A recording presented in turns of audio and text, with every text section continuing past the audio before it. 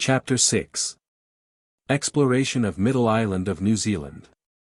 January 1770. In Queen Charlotte Sound, New Zealand.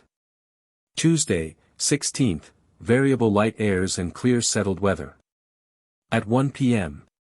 Hauled close round the southwest end of the island, on which stands the village before mentioned, the inhabitants of which were all in arms. At 2 o'clock we anchored in a very snug cove 159 which is on the northwest side of the bay facing the southwest end of the island in 11 fathoms, soft ground, and moored with the stream anchor. By this time several of the natives had come off to the ship in their canoes, and after heaving a few stones at us and having some conversation with Tupia, some of them ventured on board, where they made but a very short stay before they went into their canoes again, and soon after left us altogether. I then went ashore in the bottom of the cove, accompanied by most of the gentlemen on board.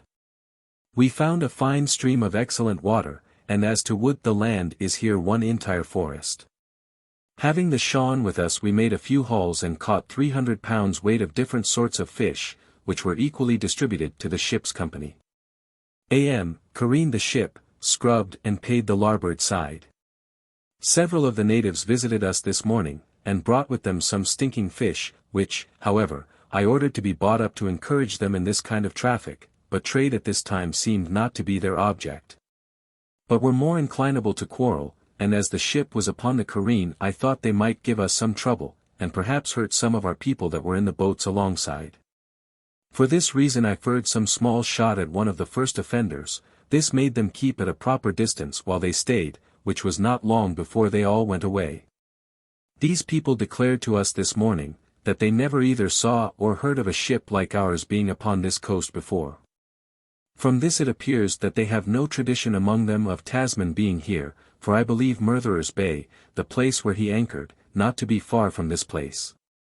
160 But this cannot be it from the latitude, for I find by an observation made this day at noon that we are at an anchor in 41 degrees 5 minutes 32 seconds south, which is 15 miles to the southward of Murderer's Bay. 161. Wednesday, 17th.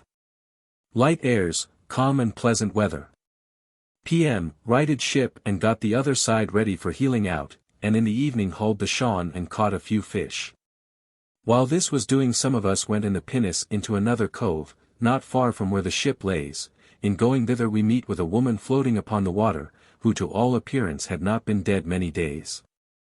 Soon after we landed we meet with 2 or 3 of the natives who not long before must have been regaling themselves upon human flesh, for I got from one of them the bone of the forearm of a man or woman which was quite fresh. And the flesh had been but lately picked off, which they told us they had eat.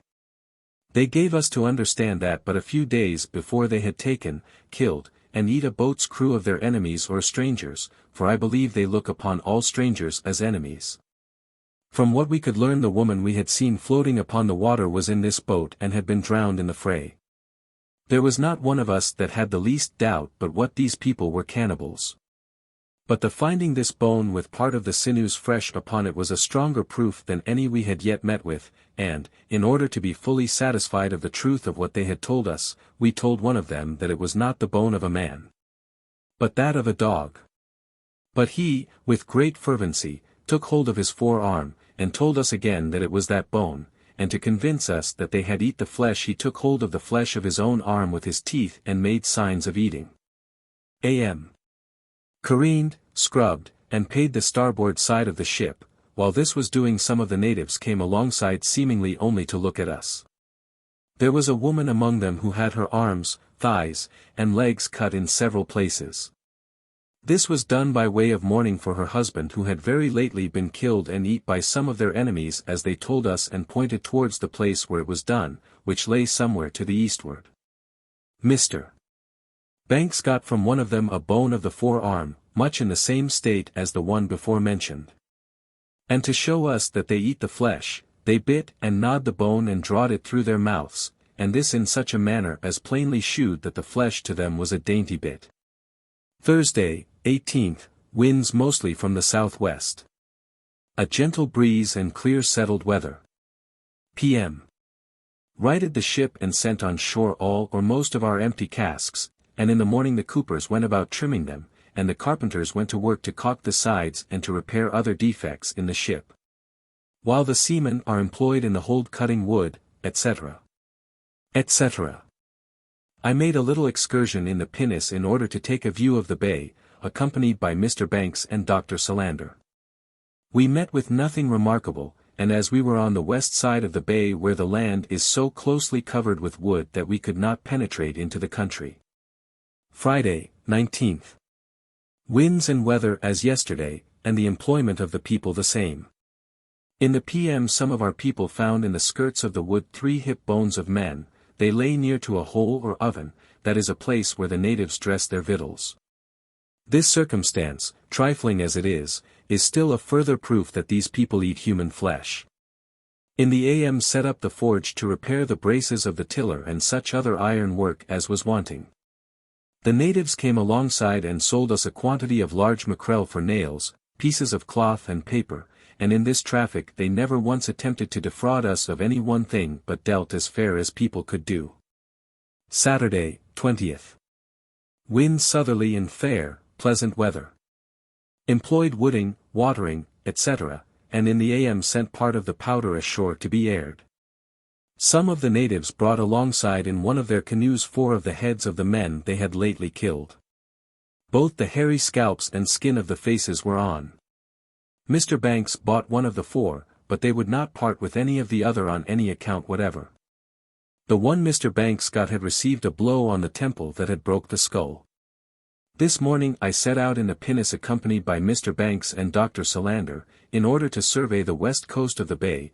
We took our route towards the head of the bay, but it was near noon before we had got beyond the place we had been before.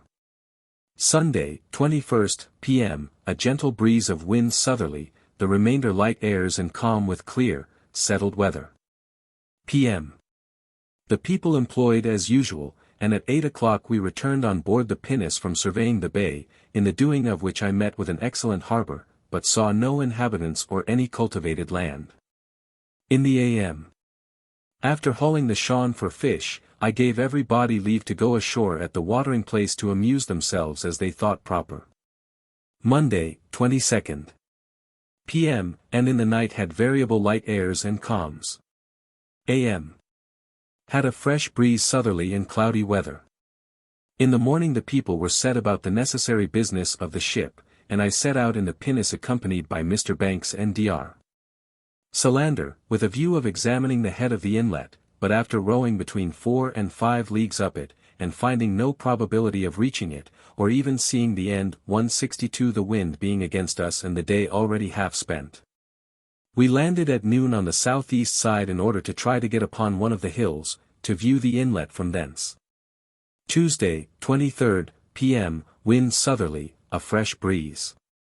Agreeable to what is mentioned above, I took one hand with me and climbed up to the top of one of the hills, but when I came there I was hindered from seeing up the inlet by higher hills, which I could not come at for impenetrable woods. But I was abundantly recompensed for the trouble I had in ascending the hill, for from it I saw what I took to be the eastern sea, and a strait or passage from it into the western sea. A little to the eastward of the entrance of the inlet in which we now lay with the ship. The main land which lies on the southeast side of this inlet appeared to me to be a narrow ridge of very high hills, and to form a part of the southwest side of the strait. 163 The land on the opposite side seemed to tend away east, as far as the eye could see. To the southeast appeared an open sea, and this I took to be the eastern. I likewise saw some islands lying on the east side of the inlet, which before I had taken to be a part of the main land. As soon as I had descended the hill and we had refreshed ourselves, we set out in order to return to the ship, and in our way passed through and examined the harbors, coves, etc., that lay behind the islands above mentioned. In this route we met with an old village in which were a good many houses, but no body had lived in them lately. We likewise saw another that was inhabited, but the day being so far spent, that we had not time to go to it, but made the best of our way to the ship, which we reached between 8 and 9 o'clock. In the night had much rain with cloudy, hazy weather, which continued by intervals until noon. Wednesday, 24th, p.m., had a fresh breeze southerly in cloudy weather. After dinner I employed myself in carrying on the survey of the place, and upon one of the islands where I landed were a number of houses but no inhabitants, neither had any been there lately. In the morning the gunner was sent ashore with the remainder of the powder today, and the long boat was sent with a gang of hands to one of the islands to cut grass for our sheep. And the rest of the people were employed about the usual work of the ship. This forenoon some of us visited the Hippa, which is situated on the point of the island mentioned on our first arrival. 164 The inhabitants of this place shewed not the least dislike at our coming, but, on the contrary, with a great deal of seeming good nature shewed us all over the place. We found among them some human bones, the flesh of which they told us they had eat. They likewise informed us that there was no passage into the sea through this inlet, as I had imagined there was, because above where I was in the boat it turned away to the westward. Leaving these people, we travelled to the other end of the island, and there took water and crossed over upon the main, where we met with several houses that were at present, or had very lately been, inhabited. But we saw but very few of the inhabitants, and these were in their boats fishing. After viewing this place we returned on board to dinner. Thursday, 25th, winds at northwest, a gentle breeze and fair weather. P.M. The long boat having returned with a load of grass, she was employed bringing on board wood and water, and the caulkers having finished caulking the ship's sides, a thing they have been employed upon ever since we came here. They were paid with tar. Early in the a.m. the long boat was sent again for grass, and returned at noon with a load. Friday, 26th, gentle breezes and pleasant weather. In the p.m. I made a little excursion in the pinnace along shore towards the mouth of the inlet, accompanied by Mr. Banks and Dr. Solander. We found in a small cove several of the natives, of whom we purchased a quantity of fresh fish. And upon our return to the ship found that the Sean had been equally as successful, which we generally haul morning and evening, and seldom fail of getting fish sufficient for all hands. In the a.m. I made an excursion into one of the bays which lie on the east side of the inlet, accompanied by Mr. Banks and Dr. Solander. Upon our landing we ascended a very high hill, from which we had a full view of the passage I had before discovered, and the land on the opposite shore, which appeared to be about 4 leagues from us. But as it was hazy near the horizon we could not see far to the southeast. However, I had now seen enough of this passage to convince me that there was the greatest probability in the world of its running into the eastern sea, as the distance of that sea from this place cannot exceed 20 leagues even to where we were. Upon this I resolved after putting to sea to search this passage with the ship. We found on the top of the hill a parcel of loose stones, of which we built a pyramid, and left in it some musket balls, small shot, beads, and whatever we had about us that was likely to stand the test of time. After this we descended the hill, and found along with Tupia and the boat's crew several of the natives, setting in the most free and friendly manner imaginable. Tupia always accompanies us in every excursion we make, and proves of infinite service. In our return to the ship we visited the Hippa we had seen on Tuesday last, which is situated on a small island, or rather a rock. The inhabitants of this place invited us ashore with their usual marks of friendship, and shewed us all over the place. Which indeed was soon done, for it was very small, yet it contained a good number of people, and they had in it, split and hanging up to dry, a prodigious quantity of various sorts of small fish. A part of which they sold to us for such trifles as we had about us. Saturday, 27th, fresh gales, westerly. This day we got the tiller properly secured, which hath been the employment of the armourers and part of the carpenters since we anchored at this place. The former in repairing making new iron work, and the latter in fixing a transom 165 for the want of which the tiller has often been in danger of being broke. The iron braces that supplied the want of a transom have broke every time they have been repaired. Coopers still employed repairing the casks. Some hands with the long boat getting on board stones to put into the bottom of the bread room to bring the ship more by the stern, while others were employed cutting wood, repairing the rigging, and fishing. Sunday, 28th, strong gales westerly. P.M. fair and cloudy, the remainder thick, hazy weather, with much rain. Monday, 29th, winds as yesterday. P.M. rainy weather, the remainder fair and cloudy. Pretty early in the a.m. An old man, who had made us several visits upon our first arrival here, came on board, and told us that one of our boats had furred upon and wounded 2 of their people, one of which was dead of his wounds. This affair happened on Sunday was a week, and never before now came to my knowledge. On that day the master and 5 petty officers desired to have a small boat to go a-fishing. But instead of keeping within the usual bounds and under the protection of the ship, they went over to the Hippa on the island, from which some of the inhabitants put off in 2 canoes, as they thought to attack them. This caused the master to fire, and, according to the report of the old man, wounded 2, one of which is since dead, but this last circumstance was soon after contradicted by another of the natives, who Mr. Green and Tupia saw ashore, and I wish this last report may be true, because I find the reasons for firing upon them are not very justifiable. This morning I went out to the mouth of the inlet and landed upon the west point, and from the top of a pretty high hill which is there I had a view of this coast to the northwest. The farthest land I could see in that quarter was an island 166 about 10 leagues off, and lying pretty near the main, and is the same as hath been before mentioned. Between this island and the place where I was lay some other islands close under the shore, which form several bays, where there appears to be safe anchorage for shipping. After I had set the different points, etc. We erected upon the top of the hill a tower or pile of stones, in which we left a piece of silver coin, some musket balls, beads, etc., and left flying upon it a piece of an old pendant. After this we returned to the boat, and in our way to the ship visited some of the natives we met with along shore, and purchased of them a small quantity of fish. Tuesday, 30th, winds at northwest, gentle breezes, and fair weather. Early in the a.m. a boat was sent to one of the islands to get celery to boil for the people's breakfasts. While our people were gathering it near some empty huts, about 20 of the natives landed their men, women, and children. They had no sooner got out of their canoe than 5 or 6 women sat down together, and cut and sacrificed themselves, viz., their legs, shins, arms, and faces, some with shells, and others with pieces of jasper. So far as our people could understand them, this was done on account of their husbands being lately killed and devoured by their enemies. While the women was performing this ceremony, the men went about repairing the huts without showing the least concern. The carpenter went with part of his people into the woods to cut and square some timber to saw into boards for the use of the ship, and to prepare 2 posts to be set up with inscriptions on them. Wednesday, 31st, little wind and variable.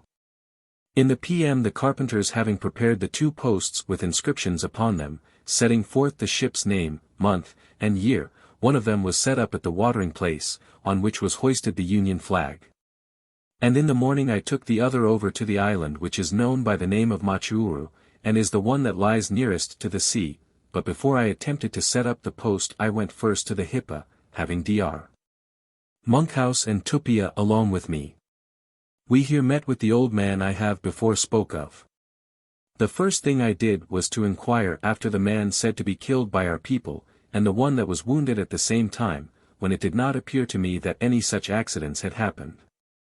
I next, by means of Tupia, explained to the old man and several others that we were come to set up a mark upon the island, in order to shew to any ship that might put into this place that we had been here before. They not only gave their free consent to set it up, but promised never to pull it down. I then gave every one a present of one thing or another. To the old man I gave silver, 3 penny pieces dated 1763, and spike nails with the king's broad arrow cut deep in them, things that I thought were most likely to remain long among them. After I had thus prepared the way for setting up the post, we took it up to the highest part of the island, and after fixing it fast in the ground, hoisted thereon the Union flag, and I dignified this inlet with the name of Queen Charlotte Sound, and took formal possession of it and the adjacent lands in the name and for the use of His Majesty. We then drank Her Majesty's health in a bottle of wine, and gave the empty bottle to the old man, who had attended us up the hill, with which he was highly pleased. Whilst the post was setting up we asked the old man about the strait or passage into the eastern sea, and he very plainly told us there was a passage. And as I had some conjectures that the lands to the southwest of this strait, which we are now at, was an island, and not a continent. We questioned the old man about it, who said it consisted of 2 wanuas. That is 2 lands or islands that might be circumnavigated in a few days, even in 4. This man spoke of 3 lands, the 2 above mentioned which he called Tovipoinamu 167, which signifies green talk or stone, such as they make their tools or ornaments, etc., and for the 3rd he pointed to the land on the east side of the strait. This, he said, was a large land, and that it would take up a great many moons to sail round it. This he called Ihino Mau, a name many others before had called it by. That part which borders on the strait he called Tyria Wit. After we had done our business upon the island we returned on board, bringing the old man along with us, who after dinner went ashore in a canoe that came to attend upon him. February 1770. Thursday, February 1st, p.m. Having complete the ship with wood, and filled all our water, the boatswain was sent ashore with a party of men to cut and make brooms, while others were employed about the rigging, fishing, etc.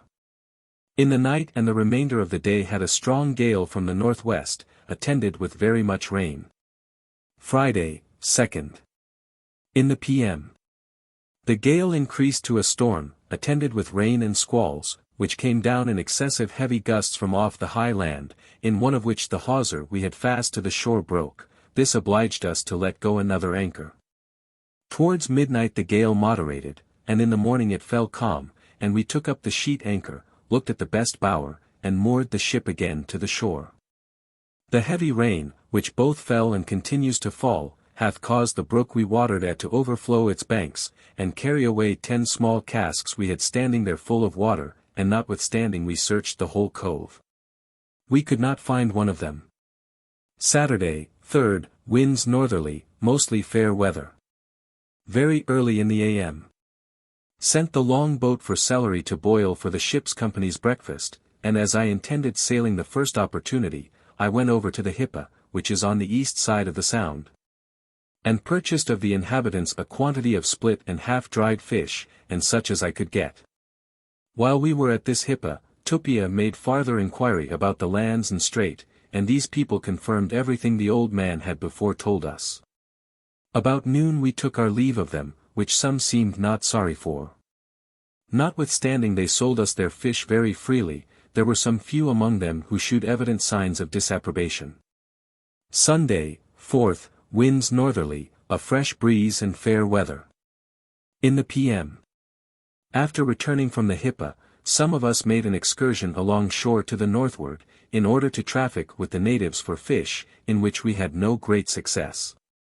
In the evening got everything off from the shore, designing to sail in the morning, but the wind not permitting, we amused ourselves in fishing, collecting of shells, etc. Monday, 5th, winds and weather as yesterday. In the a.m. cast off the hawser, hove short on the bower, and carried out the kedge anchor, in order to warp the ship out of the cove. All the dry fish we have been able to procure from the natives since we came here were this day divided amongst the ship's company. Tuesday, 6th. At 2 p.m.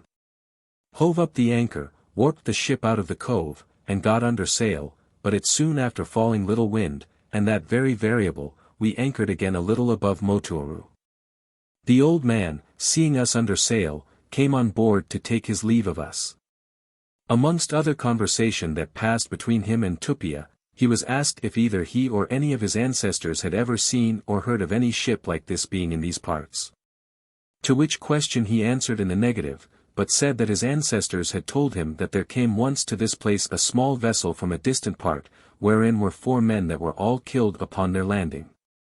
And being asked where this distant land lay, he pointed to the north, intimating that it would take up a great many days to go thither. Something of this land was mentioned by the people of the Bay of Islands, who said that some of their ancestors had been there, but it is very clear to us that their knowledge of this land is only traditionary. 168 had it calm all night until 6 o'clock in the morning, when a light breeze sprung up at north, and we got again under sail. But as the wind proved very unsteady, we got no farther than just without Motuoru by noon, but had a fair prospect of getting clear out of the sound, which I shall next describe. Description of Queen Charlotte's Sound. The entrance of this sound is situated in the latitude of 41 degrees south and longitude 184 degrees 45 minutes west, and near the middle of the southwest side of the strait before mentioned. The land off the southeast head of the sound called by the natives, Ko'omaro, off which lies 2 small islands and some rocks, makes the narrowest part of the strait. There stretcheth out 2 miles northeast by north from the northwest head a reef of rocks, a part of which is above water. This account of the 2 heads will be found sufficient guide to know this sound, which is 3 leagues broad at the entrance, and lies in southwest by south-southwest, and west-southwest at least 10 leagues. And is a collection of some of the finest harbors in the world, as will evidently appear from the plan which was taken with all the accuracy that time and circumstances would admit. The harbor or cove in which we lay, called Ship Cove, is not inferior to any in the sound, both in point of security and other conveniences. It lies on the west side of the sound, and is the southermost of 3 coves lying within Motuoru, which island bears east from it. You may sail into this cove either between this last mentioned island and the Isle Hamoti, or Long Island, or between Machuuru and the west shore. In this last channel are 2 ledges of rocks 3 fathoms under water, but they may be known by the seaweed which grows upon them.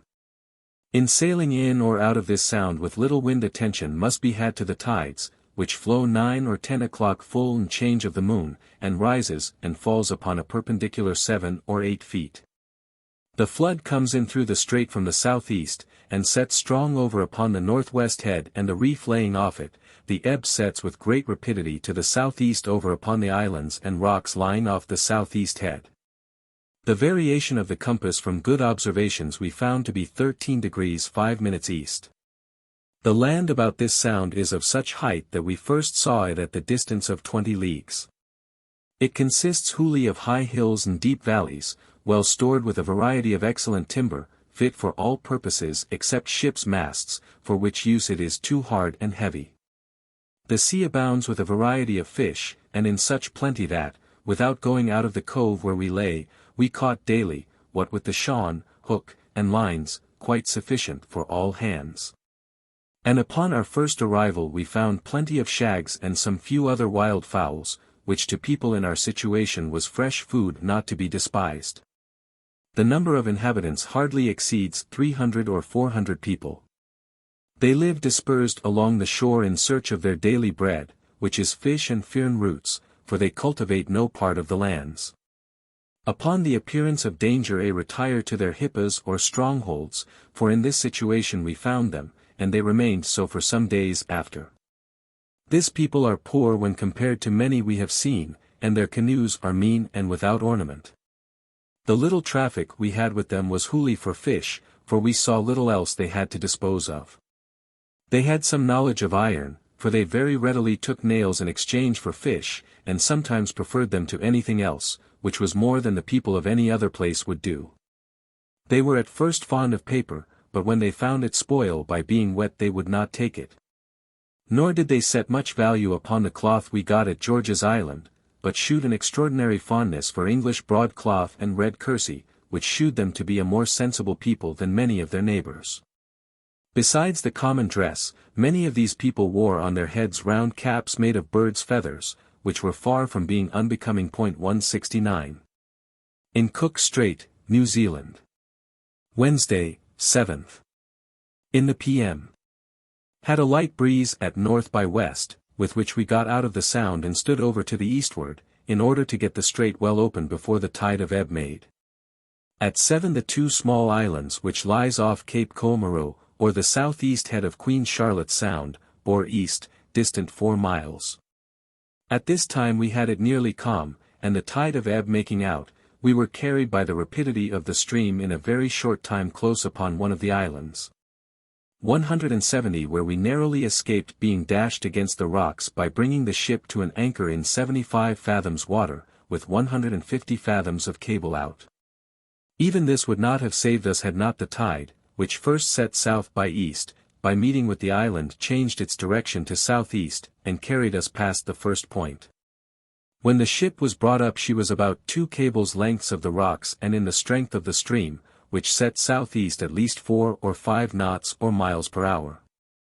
A little before 12 o'clock the tide abated, and we began to heave.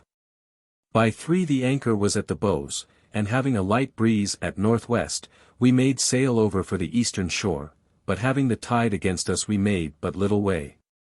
The wind afterwards freshened, and came to north and northeast, with which and the tide of ebb we were in a short time hurried through the narrowest part of the strait, and then stood away for the southermost land we had in sight, which bore from us south by west.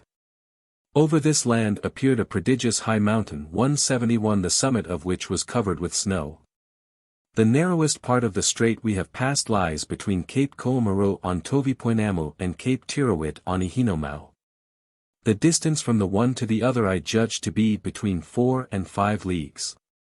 And notwithstanding the strength of the tides, now that is known, there is no great danger in passing it.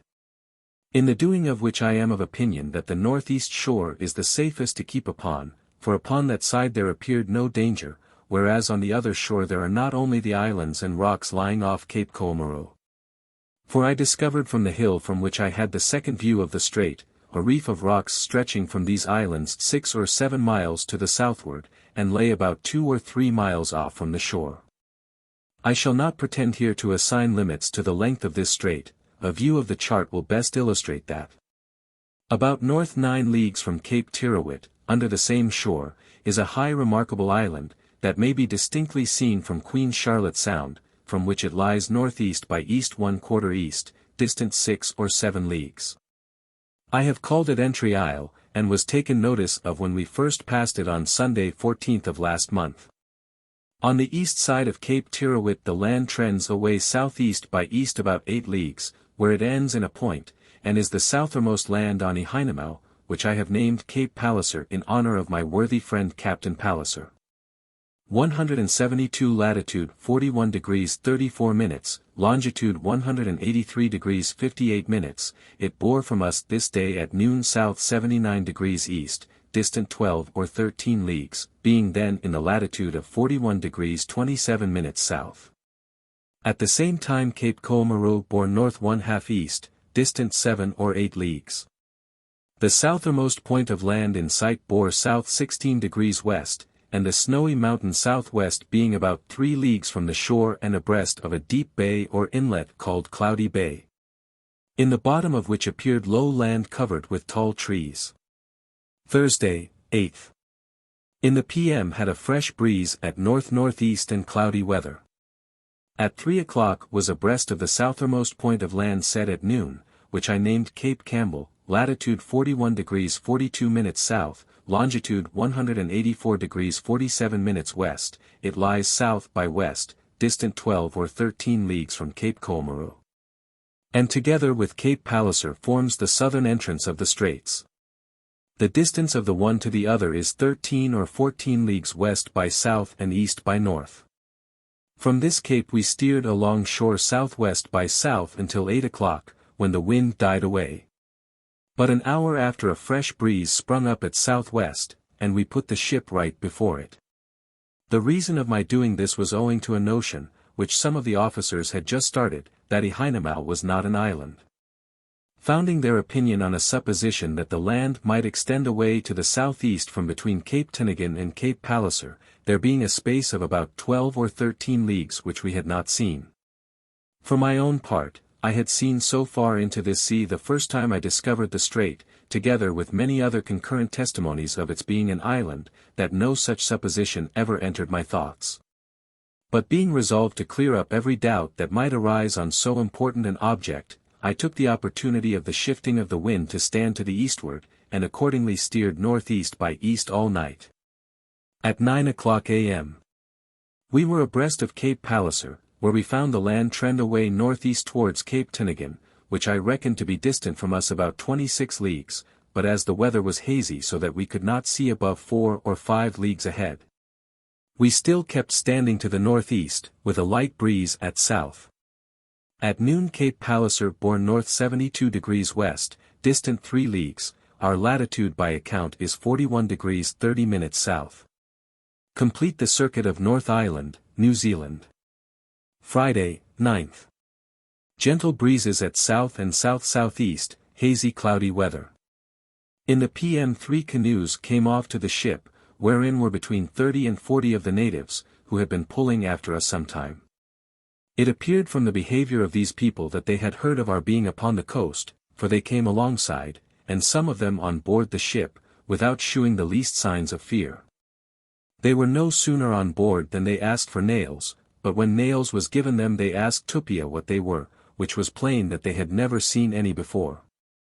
Yet they not only knowed how to ask for them, but knowed what use to make of them, and therefore must have heard of nails, which they call how, the name of a tool among them made generally of bone, which they use as a chisel in making holes, etc.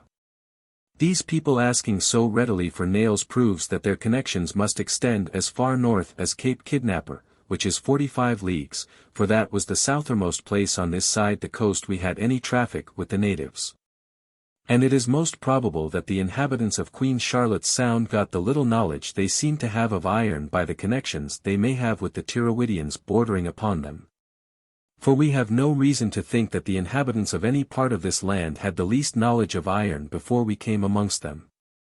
After a short stay these people were dismissed with proper presents, and we continued our course along shore to the northeast until 11 o'clock a.m. When the weather cleared up, and we saw Cape Tinigan bearing north by east 1/4 east, distant 7 leagues. I then called the officers upon deck, and asked them if they were now satisfied that this land was an island. To which they answered in the affirmative, and we hauled our wind to the eastward. 173 at noon. Our latitude by observation was 40 degrees 55 minutes south, which is 21 miles to the southward of Cape Tinigan, it bearing north by east, and Cape Palliser by this day's run bears south 43 degrees west, 19 or 20 leagues. Saturday, 10th, gentle breezes at southeast and cloudy weather. At 4 p.m. tacked and stood southwest until 8 a.m. When being not above 3 or 4 miles from the shore we tacked, and stood off 2 hours, and then stood again to the southwest until noon, when being in the latitude of 41 degrees 13 minutes south, and about 2 miles from the shore. The land of Cape Palliser bearing south 53 degrees west, had 26 fathoms of water. Sunday, 11th, p.m. had light breeze from the southeast. In the night it was calm until 9 a.m., when a gentle breeze sprung up at east-northeast, with which we made sail to the southward, having a large swell rolling in from that quarter. At noon was in the latitude of 41 degrees 6 minutes south, distant from the shore 1½ leagues, a remarkable hillock 174 which stands close to the sea, borne north 1/2 east, distance 4 leagues. At this time 2 canoes came alongside the ship, with whom we had some little traffic, and then dismissed them. Monday, 12th. Most part of p.m. Had a fresh breeze at northeast, which by sunset carried us the length of Cape Palliser, and as the weather was clear I had an opportunity of viewing the land of this cape, which is of a height sufficient to be seen in clear weather 12 or 14 leagues, and is of a broken and hilly surface. Between the foot of the high land and the sea is a border of low, flat land, off which lies some rocks, that appear above water. Between this cape and Cape Tinigan the land near the shore is in many places low and flat, and appeared green and pleasant, but inland are many hills. From Cape Palliser to Cape Tirrawit the land is tolerable high, making in table points, and the shore forms 2 bays, at least it appeared so, for we were always too far off this part of the coast to be particular. 175 The wind continued at northeast until 12 at night, when it died away, and veered round to the west, and afterwards to south and south-southeast little wind, so that by noon we had advanced no farther than 41 degrees 52 minutes south latitude. Cape Palliser bearing north, distant 5 leagues, and the snowy mountain bore south 83 degrees west. Tuesday, 13th, p.m. light airs at southeast, the remainder calm. At noon found ourselves in the latitude of 42 degrees 2 minutes south, Cape Palliser bearing north 20 degrees east, distant 8 leagues. Wednesday, 14th, p.m. A fresh breeze sprung up at northeast, and we steered southwest by west for the southermost land we had in sight, which bore from us at sunset south 74 degrees west. At this time we found the variation to be 15 degrees 4 minutes east. At 8 a.m. It fell calm. At this time we had run 21 leagues south 58 degrees west since yesterday at noon, which brought us abreast of the high snowy mountain, it bearing from us northwest in this direction. It lay behind a mountainous ridge of nearly the same height, which riseth directly from the sea, and runs parallel with the shore, which lies northeast 1/2 north and southwest 1/2 south. The northeast end of the ridge takes its rise but a little way inland from Cape Campbell. These mountains are distinctly seen both from Cape Comoros and Cape Palliser, being distant from the former southwest 1/2 south 22 leagues. And from the latter west-southwest 30 leagues, but they are of a height sufficient to be seen at a much greater distance. By some on board they are thought to be much higher than the peak of Tenerife, which I cannot agree to.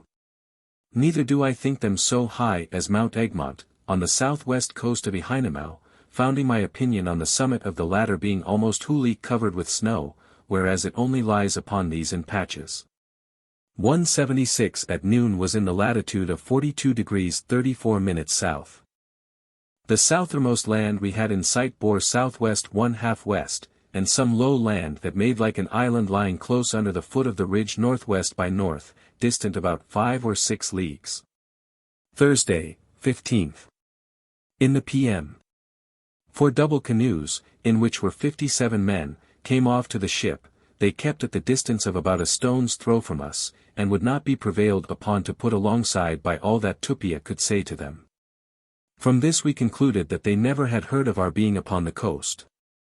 At 8 p.m. a breeze sprung up at south-southwest, with which we stretched off southeast, because some on board thought they saw land in that quarter.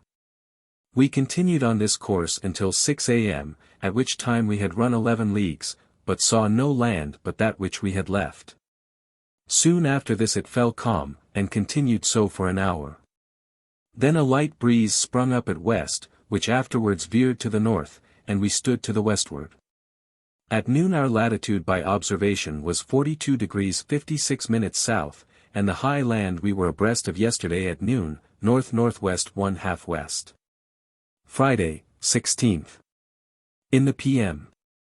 Had a light breeze northeast, with which we steered west, edging in for the land, which was distant from us about 8 leagues. At 7 o'clock the southermost extreme of the land in sight bore west-southwest, being about 6 leagues from the shore. Soon after this it fell calm, and continued so most part of the night, with sometimes light airs from the land. At daylight we discovered land bearing south by west, and seemingly detached from the coast we were upon.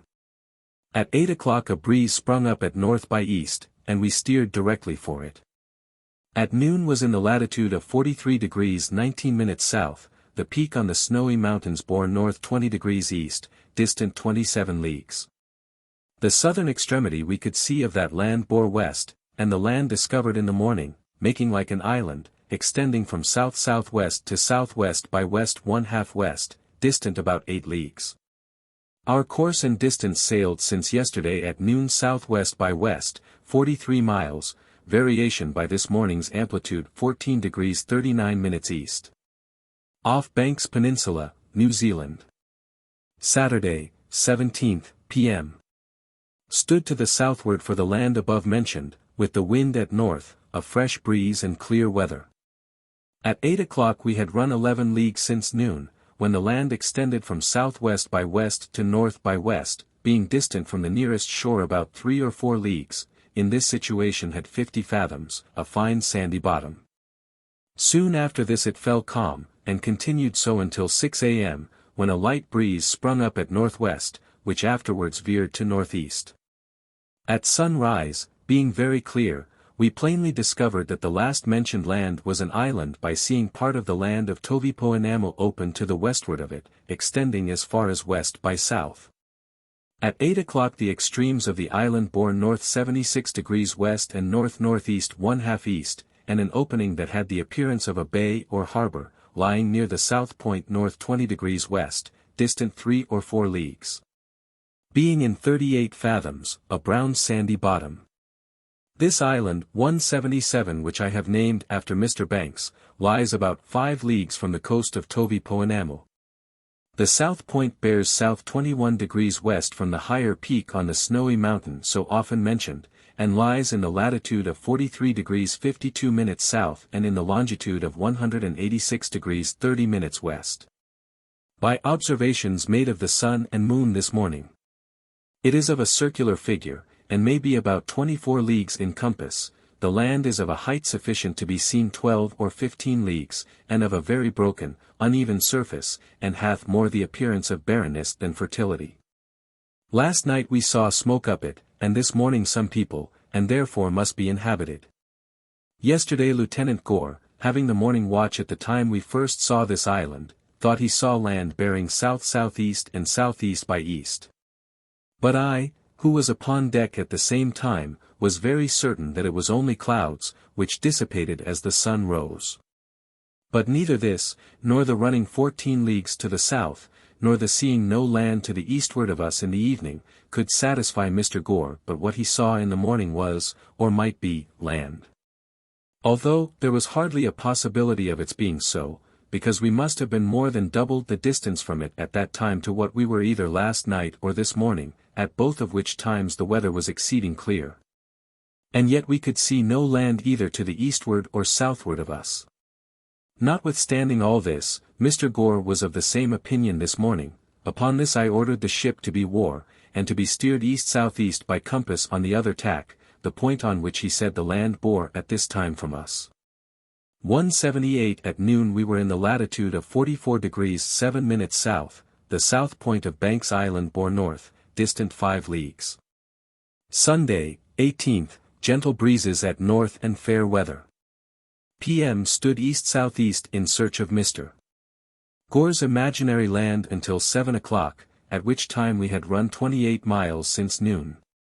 But seeing no land but that we had left, or signs of any, we bore away south by west, and continued upon that course until noon, when we found ourselves in the latitude of 45 degrees 16 minutes south. Our course and distance sailed since yesterday is south 8 minutes east, 70 miles, the south point of Banks Island north 6 degrees 30 minutes west, distant 28 leagues, variation per amplitude this morning 15 degrees 30 minutes. Seeing no signs of land, I thought it to no purpose standing any farther to the southward, and therefore hauled to the westward, thinking we were far enough to the southward to weather all the land we had left.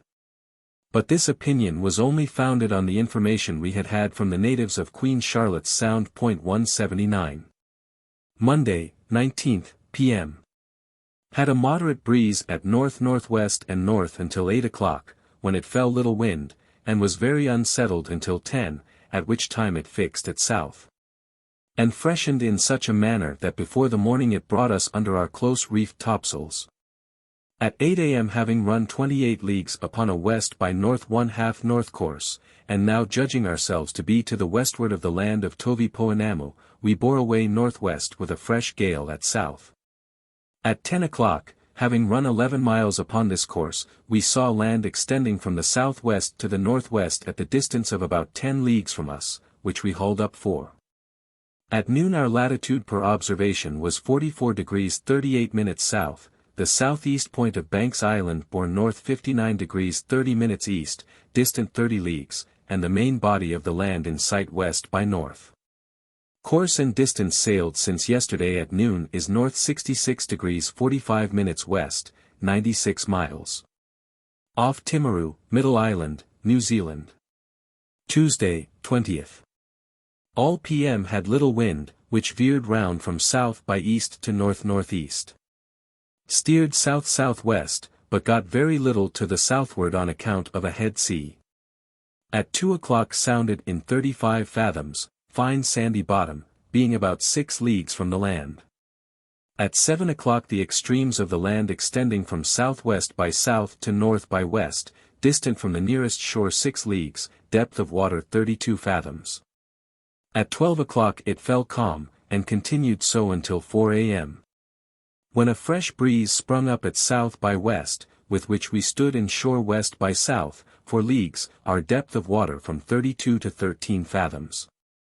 In this last depth we tacked and stood off, being about 3 miles from the shore, which lies nearly north and south, and is here very low and flat, and continues so up to the skirts of the hills, which are at least 4 or 5 miles inland. The whole face of the country appears barren, nor did we see any signs of inhabitants. 180 latitude at noon 44 degrees 44 minutes south, longitude made from Banks Island to this land 2 degrees 22 minutes west. Wednesday, 21st, wind at south. A fresh gale at 2 p.m., being in 50 fathoms, and 12 leagues from the land. We tacked and stood in shore until 8 o'clock, when we tacked and stood off until 4 a.m., then tacked and stood in, at 8 o'clock being 10 leagues from the land. Had 57 fathoms. At noon, being in the latitude 44 degrees 35 minutes, and 5 or 6 leagues from the land, had 36 fathoms. Notwithstanding we have carried as much sail as the ship could bear, it is apparent from the observed latitudes that we have been drove 3 leagues to leeward since yesterday. Thursday, 22nd. Moderate breezes between the southeast and south by west, and dark gloomy weather, with a swell from the southeast plying to windward, keeping between 4 and 12 leagues from the land, depth of water from 35 to 53 fathoms, fine sandy bottom. A great many sea fowl and grampuses about the ship. In the AM condemned 60 fathoms of the BB cable 181 and converted it into junk. At noon had no observation, but by the land judged ourselves to be about 3 leagues farther north than yesterday. Friday, 23rd, wind southerly, a gentle breeze, and for the most part cloudy weather. At sunset, the weather clearing up, presented to our view a high-peaked mountain 182 bearing northwest by north, and at the same time we saw the land more distincter than at any time we had before, extending from north to southwest by south. The inland parts of which appeared to be high and mountainous. We cannot tell yet whether or no this land joins to, or makes a part of, the land we have left. From the accounts received from the natives of Queen Charlotte Sound it ought not, because if it did it must have been impossible for us to have sailed round it in 4 days. Besides, the mountains inland and the soundings off the coast seem to indicate this country to be more extensive than any they spoke of lying to the southward. Having a large hollow swell from the southeast, which made me expect the wind from the same quarter, we kept plying from 7 to 15 leagues from the land, depth of water 44 to 70 fathoms.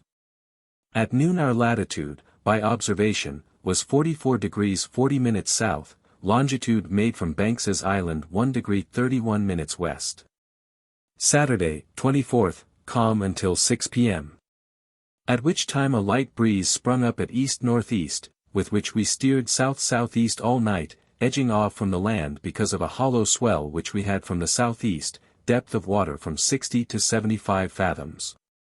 At daylight the wind began to freshen, and before noon blowed a fresh gale, and veered to north-northeast, at 8 a.m. Saw the land extending as far as southwest by south, which we steered directly for, and at noon we were in the latitude of 45 degrees 22 minutes south, the land in sight extending from southwest 1/2 south to north-northwest making high and hilly. Course and distance run since yesterday at noon is south 15 degrees west, 47 miles. In the p.m., while we lay becalmed, Mr. Banks, in a small boat, shot 2 Port Egmont hens, which were in every respect the same sort of birds as are found in great numbers upon the island of Faro. They are of a very dark brown plumage, with a little white about the under side of their wings, and are as large as a Muscovy duck. These were the first that we have seen since we arrived upon the coast of this country, but we saw of them for some days before we made land. Off Otago, Middle Island, New Zealand. Sunday, 25th. In the p.m. Steered southwest by south and southwest, edging in for the land, having the advantage of a fresh gale at north, which I was over desirous of making the most of. And by that means carried away the maintop gallant mast and foretopmast steering sail boom. But these were soon replaced by others. Although we kept at no great distance from the shore, yet the weather was so hazy that we could see nothing distinct upon the land, only that there were a ridge of pretty high hills lying parallel with, and but a little way from, the sea coast, which lies south by west and north by east, and seemed to end in a high bluff point to the southward, which we run the length of by 8 o'clock, when, being dark, and not knowing which way the land trended, we brought to for the night. Having run 15 leagues upon a southwest 1/2 west course since noon. The point bore at this time west, distant about 5 miles, depth of water 37 fathoms, the bottom small pebble stones. At 4 a.m. we made sail, but by this time the northerly wind was gone, and was succeeded by one from the southward, which proved very variably and unsteady. At daylight the point above mentioned bore north, distant 3 leagues, and we found that the land trended away from it southwest by west, as far as we could see. This point of land I have named Cape Saunders, in honor of Sir Charles 183, latitude 45 degrees 55 minutes south, longitude 189 degrees 4 minutes west. It requires no description to know it by, the latitude and the angle made here by the coast will be found quite sufficient. However, there is a remarkable saddle hill laying near the shore, 3 or 4 leagues southwest of the Cape. From 1 to 4 leagues north of the Cape the shore seemed to form 2 or 3 bays, wherein there appeared to be anchorage and shelter from southwest, westerly, and northwest winds. 184 I had some thoughts of bearing up for one of these places in the morning when the wind came to southwest, but the fear of losing time and the desire I had of pushing to the southward, in order to see as much of the coast as possible, or, if this land should prove to be an island, to get round it, prevented me. Being not far from the shore all this morning, we had an opportunity of viewing the land pretty distinctly. It is of a moderate height, full of hills, which appeared green and woody, but we saw not the least signs of inhabitants. At noon Cape Saunders bore north 30 degrees west, distant 4 leagues. Latitude per log, for we had no observation, 46 degrees 0 minutes south. Monday, 26th. In the p.m. had the wind whiffling all round the compass, sometimes blowing a fresh gale, and at other times almost calm. At 5 o'clock it fixed at west-southwest, and soon blowed so hard as to put us past our topsails, and to split the foresail all to pieces. After getting another to the yard, we continued standing to the southward under 2 courses. At 1 a.m. the wind moderating, set the topsails with 1 reef out. But soon after daylight the gale increased to a storm, with heavy squalls, attended with rain. This brought us again under our courses, and the main topsail being split we unbent it and bent another. At 6 o'clock the southermost land in sight bore west by north, and Cape Saunders bore north by west, distant 8 leagues, at noon it bore north 20 minutes west, distant 14 leagues. Latitude observed 46 degrees 35 minutes. Tuesday, 27th. A very hard gale at southwest by west, and west-southwest, with heavy squalls attended with showers of rain, and a large hollow sea, without the least intermission the whole of this 24 hours. We continued under our courses from noon until 7 p.m. when we handed the mainsail, and lay to under the foresail with the head to the southward. Latitude at noon 46 degrees 54 minutes, longitude made from Cape Saunders 1 degree 24 minutes east. Wednesday, 28th. Strong gale at southwest, with a large sea from the same quarter. At 7 p.m. made sail under the courses, at 8 a.m. set the topsails close reefed. At noon, being in the latitude of 47 degrees 43 minutes south, and longitude east from Cape Saunders 2 degrees 10 minutes, wore and stood to the northward. March 1770. Thursday, March 1st. Winds between the southwest and north-northwest, a fresh gale. In the p.m. found the variation to be 16 degrees 34 minutes east. At 8 tacked and stood to the southward, with the wind at west, which before the morning veered to northwest, accompanied with hazy weather and drizzling rain. At daylight loosed a reef out of each topsail, and set some of the small sails. At noon our latitude by account was 47 degrees 52 minutes south, and longitude made from Cape Saunders 1 degree 8 minutes east. Friday, 2nd. Strong gales from the west, with heavy squalls, attended with showers of rain. In the p.m. stood to the southward till 3:30, when being in the latitude 48 degrees 0 minutes south and longitude 188 degrees 00 minutes west, and seeing no visible signs of land, we tacked and stood to the northward. Having a very large swell from the southwest by west. Soon after we tacked we close-reefed the topsails, and in the night were obliged to hand them, but at daylight set them again. At noon our latitude by observation was 46 degrees 42 minutes south, Cape Saunders bearing north 46 degrees west, distant 68 miles. Saturday, 3rd, p.m. Wind and weather as yesterday. A.m. Quite moderate, yet the southwest swell continues, which makes me conjecture that there is no land near in that quarter.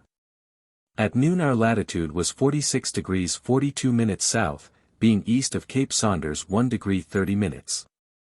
Sunday, 4th. At 4 p.m. The wind coming to the northward we stood to the westward with all the sail we could make. In the morning got up to gallant yards, and set the sails, found the variation to be 16 degrees 16 minutes east. Saw several whales, seals, and one penguin. This bird was but small of the sort, but seemed to be such a one as we had never seen before. We have seen several seals since we passed the straits, but never saw one upon the whole coast of Ehinomau. We sounded both in the night and the morning, but found no bottom with 150 fathoms line. At noon we saw Cape Saunders bearing north 1/2 west, our latitude by observation was 46 degrees 31 minutes south. 185. Off south part of Middle Island, New Zealand. Monday, 5th. Most part of p.m. had a fresh breeze at north by east. 1:30 saw land bearing west by south, which we steered for. Before dark we were within 3 or 4 leagues of it, and seeing no land farther to the south we were in hopes this would prove the southern point. At 7 short Ned sail, and kept under an easy sail all night, standing to the west-southwest, having the wind at northwest, and north-northwest until 2 a.m. When it fell calm, and soon after a breeze sprung up at southeast by south, and daylight coming on we made sail. During the whole night we saw a large fire upon the land, a certain sign of its being inhabited. At 7 the extremes of the land bore from north 38 degrees east to west 6 minutes south, being distant from the shore about 3 leagues. The land appeared of a moderate height, and not hilly. At 10 o'clock the westermost land in sight bore west 1/2 north, distant 7 leagues, at noon had fresh gales at south-southeast, and thick hazy weather with rain. Our latitude by account was 46 degrees 50 minutes south, and longitude made from Cape Saunders 1 degree 56 minutes west. 186. Tuesday, 6th, p.m. Winds at south by east and southeast, and thick hazy weather until 3 o'clock, when it cleared up, and we saw the land extending from northeast by north to northwest 1/2 north, and soon after low land, making like an island. Bearing west 1/2 south. Keeping on our course to the west by south, we in 2 hours' time saw high land over the low, extending to the southward as far as southwest by south. We could not see this land joined to that to the northward of us, there either being a total separation, a deep bay, or low land between them. At 8 o'clock, being within 3 leagues of the low land, which we now took to be an island 187, we tacked and stood to the eastward, having the wind at south, which proved very unsettled all night. By which means, and a little bad management, I found the ship in the morning considerably farther to the eastward than I expected, and the wind afterwards coming to southwest and west-southwest. So that at noon we found ourselves much about the same place as we were yesterday, our latitude by observation being 46 degrees 50 minutes south, the land extending from northeast by east to west by north 1/2 north, the nearest part bearing north. Distance 3 leagues. The land to the southwest just in sight. Wednesday, 7th light airs in the southwest quarter. P.m. clear weather, remainder dark and cloudy. In the p.m. found the variation per several azimuths, and the amplitude to be 15 degrees 10 minutes east, and by the amplitude in the morning to be 15 degrees 56 minutes east. Stood to the southeast until 8 a.m., then tacked and stood to the northwest. But it soon after fell calm, and continued so until noon, when by our account we were in the latitude of 47 degrees 6 minutes south, and had made 12 miles easting since yesterday at noon. Thursday, 8th. Light airs next to a calm from south-southeast to northeast, with which we kept steering to the southwest, but made but little way because of a swell which took us right ahead. At daylight a.m. we saw, or thought we saw, from the masthead, the land which we have left to the northward of us joined to that to the southwest of us, and at the same time we imagined we saw the land extend to the southward as far as south-southwest. But after steering this course until noon we discovered our mistake, for there was no land to be seen to the southward of west, which course we now steered, being by observation in the latitude of 47 degrees 12 minutes. Longitude made from Cape Saunders 2 degrees 2 minutes west. Off South Cape of New Zealand. Friday, 9th, p.m. Winds at north, a gentle breeze and clear weather. Stood to the westward until sunset, at which time the extremes of the land bore from north by east to west, distant about 7 or 8 leagues, depth of water 55 fathoms, variation by the amplitude 16 degrees 29 minutes east. The wind now veered to the westward, and as the weather was fine and moonlight we kept standing close upon a wind to the southwest all night. At 4 a.m. sounded, and had 60 fathoms. At daylight we discovered under our lee bow ledges of rocks, on which the sea broke very high, extending from south by west to west by south, and not above 3/4 of a mile from us, yet upon sounding we had 45 fathoms, a rocky bottom. The wind being at northwest we could not weather the ledge, and as I did not care to run to leeward, we tacked and made a trip to the eastward, but the wind soon after coming to the north enabled us to go clear of all. Our soundings in passing within the ledge was from 35 to 47 fathoms, a rocky bottom. This ledge lies southeast, 6 leagues from the southermost part of the land, and southeast by south from some remarkable hills which stand near the shore. These rocks are not the only dangers that lay here, for about 3 leagues to the northward of them is another ledge of rocks, laying full 3 leagues from the land, whereon the sea broke very high. As we passed these rocks in the night at no great distance, and discovered the others close under our lee at daylight, it is apparent that we had a very fortunate escape. I have named them the traps, because they lay as such to catch unweary strangers. 188 at noon our latitude per observation was 47 degrees 26 minutes south. Longitude made from Cape Saunders 3 degrees 4 minutes west, the land in sight which has very much the appearance of an island 189, extending northeast by north to northwest by west, distant from the shore about 4 or 5 leagues. The eastermost ledge of rocks bore south-southeast, distant 1½ leagues, and northernmost northeast 1/2 east, 3 leagues. This land is of a moderate height, and has a very barren aspect, not a tree to be seen upon it, only a few small shrubs. There were several white patches, on which the sun's rays reflected very strongly, which I take to be a kind of marble such as we have seen in many places of this country, particularly to the northward. Saturday, 10th, p.m. Moderate breezes at northwest by north and north with which we stood close upon a wind to the westward. At sunset the southermost point of land, which I afterwards named South Cape 190 and which lies in the latitude of 47 degrees 19 minutes south, longitude 192 degrees 12 minutes west from Greenwich, bore north 38 degrees east, distant 4 leagues. And the westernmost land in sight bore north 2 degrees east. This last was a small island, lying off the point of the main. 191 I began now to think that this was the southermost land, and that we should be able to get round it by the west, for we have had a large hollow swell from the southwest ever since we had the last gale of wind from that quarter. Which makes one think there is no land in that direction.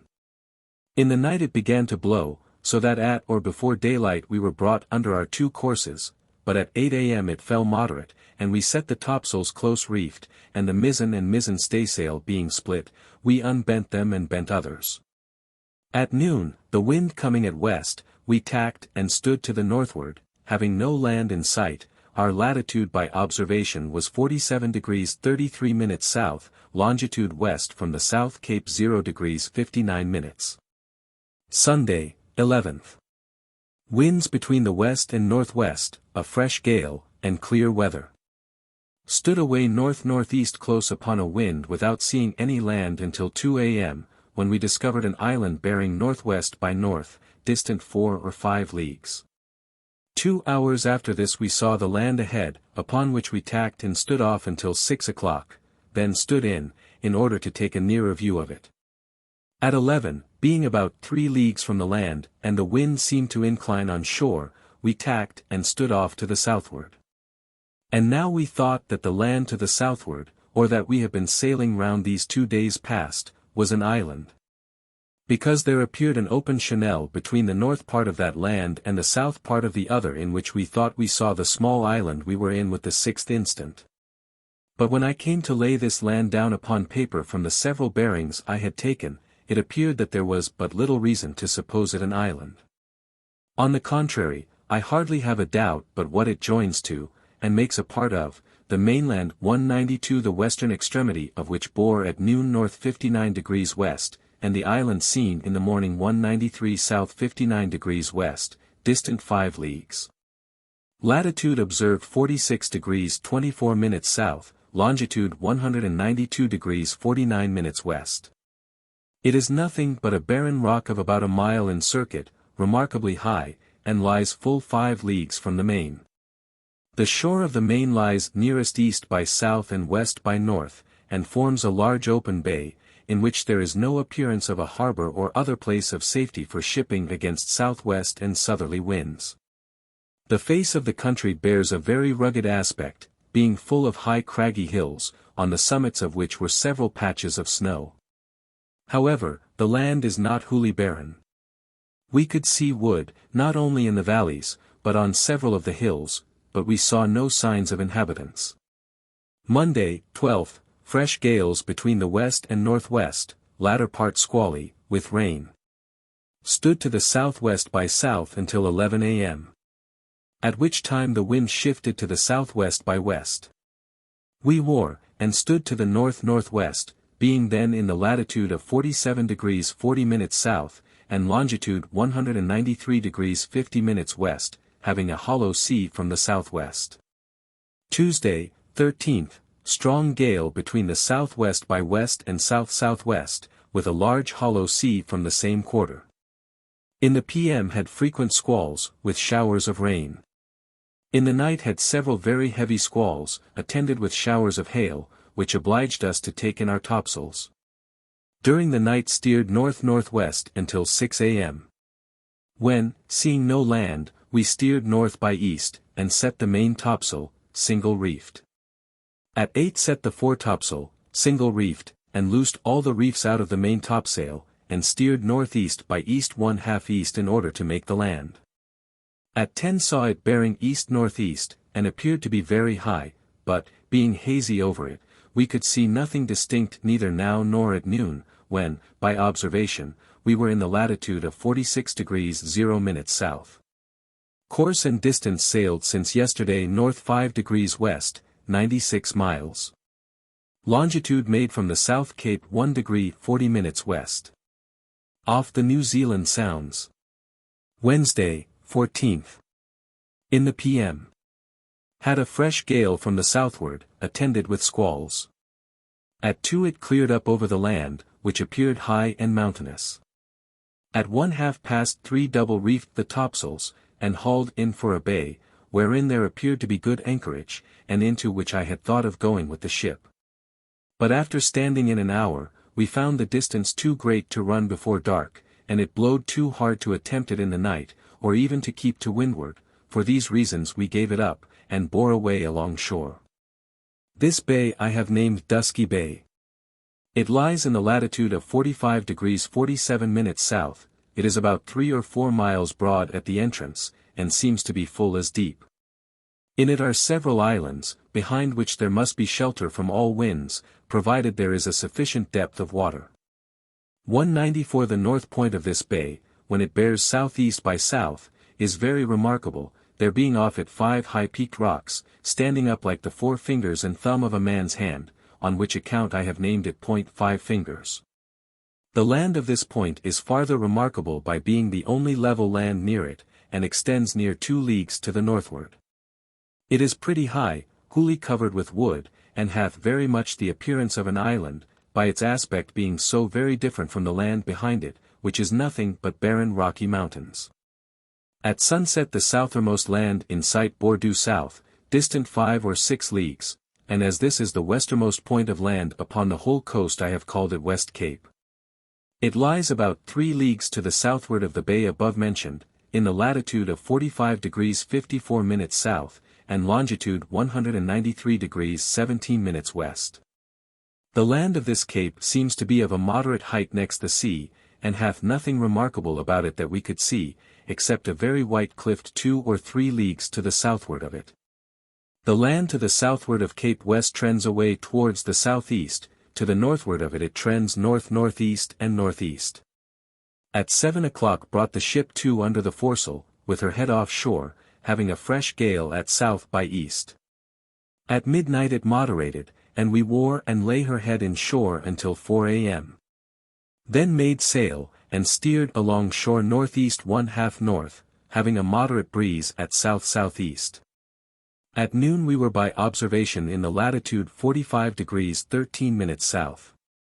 Course and distance sailed since yesterday north 41 degrees east, 62 miles, longitude made from Cape West 0 degrees 29 minutes east, being at this time about 1½ leagues from shore. Sounded, and had no ground with 70 fathoms line. A little before noon we passed a little narrow opening in the land, where there appeared to be a very snug harbor 195 formed by an island, in the latitude of 45 degrees 16 minutes south. Inland, behind this opening, were mountains, the summits of which were covered with snow that seemed to have fallen lately, and this is not to be wondered at, for we have found it very cold for these 2 days past. The land on each side the entrance of this harbor riseth almost perpendicular from the sea to a very considerable height. And this was the reason why I did not attempt to go in with the ship, because I saw clearly that no winds could blow there but what was right in or right out, that is, westerly or easterly. And it certainly would have been highly imprudent in me to have put into a place where we could not have got out but with a wind that we have lately found to blow but 1 day in a month. I mention this because there was some on board that wanted me to harbor at any rate, without in the least considering either the present or future consequences. Thursday, 15th. Clear weather, winds at southwest and southwest by south, a gentle breeze, except in the night, when we had variable light airs and calm. In the evening, being about 2 leagues from the land we sounded, but had no ground with 103 fathoms. Variation per azimuth 14 degrees east, per amplitude 15 degrees 2 minutes east. With what wind we had we made the best of our way along shore to the northeast, keeping at the distance of 2 or 3 leagues off from the land. At noon we were in the latitude of 44 degrees 47 minutes, having run only 12 leagues upon a northeast 1/4 north course since yesterday at noon, longitude made from Cape West 1 degree 3 minutes east. Friday, 16th, winds at southwest. A fresh breeze and clear. Steered along shore northeast January 4th east until 6 p.m., when we shortened sail, and brought to for the night. Variation per azimuth 13 degrees 48 minutes east. At 4 a.m. made sail, and stood in for the land. At daylight saw the appearance of an inlet into the land, but upon a nearer approach found that it was only a deep valley, bounded on each side by high lands, upon which we bore away northeast 1/4 east along shore, keeping about 4 or 5 miles off. At noon the northernmost point of land in sight bore north 60 degrees east, distant 10 miles, latitude per observation 44 degrees 5 minutes, longitude made from Cape West 2 degrees 8 minutes east. Saturday, 17th. Continued our course along shore, having in the p.m. the advantage of a fresh gale at southwest.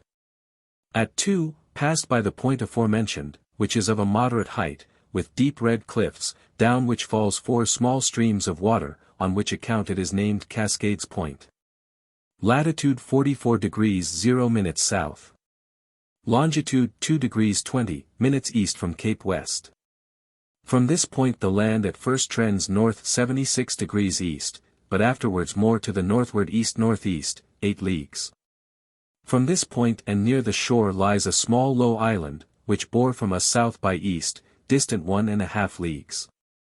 At 7 o'clock we short-ned sail, and brought to under the topsails, with her head off-shore, having 33 fathoms, and fine sandy bottom. At 10, had 50 fathoms, and at 12, wore in 65 fathoms, having drove about 5 miles north-northwest since we brought to. 2 hours after this had no ground with 140 fathoms, which shews that the soundings extend but a little way from the land. From 2 to 8 a.m. had it calm and hazy, with drizzling rain, at which time a breeze sprung up at southwest, with which we steered along shore northeast by east 1/4 east, keeping about 3 leagues from the land. At noon had no observation, being hazy with rain. Our run since yesterday at noon is northeast by east, 55 miles, longitude from Cape West 3 degrees 12 minutes east. Off west coast of Middle Island, New Zealand. Sunday, 18th. In the p.m. Had a fresh breeze at southwest by west, attended with drizzling rain. At 8, being about 3 leagues from the land, short-ned sail, and brought to, having run 10 leagues northeast by east since noon. At this time had 44 fathoms, and 2 hours before had 17 fathoms, fine sandy bottom, being then about 1 league from the land. Had it calm the most part of the night, and until 10 a.m., when a light breeze sprung up at southwest by west. We made sail along shore northeast by north, having a large swell from the west-southwest, which had risen in the night. At noon latitude in per observation 43 degrees 4 minutes south. Course and distance sailed since yesterday is north 54 degrees east, 54 miles, longitude made from Cape West 4 degrees 12 minutes east. The mountains and some of the valleys we observed this morning were wholly covered with snow, part of which we suppository to have fallen in the p.m. and for part of the night, at the time that we had rain and yet the weather is not cold. 196. Monday, 19th. In the p.m. Had a fresh breeze at southwest by west and west-southwest, which we made the most of until 6, when we short-ned sail, and at 10 brought to, and sounded 115 fathoms, judging ourselves to be about 5 leagues from the land. At midnight it fell little wind, on which account we made sail. At 8 a.m. the wind veered to the northwest by north, with which we stood to the northeast close upon a wind until noon, at which time we tacked, being about 3 leagues from the land. And by observation in the latitude of 42 degrees 8 minutes and longitude from Cape West 5 degrees 5 minutes east 197 course and distance run since yesterday at noon north 35 degrees east, 68 miles. Depth of water 65 fathoms, the land extending from northeast by north to south-southwest. Tuesday, 20th, fresh gales at northwest by north and north by west. P.m. fair weather. The remainder hazy, with rain, and squall, which brought us under close reefed topsails. Stood to the westward until 2 a.m. when we made a trip to the eastward, and afterwards stood to the westward until noon, when, by our reckoning, we were in the latitude of 42 degrees 23 minutes south. Course and distance sailed south 74 degrees west, 54 miles. Longitude made from Cape West 5 degrees 55 minutes east. Tacked and stood to the eastward. Wednesday, 21st. In the p.m. Had a fresh gale at north by west, attended with rain until 6, when the wind shifted to south and south-southwest, and continued to blow a fresh gale, with which we steered northeast by north until 6 a.m. At which time we hauled in east by north in order to make the land which we saw soon after. At noon our latitude per account was 41 degrees 37 minutes, and longitude from Cape West 5 degrees 42 minutes east. Course and distance sailed since yesterday north 60 degrees east, 92 miles. At this time we were not above 3 or 4 leagues from the land, but being very foggy upon it we could see nothing distinct, and as we had not much wind, and a prodigious swell rolling in upon the shore from the west-southwest, I did not think it safe to go nearer. Thursday, 22nd. In the p.m. Had a gentle breeze from the south-southwest, with which we steered along shore northeast until 8, when being about 2 or 3 leagues from shore we sounded, and had 34 fathoms, upon which we hauled off northwest by north until 11, then brought to, having at this time 64 fathoms. At 4 a.m. made sail to the northeast, wind at south-southwest, a light breeze. At 8 the wind veered to the westward, and soon after fell calm.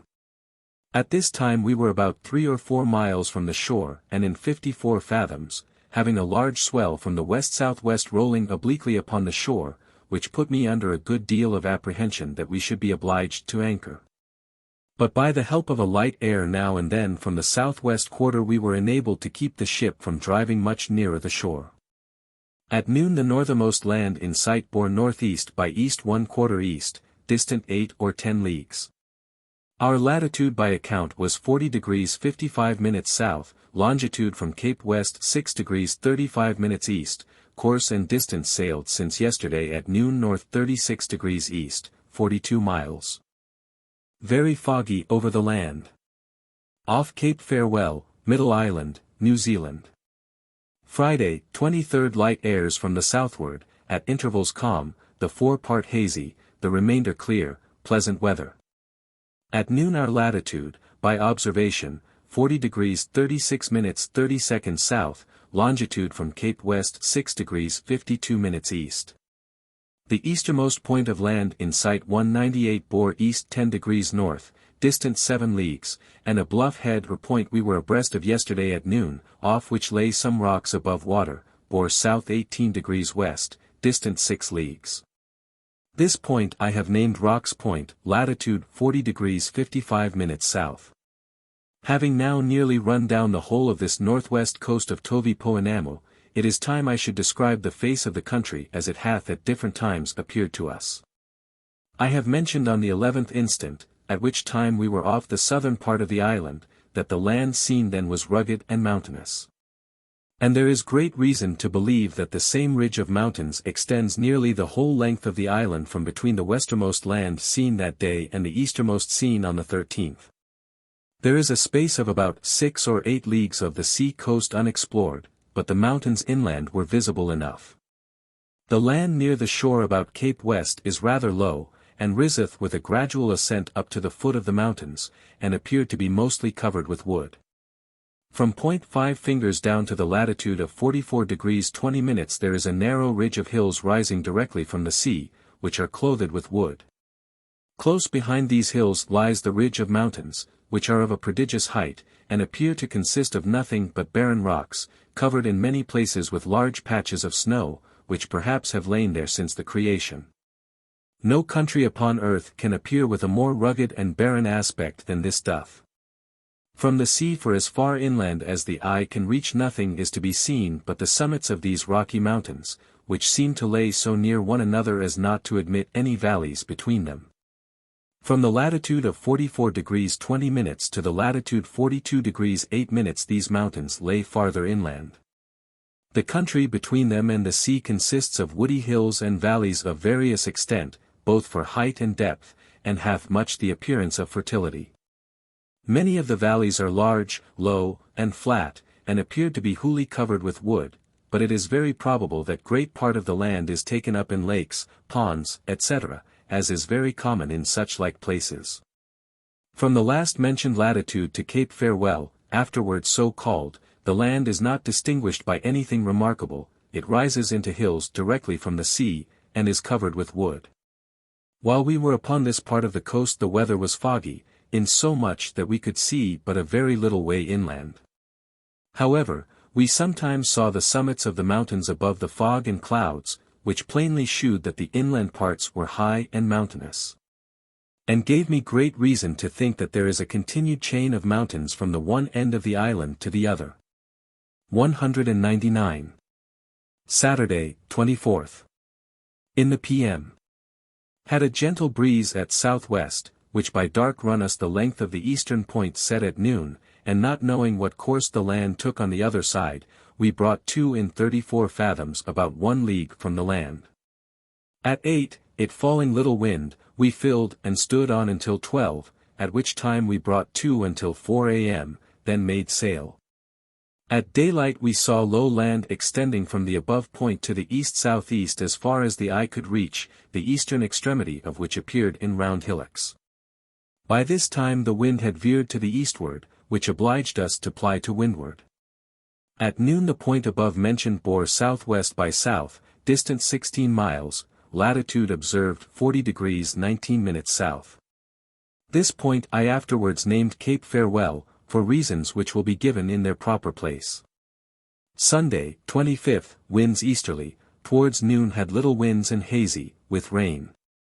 Made several trips, but gained nothing to windward, so that at noon our situation was nearly as yesterday. Monday, 26th. At 3 p.m. The wind came to north, and we steered east-southeast with all the sail we could set until dark, when we short-ned sail until the morning, having thick misty weather. All night we keep the lead going continually, and had from 37 to 48 fathoms. At daylight we saw the land bearing southeast by east, and an island laying near it bearing east-southeast, distant 5 leagues. This I knew to be the island 200 seen from the entrance of Queen Charlotte Sound, from which it bears northwest by north, distant 9 leagues. At noon it bore southeast, distant 4 or 5 miles, and the northwest head of Queen Charlotte Sound bore southeast by south, distant 10.5 leagues, latitude observed 43 degrees 33 minutes south. In Admiralty Bay, Middle Island, New Zealand. Tuesday, 27th, fresh breeze of wind westerly, and hazy, misty weather, with drizzling rain. As we have now circumnavigated the whole of this country, it is time for me to think of quitting it. But before I do this it will be necessary to complete our water first, especially as we have on board above 30 tons of casks empty, and knowing that there is a bay between the above-mentioned island and Queen Charlotte Sound, wherein no doubt there is anchorage and convenient watering places. Accordingly, in the PM we hauled round the island and into the bay, 201 leaving 3 more islands 202 on our starboard hand, which lay close under the west shore 3 or 4 miles within the entrance. As we run in we keep the lead going, and had from 40 to 12 fathoms. At 6 we anchored in 11 fathoms, muddy bottom, under the west shore, in the second cove within the forementioned island. At daylight I took a boat and went to look for a watering place, and a proper berth to moor the ship in, both of which I found convenient enough. After the ship was moored I sent an officer ashore to superintend the watering, and the carpenter with his crew to cut wood, while the long boat was employed carrying on shore empty casks. Wednesday, 28th, winds westerly, which in the a.m. blowed a fresh gale, attended with rain. Employed getting on board wood and water and fishing, in the latter we were pretty successful. Thursday, 29th. In the p.m. had a strong gale from the westward. A.m. variable light airs from the eastward and hazy rainy weather the whole day, which, however, did not prevent us getting on board wood and water. Friday, 30th, winds at southeast, a moderate breeze. The first and middle part dark, hazy weather, with rain, the latter, fair. In the a.m. as the wind seemed to be settled at southeast, and having nearly completed our water, we warped the ship out of the cove in order to have room to get under sail. Before this was done it was noon, at which time I went away in the pinnace, in order to examine the bay, and to explore as much of it as the little time I had would admit. Saturday, 31st. In the p.m. after rowing a league and a half or 2 leagues up the bay, I landed upon a point of land on the west side, where, from an eminency, I could see this western arm of the bay run in southwest by west, about 5 leagues farther. Yet did not see the head of it. There appeared to be several other inlets, or at least small bays, between this and the northwest head of Queen Charlotte Sound, in every one of which I make no doubt but what there is anchorage and shelter for shipping. As they are partly covered from the sea wind by these islands that lay without them. 203 The land about this bay, at least what I could see of it, is of a very hilly, uneven surface, and appears to be mostly covered with wood, shrubs, ferns, etc., which renders travelling both difficult and fatiguing. I saw no inhabitants, neither have we seen any since we have been in this bay, but met with several of their huts, all of which appeared to have been at least 12 months deserted. Upon my return to the ship, in the evening, I found the water, etc. all on board, and the ship ready for sea.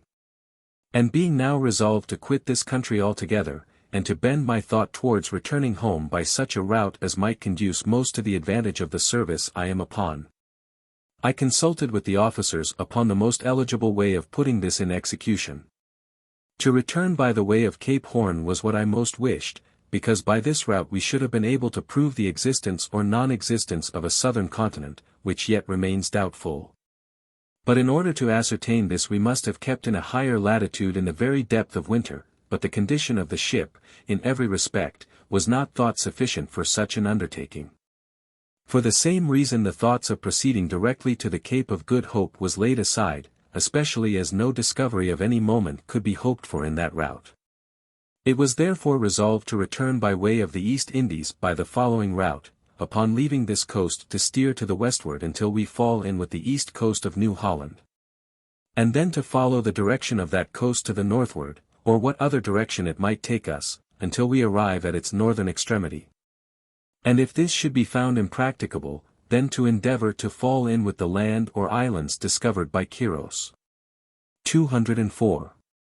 With this view, at daylight we got under sail and put to sea, having the advantage of a fresh gale at southeast and clear weather. At noon the island, which lies off the northwest point of the bay, bore east 9 degrees south, distant 10 miles.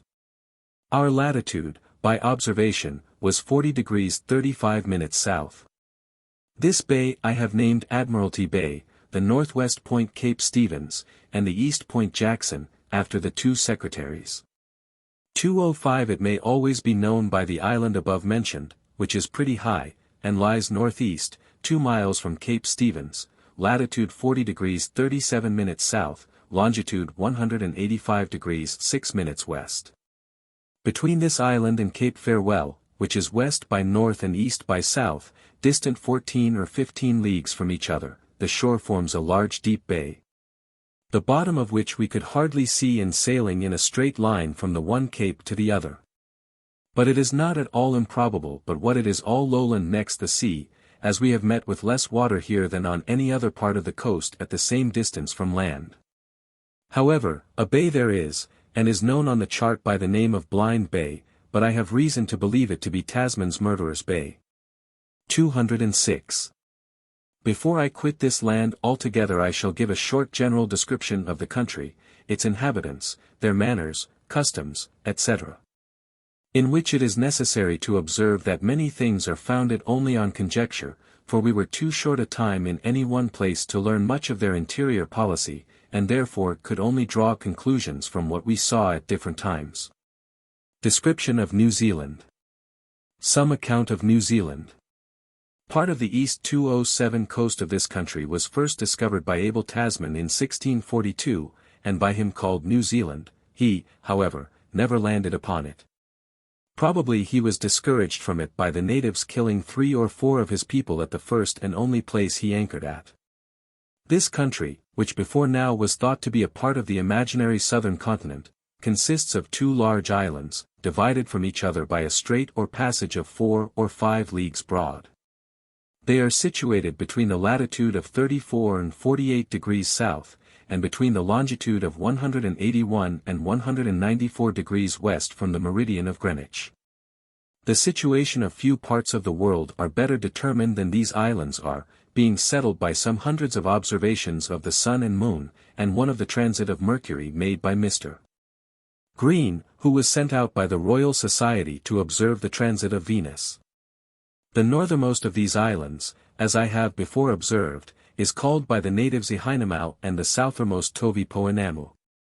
The former name, we were well assured, comprehends the whole of the northern island, but we were not so well satisfied with the latter whether it comprehended the whole of the southern islands or only a part of it. This last, according to the natives of Queen Charlotte's Sound, ought to consist of 2 islands, one of which at least we were to have sailed round in a few days, but this was not verified by our own observations. I am inclinable to think that they knowed no more of this land than what came within the limits of their sight. 208 The chart 209 which I have drawn will best point out the figure and extent of these islands, the situation of the bays and harbors they contain, and the lesser islands lay about them.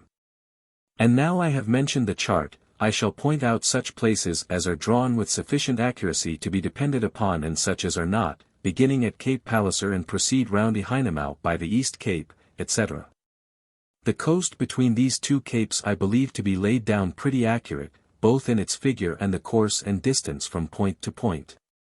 The opportunities one had and the methods I made use on to obtain these requisites were such as could hardly admit of an error. From the East Cape to Cape Maria van Diemen, although it cannot be perfectly true, yet it is without any very material error.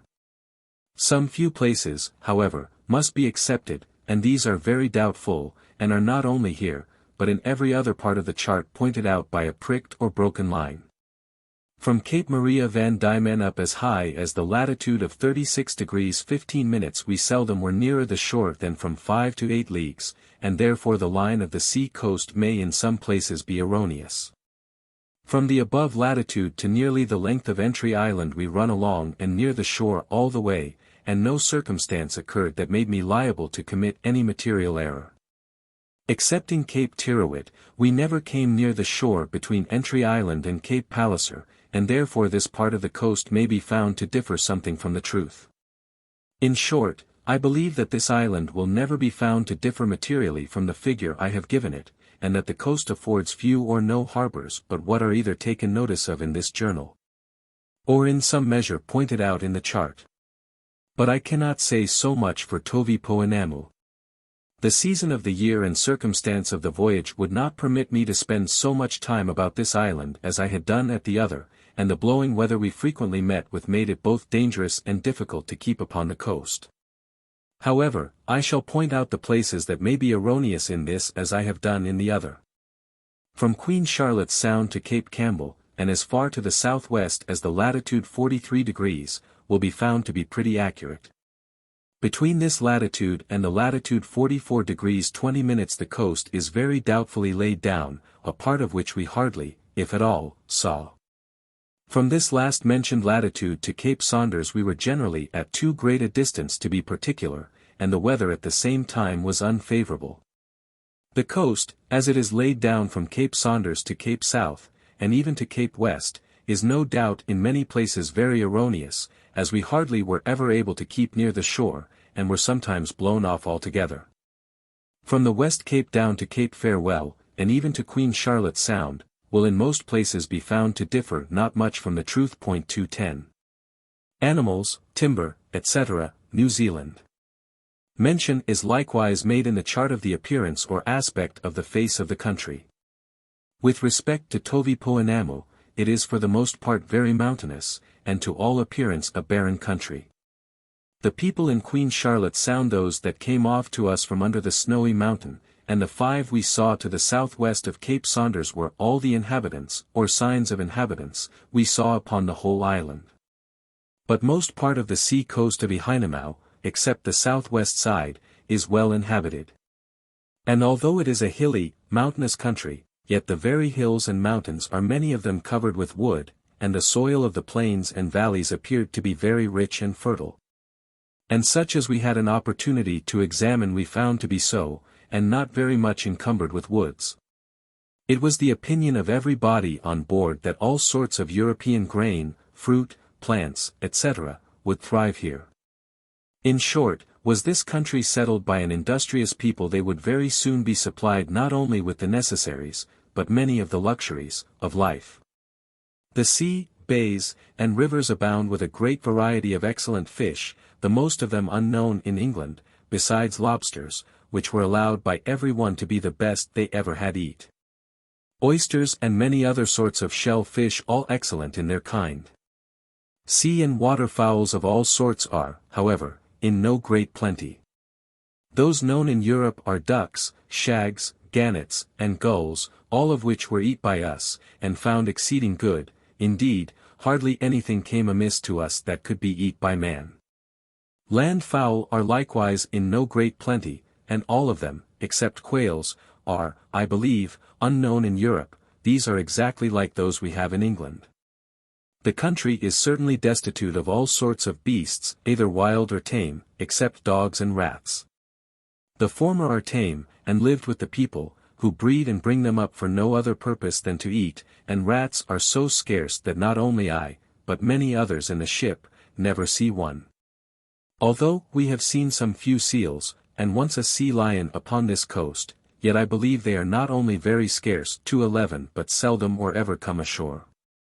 For if they did, the natives would certainly find out some method of killing them, the skins of which they no doubt would preserve for clothing, as well as the skins of dogs and birds, the only skins we ever saw among them.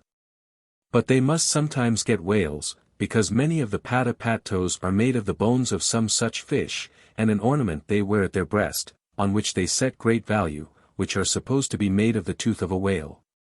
And yet we know of no method or instrument they have to kill these animals. In the woods are plenty of excellent timber, fit for all purposes except ships' masts. And perhaps upon a close examination some might be found not improper for that purpose. There grows spontaneously everywhere a kind of very broad-bladed grass, like flags of the nature of hemp, 212 of which might be made the very best of cordage and canvas, etc. There are two sorts, one finer than the other. Of these the natives make cloth, rope, lines, nets, etc. Iron ore is undoubtedly to be found here, particularly about Mercury Bays, where we found great quantities of iron sand. However, we met with no ore of any sort, neither did we ever see any sort of metal with the natives. We met with some stones at Admiralty Bay that appeared to be mineral in some degree, but Dr. Solander was of opinion that they contained no sort of metal. 213 The white stone we saw near the South Cape and some other parts to the southward, which I took to be a kind of marble, such as I had seen on one of the hills I was upon in Mercury Bay. Mr. Banks I afterwards found was of opinion that they were mineral to the highest degree. He is certainly a much better judge of these things than I am, and therefore I might be mistaken in my opinion, which was only founded on what I had before seen not only in this country, but in other parts where I have been. And at the same time I must observe we were not less than 6 or 8 leagues from the land, and nearer it was not possible for us at that time to come without running the ship into apparent danger. However, I am no judge how far mineral can be distinguished as such. Certain it is that in southern parts of this country there are whole mountains of nothing else but stone, some of which, no doubt, may be found to contain metal. Should it ever become an object of settling this country, the best place for the first fixing of a colony would be either in the River Thames or the Bay of Islands. For at either of these places they would have the advantage of a good harbor, and by means of the former an easy communication would be had, and settlements might be extended into the inland parts of the country. For a very little trouble and expense small vessels might be built in the river proper for the navigation thereof. It is too much for me to assert how little water a vessel ought to draw to navigate this river, even so far up as I was in the boat. This depends entirely upon the depth of water that is upon the bar or flat that lay before the narrow part of the river, which I had not an opportunity of making myself acquainted with. But I am of opinion that a vessel that draws not above 10 or 12 feet may do it with ease. So far as I have been able to judge of the genius of these people, it does not appear to me to be at all difficult for strangers to form a settlement in this country. They seem to be too much divided among themselves to unite in opposing, by which means, and kind and gentle usage, the colonists would be able to form strong parties among them. The natives of this country are a strong, raw-boned, well-made, active people, rather above than under the common size, especially the men. They are of a very dark brown color, with black hair, thin black beards, and white teeth, and such as do not disfigure their faces by tattooing, etc., have in general very good features. The men generally wear their hair long, combed up, and tied upon the crown of their heads. Some of the women wear it long and loose upon their shoulders, old women especially, others again wear it cropped short. Their combs are made some of bones, and others of wood. They sometimes wear them as an ornament stuck upright in their hair. They seem to enjoy a good state of health, and many of them live to a good old age. 214 Many of the old and some of the middle-aged men have their faces marked or tattooed with black, and some few we have seen who have had their buttocks, thighs, and other parts of their bodies marked, but this is less common. The figures they mostly use are spirals, drawn and connected together with great nicety and judgment. They are so exact in the application of these figures that no difference can be found between the one side of the face and the other, if the whole is marked, for some have only one side, and some a little on both sides. Hardly any but the old men have the whole tattooed. From this I conclude that it takes up some time, perhaps years, to finish the operation, which all who have begun may not have perseverance enough to go through, as the manner in which it must be done must certainly cause intolerable pain. And may be the reason why so few are marked at all, at least I know no other. The women inlay the color of black under the skins of their lips, and both sexes paint their faces and bodies at times more or less with red ochre, mixed with fish oil. Clothing of New Zealanders. Their common clothing are very much like square thrummed mats, that are made of rope yarns, to lay at the doors or passages into houses to clean one's shoes upon. These they tie round their necks, the thrummed side out, and are generally large enough to cover the body as low as the knee. They are made with very little preparation of the broad grass plant before mentioned. Beside the thrummed mats, as I call them, they have other much finer clothing, made of the same plant after it is bleached and prepared in such a manner that it is as white and almost as soft as flax, but much stronger. Of this they make pieces of cloth about 5 feet long and 4 broad. These are wove, some pieces close and others very open. The former are as stout as the strongest sail cloth, and not unlike it, and yet it is all worked or made by hand with no other instrument than a needle or bodkin.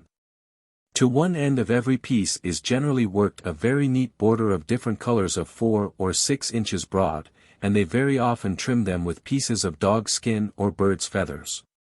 These pieces of cloth they wear as they do the other, tying one end round their necks with a piece of string, to one end of which is fixed a needle or bodkin made of bone, by means of which they can easily fasten or put the string through any part of the cloth. They sometimes wear pieces of this kind of cloth round their middles, as well as over their shoulders.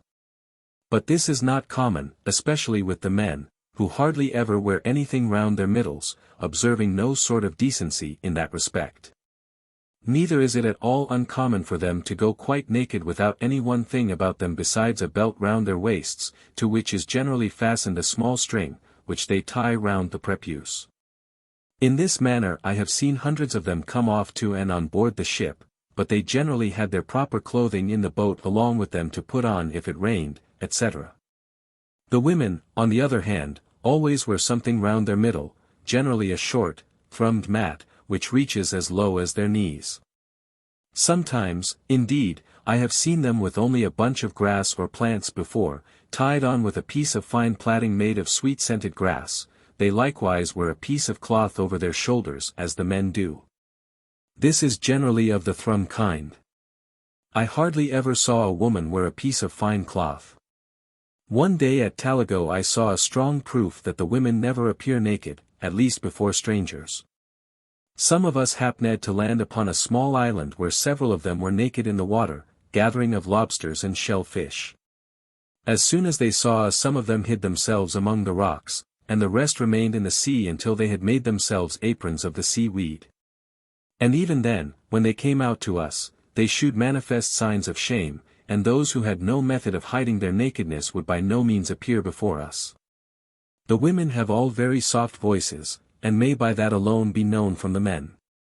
The making of cloth and all other domestic work is, I believe, wholly done by them, and the more laborious work, such as building boats, houses, tilling the ground, etc., by the men. Both men and women wear ornaments at their ears and about their necks. These are made of stone, bone, shells, etc., and are variously shaped. And some I have seen wear human teeth and finger nails, and I think we were told that they did belong to their deceased friends. The men, when they are dressed, generally wear 2 or 3 long white feathers stuck upright in their hair, and at Queen Charlotte's Sound many, both men and women, wore round caps made of black feathers. War practices of New Zealanders. The old men are much respected by the younger, who seem to be governed and directed by them on most occasions. We at first thought that they were united under one head or chief, whose name is Tiratu. We first heard of him in Poverty Bay, and he was owned as chief by every one we met with from Cape Kidnappers to the northward and westward as far as the Bay of Plenty, which is a great extent of territories for an Indian prince.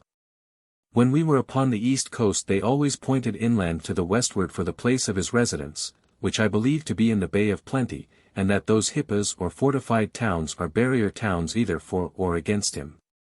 But most likely the former, and if so, may be the utmost extent of his dominions to the westwards, for at Mercury Bay they did not own him as their prince, nor know where else either to the westward or southward, or any other single person. For at whatever place we put in at, or whatever people we spoke with upon the coast, they generally told us that those that were at a little distance from them were their enemies. From which it appeared to me that they were very much divided into parties, which make war one with another, and all their actions and behavior towards us tended to prove that they are a brave, open, warlike people, and void of treachery.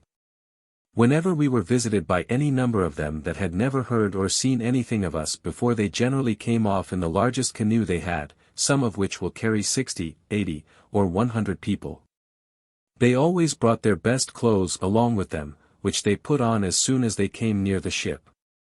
In each canoe were generally an old man, in some 2 or 3.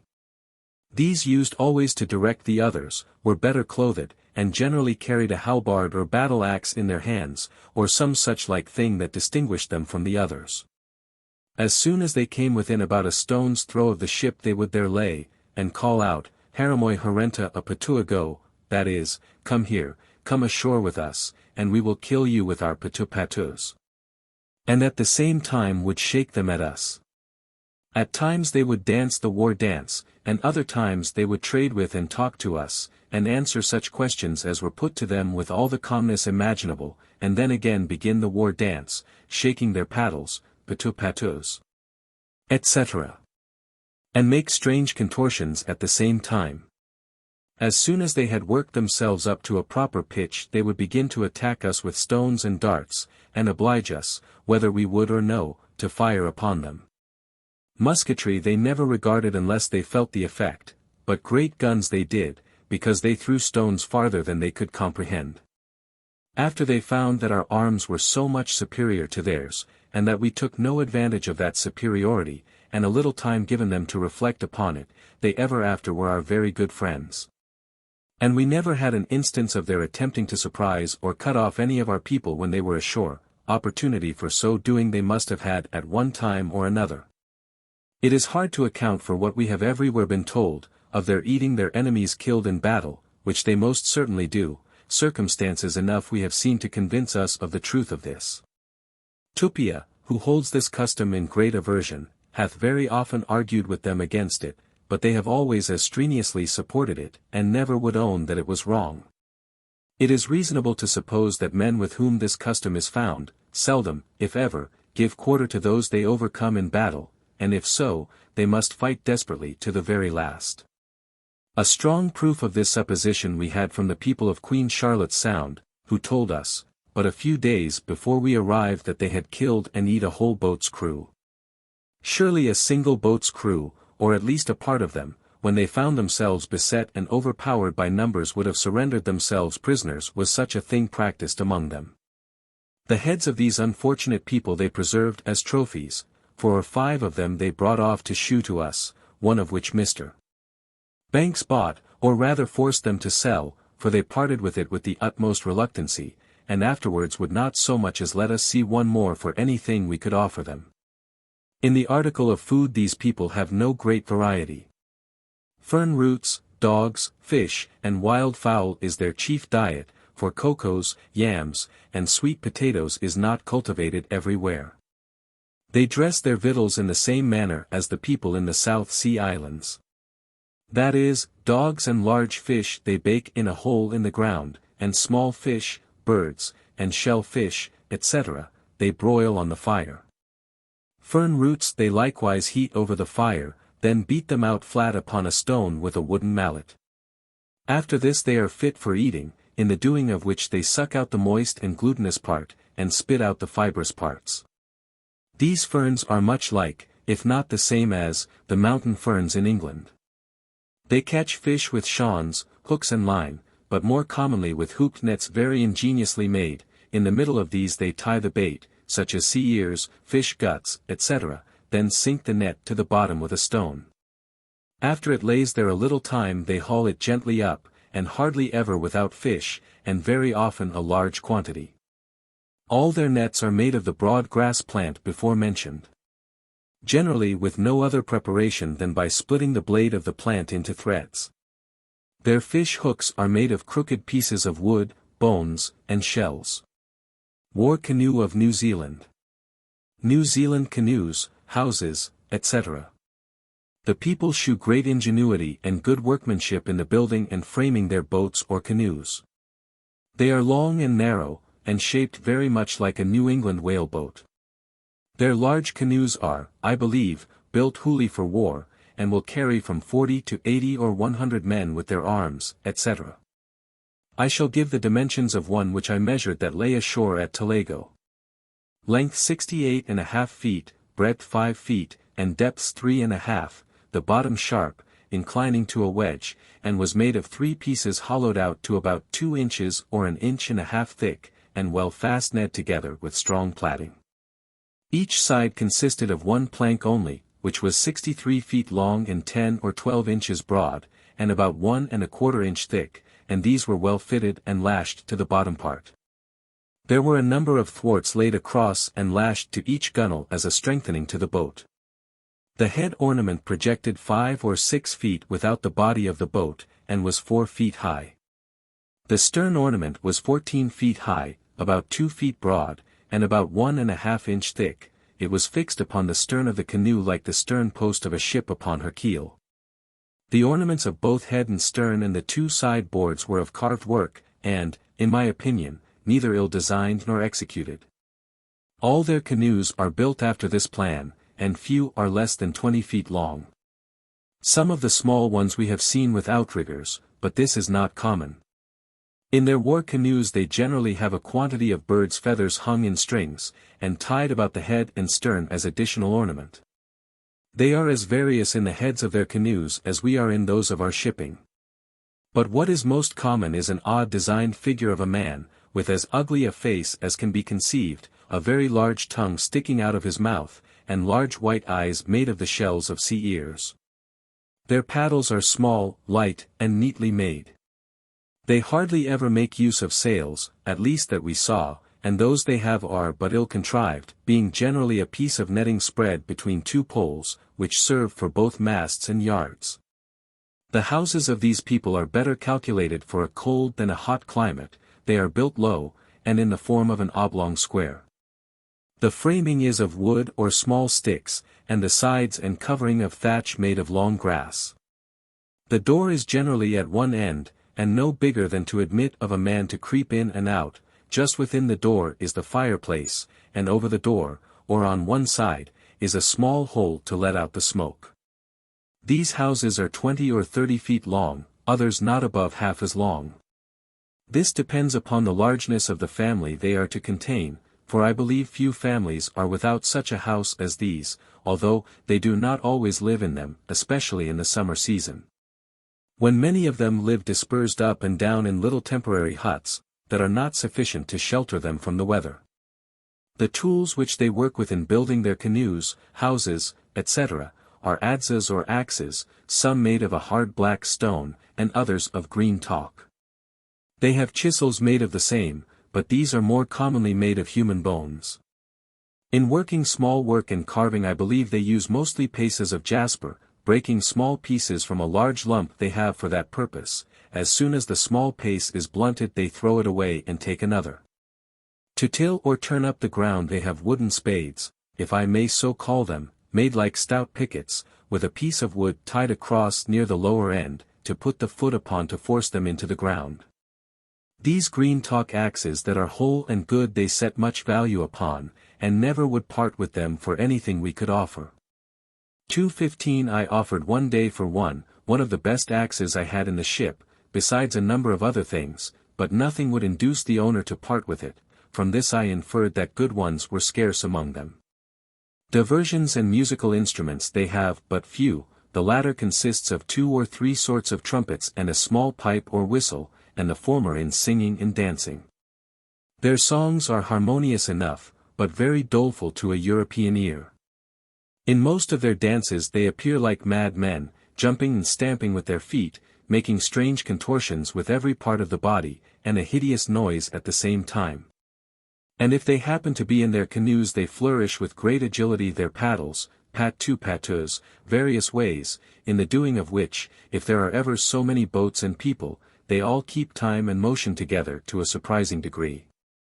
It was in this manner that they worked themselves to a proper pitch of courage before they used to attack us. And it was only from their after behavior that we could tell whether they were in jest or in earnest when they gave these haivas, as they call them, of their own accord, especially at our first coming into a place. Their signs of friendship is the waving the hand or a piece of cloth, etc. We were never able to learn with any degree of certainty in what manner they bury their dead. We were generally told that they put them in the ground. If so it must be in some secret or by place, for we never saw the least signs of a burying place in the whole country. 2:16 Their custom of mourning for a friend or relation is by cutting and scarifying their bodice, particularly their arms and breasts, in such a manner that the scars remain indelible, and, I believe, have some signification such as to shew how near related the deceased was to them. Maori and Tahiti words. With respect to religion, I believe these people trouble themselves very little about it. They, however, believe that there is one supreme God, whom they call Tani 2:17 and likewise a number of other inferior deities. But whether or no they worship or pray to either one or the other we know not with any degree of certainty. It is reasonable to suppose that they do, and I believe it, yet I never saw the least action or thing among them that tended to prove it. They have the same notions of the creation of the world, mankind, etc., as the people of the South Sea Islands have. Indeed, many of their notions and customs are the very same. But nothing is so great a proof of their all having had one source as their language, which differ but in a very few words the one from the other, as will appear from the following specimens, which I had from Mr. Banks, who understands their language as well, or better than, any one on board. Speculations on a southern continent. There are some small difference in the language spoke by the Ihinamoeans and those of Tovi Poenamel. But this difference seemed to me to be only in the pronunciation, and is no more than what we find between one part of England and another. What is here inserted as a specimen is that spoke by the people of Ihinamoe. What is meant by the South Sea Islands are those islands we ourselves touched at. But I gave it that title because we have always been told that the same language is universally spoke by all the islanders, and that this is a sufficient proof that both they and the New Zealanders have had one origin or source. But where this is even time perhaps may never discover. It certainly is neither to the southward nor eastward, for I cannot persuade myself that ever they came from America, and as to a southern continent, I do not believe any such thing exist, unless in a high latitude. But as the contrary opinion hath for many years prevailed, and may yet prevail, it is necessary I should say something in support of mine more than what will be directly pointed out by the track of this ship in those seas. For from that alone it will evidently appear that there is a large space extending quite to the tropic in which we were not, or any other before us that we can ever learn for certain.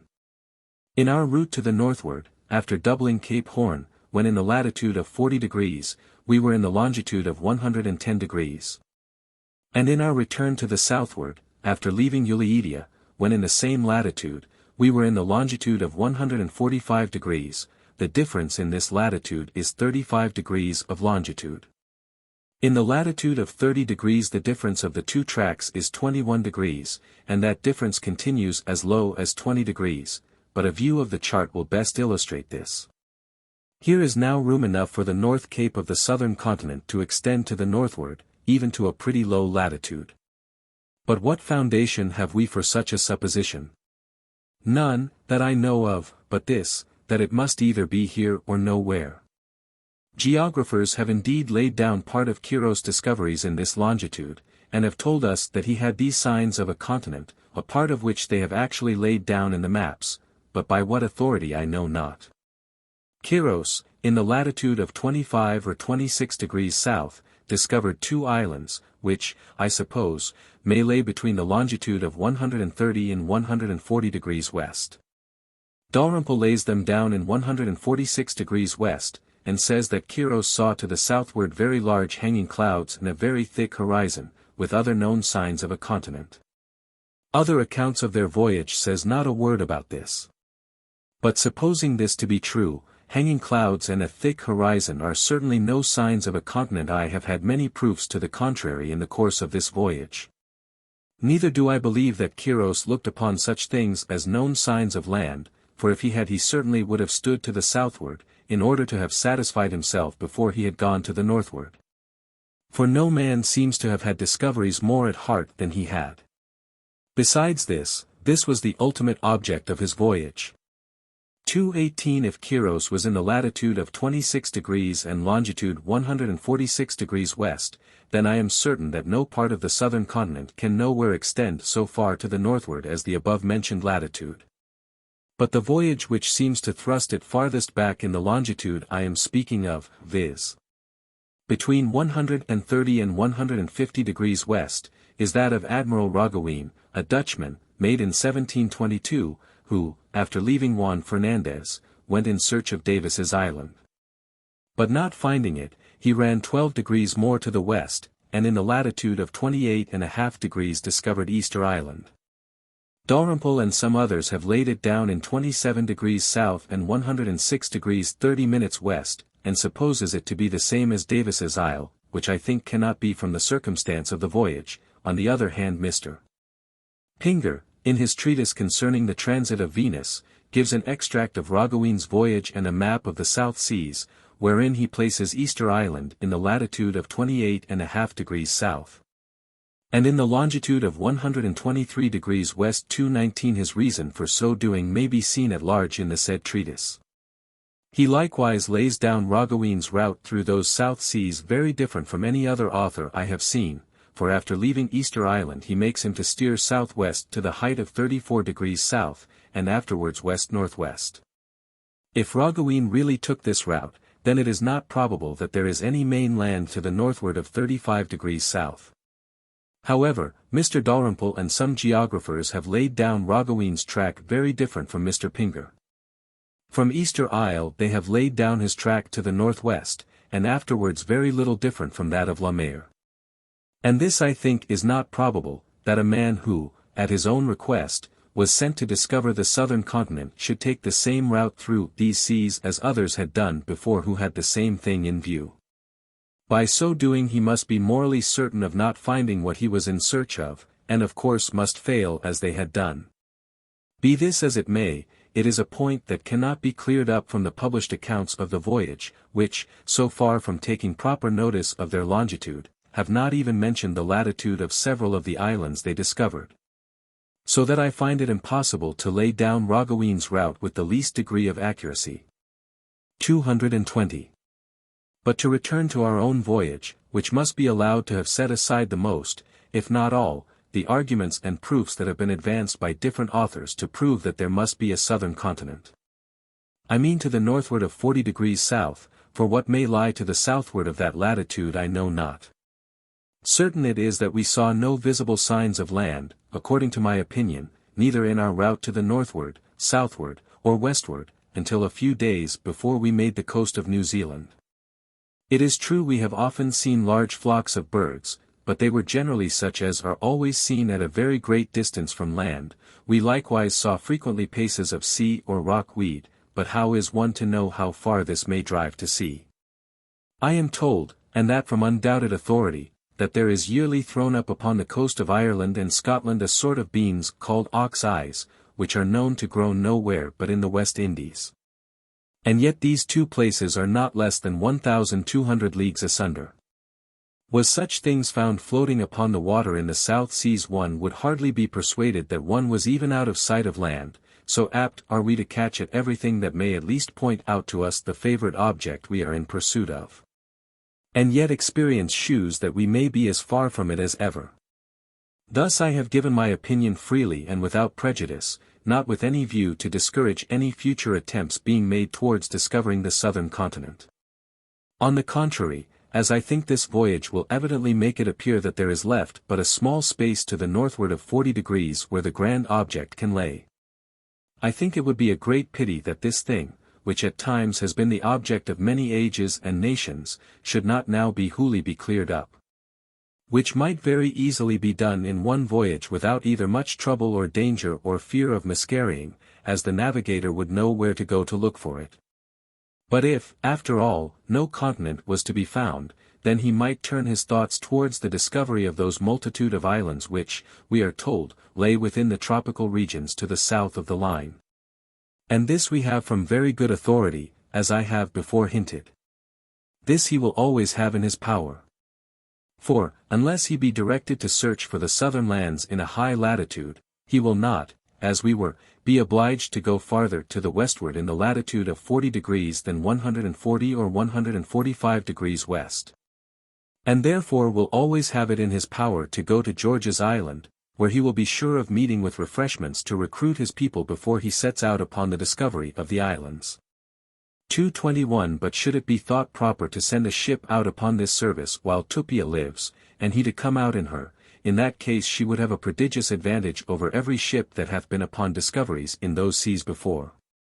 For by means of Tupia, supposing he did not accompany you himself, you would always get people to direct you from island to island, and would be sure of meeting with a friendly reception and refreshment at every island you came to.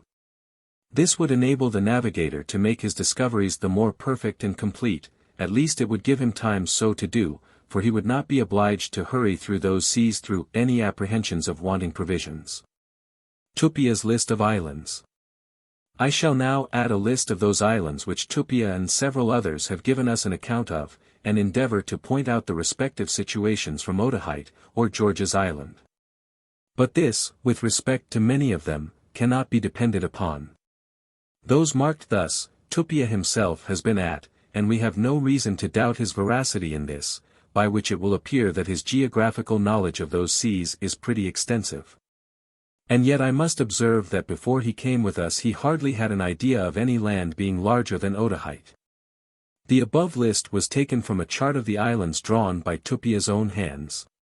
222 He at one time gave us an account of near 130 islands, but in his chart he laid down only 74, and this is about the number that some others of the natives of Otaheite gave us an account of. But the account taken by and from different people differ sensibly one from another both in names and numbers. The first is owing to the want of rightly knowing how to pronounce the names of the islands after them. But be this as it may, it is very certain that there are these number of islands, and very probably a great many more, laying somewhere in the Great South Sea, the greatest part of which have never been seen by any European. Historical Notes on New Zealand. Notes on New Zealand. As already stated by Cook in the journal, New Zealand was first discovered by Abel Tasman, a Dutch navigator, in the year 1642. Sailing from Tasmania, he sighted the northern part of the middle island, and anchored a little east of Cape Farewell in Massacre, Golden Bay, so called by him because the Maoris cut off one of his boats, and killed 3 of the crew. Tasman never landed anywhere, but coasted from Massacre Bay along the western side of the North Island to the North Point. He passed outside the 3 Kings, and thence away into the Pacific, to discover the Friendly Group. No European eye again sighted New Zealand until Cook circumnavigated and mapped the islands.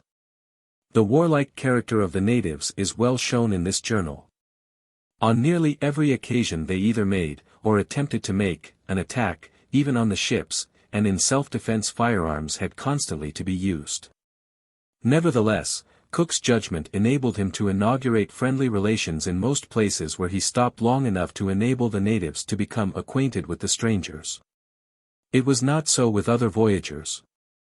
De Surville, a Frenchman, who called at Doubtless Bay very shortly after Cook left it, destroyed a village, and carried off a chief.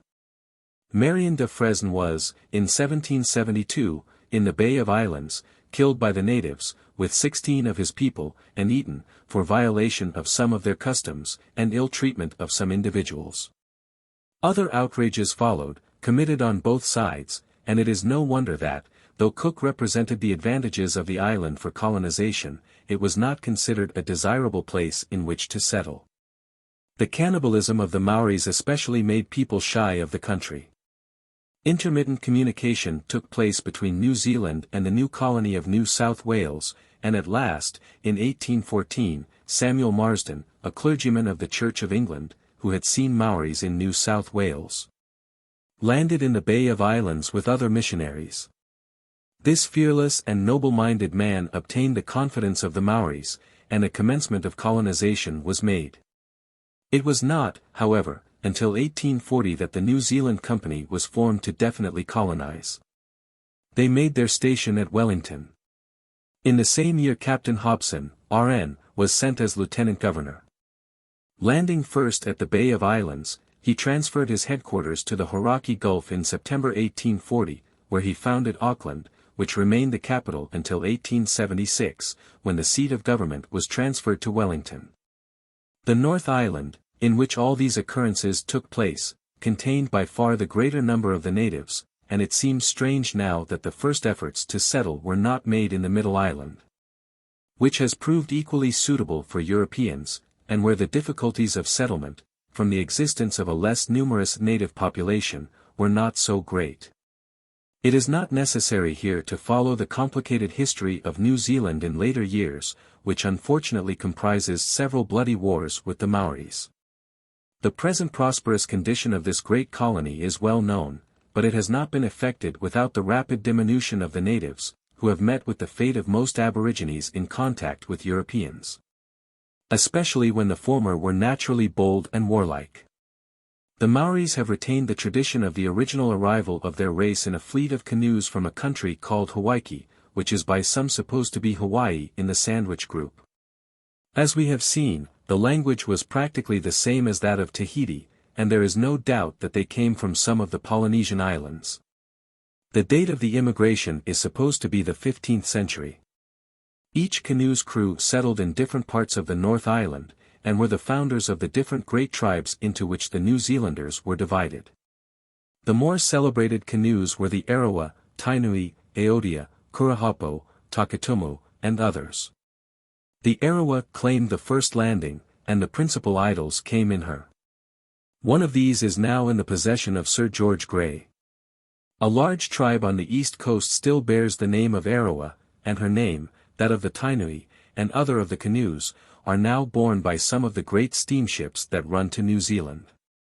Cook, in the voyage with which we have to deal, completely examined the whole group. His pertinacity and determination to follow the whole coast is a fine instance of his thoroughness in exploration. No weather nor delay daunted him, and the accuracy with which he depicted the main features of the outline of the islands is far beyond any of the similar work of other voyagers. It is true that he missed in the South Island many of the fine harbors that have played such an important part in the prosperity of the colony. But when we consider the narrowness of their entrances, and the enormous extent of the coastline which he laid down in such a short time, this is not astonishing. His observations on the natives and on the country display great acuteness of observation, and had the settlers displayed the same spirit of fair treatment and respect for the customs of the natives, much of the bloody warfare that has stained the annals of the colony might have been averted. Though it is scarcely possible that with such a high-spirited race the occupation of the islands, especially the North Island, where the majority of the Maoris were, could have taken place without some disturbances. New Zealand now contains 630,000 Europeans, and 41,000 Maoris. Its exports are valued at £10 million, and the imports at £6,250,000. There are 2,000 miles of railways open. Such is the result of 50 years of colonization in a fertile and rich island, the climate of which may be described as that of a genial England. Chapter 7. Passage from New Zealand to New Holland. April 1770. From New Zealand to Australia. Sunday, April 1st. In the p.m. Had a moderate breeze at east, which in the night veered to the northeast, and was attended with hazy, rainy weather. I have before made mention of our quitting New Zealand with an intention to steer to the westward, which we accordingly did. Taking our departure from Cape Farewell in the latitude of 40 degrees 30 minutes south and longitude 185 degrees 58 minutes west from Greenwich, which bore from us at 5 p.m. west 18 degrees north, distance 12 miles. After this we steered northwest and west-northwest, in order to give it a good berth, until 8 o'clock a.m., at which time we steered west, having the advantage of a fresh gale at north by east. At noon our latitude by account was 40 degrees 12 minutes south, longitude made from Cape Farewell 1 degree 11 minutes west. Monday, 2nd. In the p.m. had a moderate gale at north, with thick hazy weather, attended with rain. At 8 it fell little wind, and veered to west-southwest, at which time we tacked. At midnight the wind came to south-southwest, and increased to a brisk gale with fair cloudy weather, which we made the most of as soon as it was daylight. At noon our latitude, by observation, was 40 degrees 0 minutes, and longitude made from Cape Farewell 2 degrees 31 minutes west. Tuesday, 3rd, cloudy weather. Winds at southwest and south-southwest, a fresh gale, with which we made our course good northwest by west, and distance run from yesterday at noon to this day at noon 38.5 leagues. Latitude, by observation, 38 degrees 56 minutes south. Longitude made from Cape Farewell 4 degrees 36 minutes west. Wednesday, 4th. Had a steady brisk gale at south-southwest with some flying showers of rain and large hollow sea from the southward. In the p.m. unbent the maintopsail to repair, and brought another to the yard and set it close reefed. At noon our latitude, by observation, was 37 degrees 56 minutes south, course and distance since yesterday at noon north 60 degrees west, 122 miles. Longitude made from Cape Farewell 6 degrees 54 minutes west. Thursday, 5th, fresh gales at south, which in the a.m. veered to southeast by south. At noon our latitude, by observation, was 37 degrees 23 minutes south, longitude made from Cape Farewell 9 degrees 10 minutes west, course and distance sailed since yesterday at noon north 73 degrees 15 minutes west, 37 leagues. Friday, 6th. Winds between the south by east and southeast, with a continued swell from the south-southwest. At noon our latitude in per observation 37 degrees 18 minutes south. Course and distance sailed since yesterday at noon north 85 degrees west, 58 miles. Longitude made from Cape Farewell 10 degrees 35 minutes west. Saturday, 7th, gentle breezes at northeast, which in the a.m. veered to northwest. In the p.m. found the variation by the mean of several azimuths to be 13 degrees 50 minutes east, being then in the latitude of 37 degrees 23 minutes south, and longitude 196 degrees 44 minutes west. In the a.m. punished J&O. Bowles, Marine, with 12 lashes for refusing to do his duty when ordered by the boatswain's mate and sergeant of marines. At noon latitude per observation 37 degrees 35 minutes south, longitude made from Cape Farewell 11 degrees 34 minutes west. Course and distance run since yesterday noon south 70 degrees 15 minutes west, 50 miles.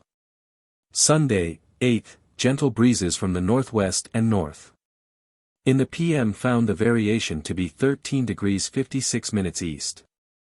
At noon latitude in per observation 38 degrees 0 minutes south, longitude made from Cape Farewell 13 degrees 2 minutes west, course and distance sailed since yesterday noon south 70 degrees 15 minutes west, 74 miles. Monday, 9th. Gentle breezes at northwest, pleasant weather and a smooth sea. In the a.m. saw a tropic bird, which, I believe, is uncommon in such high latitudes. At noon latitude observed 38 degrees 29 minutes south, longitude made from Cape Farewell 14 degrees 45 minutes west, course and distance sailed since yesterday noon south 70 degrees 15 minutes west, 86 miles. Tuesday, 10th. Gentle breezes at northwest by north, and clear settled weather. In the a.m. found the variation, by the amplitude, to be 11 degrees 25 minutes east, and by azimuth 11 degrees 20 minutes.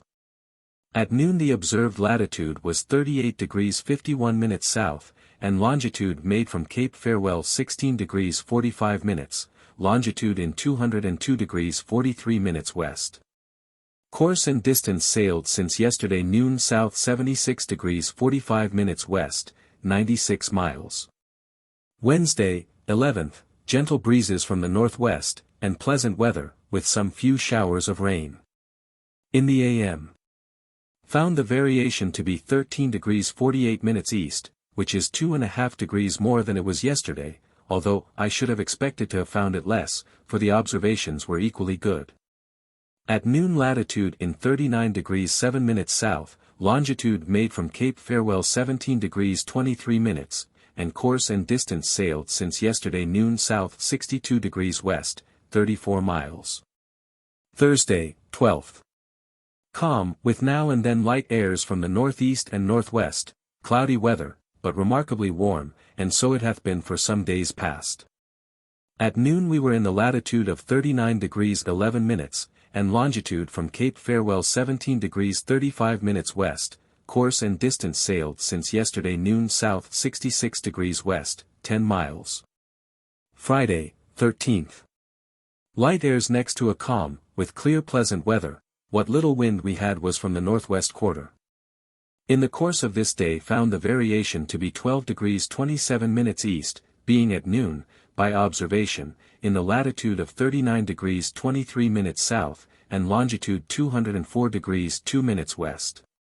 Course and distance since yesterday noon south 62 degrees west, 26 miles, and longitude made from Cape Farewell 18 degrees 4 minutes west.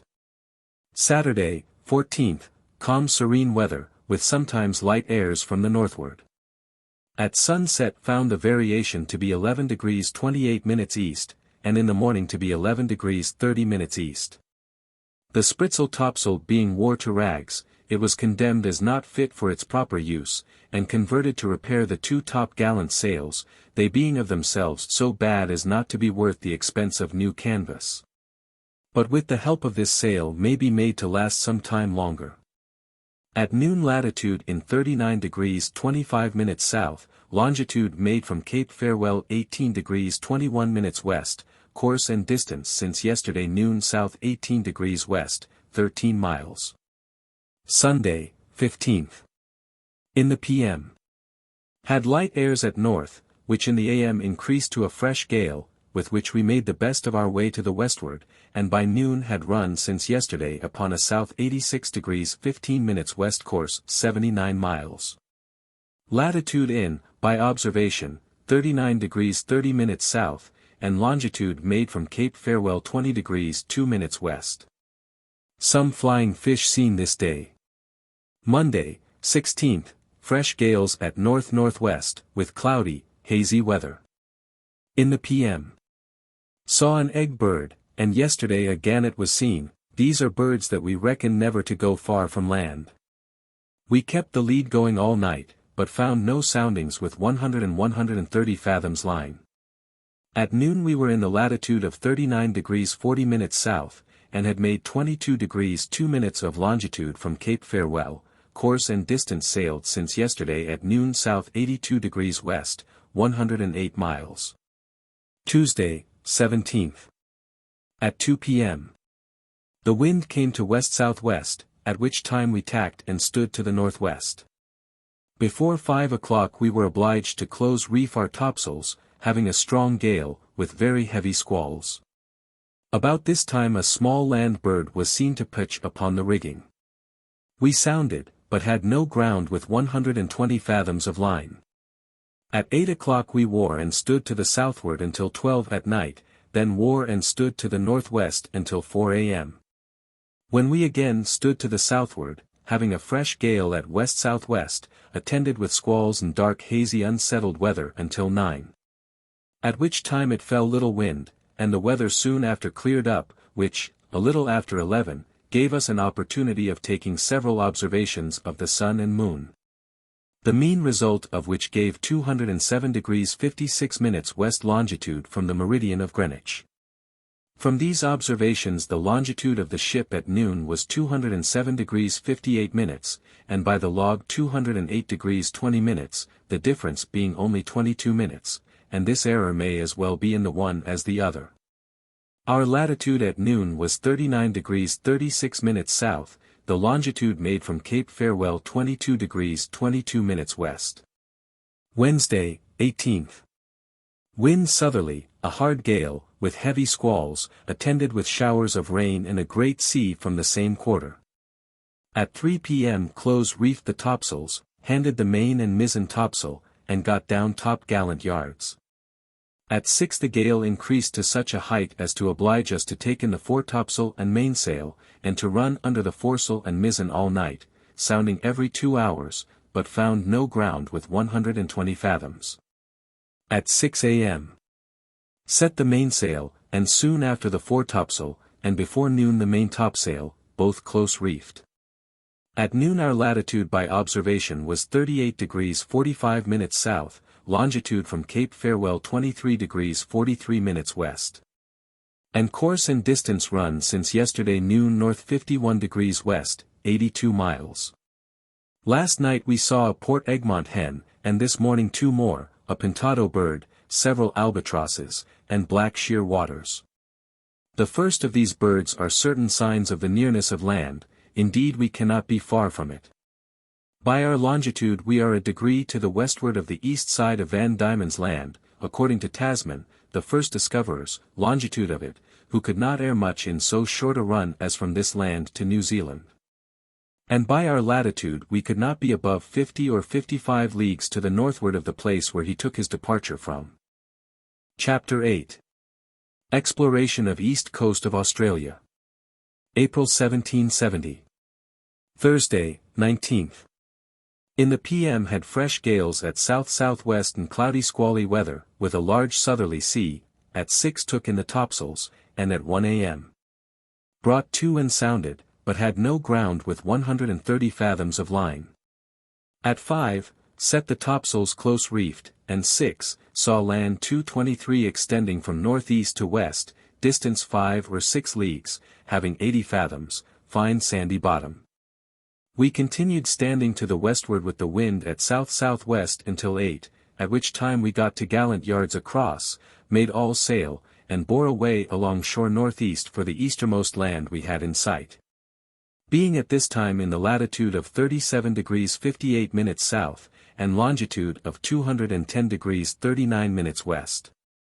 The southermost point of land we had in sight, which bore from us west 1/4 south, I judged to lay in the latitude of 38 degrees 0 minutes south and in the longitude of 211 degrees 7 minutes west from the meridian of Greenwich. I have named it Point Hicks, because Lieutenant Hicks was the first who discovered this land. To the southward of this point we could see no land, and yet it was clear in that quarter, and by our longitude compared with that of Tasman's, the body of Van Diemen's Land ought to have bore due south from us. And from the soon falling of the sea after the wind abated I had reason to think it did. But as we did not see it, and finding the coast to trend northeast and southwest, or rather more to the westward, makes me doubtful whether they are one land or no. 224 However, every one who compares this journal with that of Tasman's will be as good a judge as I am. But it is necessary to observe that I do not take the situation of Van Diemen's from the printed charts, but from the extract of Tasman's journal, published by Dirk Rembrandts. At noon we were in the latitude of 37 degrees 50 minutes and longitude of 210 degrees 29 minutes west. The extremes of the land extending from northwest to east-northeast, a remarkable point, bore north 20 degrees east, distant 4 leagues. This point rises to a round hillock very much like the Ramhead going into Plymouth Sound, on which account I called it by the same name, latitude 37 degrees 39 minutes, longitude 210 degrees 22 minutes west. The variation by an azimuth taken this morning was 8 degrees 7 minutes east. What we have as yet seen of this land appears rather low, and not very hilly, the face of the country green and woody, but the sea shore is all a white sand. Friday, 20th. In the PM and most part of the night had a fresh gale westerly, with squalls, attended with showers of rain. In the AM had the wind at southwest, with severe weather. At 1 p.m. saw 3 water spouts at once. 2 were between us and the shore, and 1 at some distance upon our larboard quarter. At 6, shortened sail, and brought 2 for the night, having 56 fathoms fine sandy bottom. The northernmost land in sight bore north by east 1/2 east, and a small island 225 lying close to a point on the main bore west, distant 2 leagues. This point I have named Cape Howe 226. It may be known by the trending of the coast, which is north on the one side and southwest on the other. Latitude 37 degrees 28 minutes south, longitude 210 degrees 3 minutes west. It may likewise be known by some round hills upon the main just within it. Having brought 2 with her head offshore, we at 10 wore, and lay her head in until 4 a.m., at which time we made sail along shore to the northward. At 6, the northernmost land in sight bore north, being at this time about 4 leagues from the land. At noon we were in the latitude of 36 degrees 51 minutes south and longitude of 209 degrees 53 minutes west, and 3 leagues from the land. Course sailed along shore since yesterday at noon was first north 52 degrees east, 30 miles, then north by east and north by west, 41 miles. The weather being clear gave us an opportunity to view the country, which had a very agreeable and promising aspect, diversified with hills, ridges, plains, and valleys, with some few small lawns. But for the most part the whole was covered with wood. The hills and ridges rise with a gentle slope, they are not high, neither are there many of them. Off Cape Dromedary, New South Wales. Saturday, 21st. Wind southerly, a gentle breeze, and clear weather, with which we coasted along shore to the northward. In the PM we saw the smoke of fire in several places, a certain sign that the country is inhabited. At 6, being about 2 or 3 leagues from the land, we shortened sail, and sounded and found 44 fathoms, a sandy bottom. Stood on under an easy sail until 12 o'clock, at which time we brought 2 until 4 a.m. When we made sail, having then 90 fathoms, 5 leagues from the land. At 6, we were abreast of a pretty high mountain laying near the shore, which, on account of its figure, I named Mount Dromedary, latitude 36 degrees 18 minutes south, longitude 209 degrees 55 minutes west. The shore under the foot of the mountain forms a point, which I have named Cape Dromedary, over which is a peaked hillock. At this time found the variation to be 10 degrees 42 minutes east. Between 10 and 11 o'clock Mr. Green and I took several observations of the sun and moon, the mean result of which gave 209 degrees 17 minutes west longitude from the meridian of Greenwich. By observation made yesterday we were in the longitude 210 degrees 9 minutes. West 20 minutes gives 209 degrees 49 minutes the longitude of the ship today at noon per yesterday's observation, the mean of which and today's give 209 degrees 33 minutes west, by which I fixed the longitude of this coast. Our latitude at noon was 35 degrees 49 minutes south, Cape Dromedary bore south 30 degrees west, distant 12 leagues. An open bay 227 wherein lay 3 or 4 small islands, bore northwest by west, distant 5 or 6 leagues. This bay seemed to be but very little sheltered from the sea winds, and yet it is the only likely anchoring place I have yet seen upon the coast. Sunday, 22nd. In the PM. Had a gentle breeze at south by west with which we steered along shore north by east and north-northeast at the distance of about 3 leagues. Saw the smoke of fire in several places near the sea beach. At 5, we were abreast of a point of land which, on account of its perpendicular cliffs, I called Point Upright, latitude 35 degrees 35 minutes south, it bore from us due west, distant 2 leagues, and in this situation had 31 fathoms, sandy bottom.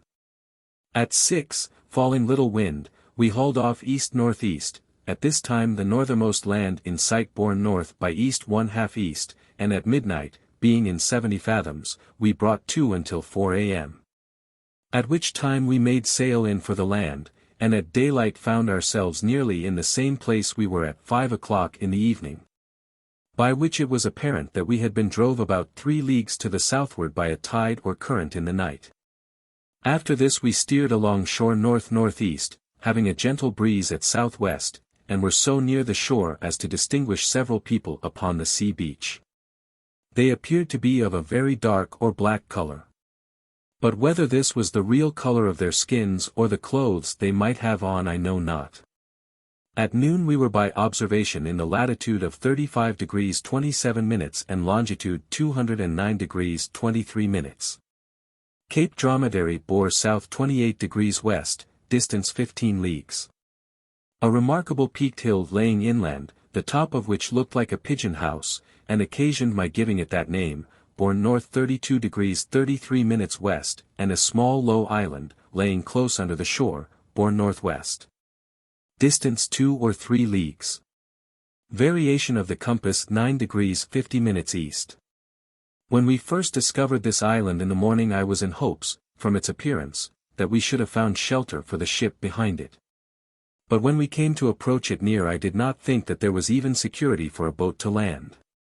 But this, I believe, I should have attempted had not the wind come on shore, after which I did not think it safe to send a boat from the ship, as we had a large hollow sea from the southeast rolling in upon the land, which be everywhere very high upon the shore. And this we have had ever since we came upon the coast. The land near the sea coast still continues of a moderate height, forming alternately rocky points and sandy beaches. But inland, between Mount Dromedary and the Pigeon House, are several pretty high mountains, 2 only of which we saw but what were covered with trees, and these lay inland behind the Pigeon House, and are remarkably flat atop, with steep rocky cliffs all round them. As far as we could see the trees in this country hath all the appearance of being stout and lofty. For these 2 days past the observed latitude hath been 12 or 14 miles to the southward of the ship's account given by the log, which can be owing to nothing but a current set to the southward. Monday, 23rd. In the p.m. had a gentle breeze at east, which in the night veered to northeast and north. At 4 p.m., being about 5 miles from the land, we tacked and stood off southeast and east until 4 a.m. At which time we tacked and stood in, being then about 9 or 10 leagues from the land. At 8, it fell little wind, and soon after calm.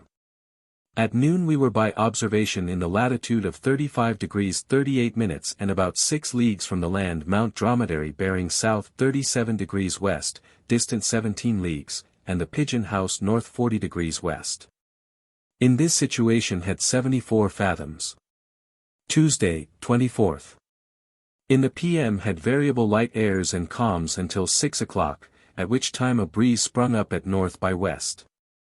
At this time we had 70 fathoms water, being about 4 or 5 leagues from the land, the Pigeon House bearing north 40 degrees west, Mount Dromedary south 30 degrees west, and the northernmost land in sight north 19 degrees east. Stood to the northeast until noon, having a gentle breeze at northwest, at which time we tacked and stood to the westward, being then, by observation, in the latitude of 35 degrees 10 minutes south and longitude 208 degrees 51 minutes west. A point of land which I named Cape St. George, we having discovered it on that Saint's Day, bore west, distant 19 miles, and the Pigeon House south 7 degrees west, the latitude and longitude of which I found to be 35 degrees 19 minutes south and 209 degrees 42 minutes west. In the morning we found the variation to be, by the amplitude, 7 degrees 50 minutes east, by several azimuths 7 degrees 54 minutes east. Off Jervis Bay, New South Wales. Wednesday, 25th. In the p.m. had a fresh breeze at northwest until 3 o'clock, at which time it came to west, and we tacked and stood to the northward. At 5 o'clock, being about 5 or 6 leagues from the land, the Pigeon House bearing west-southwest, distant 9 leagues, sounded and had 86 fathoms. At 8, being very squally, with lightning, we close reefed the topsails and brought to, being then in 120 fathoms. At 3 a.m. made sail again to the northward, having the advantage of a fresh gale at southwest. At noon we were about 3 or 4 leagues from the land and in the latitude of 34 degrees 22 minutes and longitude 208 degrees 36 minutes west. Course and distance sailed since yesterday noon is north by east 49 miles. In the course of this day's run we saw the smoke of fire in several places near the sea beach. About 2 leagues to the northward of Cape St. George the shore seems to form a bay, 228, which appeared to be sheltered from the northeast winds. But as we had the wind it was not in my power to look into it, and the appearance was not favorable enough to induce me to lose time in beating up to it. The north point of this bay, on account of its figure, I named Long Nose. Latitude 45 degrees 4 minutes south, 8 leagues to the northward of this, is a point which I called Red Point. Some part of the land about it appeared of that color, latitude 34 degrees 29 minutes south, longitude 208 degrees 49 minutes west. A little way inland to the northwest of this point is a round hill, the top of which looked like the crown of a hat. Thursday, 26th, clear, serene weather. In the p.m. Had a light breeze at north-northwest until 5, at which time it fell calm, we being then about 3 or 4 leagues from the land and in 48 fathoms. Variation by azimuth 8 degrees 48 minutes east, the extremes of the land from northeast by north to southwest by south. Saw several smokes along shore before dark, and 2 or 3 times a fire. In the night we lay becalmed, driving in before the sea, until 1 o'clock a.m., at which time we got a breeze from the land, with which we steered northeast, being then in 38 fathoms water. At noon it fell little wind, and veered to northeast by north, we being then in the latitude of 34 degrees 10 minutes and longitude 208 degrees 27 minutes west, and about 5 leagues from the land, which extended from south 37 degrees west to north 1/2 east. In this latitude are some white cliffs, which rise perpendicular from the sea to a moderate height. Friday, 27th, variably light airs between the northeast and northwest, clear pleasant weather. In the p.m.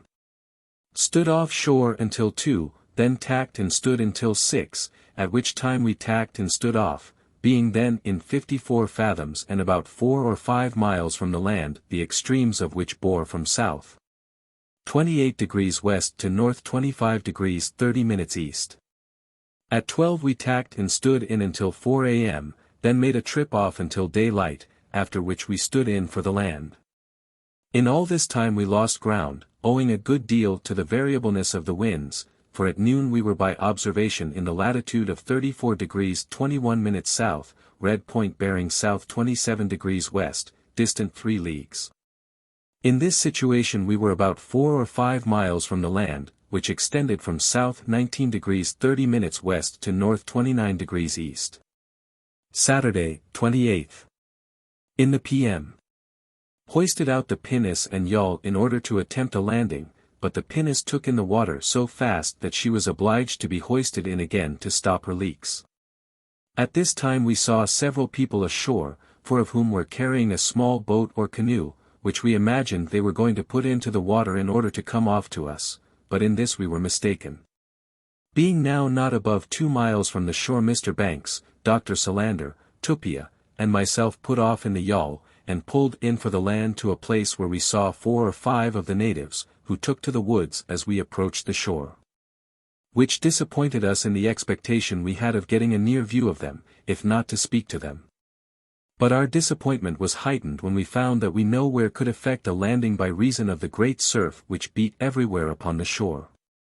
We saw hauled up upon the beach 3 or 4 small canoes, which to us appeared not much unlike the small ones of New Zealand. In the wood were several trees of the palm kind, and no underwood. And this was all we were able to observe from the boat, after which we returned to the ship about 5 in the evening. 2:29 at this time it fell calm, and we were not above 1.5 miles from the shore, in 11 fathoms, and within some breakers that lay to the southward of us. But luckily a light breeze came off from the land, which carried us out of danger, and with which we stood to the northward. At daylight in the morning we discovered a bay, 2:30, which appeared to be tolerably well sheltered from all winds, into which I resolved to go with the ship, and with this view sent the master in the pinnace to sound the entrance. While we kept turning up with the ship, having the wind right out. At noon the entrance bore north-northwest, distance 1 mile. At anchor, Botany Bay, New South Wales. Sunday, 29th. In the p.m. Wind southerly and clear weather, with which we stood into the bay and anchored under the south shore about 2 miles within the entrance in 5 fathoms, the south point bearing southeast and the north point east. Saw, as we came in, on both points of the bay, several of the natives and a few huts, men, women, and children on the south shore abreast of the ship, to which place I went in the boats in hopes of speaking with them, accompanied by Mr. Banks, Dar. Solander, and Tupia. As we approached the shore they all made off, except 2 men, who seemed resolved to oppose our landing. As soon as I saw this I ordered the boats to lay upon their oars, in order to speak to them. But this was to little purpose, for neither us nor Tupia could understand one word they said. We then threw them some nails, beads, etc. ashore, which they took up, and seemed not ill pleased with, in so much that I thought that they beckoned to us to come ashore. But in this we were mistaken, for as soon as we put the boat in they again came to oppose us, upon which I fired a musket between the two, which had no other effect than to make them retire back, where bundles of their darts lay. And one of them took up a stone and threw at us, which caused my firing a second musket, loaded with small shot. And although some of the shot struck the man, yet it had no other effect than making him lay hold on a target. Immediately after this we landed, which we had no sooner done than they throwed 2 darts at us. This obliged me to fire a third shot, soon after which they both made off, but not in such haste but what we might have taken one, but Mr. Banks being of opinion that the darts were poisoned, made me cautious how I advanced into the woods. We found here a few small huts made of the bark of trees, in one of which were 4 or 5 small children, with whom we left some strings of beads, etc. A quantity of darts lay about the huts, these we took away with us. 3 canoes lay upon the beach, the worst I think I ever saw. They were about 12 or 14 feet long, made of one piece of the bark of a tree, drawn or tied up at each end, and the middle kept open by means of pieces of stick by way of thwarts. After searching for fresh water without success, except a little in a small hole dug in the sand, we embarked, and went over to the north point of the bay, where in coming in we saw several people. But when we landed now there were nobody to be seen. We found here some fresh water, which came trickling down and stood in pools among the rocks. But as this was troublesome to come at I sent a party of men ashore in the morning to the place where we first landed to dig holes in the sand, by which means and a small stream they found fresh water sufficient to water the ship. The string of beads, etc., we had left with the children last night were found laying in the huts this morning, probably the natives were afraid to take them away. After breakfast we sent some empty casks ashore and a party of men to cut wood, and I went myself in the pinnace to sound and explore the bay, in the doing of which I saw some of the natives, but they all fled at my approach. I landed in 2 places, one of which the people had but just left, as there were small fires and fresh mussels broiling upon them. Here likewise lay vast heaps of the largest oyster shells I ever saw. Monday, 30th. As soon as the wooders and waterers were come on board to dinner 10 or 12 of the natives came to the watering place, and took away their canoes that lay there, but did not offer to touch any one of our casks that had been left ashore. And in the afternoon 16 or 18 of them came boldly up to within 100 yards of our people at the watering place, and there made a stand. Mr. Hicks, who was the officer ashore, did all in his power to entice them to him by offering them presents. But it was to no purpose, all they seemed to want was for us to be gone. After staying a short time they went away. They were all armed with darts and wooden swords, the darts have each 4 prongs, and pointed with fish bones. Those we have seen seem to be intended more for striking fish than offensive weapons, neither are they poisoned, as we at first thought. After I had returned from sounding the bay I went over to a cove on the north side of the bay, where, in 3 or 4 hauls with the Sean, we caught about 300 pounds weight of fish, which I caused to be equally divided among the ship's company. In the I went in the pinnace to sound and explore the north side of the bay, where I neither met with inhabitants or anything remarkable. Mr. Green took the sun's meridian altitude a little within the south entrance of the bay, which gave the latitude 34 degrees 0 minutes south. May 1770. Tuesday, May 1st, gentle breezes, northerly. In the p.m.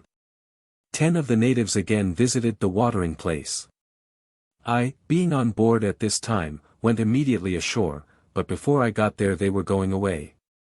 I followed them alone and unarmed some distance along shore, but they would not stop until they got farther off than I choose to trust myself. These were armed in the same manner as those that came yesterday. In the evening I sent some hands to haul the seine, but they caught but a very few fish.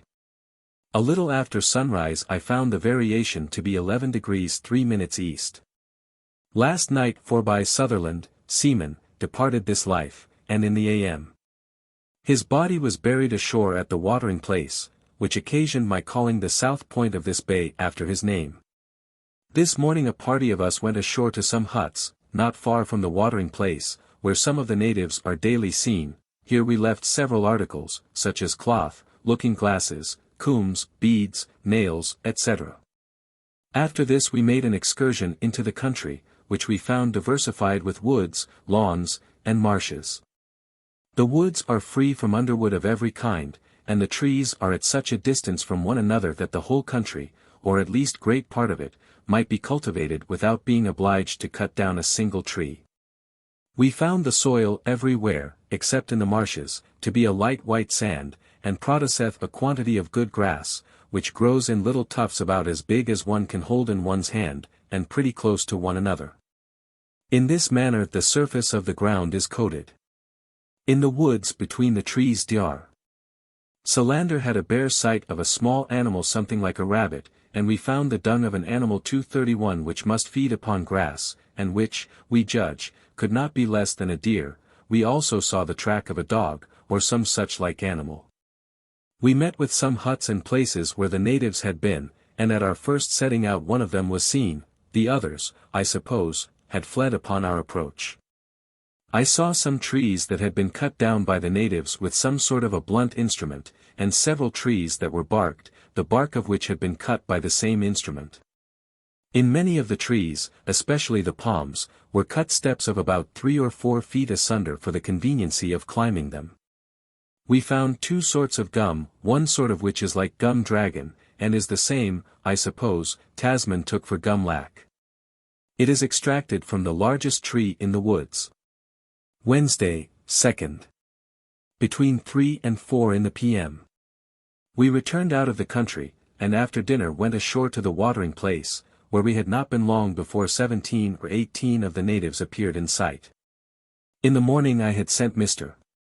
Gore, with a boat, up to the head of the bay to drudge for oysters. In his return to the ship he and another person came by land, and met with these people, who followed him at the distance of 10 or 20 yards.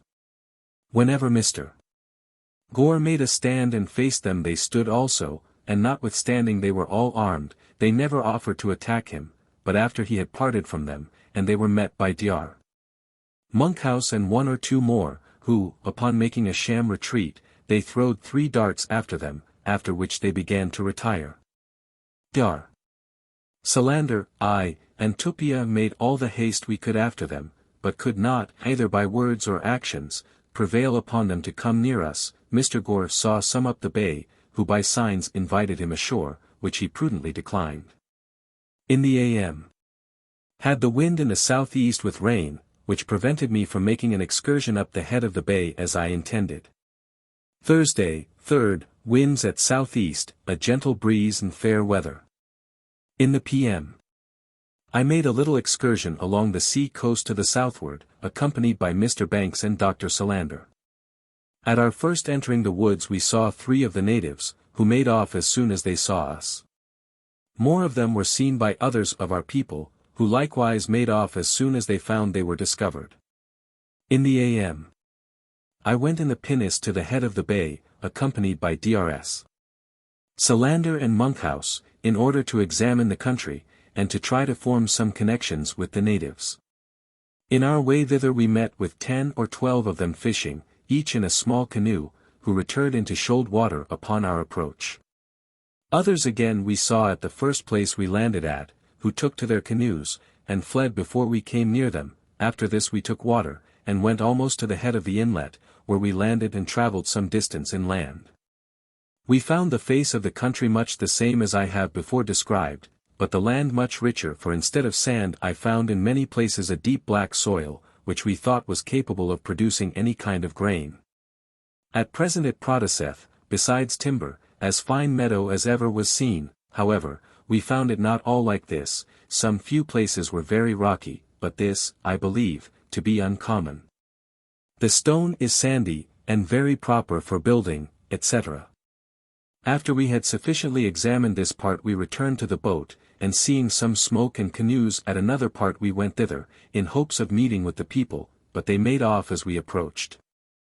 There were 6 canoes and 6 small fires near the shore, and mussels roasting upon them, and a few oysters laying near. From this we conjectured that there had been just 6 people, who had been out each in his canoe picking up the shell fish, and come ashore to eat them, where each had made his fire to dress them by.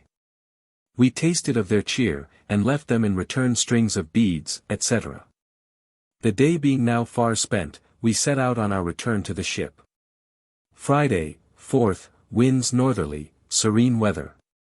Upon my return to the ship in the evening I found that none of the natives had appeared near the watering place, but about 20 of them had been fishing in their canoes at no great distance from us. In the a.m. As the wind would not permit us to sail, I sent out some parties into the country to try to form some connections with the natives. One of the midshipmen met with a very old man and woman and 2 small children. They were close to the water side, where several more were in their canoes gathering of shell fish, and he, being alone, was afraid to make any stay with the 2 old people lest he should be discovered by those in the canoes. He gave them a bird he had shot, which they would not touch, neither did they speak one word, but seemed to be much frightened. They were quite naked, even the woman had nothing to cover her nudities. Dar. Monkhouse and another man being in the woods, not far from the watering place, discovered 6 more of the natives, who at first seemed to wait his coming. But as he was going up to them he had a dart thrown at him out of a tree, which narrowly escaped him. As soon as the fellow had thrown the dart he descended the tree and made off, and with him all the rest, and these were all that were met with in the course of this day. Saturday, 5th.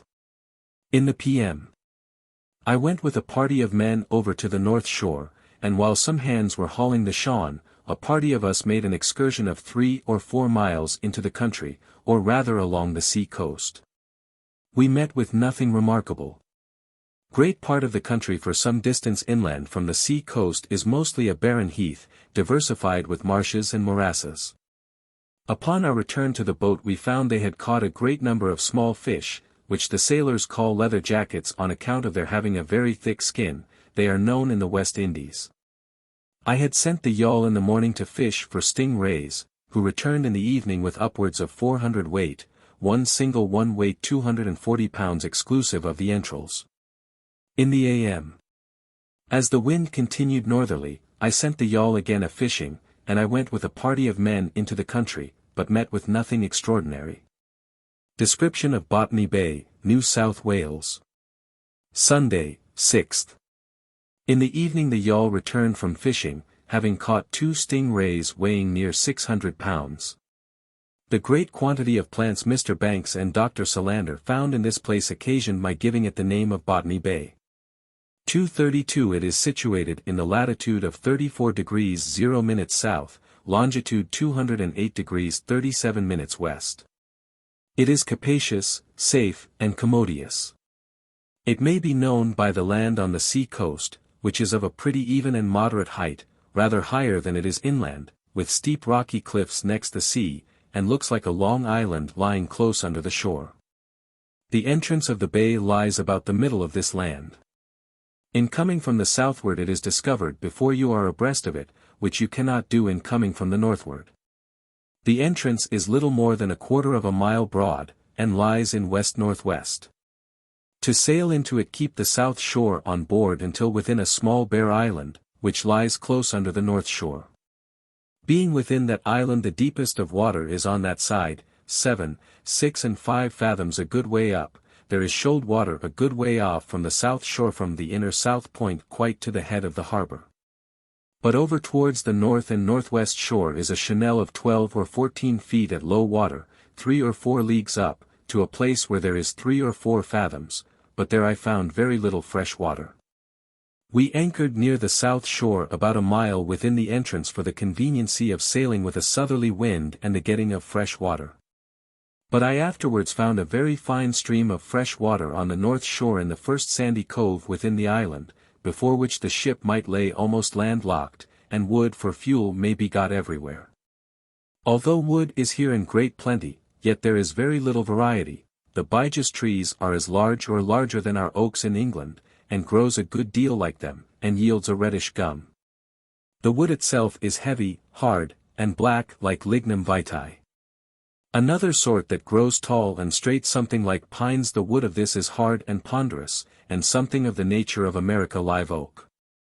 These two are all the timber trees I met with.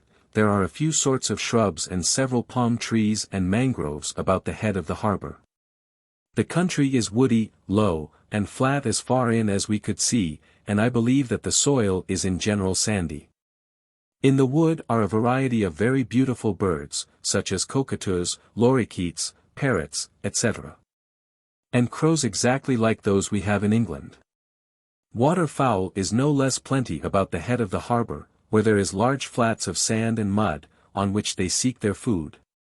The most of these were unknown to us, one sort especially, which was black and white, and as large as a goose, but most like a pelican. 233 On the sand and mud banks are oysters, mussels, cockles, etc.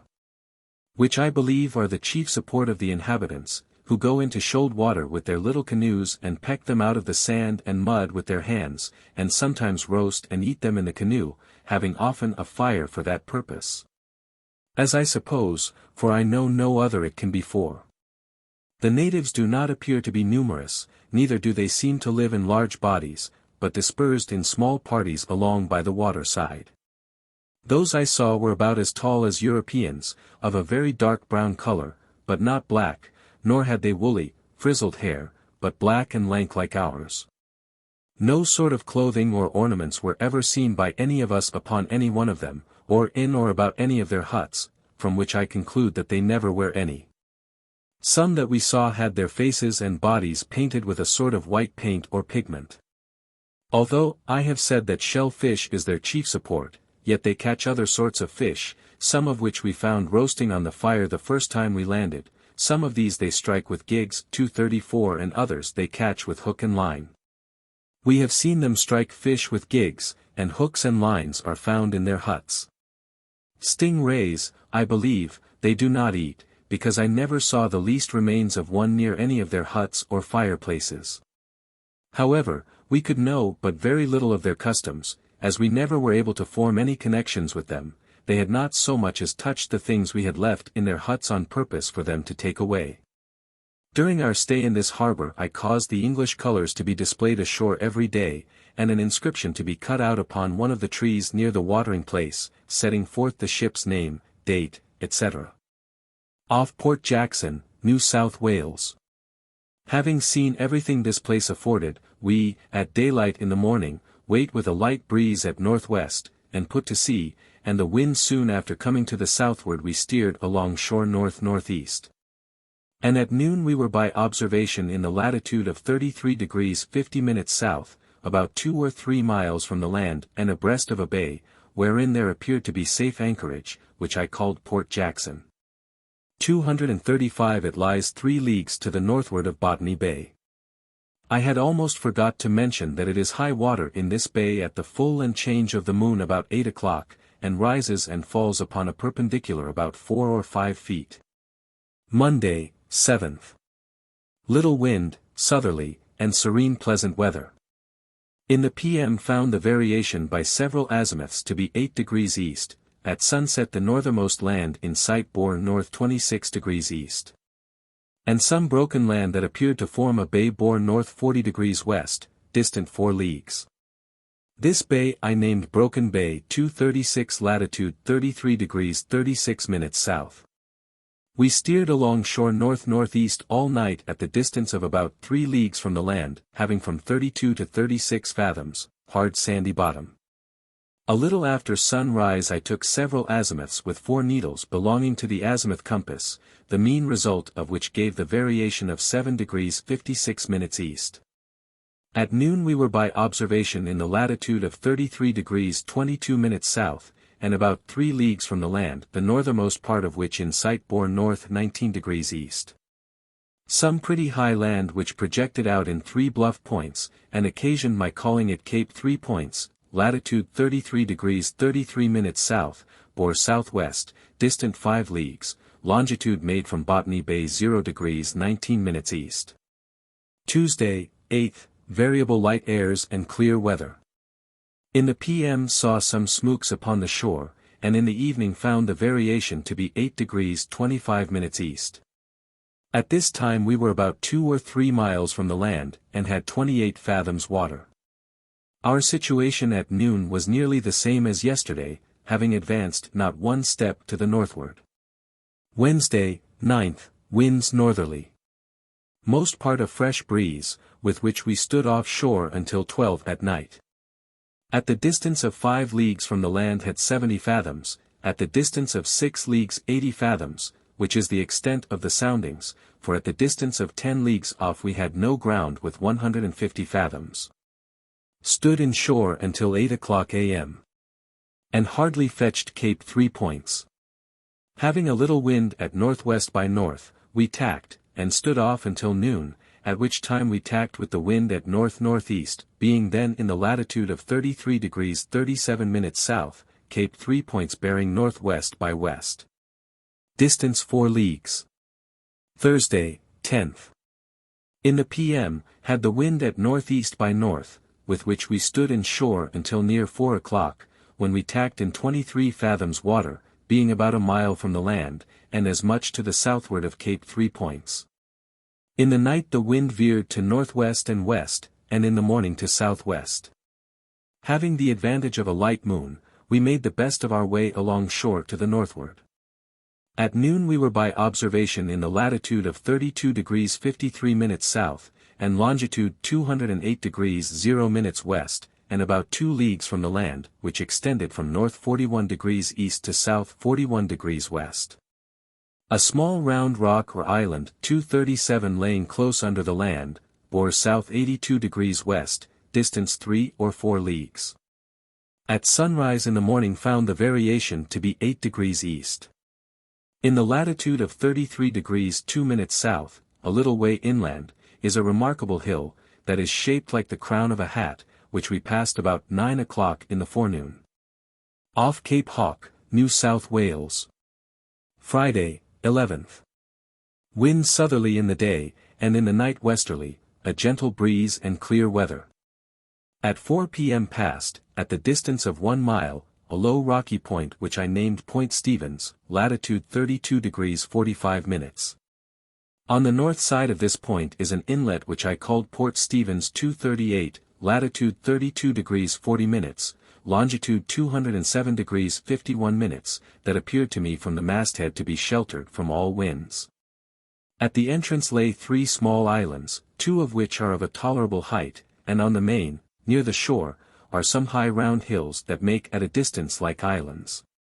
In passing this bay at the distance of 2 or 3 miles from the shore our soundings were from 33 to 27 fathoms, from which I conjectured that there must be a sufficient depth of water for shipping in the bay. We saw several smokes a little way in the country upon the flat land. By this I did suppose that there were lagoons which afforded subsistence for the natives, such as shellfish, etc., for we as yet know nothing else they have to live upon.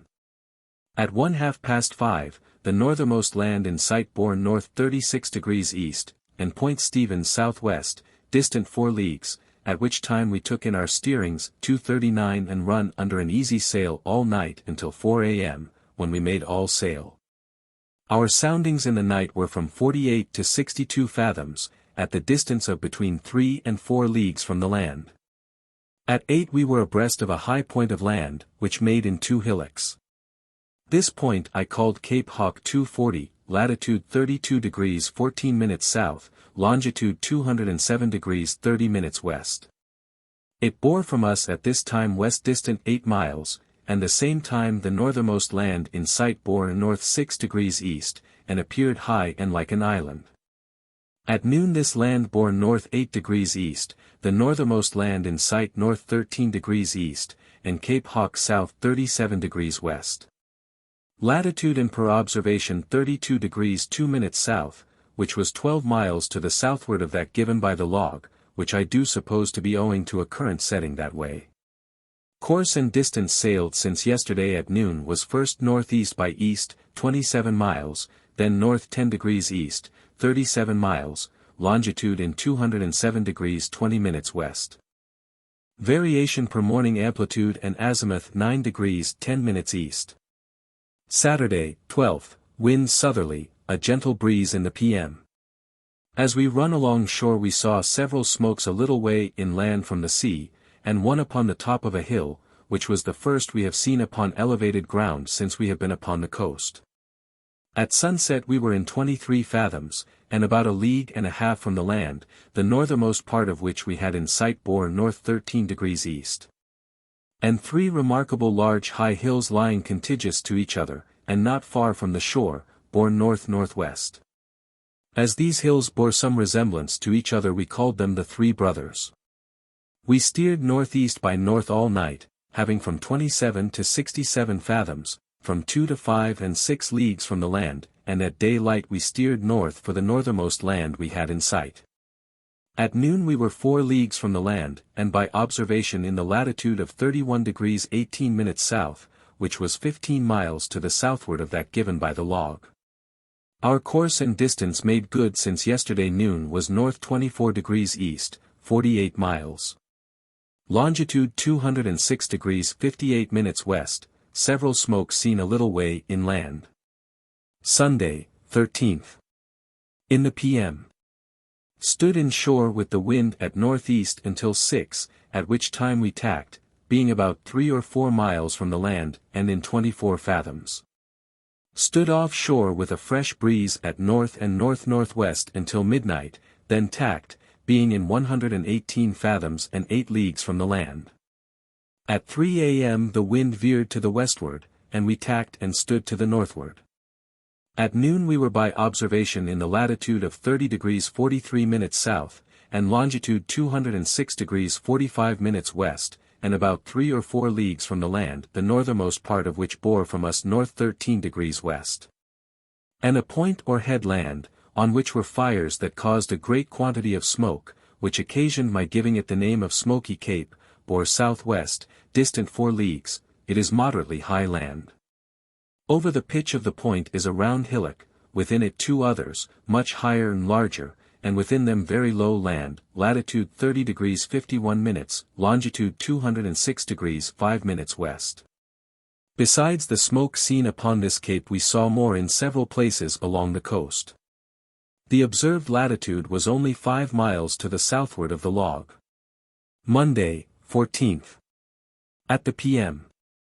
It fell calm, and continued so about an hour, when a breeze sprung up at northeast, with which we stood in shore until 6 o'clock, when, being in 30 fathoms and 3 or 4 miles from the land we tacked, having the wind at north-northwest. At this time Smoky Cape bore south 3/4 degrees west, distant about 5 leagues, and the northernmost land in sight north 1/4 degrees east. At 8 we made a trip in shore for an hour. After this the wind came off shore, with which we stood along shore to the northward, having from 30 to 21 fathoms, at the distance of 4 or 5 miles from the land. At 5 a.m. the wind veered to north, and blowed a fresh breeze, attended with squalls and dark cloudy weather. At 8 it began to thunder and rain, which lasted about an hour, and then fell calm, which gave us an opportunity to sound, and found 86 fathoms, being about 4 or 5 leagues from the land. After this we got the wind southerly, a fresh breeze and fair weather, and we steered north by west for the northernmost land we had in sight. At noon we were about 4 leagues from the land, and by observation in the latitude of 30 degrees 22 minutes south, which was 9 miles to the southward of that given by the log. Longitude in 206 degrees 39 minutes west, and course and distance made good since yesterday noon north 16 degrees east, 22 miles, some tolerable high land near the shore bore west. As I have not mentioned the aspect of the country since we left Botany Bay, I shall now describe it as it hath at different times appeared to us. As we have advanced to the northward the land hath increased in height, in so much that in this latitude it may be called a hilly country. But between this and Botany Bay it is diversified with an agreeable variety of hills, ridges, and valleys, and large plains all clothed with wood, which to all appearance is the same as I have before mentioned.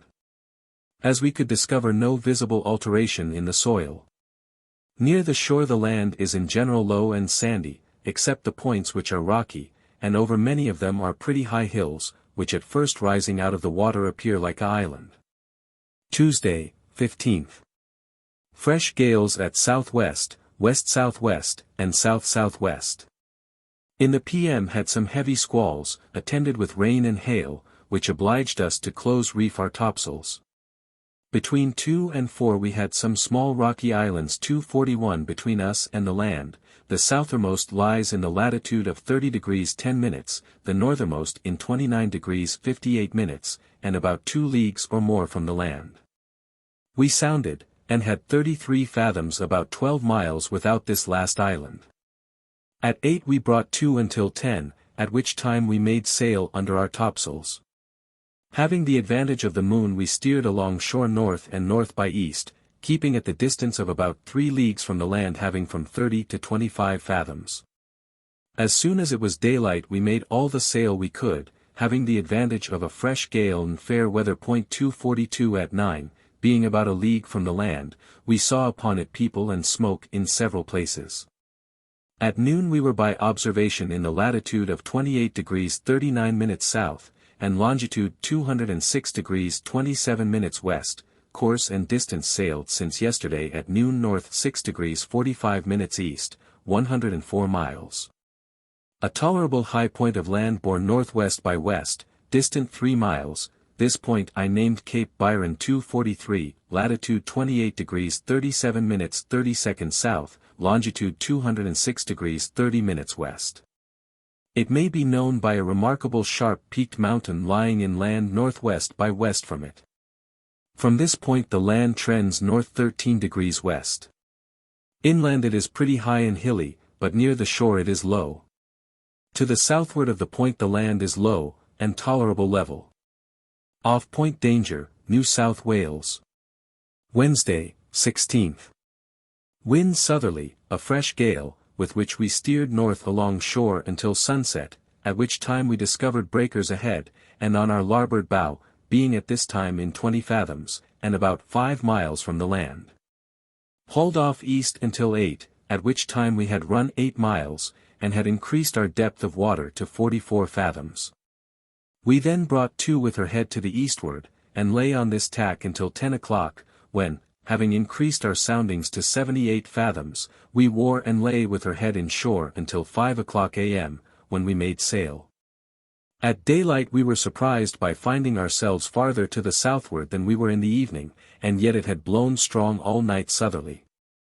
We now saw the breakers again within us, which we passed at the distance of about 1 league. They lay in the latitude of 28 degrees 8 minutes south, and stretch off east 2 leagues from a point under which is a small island. Their situation may always be found by the peaked mountain before mentioned, which bears southwest by west from them, and on their account I have named it Mount Warning. It lies 7 or 8 leagues inland in the latitude of 28 degrees 22 minutes south. The land is high and hilly about it, but it is conspicuous enough to be distinguished from everything else. The point off which these shoals lay I have named Point Danger, 244 to the northward of it the land, which is low, trends northwest by north. But we soon found that it did not keep that direction long before it turned again to the northward. At noon we were about 2 leagues from the land, and by observation in the latitude of 27 degrees 46 minutes, which was 17 miles to the southward of the log, longitude 206 degrees 26 minutes west. Mount Warning bore south 20 degrees west, distant 14 leagues, the northernmost land in sight bore north.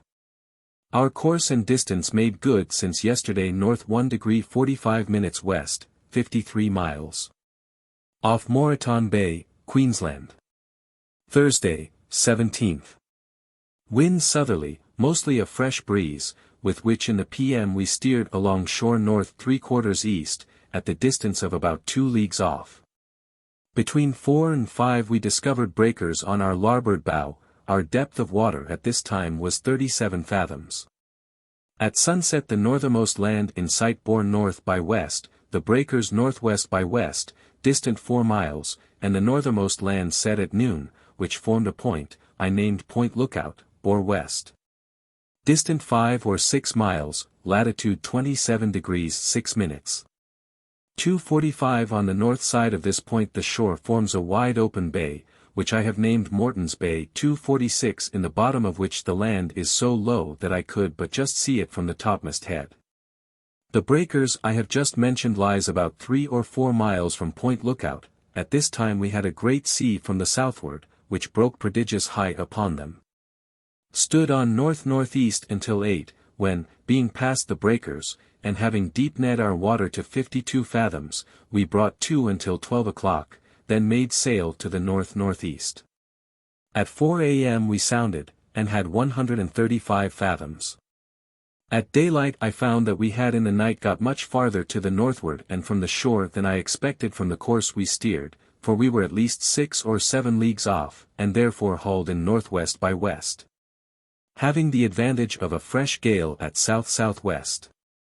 The northernmost land seen last night bore from us at this time south-southwest, distant 6 leagues. This land I named Cape Morton, it being the north point of the bay of the same name, latitude 26 degrees 56 minutes south, longitude 206 degrees 28 minutes. From Cape Morton the land trends away west, further than we could see, for there is a small space where we could see no land. Some on board were of opinion that there is a river there because the sea looked paler than usual. Upon sounding we found 34 fathoms fine white sandy bottom, which alone is sufficient change, the apparent color of sea water, without the assistance of rivers. The land need only to be low here, as it is in 1,000 other places upon the coast, to have made it impossible for us to have seen it at the distance we were off.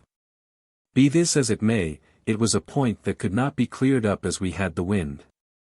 But should any one be desirous of doing it that may come after me, this place may always be found by 3 hills which lay to the northward of it in the latitude of 26 degrees 53 minutes south.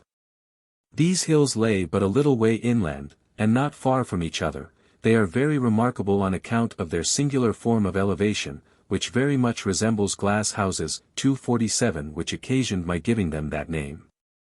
The northernmost of the 3 is the highest and largest. There are likewise several other peaked hills inland to the northward of these, but they are not near so remarkable. At noon we were by observation in the latitude of 26 degrees 28 minutes south, which was 10 miles to the northward of the log, a circumstance that hath not happened since we have been upon the coast before.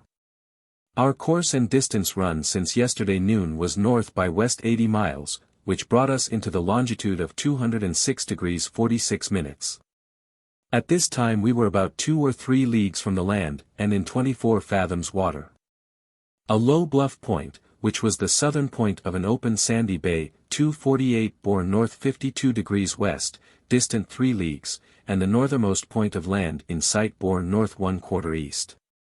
Several smokes seen today, and some pretty far inland. Friday, 18th. In steering along shore at the distance of 2 leagues off our soundings was from 24 to 32 fathoms sandy bottom. At 6 p.m. the north point set at noon bore north 1/4 west, distant 4 leagues. At 10 it bore northwest by west 1/2 west, and as we had seen no land to the northward of it we brought to, not knowing which way to steer, having at this time but little wind, and continued so for the most part of the night. At 2 p.m. we made sail with the wind at southwest, and at daylight saw the land extending as far as north 3/4 east. The point set last night bore southwest by west, distant 3 or 4 leagues. I have named it Double Island Point, on account of its figure, latitude 25 degrees 58 minutes south, longitude 206 degrees 48 minutes west. The land within this point is of a moderate and pretty equal height, but the point itself is of such an unequal height that it looks like two small islands laying under the land. It likewise may be known by the white cliffs on the north side of it. Here the land trends to the northwest, and forms a large open bay, 249 in the bottom of which the land appeared to be very low, in so much that we could but just see it from the deck. In crossing the mouth of this bay our depth of water was from 30 to 32 fathoms, a white sandy bottom. At noon we were about 3 leagues from the land, and in the latitude of 25 degrees 34 minutes south, longitude 206 degrees 45 minutes west. Double Island Point bore south 3/4 west, and the northernmost land in sight north 3/4 east. The land hereabouts, which is of a moderate height, appears more barren than any we have yet seen on this coast, and the soil more sandy, there being several large places where nothing else is to be seen. In other places the woods look to be low and shrubby, nor did we see many signs of inhabitants. Saturday, 19th. In the p.m. had variable light airs, and calms, in the night had a light breeze from the land, which in the a.m. veered to southwest and south-southwest. In the evening found the variation to be 8 degrees 36 minutes east, and in the morning 8 degrees 20 minutes.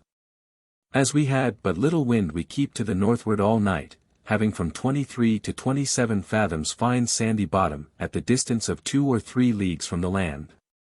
At noon we were about 4 miles from it, and by observation in the latitude of 25 degrees 4 minutes, and in this situation had but 13 fathoms, the northernmost land in sight bore north 21 degrees west, distant 8 miles.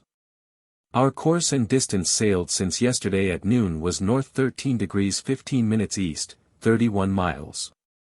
Off Sandy Cape, Queensland.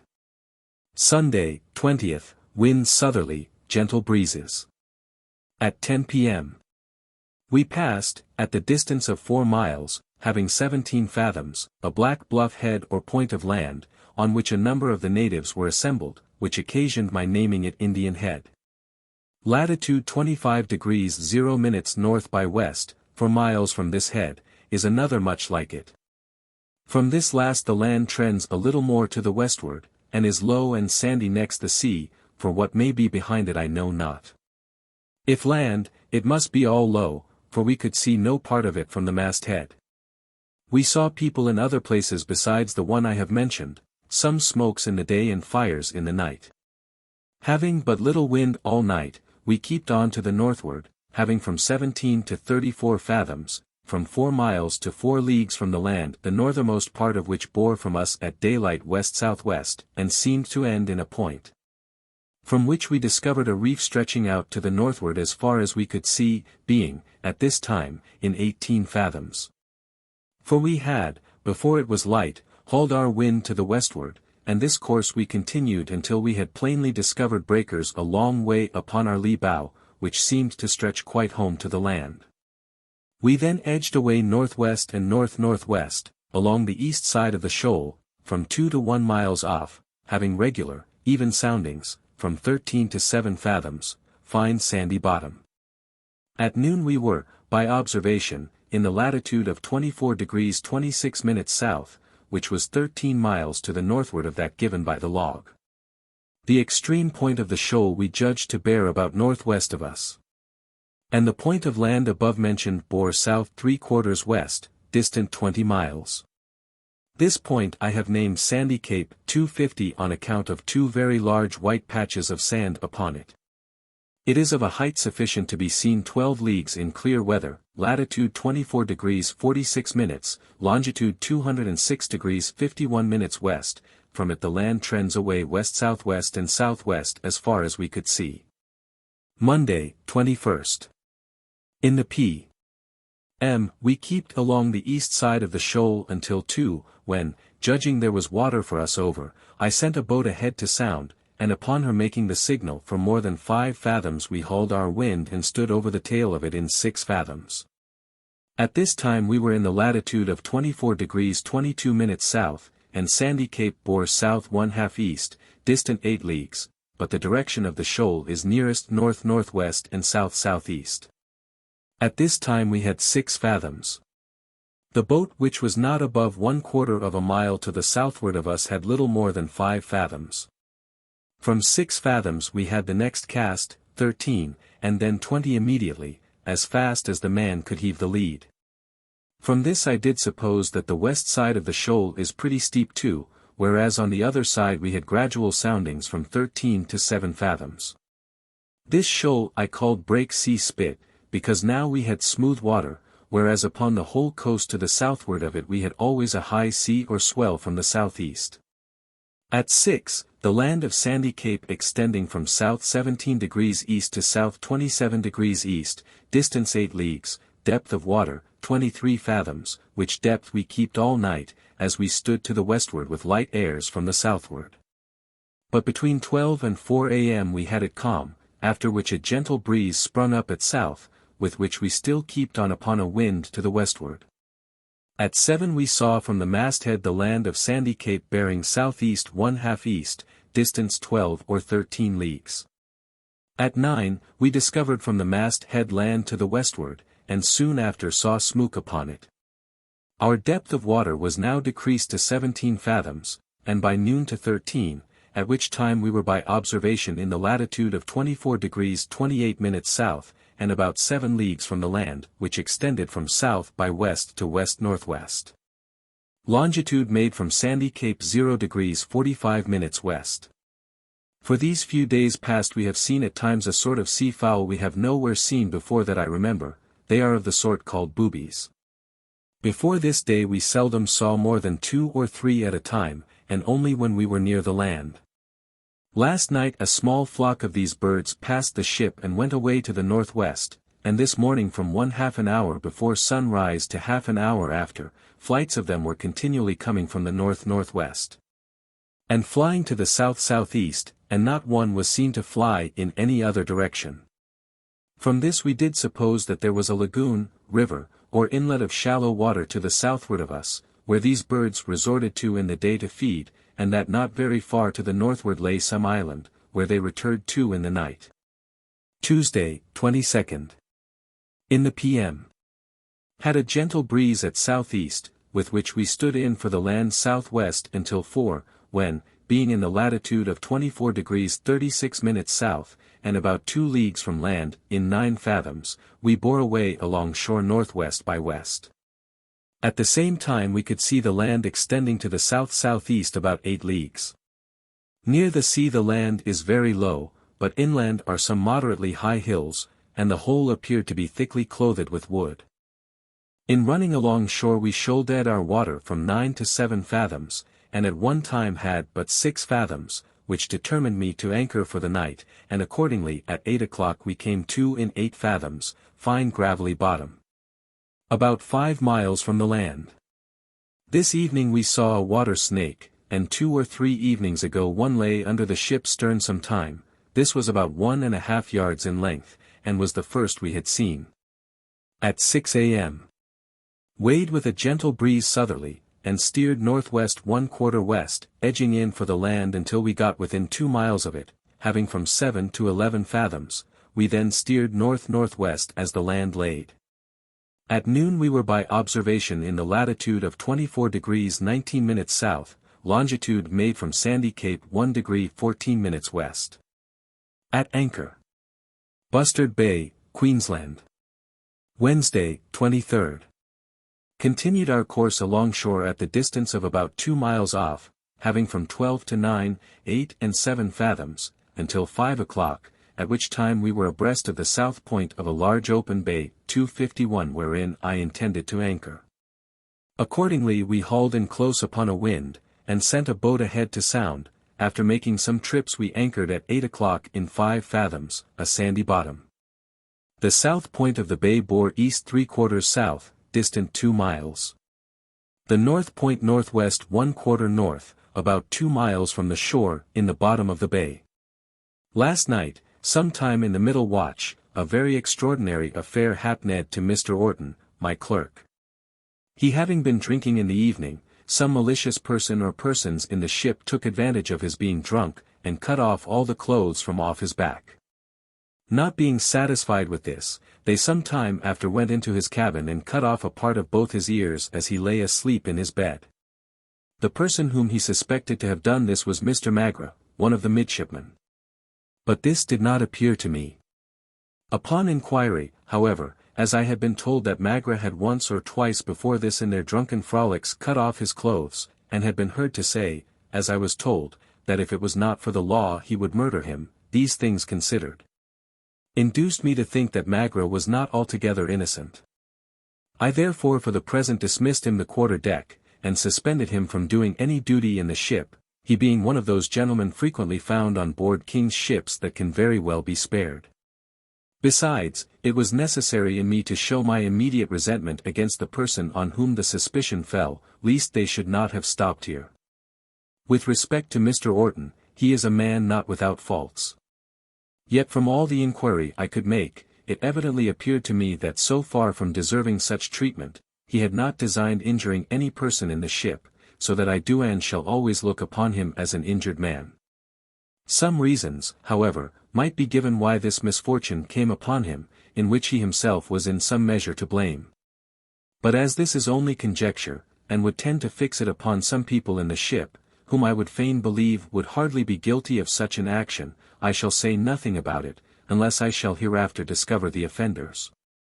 Which I shall take every method in my power to do, for I look upon such proceedings as highly dangerous in such voyages as this, and the greatest insult that could be offered to my authority in this ship. As I have always been ready to hear and redress every complaint that have been made against any person in the ship. 252. In the a.m. I went ashore with a party of men in order to examine the country, accompanied by Mr. Banks and the other gentlemen. We landed a little within the south point of the bay, where there is a channel leading into a large lagoon. The first thing that I did was to sound and examine the channel, in which I found 3 fathoms, until I got about a mile up it, where I met with a shoal, whereon was little more than 1 fathom, being over this I had 3 fathoms again. The entrance into this channel lies close to the south point of this bay, being formed on the east by the shore, and on the west by a large spit of sand. It is about 1/4 of a mile broad, and lies in south by west. Here is room for a few ships to lay very secure, and a small stream of fresh water. After this I made a little excursion into the woods while some hands made 3 or 4 hauls with the shawn, but caught not above a dozen very small fish.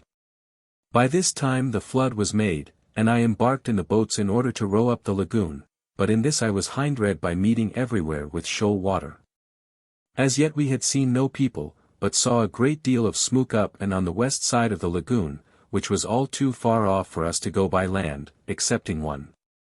This we went to and found 10 small fires in a very small compass, and some cockle shells laying by them, but the people were gone. On the windward or south side of one of the fires was stuck up a little bark about 1.5 feet high, and some few pieces lay about in other places.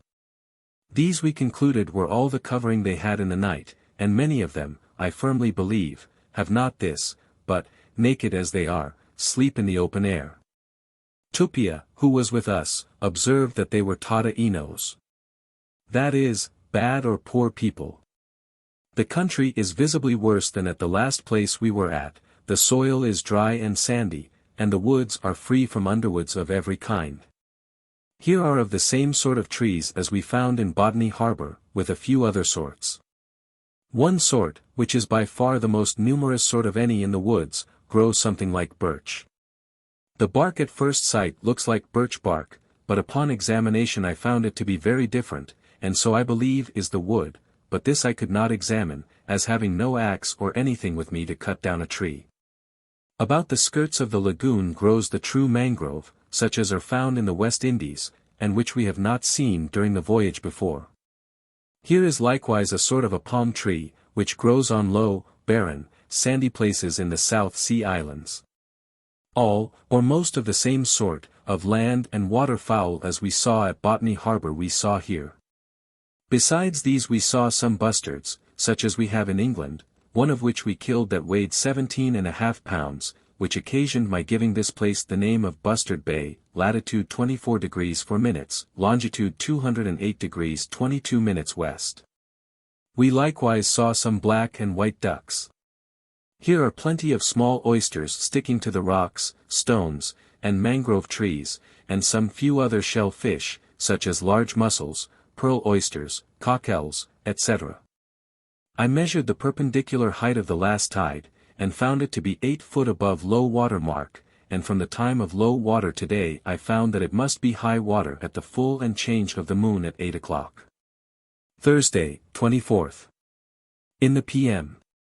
I was employed ashore in the transactions before related. At 4 a.m. we weighed with a gentle breeze at south, and made sail out of the bay. In standing out our soundings were from 5 to 15 fathoms. When in this last depth we were abreast of the north point, and being daylight we discovered breakers stretching out from it about north-northeast, 2 or 3 miles, at the outermost point of them is a rock just above water. In passing these rocks at the distance of 1/2 a mile we had from 15 to 20 fathoms, being past them, we hauled along shore west-northwest for the farthest land we had in sight. At noon we were by observation in the latitude of 23 degrees 52 minutes south, the north part of Bustard Bay bore south 62 degrees east, distance 10 miles, and the northernmost land in sight north 60 degrees west. Longitude in 208 degrees 37 minutes west, distance from the nearest shore 6 miles, in this situation had 14 fathoms water. Off Cape Capricorn, Queensland. Friday, 25th. In the p.m. Had it calm until 5, when a light breeze sprung up at southeast, and we steered northwest as the land lay until 10, then brought to, having had all along 14 and 15 fathoms. At 5 a.m. we made sail. At daylight the northernmost point of the main bore north 70 degrees west, and soon after we saw more land making like islands, bearing northwest by north. At 9 we were abreast of the point, distant from it 1 mile, depth of water 14 fathoms. I found this point to lay directly under the Tropic of Capricorn, and for that reason call it by that name. Longitude 209 degrees 0 minutes west. It is of a moderate height, and looks white and barren, and may be known by some islands which lie to the northwest of it, and some small rocks 1 league southeast from it. On the west side of the cape there appeared to be a lagoon. On the 2 spits which form the entrance were a great number of pelicans, at least, so I call them. The most northernmost land we could see bore from Cape Capricorn north 24 degrees west, and appeared to be an island. 253 but the main land trended west by north 1/2 north, which course we steered, having from 15 to 16 fathoms and from 6 to 9, a hard sandy bottom. At noon our latitude by observation was 23 degrees 24 minutes south. Cape Capricorn bore south 60 degrees east, distance 2 leagues, a small island north by east 2 miles. In this situation had 9 fathoms at the distance of 4 miles from the main land, which is here low and sandy next the sea, except the points which are moderately high and rocky. Inland the country is hilly, and affords but a very indifferent prospect. 254. Saturday, 26th. In the p.m. Light breezes at east-southeast, with which we stood to the northwest until 4 o'clock, when it fell calm, and soon after we anchored in 12 fathoms. Cape Capricorn bearing south 54 degrees east, distant 4 leagues, having the main land and islands in a manner all around us. In the night we found the tide to rise and fall near 7 feet, and the flood to set to the westward and ebb to the eastward. Which is quite the reverse to what we found it when at anchor to the eastward of Bustard Bay. At 6 a.m. we weighed with the wind at south, a gentle breeze, and stood away to the northwest, between the outermost range of islands 255 and the main land, leaving several small islands between us and the latter, which we passed close by. Our soundings was a little irregular, from 12 to 4 fathoms, which caused me to send a boat ahead to sound. At noon we were about 3 miles from the main, about the same distance from the islands without us. Our latitude by observation was 23 degrees 7 minutes south, and longitude made from Cape Capricorn 18 miles west. The main land in this latitude is tolerable high and mountainous. And the islands which lay off it are the most of them pretty high and of a small circuit, and have more the appearance of barrenness than fertility. We saw smooks a good way inland, which makes me think there must be a river, lagoon, or inlet, into the country, and we passed 2 places that had the appearance of such this morning. But our depth of water at that time was too little to haul in for them, where I might expect to meet with less. Sunday, 27th. We had not stood on to the northward quite an hour before we fell into 3 fathoms, upon which I anchored, and sent away the master with 2 boats to sound the Chanel, which lay to leeward of us between the northernmost island and the main land, which appeared to me to be pretty broad. But I suspected that it was shoal, and so it was found, for the master reported to me upon his return that he found in many places only 2½ fathoms, and where we lay at anchor we had only 16 feet, which was not 2 feet more than the ship drew. 2:56 in the evening the wind veered to east-northeast, which gave us an opportunity to stretch 3 or 4 miles back the way we came before the wind shifted to south, and obliged us again to anchor in 6 fathoms. At 5 o'clock in the a.m. I sent away the master with 2 boats to search for a passage out between the islands, while the ship got under sail. As soon as it was light the signal was made by the boats of their having found a passage, upon which we hoisted in the boats, and made sail to the northward as the land lay, soundings from 9 to 15 fathoms, having still some small islands without us. 2:57 at noon we were about 2 leagues from the mainland, and by observation in the latitude of 22 degrees 53 minutes south, longitude made from Cape Capricorn 0 degrees 20 minutes west. At this time the northernmost point of land we had in sight bore north-northwest, distance 10 miles, this point I named Cape Manyfold, from the number of high hills over it, latitude 22 degrees 43 minutes south. It lies north 20 degrees west, distant 17 leagues from Cape Capricorn. Between them the shore forms a large bay, which I called Keppel Bay, and the islands which lay in and off it are known by the same name. In this bay is good anchorage, where there is a sufficient depth of water. What refreshment it may afford for shipping I know not. 2:58 We caught no fish here, notwithstanding we were at anchor. It can hardly be doubted but what it afforded fresh water in several places, as both mainland and islands are inhabited. We saw smokes by day and fires in the night upon the main, and people upon one of the islands. Off Cape Townsend, Queensland. Monday, 28th, winds at south-southeast, a fresh breeze. At 3 o'clock in the p.m. we passed Cape Manifold, from which the land trends north-northwest. The land of this cape is tolerable high, and riseth in hills directly from the sea. It may be known by 3 islands laying off it, one near the shore, and the other 2 miles out at sea. The one of these is low and flat, and the other high and round. 2:59 At 6 o'clock we shortened sail and brought to. The northernmost part of the main we had in sight bore northwest, and some islands lying off it bore north 31 degrees west. Our soundings since noon were from 20 to 25 fathoms, and in the night 30 and 34 fathoms. At daylight we made sail, Cape Manifold bearing south by east, distance 8 leagues, and the island set last night in the same directions, distance from us 4 miles.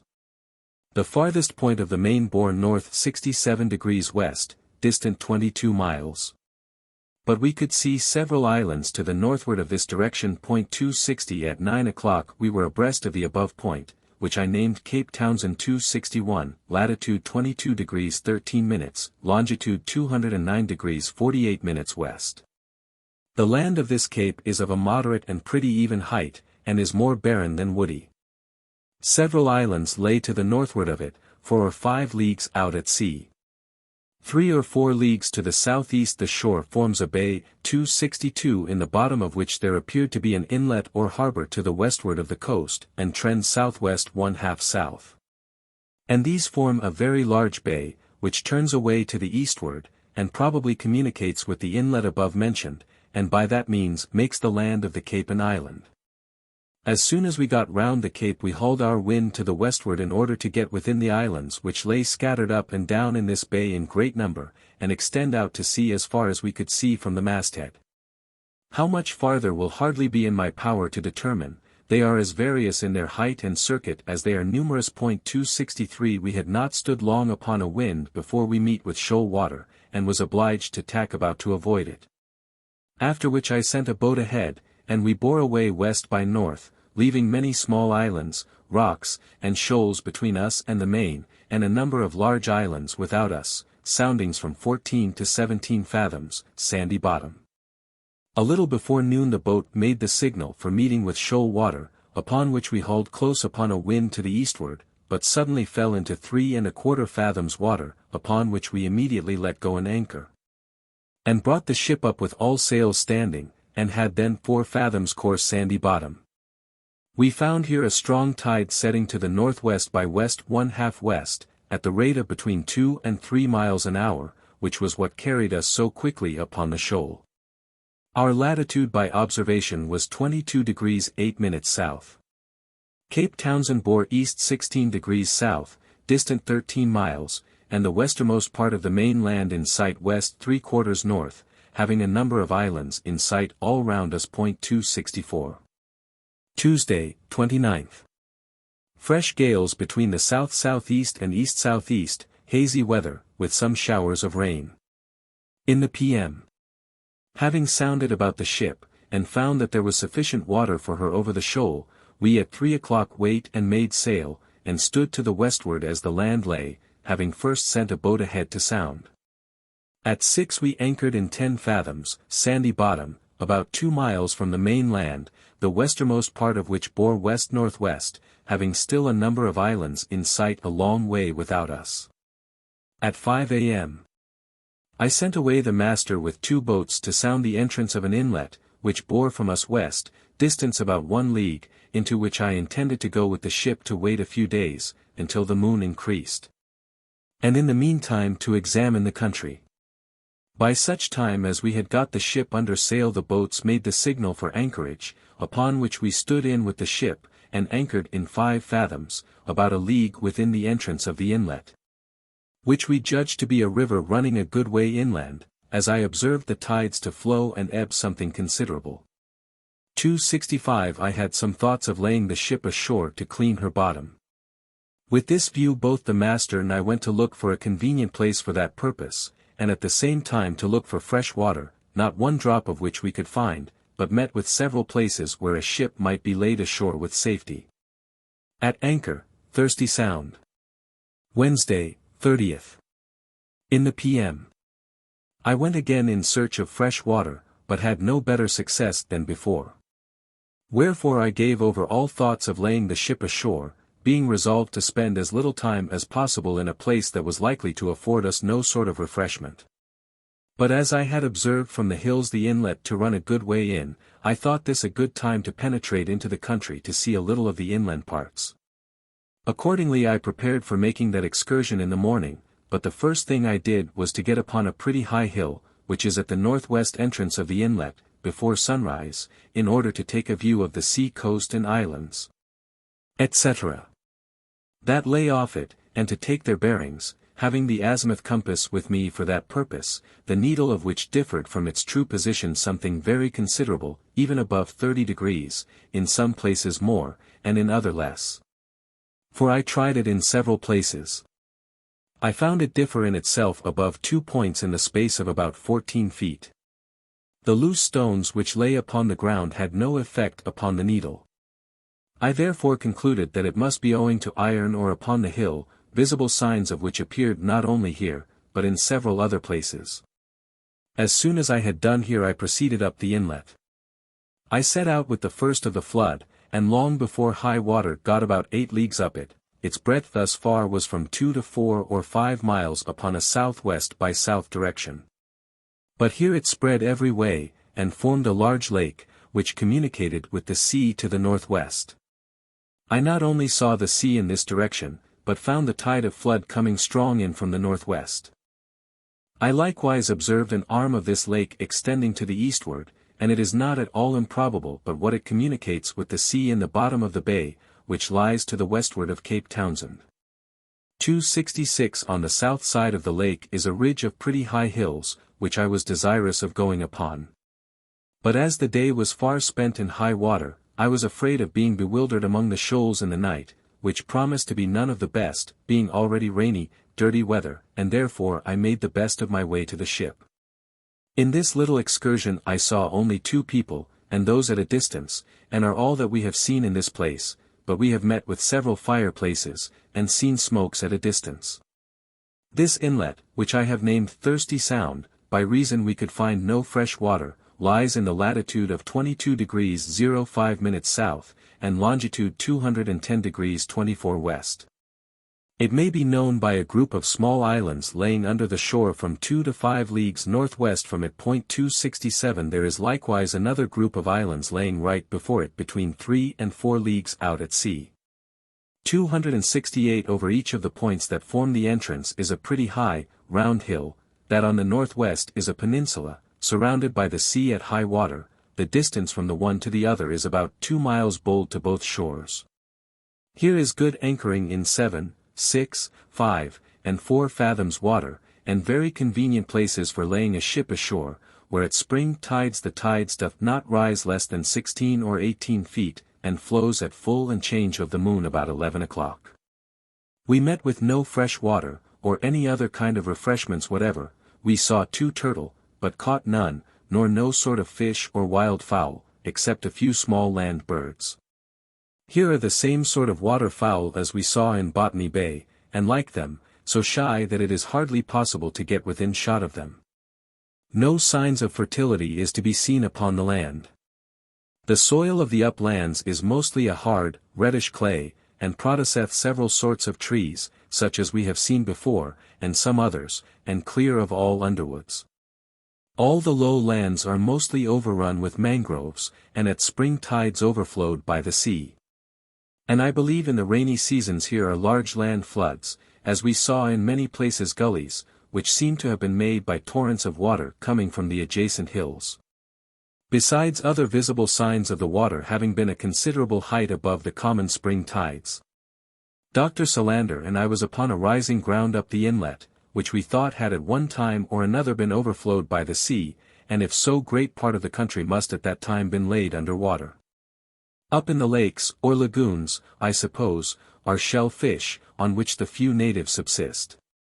We found oysters sticking to most of the rocks upon the shore, which were so small, as not to be worth the picking off. 269. Thursday, 31st. Wind southerly in southeast, dark, hazy weather, with rain. In the p.m., finding no one inducement to stay longer in this place, we at 6 a.m. weighed and put to sea, and stood to the northwest, having the advantage of a fresh breeze at south-southeast. We kept without the group of islands which lay in shore, and to the northwest of Thirsty Sound, as there appeared to be no safe passage between them and the main.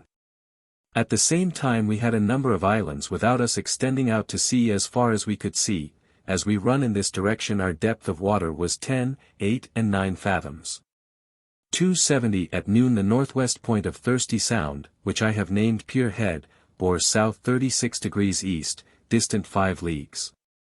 The east point of the other inlet, which communicates with the former, as I have before mentioned, bore south by west, distance 2.5 leagues, the group of islands above mentioned laying between us and the point.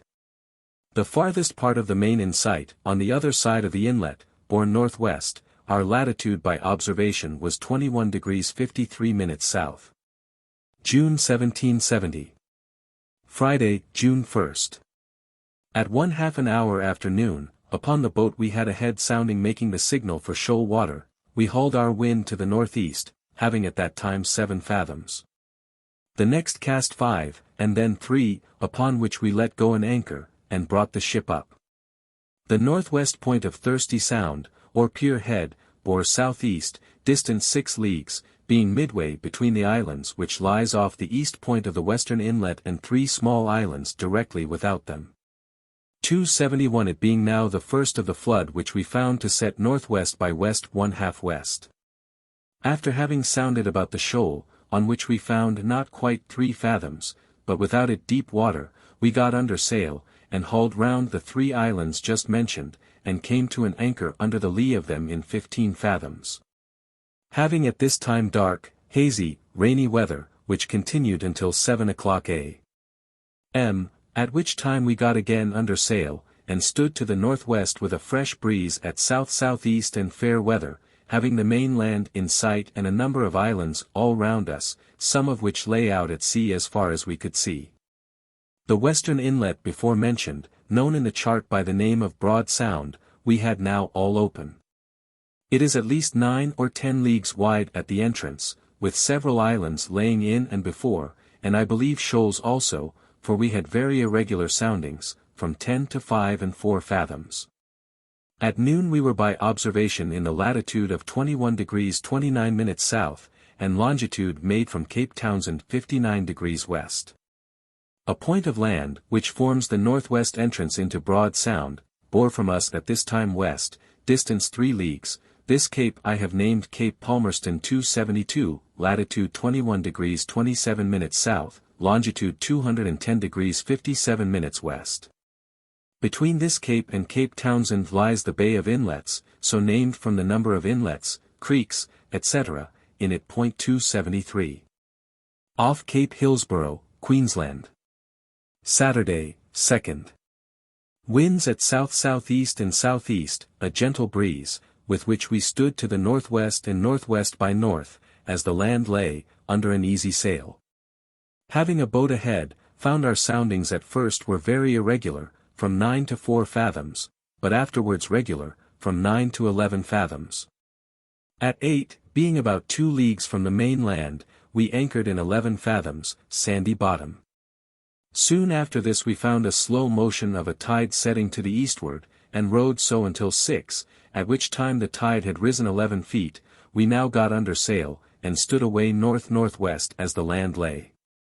From the observations made on the tide last night it is plain that the flood comes from the northwest, whereas yesterday and for several days before we found it to come from the southeast.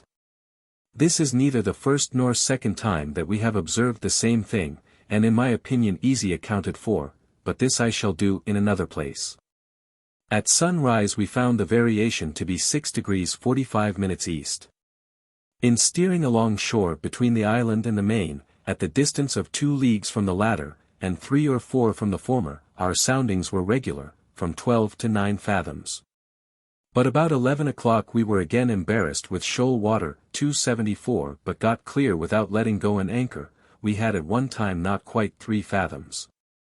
At noon we were about 2 leagues from the mainland, and about 4 from the islands without us. Our latitude by observation was 20 degrees 56 minutes south, longitude made from Cape Palmerston 16 degrees west, a pretty high promontory, which I named Cape Hillsborough, 275 bore west 1/2 north, distant 7 miles. The mainland is here pretty much diversified with mountains, hills, plains, and valleys, and seem to be tolerably clothed with wood and verdure.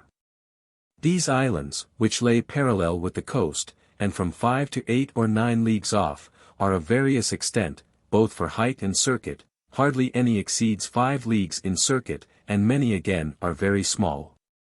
276 Besides the chain of islands, which lay at a distance from the coast, there are other small ones laying under the land. Some few smokes were seen on the mainland. Sunday, 3rd, winds between the south by east and southeast. A gentle breeze and clear weather. In the PM we steered along shore northwest 1/2 west, at the distance of 2 leagues from the main, having 9 and 10 fathoms regular soundings. At sunset the furthest point of the mainland that we could distinguish as such bore north 48 degrees west, to the northward of this lay some high land, which I took to be an island, the northwest point of which bore north 41 degrees west. But as I was not sure that there was a passage this way, we at 8 came to an anchor in 10 fathoms, muddy bottom. 2 hours after this we had a tide setting to the northward, and at 2 o'clock it had fallen 9 feet since the time we anchored. After this the tide began to rise, and the flood came from the northward, which was from the islands out at sea, and plainly indicated that there was no passage to the northwest. But as this did not appear at daylight when we got under sail, and stood away to the northwest until 8, at this time we discovered low land, quite across what we took for an opening between the main and the islands. which proved to be a bay about 5 or 6 leagues deep. Upon this we hauled our wind to the eastward round the northernmost point of the bay, which bore from us at this time northeast by north, distance 4 leagues. From this point we found the main land trend away north by west 1/2 west, and a strait or passage between it and a large island 277 or islands laying in a parallel direction with the coast. This passage we stood into, having the tide of ebb in our favor. At noon we were just within the entrance, and by observation in the latitude of 20 degrees 26 minutes south. Cape Hillsborough bore south by east, distant 10 leagues, and the north point of the bay before mentioned bore south 19 degrees west, distance 4 miles. This point I have named Cape Conway 278, latitude 20 degrees 30 minutes, longitude 211 degrees 28 minutes, and the bay, Repulse Bay, which is formed by these two capes. The greatest and least depth of water we found in it was 13 and 8 fathoms. Everywhere safe anchoring, and I believe, was it properly examined, there would be found some good harbour in it, especially on the north side within Cape Conway, for just within the cape lay 2 or 3 small islands, which alone would shelter that side of the bay from the southeast and southerly winds, which seem to be the prevailing or trade winds.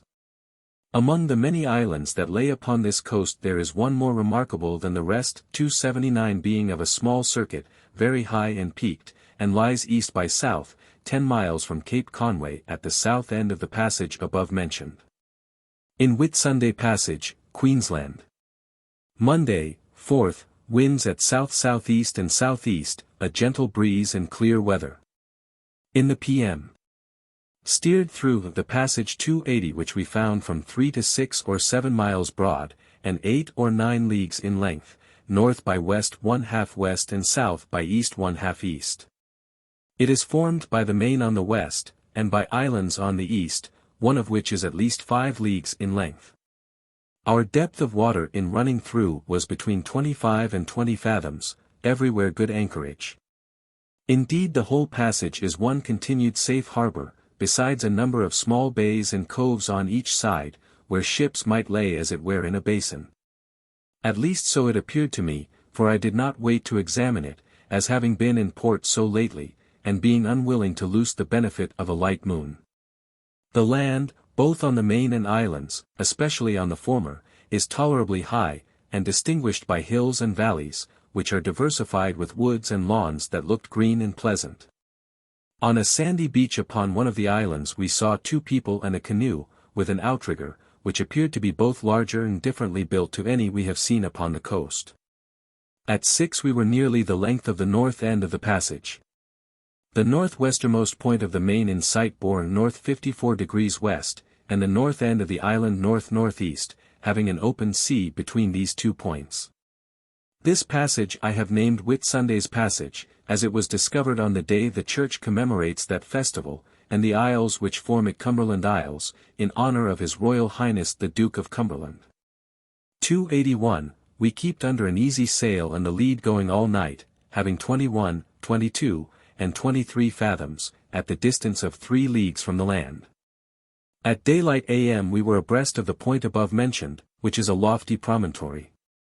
That I named Cape Gloucester 282, latitude 19 degrees 57 minutes south, longitude 211 degrees 54 minutes west. It may be known by an island which lies out at sea north by west 1/2 west, 5 or 6 leagues from it, this I called Holborn Isle. 283 There are also islands laying under the land between it and Whitsunday's Passage. On the west side of the cape the land trends away southwest and south-southwest, and forms a deep bay. The sand in the bottom of this bay I could but just see from the masthead, it is very low, and is a continuation of the same low land as is at the bottom of Repulse Bay. Without waiting to look into this bay, which I called Edgecombe Bay, 284 we continued our course to the westward for the westernmost land we had in sight which bore from us west by north 1/2 north, and appeared very high. At noon we were about 3 leagues from the land, and by observation in the latitude of 19 degrees 47 minutes south, Cape Gloucester bearing south 63 degrees east, distant 7 1/2 leagues. Tuesday, 5th. Winds between the south and east, a gentle breeze, and serene weather.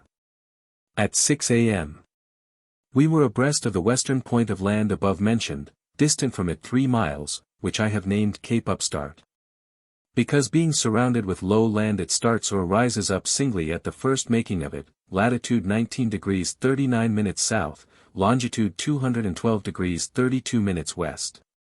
It lies west-northwest 14 leagues from Cape Gloucester, and is of a height sufficient to be seen 12 leagues. But it is not so much of a promontory as it appears to be, because on each side of it near the sea is very low land, which is not to be seen unless you are pretty well in with the shore.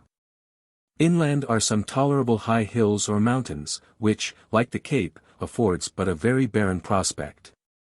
Having passed this cape, we continued standing to the west-northwest as the land lay, under an easy sail, having from 16 to 10 fathoms, until 2 o'clock a.m. When we fell into 7 fathoms, upon which we hauled our wind to the northward, judging ourselves to be very near the land, as so we found, for at daylight we were little more than 2 leagues off. What deceived us was the lowness of the land, which is but very little higher than the surface of the sea, but in the country were some hills. At noon we were in 15 fathoms water, and about 4 leagues from the land. Our latitude by observation was 19 degrees 12 minutes south, Cape Upstart bore 38 degrees 30 minutes east, distant 12 leagues. Course and distance sailed since yesterday noon north 48 degrees 45 minutes, 53 miles. At and before noon some very large smokes were seen rise up out of the low land. At sunrise I found the variation to be 5 degrees 35 minutes easterly, at sunset last night the same needle gave near 9 degrees. This being close under Cape Upstart, I judged that it was owing to iron ore or other magnetical matter lodged in the earth. Off Cleveland Bay, Queensland. Wednesday, 6th. Light airs at east-southeast, with which we steered west-northwest as the land now lay, depth of water 12 and 14 fathoms. At noon we were by observation in the latitude of 19 degrees 1 minute south, longitude made from Cape Gloucester 1 degree 30 minutes west, course and distance sailed since yesterday noon west-northwest, 28 miles.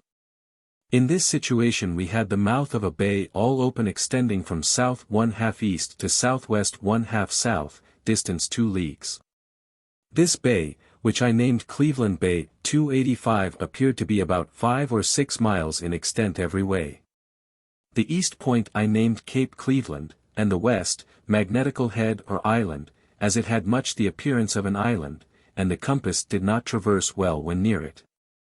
They are both tolerable high, and so is the main land within them, and the whole appeared to have the most rugged, rocky, and barren surface of any we have yet seen.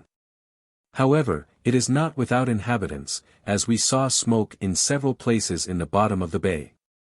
The northernmost land we had in sight at this time bore northwest. This we took to be an island or islands, for we could not trace the main land farther than west by north. Thursday, 7th. Light airs between the south and east, with which we steered west-northwest, keeping the main land on board, the outermost part of which at sunset bore from us west by north, but without this lay high land, which we took to be islands. At daylight am we were the length of the eastern part of this land, which we found to consist of a group of islands 286 laying about 5 leagues from the main. We being at this time between the two, we continued advancing slowly to the northwest until noon, at which time we were by observation in the latitude of 18 degrees 49 minutes, and about 5 leagues from the main land. The northwest part of which bore from us north by west 1/2 west, the island extending from north to east. Distance of the nearest 2 miles. Cape Cleveland bore south 50 degrees east, distant 18 leagues. Our soundings in the course of this day's sail were from 14 to 11 fathoms. Friday, 8th, winds at south-southeast and south. First part light airs, the remainder a gentle breeze. In the PM we saw several large smokes upon the main, some people, canoes, and, as we thought, cocoa nut trees upon one of the islands. And, as a few of these nuts would have been very acceptable to us at this time, I sent Lieutenant Hicks ashore, with whom went Mr. Banks and Dr. Solander, to see what was to be got. In the meantime we kept standing in for the island with the ship. At 7 they returned on board, having met with nothing worth observing. The trees we saw were a small kind of cabbage palms. They heard some of the natives as they were putting off from the shore, but saw none. After the boat was hoisted in we stood away north by west for the northernmost land we had in sight, which we were abreast of at 3 o'clock in the morning, having passed all the islands 3 or 4 hours before. This point I have named Point Hillock 287 on account of its figure. The land of this point is tolerable high, and may be known by a round hillock or rock that appears to be detached from the point, but I believe it joins to it. Between this cape and Cape Cleveland the shore forms a large bay, which I named Halifax Bay, 288 before it lay the groups of islands before mentioned, and some others nearer the shore. These islands shelter the bay in a manner from all winds, in which is good anchorage. The land near the shore in the bottom of the bay is very low and woody. But a little way back in the country is a continued ridge of high land, which appeared to be barren and rocky. Having passed Point Hillock, we continued standing to the north-northwest as the land trended, having the advantage of a light moon. At 6 a.m. we were abreast of a point of land which lies north by west 1/2 west, 11 miles from Point Hillock. The land between them is very high, and of a craggy, barren surface. This point I named Cape Sandwich. 289 It may not only be known by the high, craggy land over it, but by a small island which lies east 1 mile from it, and some others about 2 leagues to the northward of it. From Cape Sandwich the land trends west, and afterwards north, and forms a fine, large bay, which I called Rockingham Bay. 290 It is well sheltered, and affords good anchorage. At least, so it appeared to me, for having met with so little encouragement by going ashore that I would not wait to land or examine it farther, but continued to range along shore to the northward for a parcel of small islands 291 laying off the northern point of the bay, and, finding a channel of a mile broad between the 3 outermost and those nearer the shore, we pushed through. While we did this we saw on one of the nearest islands a number of the natives collected together, who seemed to look very attentively upon the ship. They were quite naked, and of a very dark color, with short hair. At noon we were by observation in the latitude of 17 degrees 59 minutes, and abreast of the north point of Rockingham Bay, which bore from us west 2 miles. This boundary of the bay is formed by a tolerable high island, known in the chart by the name of Dunk Isle. It lays so near the shore as not to be distinguished from it unless you are well in with the land. At this time we were in the longitude of 213 degrees 57 minutes. Cape Sandwich bore south by east 1/2 east, distant 19 miles, and the northernmost land in sight north 1/2 west. Our depth of water in the course of this day's sail was not more than 16, nor less than 7, fathoms. 292. Anchored near Cape Grafton, Queensland. Saturday, 9th. Winds between the south and southeast, a gentle breeze, and clear weather, with which we steered north by west as the land lay, the northern extreme of which at sunset bore north 25 degrees west. We kept on our course under an easy sail all night, having from 12 to 16 fathoms, at the distance of about 3 or 4 leagues from the land. At 6 a.m. we were abreast of some small islands, which we called Franklin Isles, that lay about 2 leagues from the mainland, the northern point of which in sight bore north by west 1/2 west. But this we afterwards found to be an island 293 tolerable high, and about 4 miles in circuit. It lies about 2 miles from the point on the main between which we went with the ship, and were in the middle of the Channel at noon, and by observation in the latitude of 16 degrees 55 minutes, where we had 20 fathoms of water. The point of land we were now abreast of I called Cape Grafton 294, latitude 16 degrees 55 minutes south, longitude 214 degrees 11 minutes west. It is tolerable high, and so is the whole coast for 20 leagues to the southward, and hath a very rocky surface, which is thinly covered with wood. In the night we saw several fires along shore, and a little before noon some people. Sunday, 10th. After hauling round Cape Grafton we found the land trend away northwest by west, 3 miles to the westward of the cape is a bay, wherein we anchored, about 2 miles from the shore, in 4 fathoms, Aussie bottom. The east point of the bay bore south 74 degrees east, the west point south 83 degrees west, and a low green woody island laying in the offing bore north 35 degrees east. The island lies north by east 1/2 east, distance 3 or 4 leagues from Cape Grafton, and is known in the chart by the name of Green Island. As soon as the ship was brought to an anchor I went ashore, accompanied by Mr. Banks and Dr. Solander. The first thing I did was to look for fresh water, and with that view rowed out towards the cape, because in the bottom of the bay was low mangrove land, and little probability of meeting with any there. But the way I went I found 2 small streams, which were difficult to get at on account of the surf and rocks upon the shore. As we came round the cape we saw, in a sandy cove, a small stream of water run over the beach. But here I did not go in the boat because I found that it would not be easy to land.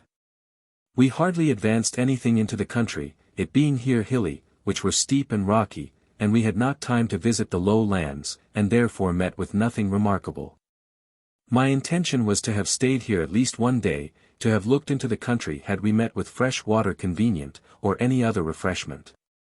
But as we did not, I thought it would be only spending of time, and loosing as much of a light moon to little purpose, and therefore at 12 o'clock at night we weighed and stood away to the northwest, having at this time but little wind, attended with showers of rain. 2:95 at for the breeze freshened at south by east, with fair weather, we continued steering north-northwest 1/2 west as the land lay, having 10, 12, and 14 fathoms, at a distance of 3 leagues from the land.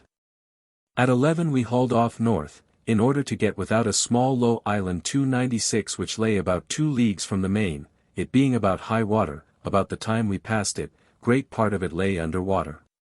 About 3 leagues to the northwestward of this island, close under the main land, is another island, 297 tolerable high, which bore from us at noon north 55 degrees west, distant 7 or 8 miles.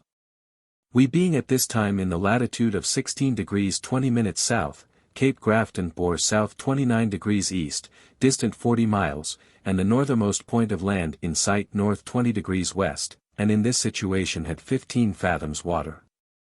The shore between Cape Grafton and the above northern point forms a large but not very deep bay, which I named Trinity Bay, after the day on which it was discovered, the North Point Cape Tribulation, because here began all our troubles.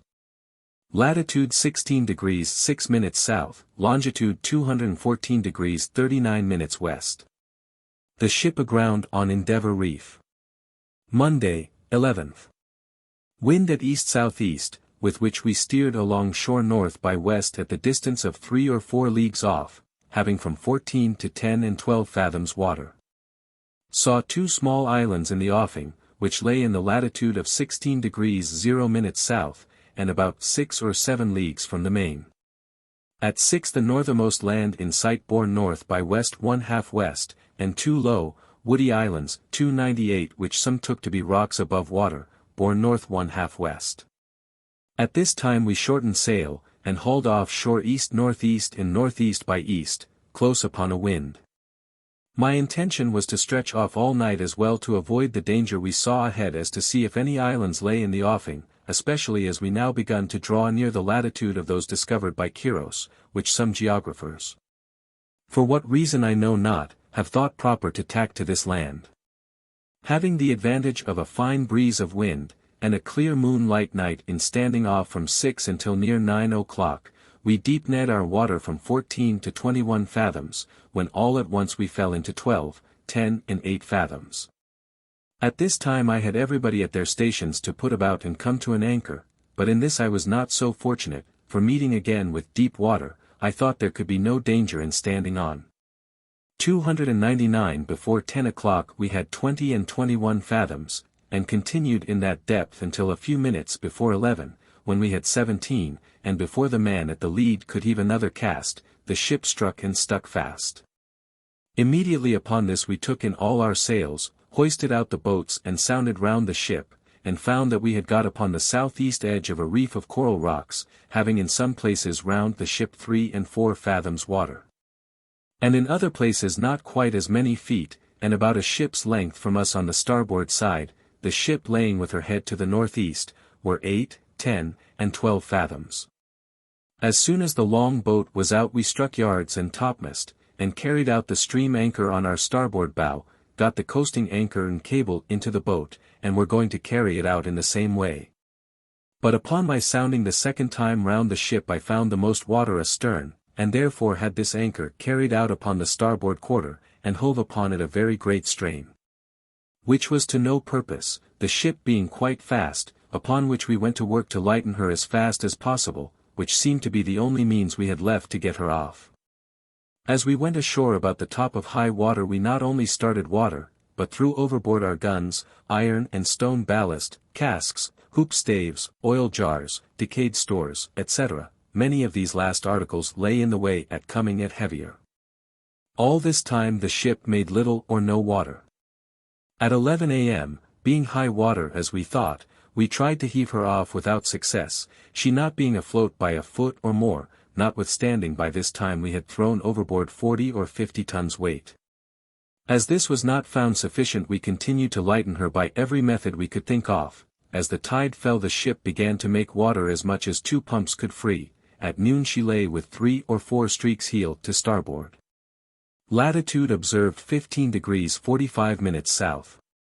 Tuesday, 12th, fortunately we had little wind, fine weather, and a smooth sea, all this 24 hours, which in the p.m. gave us an opportunity to carry out the 2 bower anchors, one on the starboard quarter, and the other right astern, got blocks and tackles upon the cables, brought the falls in abaft and hove taut. By this time it was 5 o'clock p.m. The tide we observed now begun to rise, and the leak increased upon us, which obliged us to set the 3rd pump to work, as we should have done the 4th also, but could not make it work. At 9 the ship righted, and the leak gained upon the pumps considerably. This was an alarming and, I may say, terrible circumstance, and threatened immediate destruction to us. However, I resolved to risk all, and heave her off in case it was practical, and accordingly turned as many hands to the capstan and windlass as could be spared from the pumps. And about 20 minutes past 10 o'clock the ship floated, and we hove her into deep water, having at this time 3 feet 9 inches water in the hold. This done I sent the long boat to take up the stream anchor, got the anchor, but lost the cable among the rocks. After this turned all hands to the pumps, the leak increasing upon us. A mistake soon after happened, which for the first time caused fear to approach upon every man in the ship. The man that attended the well took the depth of water above the ceiling. He, being relieved by another who did not know in what manner the former had sounded, took the depth of water from the outside plank, the difference being 16 or 18 inches. And made it appear that the leak had gained this upon the pumps in a short time. This mistake was no sooner cleared up than it acted upon every man like a charm. They redoubled their vigor, insomuch that before 8 o'clock in the morning they gained considerably upon the leak. 300 we now hove up the best bower, but found it impossible to save the small bower, so cut it away at a whole cable. Got up the 4 topmast and foreyard, warped the ship to the southeast, and at 11 got under sail, and stood in for the land, with a light breeze at east-southeast. Some hands employed sewing oakum, wool, etc. into a lower steering sail to fother the ship, others employed at the pumps, which still gained upon the leak. Fothering the ship. Wednesday, 13th. In the p.m. had light airs at east-southeast, with which we kept edging in for the land. Got up the maintopmast and mainyard, and having got the sail ready for fothering of the ship, we put it over under the starboard 4 chains, where we suspected the ship had suffered most, and soon after the leak decreased. So as to be kept clear with 1 pump with ease. This fortunate circumstance gave new life to every one on board. It is much easier to conceive than to describe the satisfaction felt by everybody on this occasion. But a few minutes before our utmost wishes were to get hold of some place upon the main, or an island, to run the ship ashore, where out of her materials we might build a vessel to carry us to the East Indies. No sooner were we made sensible that the outward application to the ship's bottom had taken effect, than the field of every man's hopes enlarged, so that we thought of nothing but ranging along shore in search of a harbor. When we could repair the damages we had sustained. 301 In justice to the ship's company, I must say that no men ever behaved better than they have done on this occasion. Animated by the behavior of every gentleman on board, every man seemed to have a just sense of the danger we were in, and exerted himself to the very utmost. The ledge of rocks, or shoal, we have been upon, lies in the latitude of 15 degrees 45 minutes, and about 6 or 7 leagues from the main land. But this is not the only shoal that lay upon this part of the coast, especially to the northward, and one which we saw to the southward, the tail of which we passed over when we had the uneven soundings 2 hours before we struck. A part of this shoal is always above water, and looks to be white sand.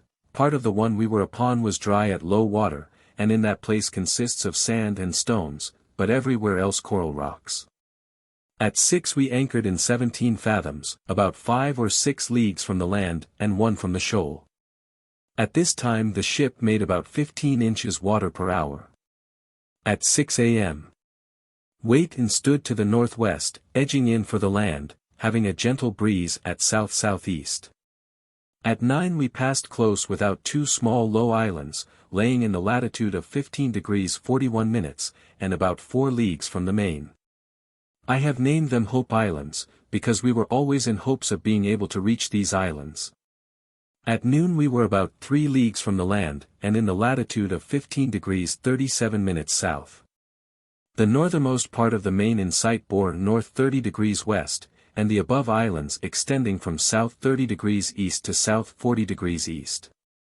In this situation had 12 fathoms water and several sandbanks without us. The leak now decreaseth, but for fear it should break out again we got the sail ready filled for fothering. The manner this is done is thus: we mix oakum and wool together, but oakum alone would do, and chop it up small, and then stick it loosely by handfuls all over the sail, and throw over it sheep dung or other filth. Horse dung for this purpose is the best. The sail thus prepared is hauled under the ship's bottom by ropes, and if the place of the leak is uncertain, it must be hauled from one part of her bottom to another until one finds the place where it takes effect. While the sail is under the ship the oakum, etc., is washed off, and part of it carried along with the water into the leak, and in part stops up the hole. Mr. Monkhouse, one of my midshipmen, was once in a merchant ship which sprung a leak, and made 48 inches water per hour, but by this means was brought home from Virginia to London with only her proper crew. To him I gave the direction of this, who executed it very much to my satisfaction. In Endeavour River, Queensland. Thursday, 14th, p.m., had a gentle breeze at southeast by east. Sent the master, with 2 boats as well, to sound ahead of the ship, as to look out for a harbor where we could repair our defects, and put the ship on a proper trim, both of which she now very much wanted. At 3 saw an opening that had the appearance of a harbor, stood off and on while the boats were examining it, who found that there was not a sufficient depth of water for the ship. By this time it was almost sunset, and seeing many shoals about us we anchored in 4 fathoms about 2 miles from the shore, the main land extending from north 1/2 east to south by east 1/2 east. At 8 o'clock the pinnace, in which was one of the mates, returned on board, and reported that they had found a good harbor 302 about 2 leagues to leeward. In consequence of this information we, at 6 a.m., wait and run down to it, first sending 2 boats ahead to lay upon the shoals that lay in our way, and notwithstanding this precaution, we were once in 3 fathoms with the ship. Having passed these shoals, the boats were sent to lay in the channel leading into the harbor. By this time it begun to blow in so much that the ship would not work, having missed stays twice. And being entangled among shoals, I was afraid of being drove to leeward before the boats could place themselves, and therefore anchored in 4 fathoms about a mile from the shore, and then made the signal for the boats to come on board. After which I went myself and buoyed the channel, which I found very narrow, and the harbor much smaller than I had been told, but very convenient for our purpose. At noon latitude observed 15 degrees 26 minutes south. Note: this day I restored Mr. Magrath to his duty, as I did not find him guilty of the crimes laid to his charge. Friday, 15th. A fresh gale at southeast and cloudy weather, attended with showers of rain. In the night, as it blowed too fresh to break the ship loose to run into the harbor, we got down the topgallant yards, unbent the mainsail, and some of the small sails. Got down the foretopgallant mast, and the jib boom and spritsalyard in, intending to lighten the ship forward as much as possible, in order to lay her ashore to come at the leak. Saturday, 16th. Strong gales at southeast, and cloudy, hazy weather, with showers of rain. At 6 o'clock in the a.m. it moderated a little, and we hove short, intending to get under sail, but was obliged to desist, and veer away again. Some people were seen ashore today. Sunday, 17th. Most part strong gales at southeast, with some heavy showers of rain in the p.m. At 6 a.m. Being pretty moderate, we wait and run into the harbor, in doing of which we run the ship ashore twice. The first time she went off without much trouble, but the second time she stuck fast. But this was of no consequence any farther than giving us a little trouble, and was no more than what I expected as we had the wind. While the ship lay fast we got down the foreyard, foretopmast, booms, etc. overboard, and made a raft of them alongside. Monday, 18th, fresh gales and cloudy, with showers of rain. At 1 p.m. the ship floated, and we warped her into the harbor, and moored her alongside of a steep beach on the south side. Got the anchors, cables, and all the hawsers ashore. In the a.m. made a stage from the ship to the shore, erected 2 tents, one for the sick, and the other for the stores and provisions. Landed all the empty casks and part of the provisions, and sent a boat to haul the Sean, which returned without success. Tuesday, 19th, fresh gales at southeast and cloudy weather, with frequent showers of rain. p.m. Landed all the provisions and part of the stores, got the sick ashore, which amounted, at this time, to 8 or 9, afflicted with different disorders, but none very dangerously ill. This afternoon I went upon one of the highest hills over the harbor, from which I had a perfect view of the inlet or river, and adjacent country, which afforded but a very indifferent prospect. The low lands near the river is all overrun with mangroves, among which the salt water flows every tide, and the high land appeared to be barren and stony. A.M. got the 4 remaining guns out of the hold, and mounted them on the quarter-deck. Got a spare anchor and stock ashore, and the remaining part of the stores and ballast that were in the hold, set up the forge, and set the armorer and his mate to work to make nails, etc., to repair the ship. Wednesday, 20th. Winds at southeast, a fresh breeze, fore and middle parts rainy, the latter fair. This day got out all the officers' stores and the ground tier of water, having now nothing in the fore and main hold but the coals and a little stone ballast. Thursday, 21st, p.m., landed the powder, got out the stone ballast, wood, etc., which brought the ship's draught of water to 8 feet 10 inches forward, and 13 feet abaft. This I thought, by trimming the coals aft, would be sufficient, as I find the tides will rise and fall upon a perpendicular 8 feet at spring tides. But after the coals was trimmed away from over the leak we could hear the water come gushing in a little abaft the foremast about 3 feet from her keel. This determined me to clear the hold entirely. Accordingly very early in the morning we went to work to get out the coals, which was employment for all hands. Ship beached in Endeavour River. Friday, 22nd. Winds at southeast, fair weather. At 4 p.m. Having got out most of the coals, cast loose the ship's moorings, and warped her a little higher up the harbor to a place I had pitched upon to lay her ashore to stop the leak, draught of water forward 7 feet 9 inches and abaft 13 feet 6 inches. At 8, being high water, hauled her bow close ashore, but kept her stern afloat, because I was afraid of neaping her, 303 and yet it was necessary to lay the whole of her as near the ground as possible. 304 at 2 a.m. The tide left her, which gave us an opportunity to examine the leak, which we found to be at her floor heads, a little before the starboard 4 chains. Here the rocks had made their way through 4 planks, quite 2, and even into the timbers, and wounded 3 more. The manner these planks were damaged or cut out, as I may say is hardly credible. Scarce a splinter was to be seen, but the whole was cut away as if it had been done by the hands of man with a blunt-edged tool. Fortunately for us the timbers in this place were very close.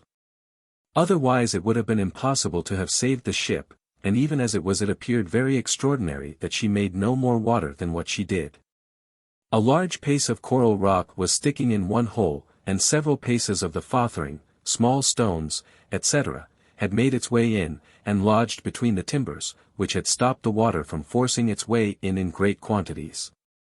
Part of the sheathing was gone from under the larboard bow, part of the false keel was gone, and the remainder in such a shattered condition that we should be much better off if it was gone also. Her forefoot and some part of her main keel was also damaged, but not materially. What damage she may have received abaft we could not see, but believe not much, as the ship makes but little water, while the tide keeps below the leak forward. At 9 the carpenters went to work upon the ship, while the armorers were busy making bolts, nails, etc. Saturday, 23rd, wind southeasterly, a fresh gale and fair weather. Carpenters employed shifting the damaged planks as long as the tide would permit them to work. At low water p.m. we examined the ship's bottom under the starboard side, she being dry as far aft as the afterpart of the fore chains. We could not find that she had received any other damage on this side but what has been mentioned. In the morning I sent 3 men into the country to shoot pigeons, as some of these birds had been seen flying about. In the evening they returned with about 1/2 dozen. One of the men saw an animal something less than a greyhound, it was of a mouse color, very slender made, and swift of foot. 3:05 a.m. I sent a boat to haul the Sean, who returned at noon, having made 3 hauls and caught only 3 fish, and yet we see them in plenty jumping about the harbor, but can find no method of catching them. Sunday, 24th, winds and weather as yesterday. p.m. The carpenters finished the starboard side, and at 9 heeled the ship the other way, and hauled her off about 2 feet for fear of neaping. In the a.m. they went to work repairing the sheathing under the larboard bow, where we found 2 planks cut about half through. Early in the morning I sent a party of men into the country under the direction of Lieutenant Gore to seek for refreshments. They returned about noon with a few palm cabbages and a bunch or 2 of wild plantains. These last were much smaller than any I had ever seen, and the pulp full of small stones, otherwise they were well tasted. I saw myself this morning, a little way from the ship, one of the animals before spoke of. It was of a light mouse color and the full size of a greyhound, and shaped in every respect like one, with a long tail, which it carried like a greyhound. In short, I should have taken it for a wild dog but for its walking or running, in which it jumped like a hare or deer. Another of them was seen today by some of our people, who saw the first. They described them as having very small legs, and the print of the feet like that of a goat, but this I could not see myself because the ground the one I saw was upon was too hard, and the length of the grass hindered my seeing its legs. 306. Monday, 25th. At low water in the p.m. While the carpenters were busy in repairing the sheathing and plank under the larboard bow, I got people to go under the ship's bottom, to examine all her larboard side, she only being dry forward, but abaft were 9 feet water. They found part of the sheathing off abreast of the mainmast about her floor heads, and a part of one plank a little damaged. There were 3 people who went down, who all agreed in the same story. The master was one, who was positive that she had received no material damage besides the loss of the sheathing. This alone will be sufficient to let the worm into her bottom, which may prove of bad consequence. However, we must run all risque, for I know of no method to remedy this but by heaving her down, which would be a work of immense labor and time, if not impractical in our present situation. The carpenters continued hard at work under her bottom until put off by the tide in the evening, and the morning tide did not ebb out far enough to permit them to work upon her, for here we have only one tolerable low and high tide in 24 hours. A party of men were employed ashore filling water, while others were employed overhauling the rigging. Tuesday, 26th, fair weather, a southeast wind, and a fresh gale, at low water p.m. The carpenters finished under the larboard bow and every other place the tide would permit them to come at.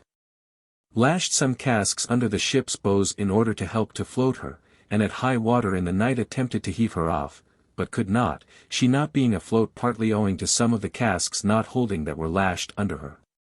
A.M. Employed getting more casks ready for the same purpose, but I am much afraid that we shall not be able to float her now the tides are taking off. Wednesday, 27th. A fresh breeze of wind at southeast and cloudy weather. P.M. Lashed 38 empty butts under the ship's bottom in order to float her off, which proved ineffectual, and therefore gave over all hopes of getting her off until the next spring tides. At daylight we got a considerable weight of sundry articles from aft forward to ease the ship, the armourer at work at the forge repairing iron work, etc. Carpenters caulking and stocking one of the spare anchors, seamen employed filling of water and overhauling the rigging, and I went in the pinnace up the harbour, and made several hauls with the Sean, but caught only between 20 and 30 pound of fish, which were given to the sick and such as were weak and ailing. Thursday, 28th, fresh breezes and cloudy. All hands employed as yesterday. Friday, 29th. Wind and weather as yesterday, and the employment of the people the same, Lieutenant Gore having been 4 or 5 miles in the country, where he met with nothing remarkable. He saw the footsteps of men, and likewise those of 3 or 4 sorts of wild beasts, but saw neither man nor beast. Some others of our people who were out yesterday on the north side of the river met with a place where the natives have just been, as their fires was then burning, but they saw nobody, nor have we seen one since we have been in port. In these excursions we found some wild yams or cocoas growing in the swampy grounds, and this afternoon I sent a party of men to gather some. The tops we found made good greens, and eat exceedingly well when boiled, but the roots were so bad that few besides myself could eat them. This night Mr. Green and I observed an immersion of Jupiter's first satellite, which happened at 2 hours 58 minutes 53 seconds in the AM. The same immersion happened at Greenwich, according to calculation, on the 30th at 5 hours 17 minutes 43 seconds AM. The difference is 14 hours 18 minutes 50 seconds, equal to 214 degrees 42 minutes 30 seconds of longitude 307, which this place is west of Greenwich, and its latitude 15 degrees 26 minutes south. AM. I sent some hands in a boat up the river to haul the Sean, while the rest were employed about the rigging and sundry other duties. Saturday, 30th, moderate breezes at southeast, and clear serene weather. P.M. The boat returned from hauling the Sean, having caught as much fish as came to 1.5 pounds a man. A.M. I sent her again to haul the Sean, and some hands to gather greens, while others were employed about the rigging, etc., etc. I likewise sent some of the young gentlemen to take a plan of the harbour, and went myself upon the hill, which is near the south point, to take a view of the sea. 3:08 at this time it was low water, and I saw what gave me no small uneasiness, which were a number of sand banks and shoals laying all along the coast. The innermost lay about 3 or 4 miles from the shore, and the outermost extended off to sea as far as I could see without my glass. Some just appeared above water. 309 The only hopes I have of getting clear of them is to the northward, where there seems to be a passage, for as the wind blows constantly from the southeast we shall find it difficult, if not impractical, to return to the southward. July 1770. Sunday, July 1st. Gentle breezes at southeast, and cloudy weather, with some gentle showers in the morning. P.M. The people returned from hauling the Sean, having caught as much fish as came to 2.5 pounds per man, no one on board having more than another. The few greens we got I caused to be boiled among the peas, and makes a very good mess, which, together with the fish, is a great refreshment to the people. A.M. A party of men, one from each mess, went again a-fishing, and all the rest I gave leave to go into the country, knowing that there was no danger from the natives. Today at noon the thermometer in the shade rose to 87 degrees, which is 2 or 3 degrees higher than it hath been on any day before in this place. Monday, 2nd. Ditto weather. P.M. The fishing party caught as much fish as came to 2 pounds a man. Those that were in the country met with nothing new. Early in the a.m. I sent the master in the pinnace out of the harbour, to sound about the shoals in the offing and to look for a channel to the northward. At this time we had a breeze of wind from the land, which continued till about 9. What makes me mention this is, that it is the first land breeze we have had since we have been in this river. At low water lashed empty casks under the ship's bows, being in some hopes of floating her the next high water, and sent some hands a-fishing, while others were employed in refitting the ship. Tuesday, 3rd. Winds at southeast, 4 and middle part gentle breeze, the remainder a fresh gale. In the evening the fishing party returned, having got as much fish as came to 2 pounds a man. At high water we attempted to heave the ship off, but did not succeed.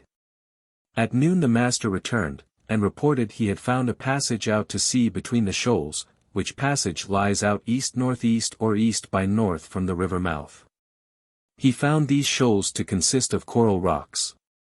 He landed upon one, which dries at low water, where he found very large cockles 310 and a variety of other shellfish, a quantity of which he brought away with him. He told me that he was 5 leagues out at sea, having at that distance 21 fathoms water, and judged himself to be without all the shoals, which I very much doubted. 3:11 after this he came in shore, and stood to the northward, where he met with a number of shoals laying a little distance from the shore. About 9 in the evening he landed in a bay about 3 leagues to the northward of this place, where he disturbed some of the natives, whom he supposed to be at supper. They all fled upon his approach, and left him some fresh sea eggs, and a fire ready lighted behind them, but there was neither house nor hut near. Although these shoals lay within sight of the coast, and abound very much with shellfish and other small fish, which are to be caught at low water in holes in the rocks, yet the natives never visit them. For if they did we must have seen of these large shells on shore about their fireplaces. The reason I do suppose is, that they have no boats that they dare venture so far out at sea in point 312. Wednesday, 4th, strong gales at southeast and fair weather.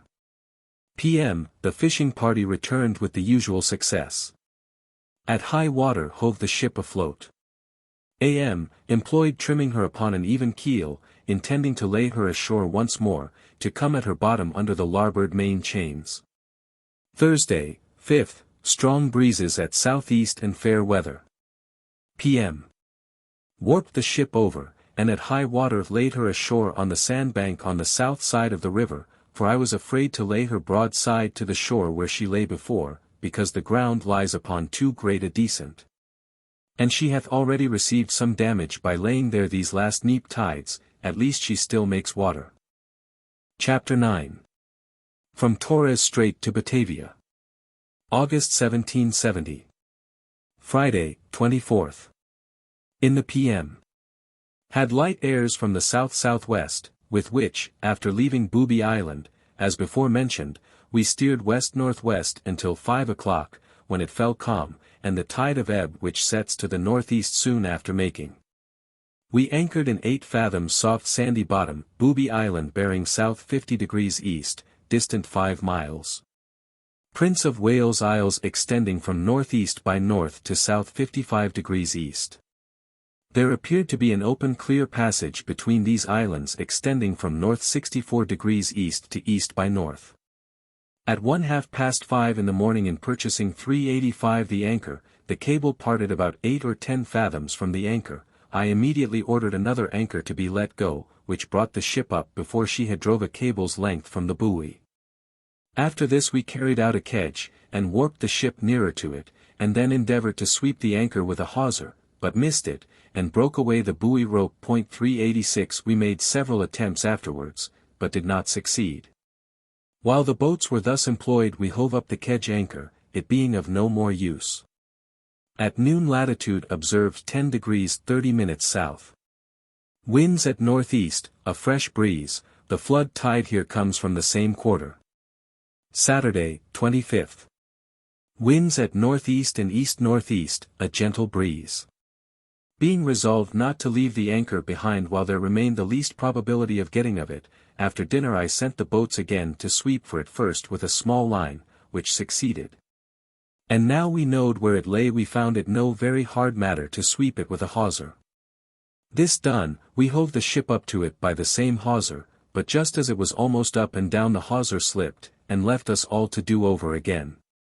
By this time it was dark, and obliged us to leave off until daylight in the morning, when we sweeped it again, and hove it up to the bows, and by 8 o'clock weighed the other anchor, got under sail, and stood away northwest, having a fresh breeze at east-northeast.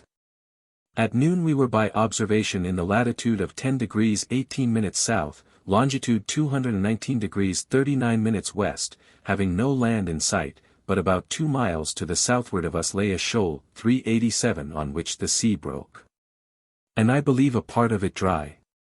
At low water it extended northwest and southeast, and might be about 4 or 5 leagues in circuit, depth of water at this time, and since we weighed 9 fathoms. Track of Endeavour from Torres Strait to Java. August and September 1770. Sunday, 26th, fresh breezes at east and standing to the northwest. We began to shoal-den our water from 9 to 7 fathoms, and at 1:30, having run 11 miles since noon, the boat which was ahead made the signal for shoal water, immediately upon which we let go an anchor, and brought the ship up with the sails standing, as the boat's was but a little way ahead, having but just relieved the crew, and at same time we saw from the ship shoal water 388 in a manner all round us, and both wind and tide setting upon it. We lay in 6 fathoms with the ship, but upon sounding about her found hardly 2 fathoms, a very rocky bottom, not much above 1/2 a cable's length from us from the east round by the north and west as far as southwest. So that there was no way to get clear but the way we came. This was one of the many fortunate escapes we have had from shipwreck, for it was near high water, and there run a short cockling sea that would soon have bulged the ship had she struck. These shoals that lay a fathom or 2 under water are the most dangerous of any, for they do not shew themselves until you are close upon them, and then the water upon them looks brown like the reflection of dark clouds. Between 3 and 4 the ebb began to make, when I sent the master to sound to the southward and southwestward, and in the meantime, as the ship tended, 389 hove up the anchor, and with a little sail stood to the southward, and afterwards edged away to the westward, and got once more out of danger, where at sunset we anchored in 10 fathoms sandy bottom, having a fresh of wind at east-southeast. At 6 o'clock in the morning we weighed and stood west, with a fresh of wind at east, having first sent a boat ahead to sound. I did intend to have steered northwest until we had made the coast of New Guinea, designing if possible to touch upon that coast, but the meeting with these shoals last night made me alter the course to west, in hopes of meeting with fewer dangers and deeper water. And this we found, for by noon we had deep net our water gradually to 17 fathoms, and this time we were by observation in the latitude of 10 degrees 10 minutes south, longitude 220 degrees 12 minutes west. Course and distance sailed since yesterday at noon north 76 degrees west, 11 leagues, no land in sight. Off south coast of New Guinea. Monday, 27th. Fresh breezes between the east by north and east-southeast, with which we steered west until sunset, depth of water from 27 to 23 fathoms. We now reefed the topsails, shortened sail, and hoisted in the pinnace and long boat up alongside, and afterwards kept upon a wind all night under our topsails, 4 hours on one tack and 4 hours on the other. Depth of water 25 fathoms, very even soundings. At daylight made all the sail we could, and steered west-northwest until 8 o'clock, then northwest. At noon we were by observation in the latitude of 9 degrees 56 minutes south, longitude 221 degrees 00 minutes west, variation 2 degrees 30 minutes east. Course and distance sailed since yesterday at noon north 73 degrees 33 minutes west, 49 miles. Tuesday, 28th, fresh breezes at east and east by south and fair weather. Continued a northwest course until sunset, at which time we shortened sail, and hauled close upon a wind to the northward, depth of water 21 fathoms. At 8 tacked and stood to the southward until 12, then stood to the northward under little sail until daylight, sounding from 25 to 17 fathoms, shoaling as we stood to the northward. At this time we made sail and steered north in order to make the land of New Guinea.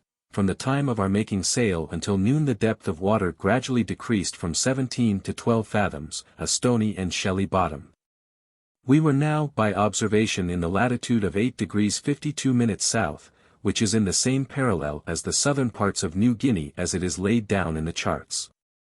But there are only 2 points so far to the south, and I reckon we are a degree to the westward of both, and for that reason do not see the land which trends more to the northward.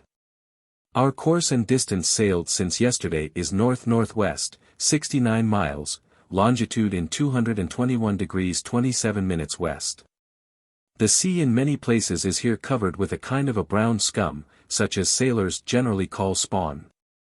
Upon our first seeing it alarmed us, thinking we were among shoals, but we found the same depth of water where it was as in other places. Neither Mr. Banks nor Dr. Solander could tell what it was, although they had of it to examine. Wednesday, 29th, continued standing to the northward, with a fresh gale at east by south and southeast until 6 o'clock, having very irregular and uncertain soundings from 24 to 7 fathoms. At 4 we made the land from the masthead, bearing northwest by north, and which appeared to be very low. At 6 it extended from west-northwest to north-northeast, distant 4 or 5 leagues.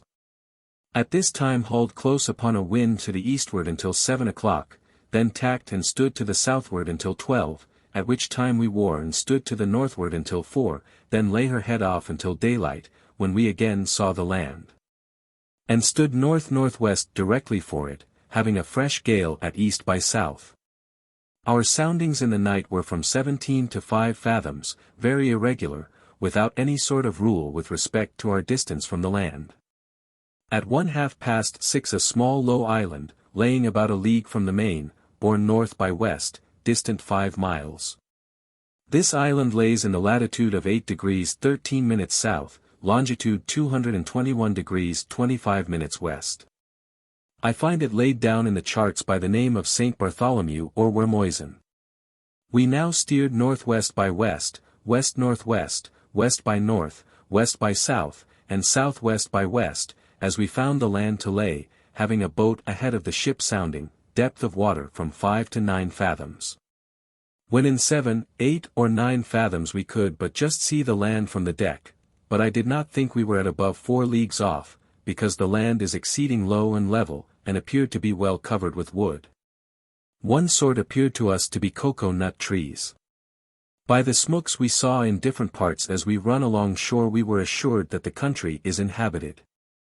At noon we were about 3 leagues from the land, the westermost part of which that we could see bore south 79 degrees west, our latitude by observation was 8 degrees 19 minutes south, longitude 221 degrees 44 minutes west.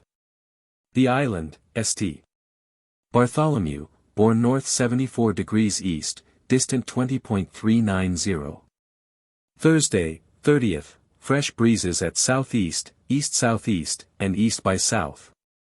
After steering southwest by west, 6 miles, we discovered on our starboard bow and ahead a strong appearance of shoal water, and by this time we had shoaled our water from 10 to 5 fathoms.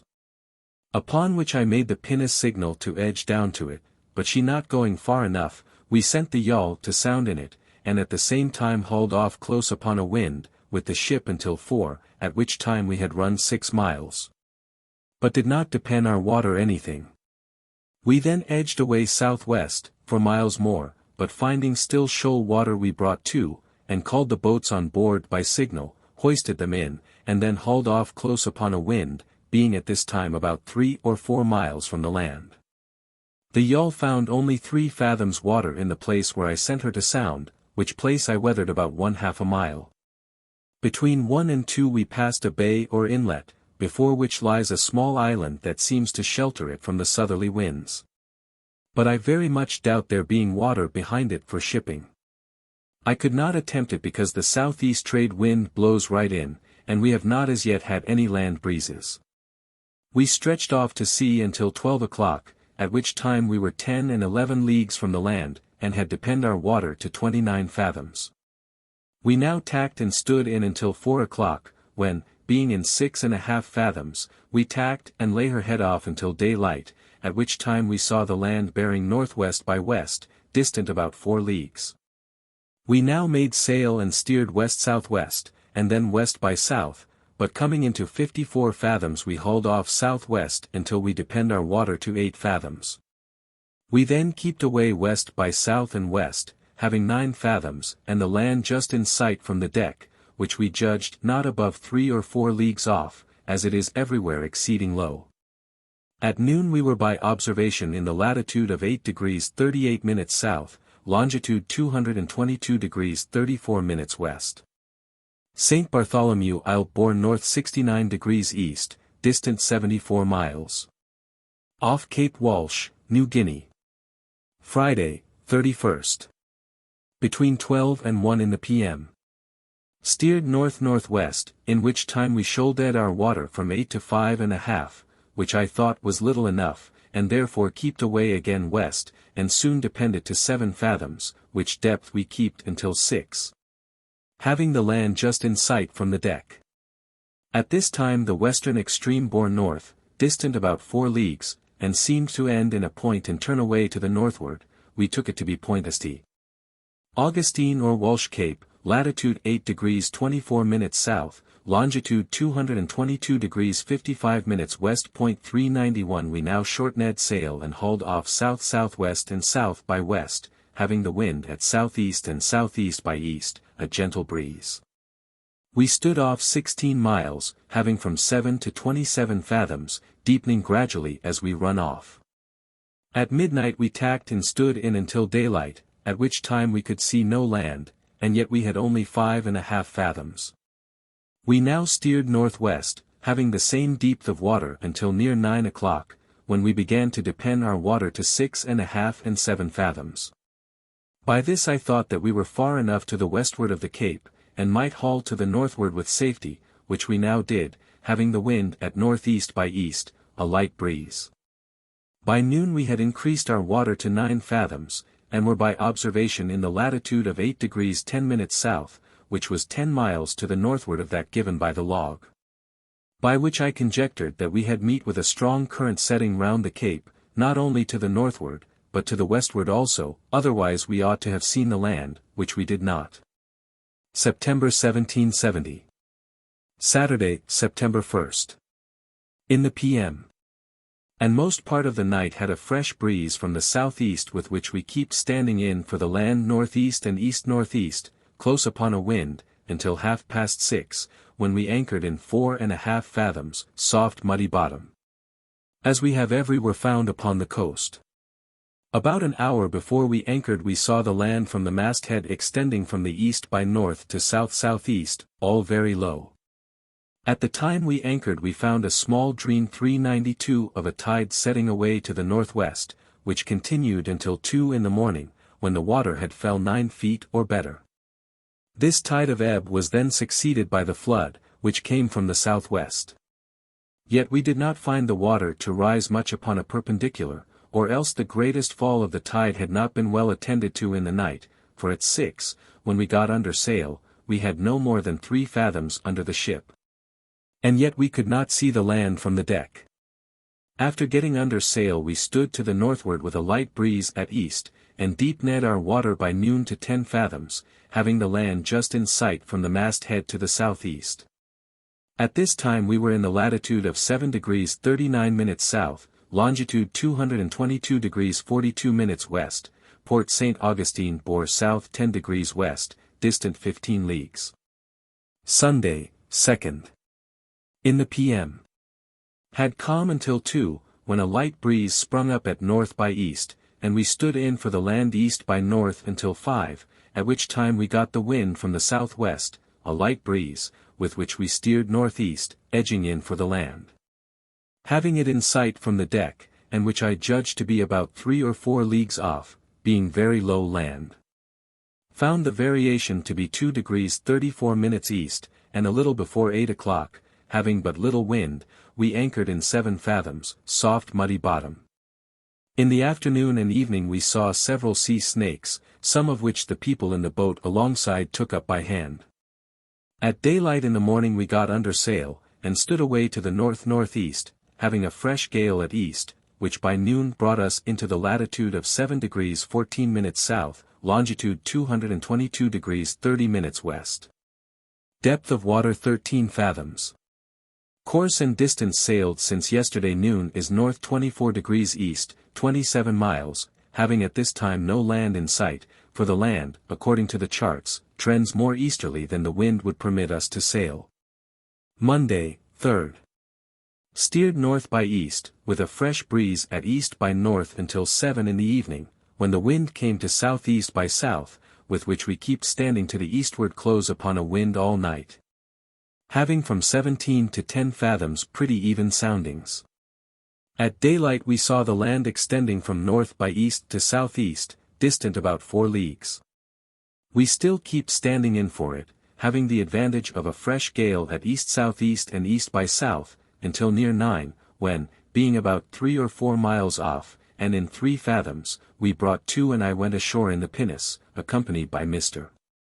Banks and Dr. Solander, having a mind to land once in this country before we quit it altogether, which I now am determined to do without delay. For I found that it is only spending time to little purpose, and carrying us far out of our way, staying upon this coast, which is so shallow that we can hardly keep within sight of land. Land in New Guinea. At the time we put off from the ship we saw not the least sign of inhabitants.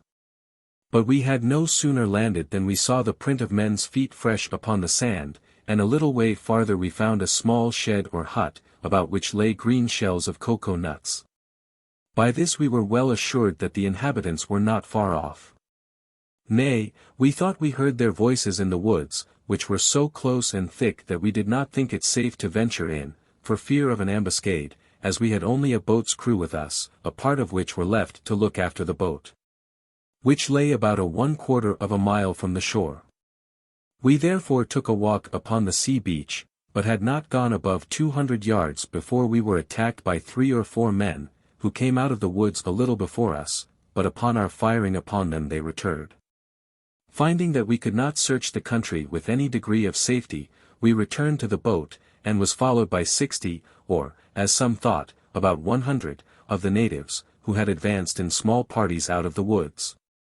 But they suffered us to go to our boats without giving us any trouble. We had now time to view them attentively. We thought them to be about the size and color of the New Hollanders, with short, cropped hair, and quite naked like them. I thought these of a lighter color, but that may be owing to a whitish pigment with which we thought their bodies were painted, because some appeared darker than others. Their arms were ordinary darts of about 4 feet long, made of a kind of reed, and pointed at one end with hard wood. But what appeared more extraordinary to us was something they had which caused a flash of fire or smoke, very much like the going off of a pistol or small gun, but without any report. The deception was so great that the people in the ship actually thought that they had firearms. Indeed, they seemed to use these things in imitation of such, for the moment the first man we saw made his appearance he fired off one of these things, and while we lay looking at them in the boat 4 or 5 would let them off all at once, which had all the appearance in the world of volleys of small arms. But I am confident that nothing came from them but smoke, but by what means this was done, or what purpose it answered, we were not able to guess. I thought the combustible matter was contained in a reed or piece of small bamboo, which they gave a swing round in the hand and caused it to go off. 393. This place lies in the latitude of 6 degrees 15 minutes south, about 65 leagues to the northeast of Point St. Augustine, or Walsh Cape, and is near to what is called in the charts by the long name of Cape de la Colta de St. Bonaventura. 394. The land is very low. Like every other part of the coast we have seen here, it is thick and luxuriously clothed with woods and verdure, all of which appear green and flourishing. Here were cocoa nut trees, breadfruit trees, and plantain trees, but we saw no fruit but on the former, and these were small and green, the other trees, shrubs, plants, etc., were likewise such as is common in the South Sea Islands and in New Holland. Upon my return to the ship we hoisted in the boat and made sail to the westward, with a design to leave the coast altogether. This, however, was contrary to the inclination and opinion of some of the officers, who would have had me send a party of men ashore to cut down the cocoa nut trees for the sake of the nuts. A thing that I think no man living could have justified, for as the natives had attacked us for mere landing without taking away one thing, certainly they would have made a vigorous effort to have defended their property. In which case many of them must have been killed, and perhaps some of our own people too, and all this for 200 or 300 green cocoa nuts, which, when we had got them, would have done us little service.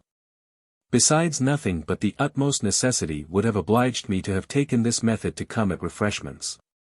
It's true I might have gone farther along the coast to the northward and westward until we had found a place where the ship could lay so near the shore as to cover the people with her guns when landed. But it is very probable that before we had found such a place we should have been carried so far to the west as to have been obliged to have gone to Batavia by the way of the Moluccas, and on the north side of Java, where we were all utter strangers.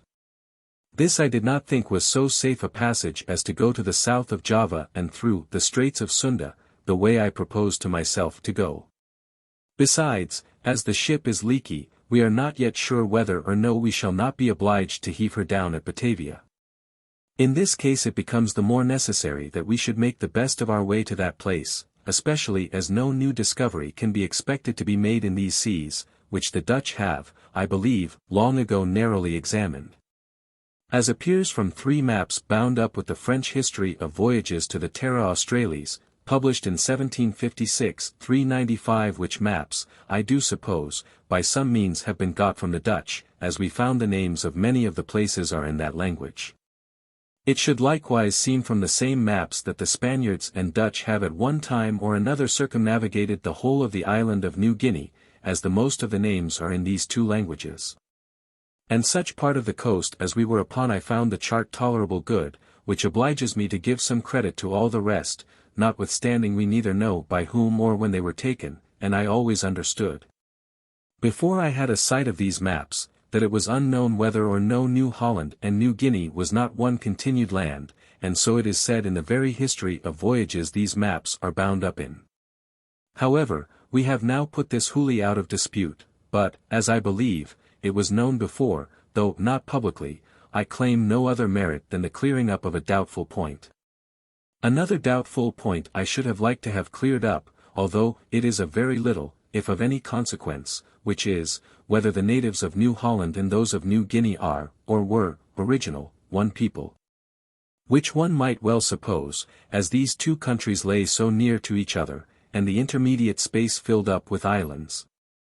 On the other hand, if these 2 people have or ever had any friendly communication with each other, it seems strange, as I have before observed, that they should not have transplanted from New Guinea over to New Holland cocoa nuts, breadfruit, plantains, etc. etc., all very useful articles for the support of man, that we never saw grow in the latter, and which we have now seen in the former. Le Maire hath given us a vocabulary of words spoken by the people of New Britain, which before Dampier's time was taken to be a part of New Guinea. By which it appears that the people of New Britain speak a very different language from those of New Holland. Now should it be found that the natives of New Britain and those of New Guinea have had one origin, and speak the same language, it will follow, of course, that the New Hollanders are a different people from both. 396. Off southwest coast of New Guinea. Tuesday, 4th, stood to the westward all this day, having at first a moderate breeze southerly, which afterwards freshened and veered to southeast and east-southeast. We kept on sounding all the time, having from 14 to 30 fathoms not regular, but sometimes more and sometimes less. At noon we were in 14 fathoms, by observation in the latitude of 6 degrees 44 minutes south, longitude 223 degrees 51 minutes west. Course and distance sailed since yesterday noon south 76 minutes west, 120 miles. Wednesday, 5th. Winds at east by south and southeast by east, a fresh gale and clear weather, with which were run 118 miles upon a south 69 degrees 15 minutes west course, which at noon brought us into the latitude of 7 degrees 25 minutes south. Longitude 225 degrees 41 minutes west. Depth of water 28 fathoms, having been in soundings the whole of this day's run, generally between 10 and 20 fathoms. At half an hour past 1 in the morning we passed by a small low island, which bore from us at that time north-northwest, distant 3 or 4 miles.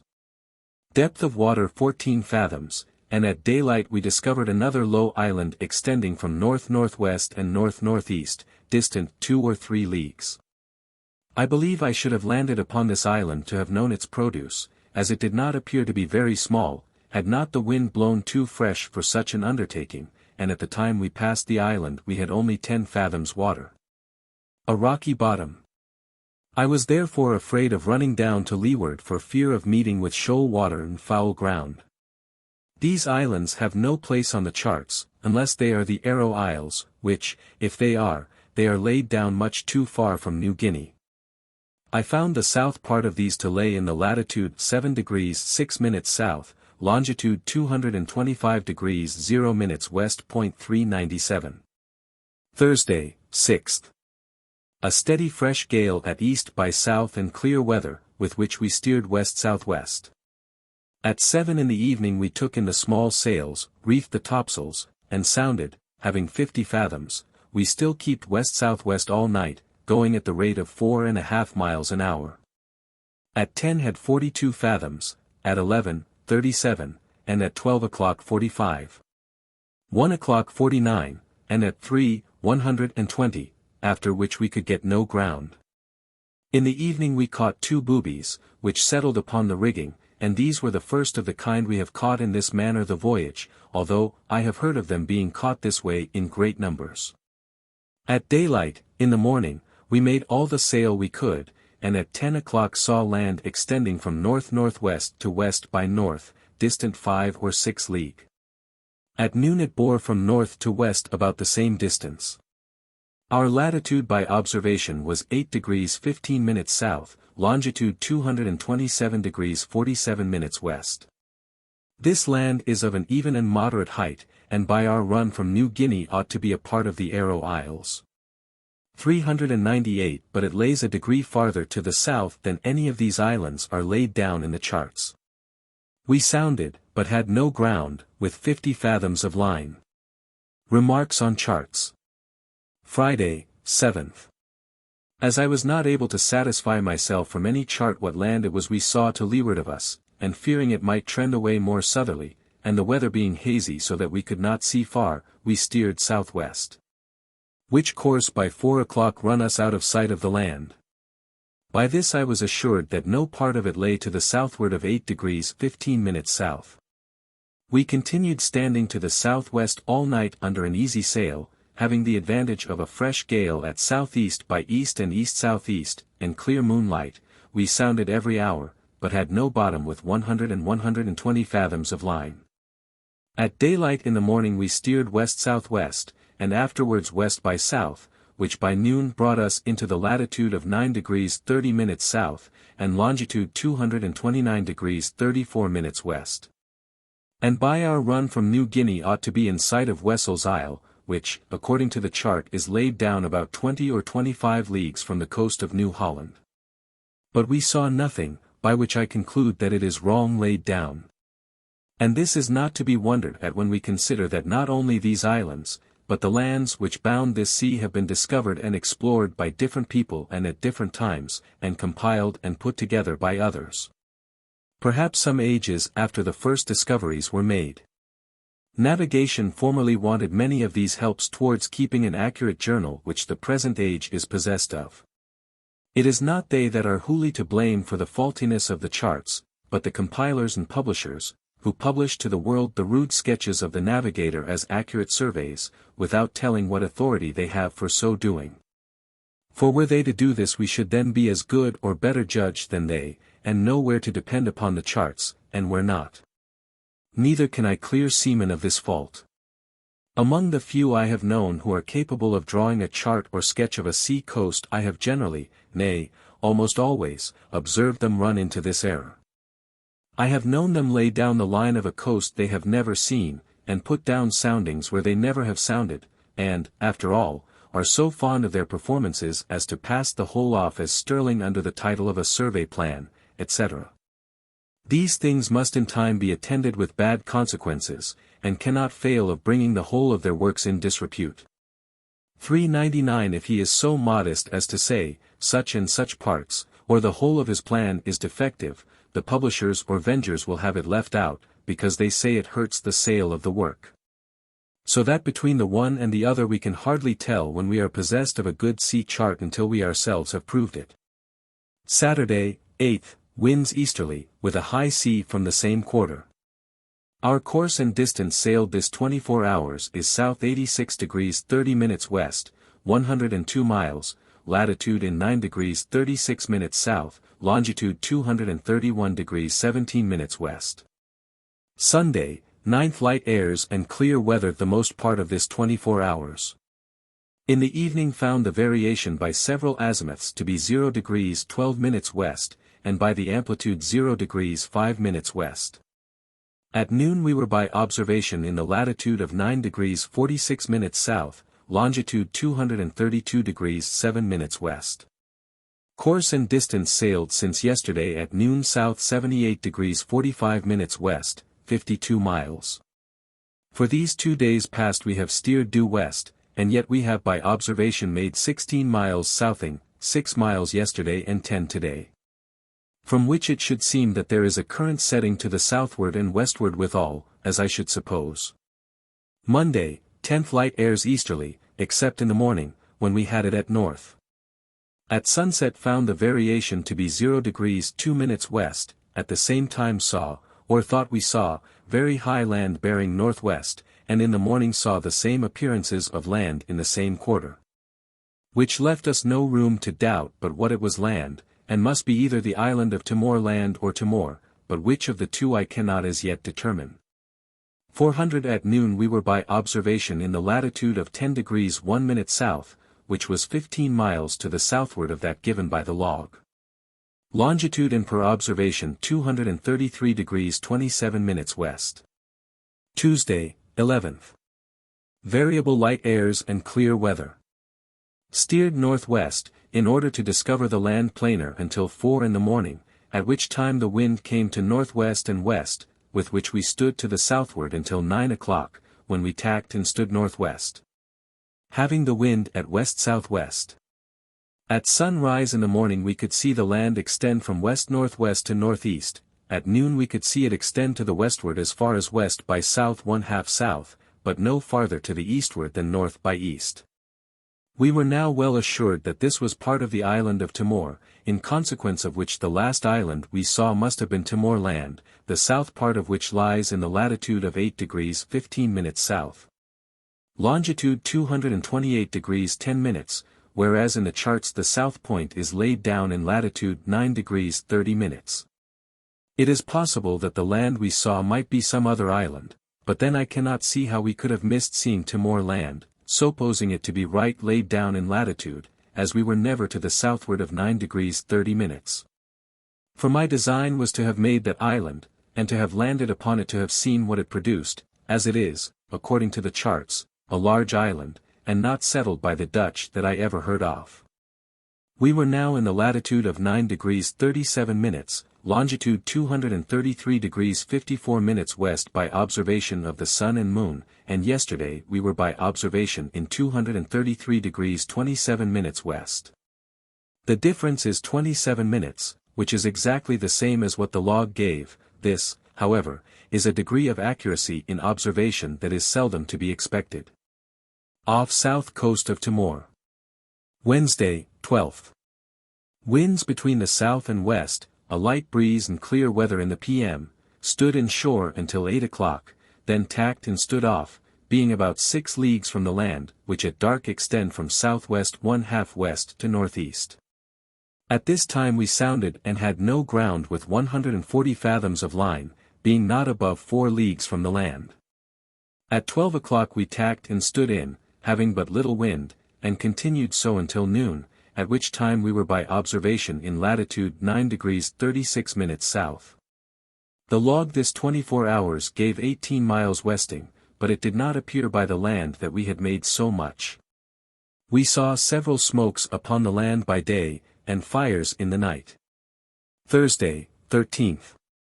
Stood in shore, with a light breeze at south by west until 5 o'clock in the p.m., when, being 1.5 miles from the shore, and in 16 fathoms, we tacked and stood off. At this time the extremes of the land extended from northeast by east to west by south 1/2 south, this last was a low point, distant from us about 3 leagues. We were right before a small creek or inlet into the low land, which lies in the latitude of 9 degrees 34 minutes south. Probably it might be the same as Dampier went into in his boat, for it did not seem to have depth of water sufficient for anything else. In standing in shore we sounded several times, but found no soundings until we got within 2.5 miles of the shore, where we had 25 fathoms, soft bottom. We stood off shore until 12 o'clock, with the wind at south, then tacked and stood to the westward 2 hours, when the wind veered to the southwest and west-southwest, and then we stood to the southward.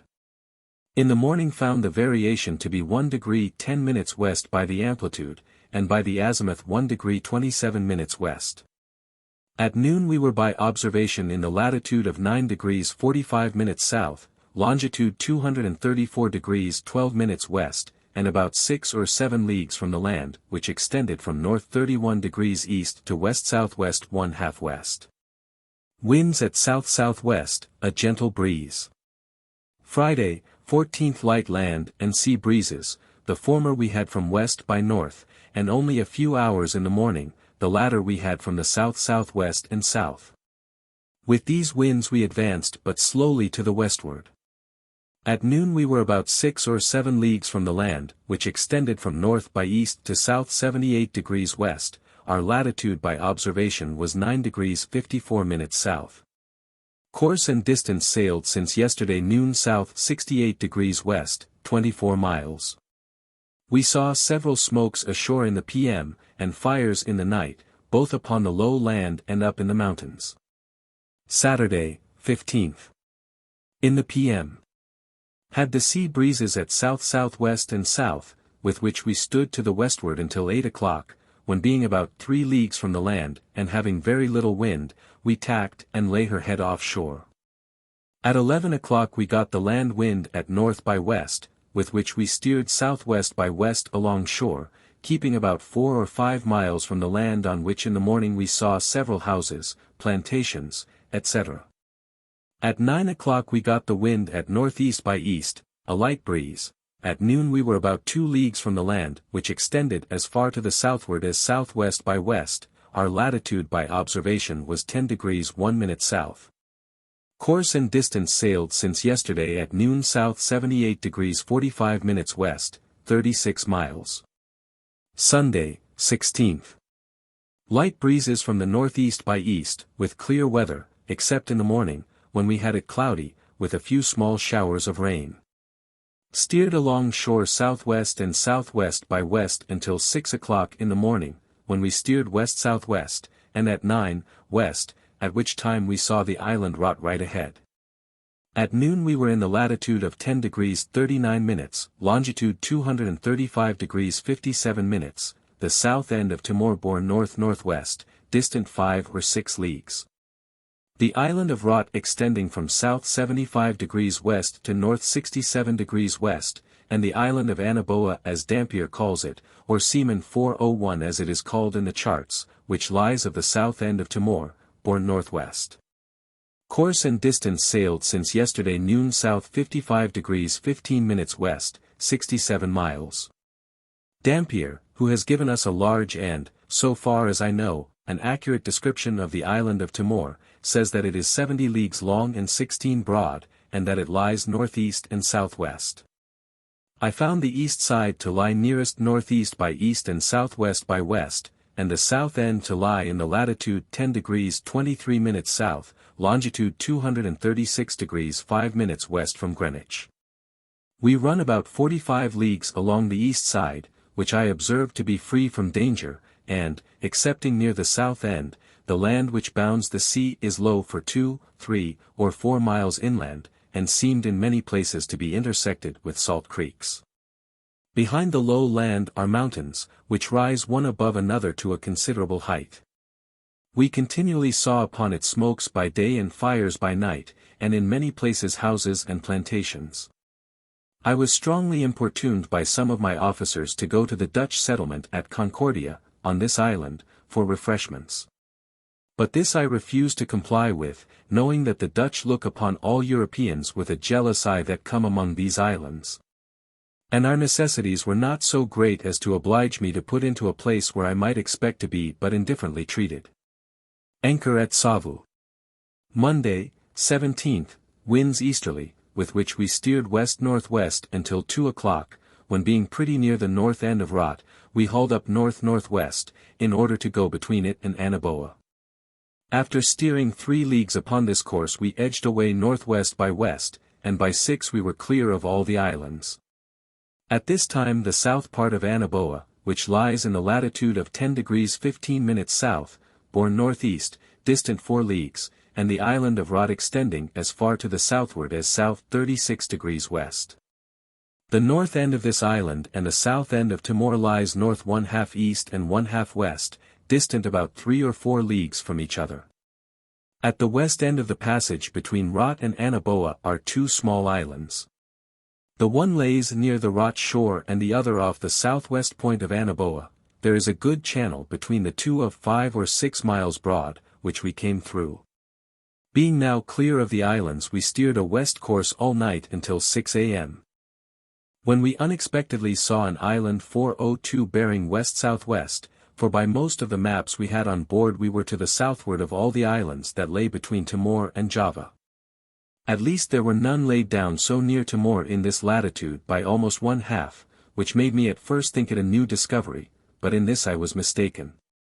We now steered directly for it, and by 10 o'clock were close in with the north side, where we saw houses, cocoa nut trees, and a flock of cattle grazing.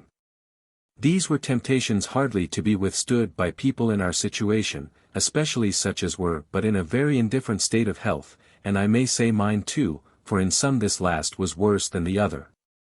Since I refused to touch at the island of Timor, whereupon I thought I could not do less than to try to procure some refreshments here, as there appeared to be plenty.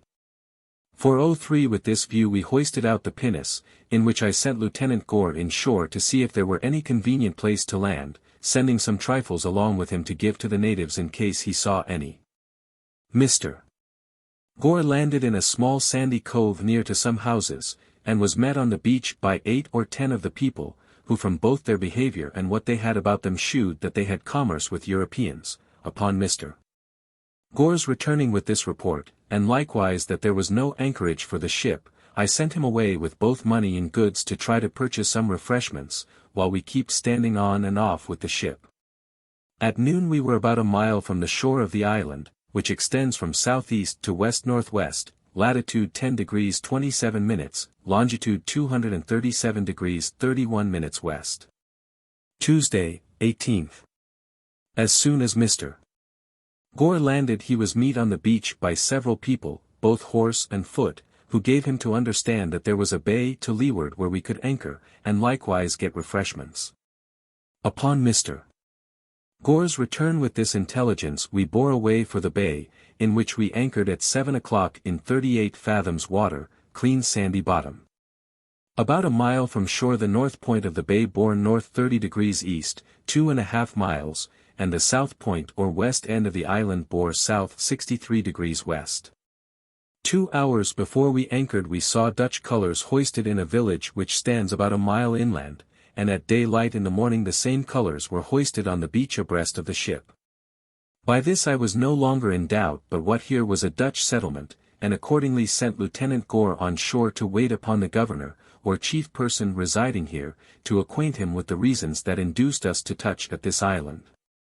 Upon Mr. Gore's landing we could perceive that he was received by a guard of the natives, and not Dutch troops, and conducted up to the village where the colours were hoisted last night.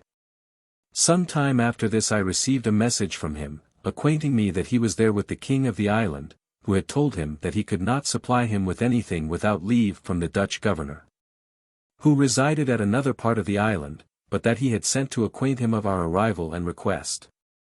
At anchor. Savu. Wednesday, 19th. At 2 p.m. the Dutch governor, and king of this part of the island, with his attendants, came on board with Mr. Gore, he having left 2 gentlemen ashore as hostages. We entertained them at dinner in the best manner we could, gave them plenty of good liquor, made them some considerable presents, and at their going away saluted them with 9 guns. In return for these favors they made many fair promises that we should be immediately supplied with everything we wanted at the same price the Dutch East India Company had it, and that in the morning buffaloes, hogs, sheep, etc. should be down on the beach for us to look at, and agree upon a price. I was not at all at a loss for interpreters, for both Dr. Solander and Mr. Sporing understood Dutch enough to keep up a conversation with the Dutchman, and several of the natives could speak Portuguese, which language 2 or 3 of my people understood. In the morning I went on shore, accompanied by Mr. Banks and several of the officers and gentlemen, to return the king's visit, but my chief business was to see how well they would perform their promises in regard to the things I wanted. We had not been long ashore before we found that they had promised more than they ever intended to perform. For, instead of finding buffaloes upon the beach, we did not so much as see one, or the least preparations making for bringing any down, either by the Dutch factor or the king. The former pretended he had been very ill all night, and told us that he had had a letter from the governor of Concordia in Timor, acquainting him that a ship, meaning us, had lately passed that island, and that if she should touch at this, and be in want of anything, he was to supply her. But he was not to suffer her to make any stay, nor to distribute, or leave behind her to be distributed, any valuable presents to the inferior natives. This we looked upon to be affection that hardly answered any purpose, unless it was leading us see how the Dutch had insinuated themselves into favor with these people, which never could be his intention. However, both he and the king still promised we should have what we wanted, but pretended the buffaloes were far in the country, and could not be brought down before night. With these excuses we were obliged to be satisfied. The king gave us a dinner of boiled pork and rice, served up in baskets after their manner, and palm wine to drink. With this, and some of our own liquor, we fared tolerable well. After we had dined our servants were called in to partake of what remained, which was more than they could eat. Thursday, 20th. We stayed at the king's palace all the afternoon, and at last were obliged to return on board without doing anything farther than a promise of having some buffaloes in the morning, which we had now no great reason to rely on. In the morning I went on shore again, and was showed one small buffalo, which they asked 5 guineas for. I offered 3, which the man told me he would gladly take, and sent a message to the king to let him know what I had offered. The messenger soon returned, and let me know that I could not have it under 5 guineas, and this I refused to give, knowing it was not worth 1/5 part of the money. But this, my refusal, had like to have overset all we had before done, for soon after about 100 men, some armed with muskets, others with lances, came down to the landing place. Besides the officer that commanded this party, there came along with them a man who spoke Portuguese, and I believe was born of Portuguese parents. This man is here, as we afterwards understood, as an assistant to the Dutch factor. He delivered to me the king's order, or rather those of the Dutch factor, the purport of which was that we were to stay no longer than this day, pretending that the people would not trade with us because we wanted their provisions for nothing, etc. Whereas the natives shewed the greatest inclination imaginable to supply us with whatever they had, and were far more desirous of goods than money, and were, before this man came, selling us fowls and syrup as fast as they could bring these things down. From this and other circumstances we were well assured that this was all the Dutchman's doing, in order to extort from us a sum of money to put into his own pocket. There happened to be an old Rajah at this time upon the beach, whose interest I had secured in the morning by presenting him with a spyglass. This man I now took by the hand, and presented him with an old broadsword.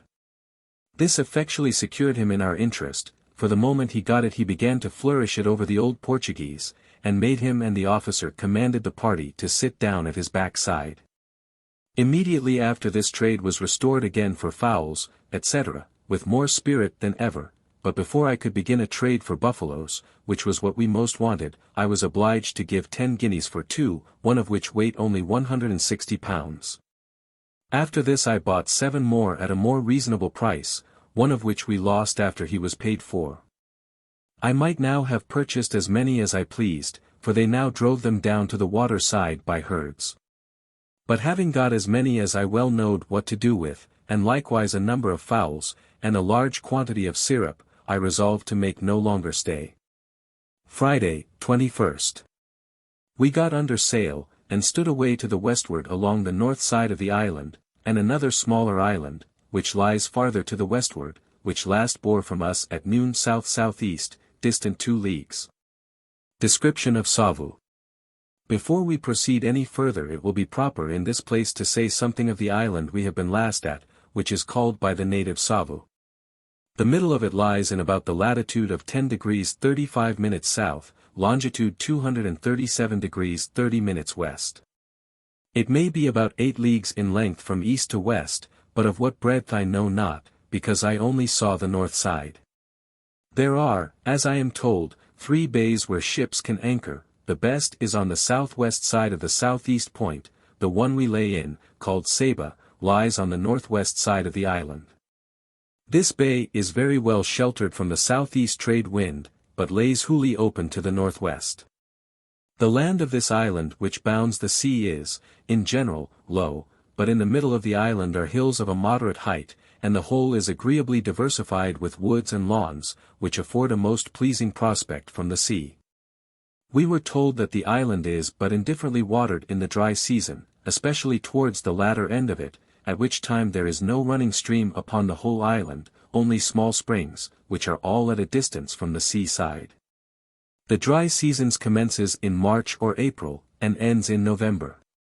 The remaining 3 or 4 months they have westerly winds with rain, and this the time their crops of rice, calavances, and Indian corn are brought forth, which are articles that this island produceth. They also breed a great number of cattle, viz. buffaloes, horses, hogs, sheep, and goats. Many of the former are sent to Concordia, where they are killed and salted, in order to be sent to the more northern islands, which are under the dominion of the Dutch. Sheep and goats' flesh is dried upon this island, packed up in bales, and sent to Concordia for the same purpose. The Dutch resident, from whom we had this information, told us that the Dutch at Concordia had lately behaved so ill to the natives of Timor that they were obliged to have recourse to this island and others adjacent for provisions for their own subsistence. And likewise troops, natives of this island, to assist the Dutch against those of Timor. Besides the above productions, here are an immense number of palm trees, from which is extracted the palm wine, as it is called, a very sweet, agreeable, cooling liquor. What they do not immediately use they boil down and make syrup or sugar of, which they keep in earthen jars. Here are likewise cocoa nuts, tamarind trees, limes etc., but in no great plenty.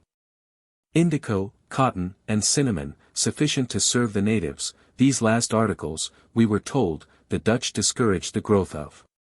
The island is divided into 5 kingdoms, which have lived in peace and amity with each other for these 100 years. At present the whole island is partly under the direction of the Dutch East India Company, who have a resident or factor who constantly lives here, without whose leave the natives are not to supply any other nation with anything whatever. But the whole produce of the island, besides what serves themselves, is in a manner the property of the company.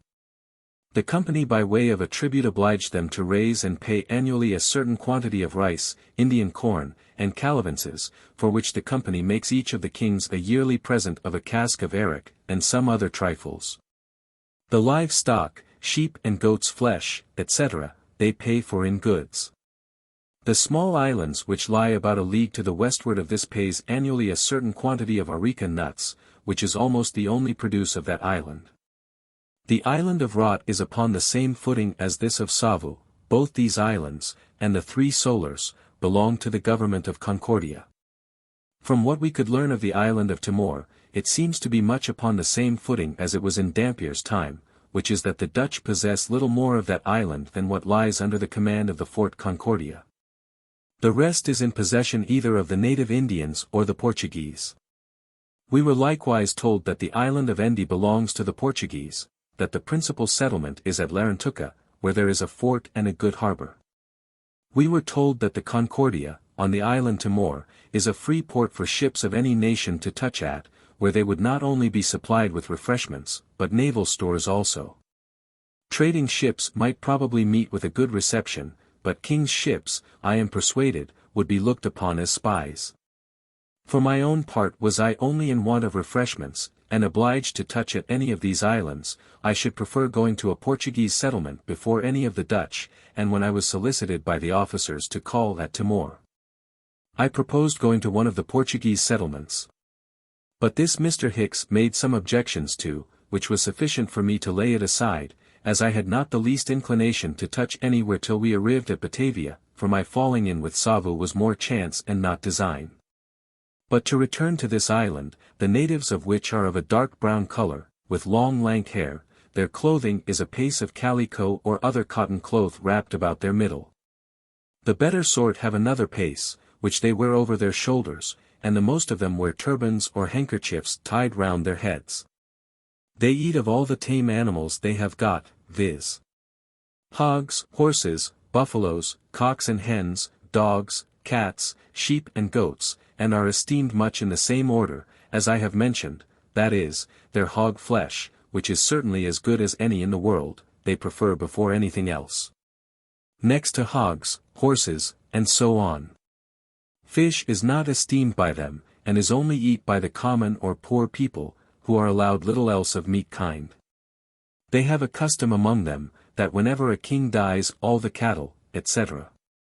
that are upon his estate are killed, with which the successor makes a feast, to which is invited all the principal people of the island, who stay until all is consumed. After this they every one, according to his abilities, make the young king a present, by which means he gets a fresh stock, which he is obliged to husband for some time. The other principal men make also feasts, which are as extraordinary as these, for they seldom end so long as the giver has got anything left alive upon his estate. They are said to be a people of good morals, virtuous and chaste, each man having only one wife, which he keeps for life. Fornication and adultery is hardly known among them. When a great man marries he makes presents to all his wife's relations of European and other foreign commodities to the value of 100 rix dollars. This custom the Dutch East India Company find it to their interest to encourage. They speak a language peculiar to themselves, into which the Dutch have caused the New Testament to be translated, and have introduced it, with the use of letters and writing, among them. By this means several hundred of them have been converted to Christianity, the rest are some heathens, and others of no religion at all, and yet they all stick up to the strict rules of morality. They all, both men and women, young and old, chew of the betel leaf, areca nuts, and a sort of white lime, which I believe is made from coral stone. This has such an effect upon the teeth that very few, even of the young people, have hardly any left in their heads, and those they have are as black as ink. Their houses are built on posts about 4 feet from the ground. We asked the reason why they built them so, and was told that it was only custom. They are, however, certainly the cooler for it. They are thatched with palm leaves, and the floors and sides are boarded. The man who resides upon this island in behalf of the Dutch East India Company is a German by birth. His name is Johann Christopher Lang. It is hard to say upon what footing he is here. He is so far a governor that the natives dare do nothing without his consent, and yet he can transact no sort of business with foreigners either in his own or that of the company's name, nor can it be a place of either honor or profit. He is the only white man upon the island, and has resided there ever since it has been under the direction of the Dutch, which is about 10 years. He is allowed 50 slaves, natives of the island, to attend upon him. These belong to, and are maintained by, the company. He goes the circuit of the island once in 2 months, but on what account he did not tell us. When he makes these rounds he carries with him a certain quantity of spirit to treat the great men with, which, he says, he is obliged to look well after, otherwise they would steal it and get drunk. And yet, at another time, he told us that he never knew a theft committed in the island, but some of the natives themselves contradicted him in this by stealing from us an axe. However, from their behavior to us in general I am of opinion that they are but seldom guilty of these crimes.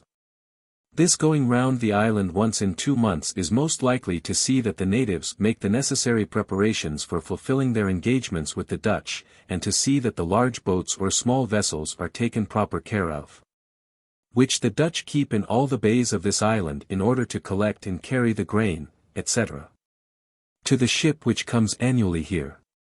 They are likewise employed in carrying cattle, grain, etc., to Timor, and, when not wanted, they are hauled ashore into houses or sheds built on purpose. As I have mentioned slaves, it is necessary to observe that all the great men have slaves which are the natives of the island. They can dispose of them one to another, but cannot sell them to go out of the island. The price of a slave is a good, large, fat hog, horse, etc. I have before mentioned that many of the people can speak Portuguese, but hardly any one Dutch. From this it is probable that this island was formerly under the jurisdiction of the Portuguese, though the Dutch government never owned as much, but said that the Dutch had traded here these 100 years past. 404. Sail from Savu. Saturday, 22nd. Winds at south-southeast, southeast, and east, a gentle breeze, which we steered west-southwest by compass. At 4 o'clock we discovered a small low island 405 bearing south-southwest, distant 3 leagues. The island hath no place in any of our charts, latitude 10 degrees 47 minutes south, longitude 238 degrees 28 minutes west. At noon we were in the latitude of 11 degrees 9 minutes south, longitude 239 degrees 26 minutes west. Course and distance sailed since yesterday noon, south 63 west, 67 miles. Sunday, 23rd, winds easterly, a moderate breeze, which by noon brought us into the latitude of 11 degrees 10 minutes south, longitude 240 degrees 48 minutes west. Course and distance sailed since yesterday at noon is west, 8 miles. Monday, 24th. Winds at east and southeast, a moderate breeze, and fine, pleasant weather. In the evening found the variation to be 2 degrees 44 minutes west. At noon our latitude was 11 degrees 8 minutes south, longitude 242 degrees 13 minutes west. Since we have been clear of the islands we have had constantly a swell from the southward which I do not suppose is owing to the winds blowing anywhere from thence, but to the sea, being so determined by the portion of the coast of New Holland. Tuesday, 25th, moderate breezes at southeast, and clear, pleasant weather. At noon our latitude was 11 degrees 13 minutes south, and longitude 244 degrees 41 seconds west. Wednesday, 26th, winds and weather as yesterday. At noon latitude in 11 degrees 10 minutes, longitude 245 degrees 41 seconds west. Thursday 27th, winds at south-southeast, a fresh breeze. In the evening found the variation to be 3 degrees 10 minutes west. At noon we were in the longitude of 247 degrees 42 minutes west, and latitude 10 degrees 47 minutes, which is 25 miles to the northward of the log, which I know not how to account for. Friday 28th, winds at south-southeast and southeast. A fresh breeze and cloudy, with some showers of rain. At noon latitude observed 10 degrees 51 minutes south, which is agreeable to the log, longitude in 250 degrees 9 minutes, west. Saturday, 29th. Moderate breeze at southeast and clear pleasant weather, steered northwest all this day, in order to make the land of Java. At noon we were by observation in the latitude of 9 degrees 31 minutes south and longitude 251 degrees 40 minutes west. Sunday, 30th, fresh gales and fair weather. In the a.m. I took into my possession the officers, petty officers and seamen's log books and journals, at least all that I could find, and enjoined every one not to divulge where they had been. 4:06 at noon our course and distance sailed since yesterday at noon, is north 20 degrees west, 126 miles, which brought us into the latitude of 7 degrees 34 minutes south and longitude 252 degrees 23 minutes west. October 1770. Enter Sunda Strait. Monday, October 1st. First and latter parts fresh breezes at southeast and fair weather, the middle squally with lightning and rain. At 7 p.m. Being then in the latitude of Java Head, and not seeing any land, assured us that we had got too far to the westward, upon which we hauled up east-northeast, having before steered north by east. At 12 o'clock saw the land bearing east, tacked, and stood to the southwest until 4, then stood again to the eastward, having very unsettled squally weather which split the main topsail very much, and obliged us to bend the other. Many of our sails are now so bad that they will hardly stand the least puff of wind. At 6 o'clock Java Head, on the west end of Java, bore southeast by east, distant 5 leagues, soon after this saw Prince's Island, bearing east 1/2 south. At 10 o'clock saw the island of Krakatoa 407 bearing northeast, distant 7 leagues, Prince's Island extending from south 53 degrees east to south by west, distant 3 leagues. Course and distance sailed since yesterday at noon is north 24 degrees 30 minutes east, 70 miles. Latitude in per observation, 6 degrees 29 minutes south, longitude 251 degrees 54 minutes. But either our longitude must be erroneous or the Straits of Sunda must be faultily laid down in all books and charts, but this no doubt we shall have an opportunity to settle. 408. Tuesday, 2nd. In the p.m.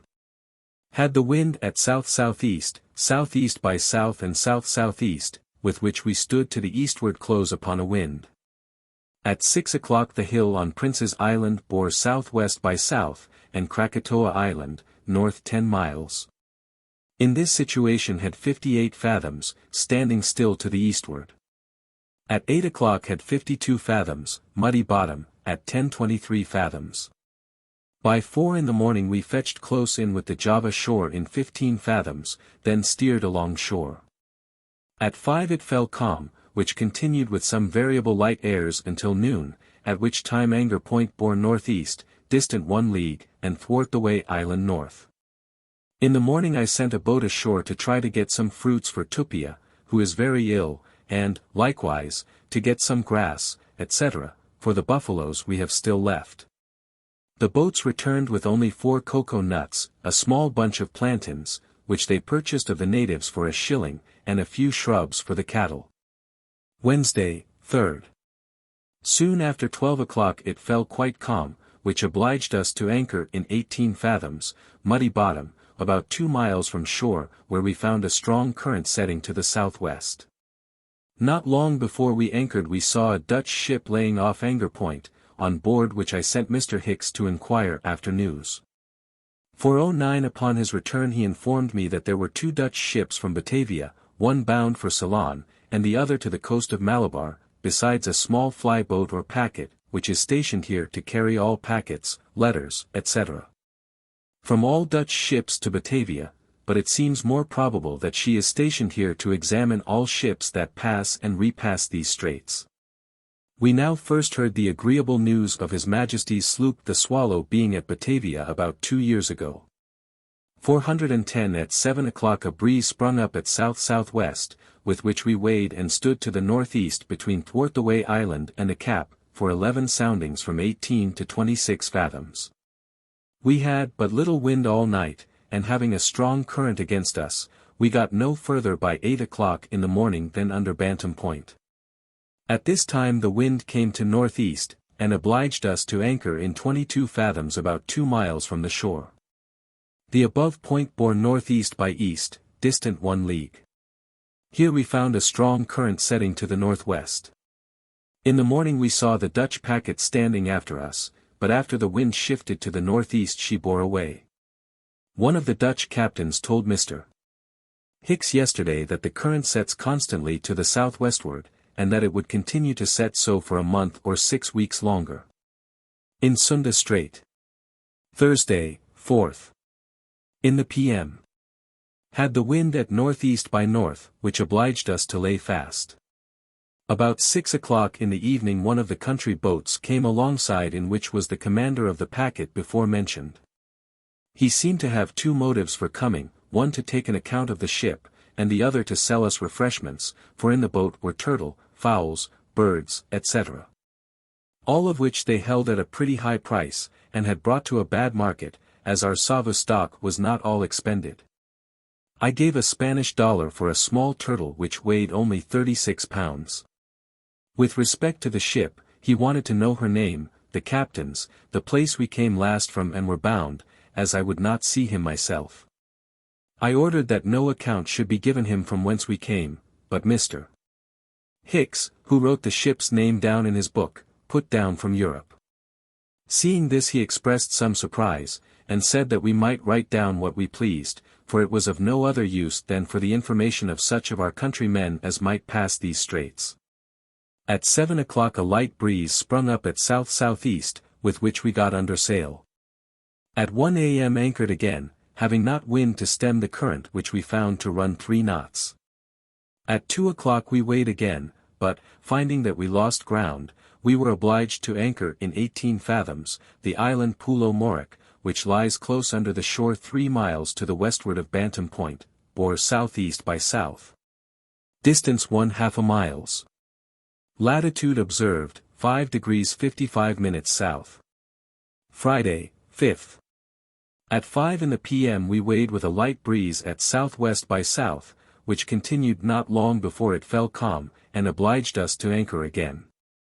At 1 o'clock we weighed with the land wind at south-southeast, which died away in the morning, and the current running strong against us we anchored in 17 fathoms. A little before this, a prow came alongside, wherein was a Dutch officer who came upon the same business as the other. He sent me down a printed paper in English containing 9 articles or questions, of which this is a copy. The commanders and officers of the ships where this paper may be presented, will be pleased to answer on the following questions, viz. 1. To what nation the ship belongs, and its name. 2. If it comes from Europe or any other place. 3. From what place it lastly departed from. 4. Whereunto designed to go. 5. What, and how many, ships of the Dutch company by departure from the last shore there laid, and their names. 6. If one or more of these ships in company with this is departed for this or any other place. 7. If during the voyage any particularity is hapned or seen. 8. If not any ships in sea, or the Straits of Sunda have seen or hailed in, and which. 9. If any other news worth attention at the place from whence the ship lastly departed or during the voyage is hapned. Batavia in the castle, the by order of the Governor-General and the Councillors of India. J. Brander Bungle, Sect. The first and fourth of these questions I only answered, which when the officer saw, he made use of the very same words the other had done before, viz., that we might write what we pleased, for it was of no consequence, etc. And yet he immediately said that he must send that very paper away to Batavia by water, and that it would be there by tomorrow noon, which shows that the Governor and Councillors of India look upon such papers to be of some consequence. Be this as it may, my reason for taking notice of it in this journal, is because I am well informed that it is but a very late years that the Dutch have taken upon them to examine all ships that pass these straits. At 10 o'clock we weighed with a light breeze at southwest, but did little more than stem the current. At noon, Bantam Point 412 and Pulla Baba, in one bearing east by north, distant from the point 1½ mile. Latitude observed, 5 degrees 53 minutes south. Saturday, 6th. At 2 o'clock p.m. Finding we could not stem the current, we anchored, with the kedge anchor, under Bantam Point, where we lay until 9, at which time current made slowly to the eastward, and at the same time a light breeze springing up. We weighed and stood to the east until 10 o'clock in the a.m., when the current obliged us again to anchor in 22 fathoms, Pulla Baba bearing east by south 1/2 south, distant 3 or 4 miles. Our sounding from Bantam Point to this place was from 36 to 22 fathoms. Sunday 7th. Light air from the southward with frequent calms. At 6 o'clock p.m., weighed with a light breeze at south-southwest, which was not sufficient to stem the current, and was therefore obliged to come to again, in 15 fathoms. At 10 o'clock weighed again and stood to the eastward with the wind at south-southeast. At 11 a.m. Anchored in 21 fathoms, the west end of Wapping Island bore south, distant 3 miles, and the Thousand Islands north by east 1/2 east, distant 3 or 4 miles. Found the current still set to the westward. Monday, 8th. Had it calm until 4 in the p.m. When we got the sea breeze at northeast very faint, with which we weighed and stood to the eastward, past Wapping Island, and the first island to the eastward of it. Falling little wind, we were carried by the current between this last island and the second island, to the eastward of Wapping Island, where we were obliged to anchor in 30 fathoms. Being very near a ledge of rocks which spitted out from one of the islands.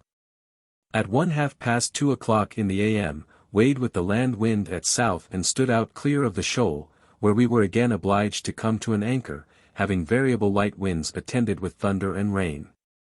At 5 o'clock, the weather being fair, and a light breeze at south, we weighed, but making little or no way against the current, we soon came to again, in 28 fathoms, near a small island not laid down in the charts. Pulo Pair 413 bore east-northeast, distant 6 or 7 miles. While we lay here, a pro came alongside, wherein were 2 Malays, who sold us 3 turtles, weighing 147 pounds, for a Spanish dollar.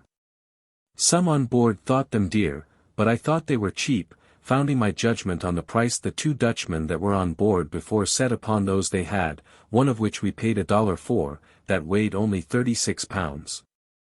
Tuesday, 9th.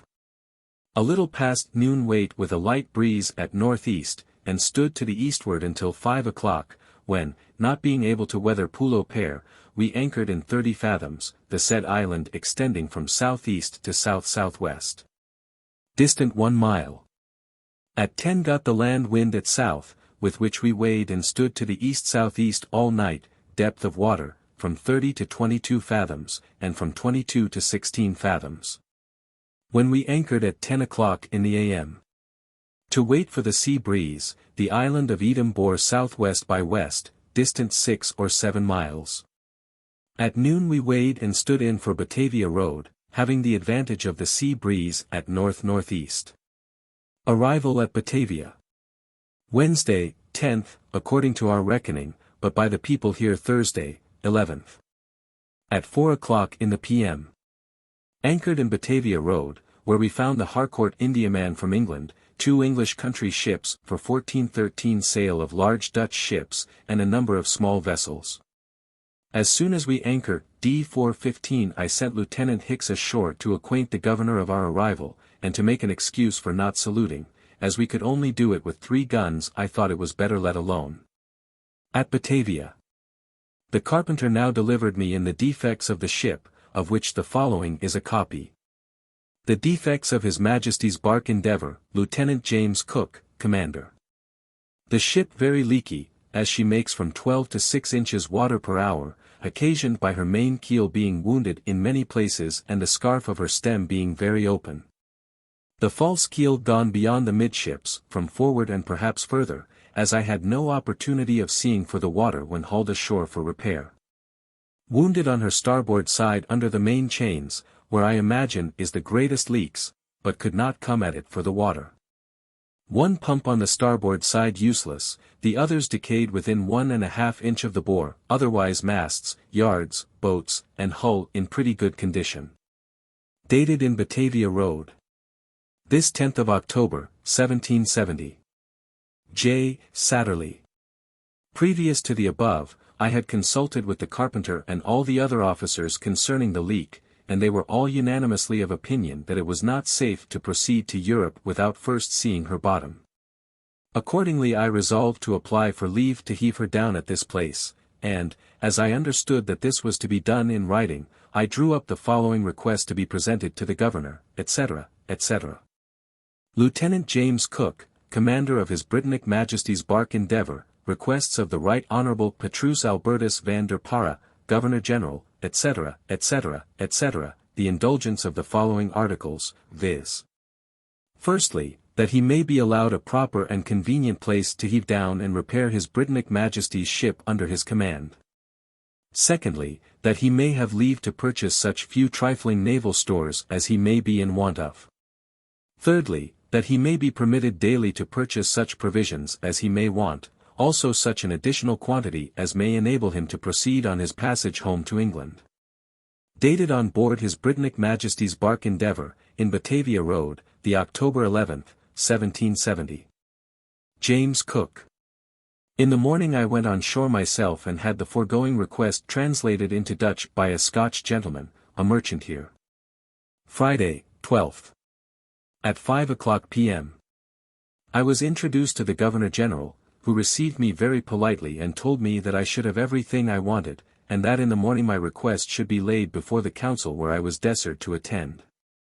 About 9 o'clock in the evening we had much rain, with some very heavy claps of thunder, one of which carried away a Dutch Indiaman's main mast by the deck, and split it, the main topmast and topgallant mast all to shivers. She had had an iron spindle at the main topgallant mast head which had first attracted the lightning.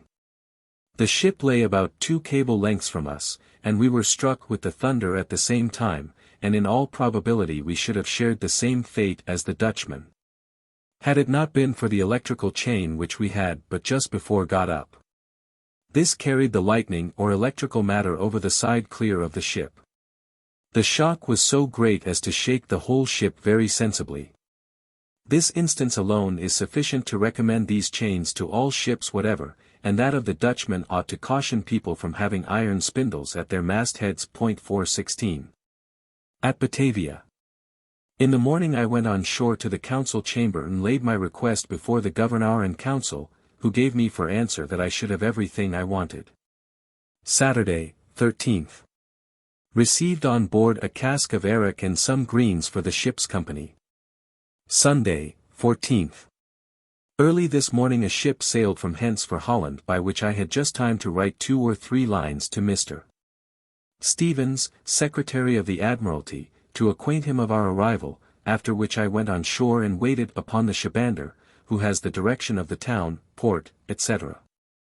To get an order to the superintendent at Onrust to receive us at that island, but this, I was told, would not be ready before Tuesday next. Received from the shore fresh beef and greens for the ship's company. Monday, 15th. Fresh sea and land breezes and fair weather. I had forgot to mention, that upon our arrival here I had not one man upon the sick list. Lieutenant Hicks, Mr.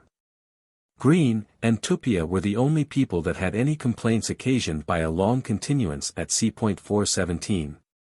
Tuesday, 16th.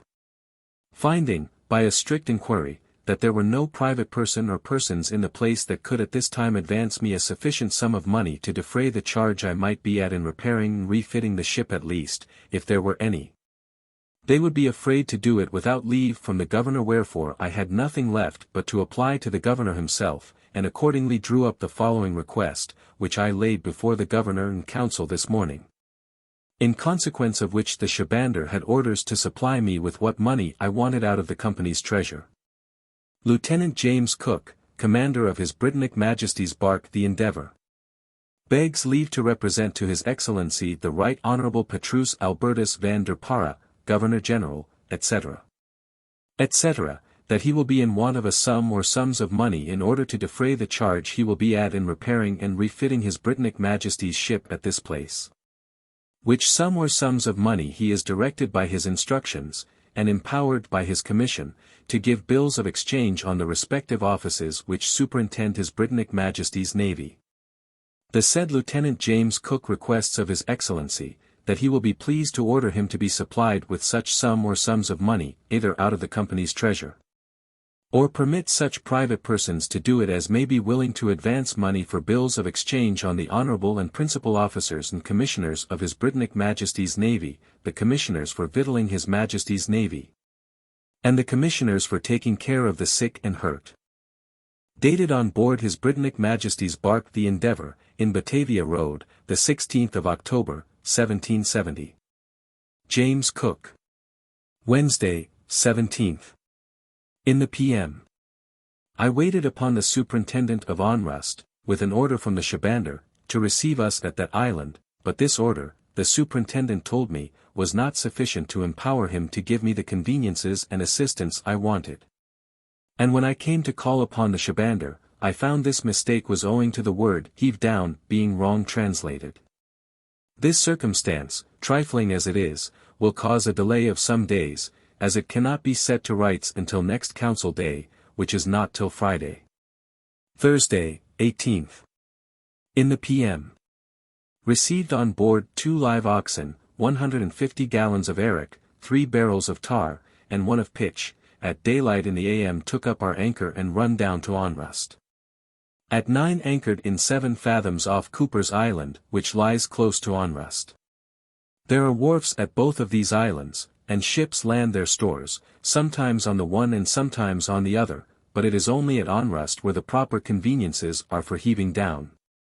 Soon after we anchored I went on shore to the officer of the yard, to see if they could not allow us some place to land our stores, but this could not be granted without orders. Friday, 19th. In the p.m. I sent a petty officer to Mr. Hicks, who lodges ashore at Batavia for the recovery of his health, with orders to desire him to wait upon the Shabander, in order to get the necessary orders respecting us dispatched to this place as soon as possible. Saturday, 20th. Employed unrigging the ship, etc. Sunday, 21st. In the p.m. orders came down to the officers of the yard to comply with everything I wanted, but we could not yet get a wharf to land our stores, they being all taken up by shipping. Monday, 22nd. In the a.m. 2 ships went from the wharfs at Cooper's Island, when we prepared to go alongside one of them. Facsimile of Tuesday, October 23, 1770. Tuesday, 23rd. In the p.m.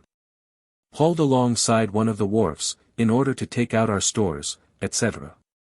After which the ship is to be delivered into the charge of the proper officers at Onrust, who will, as I am informed, heave her down, and repair her, with their own people, while ours must stand and look on, who, if we were permitted, could do everything wanting to the ship ourselves. 418. Report sent home from Batavia. Wednesday, 24th, employed clearing the ship, having a storehouse to put our stores, etc., in. In the p.m.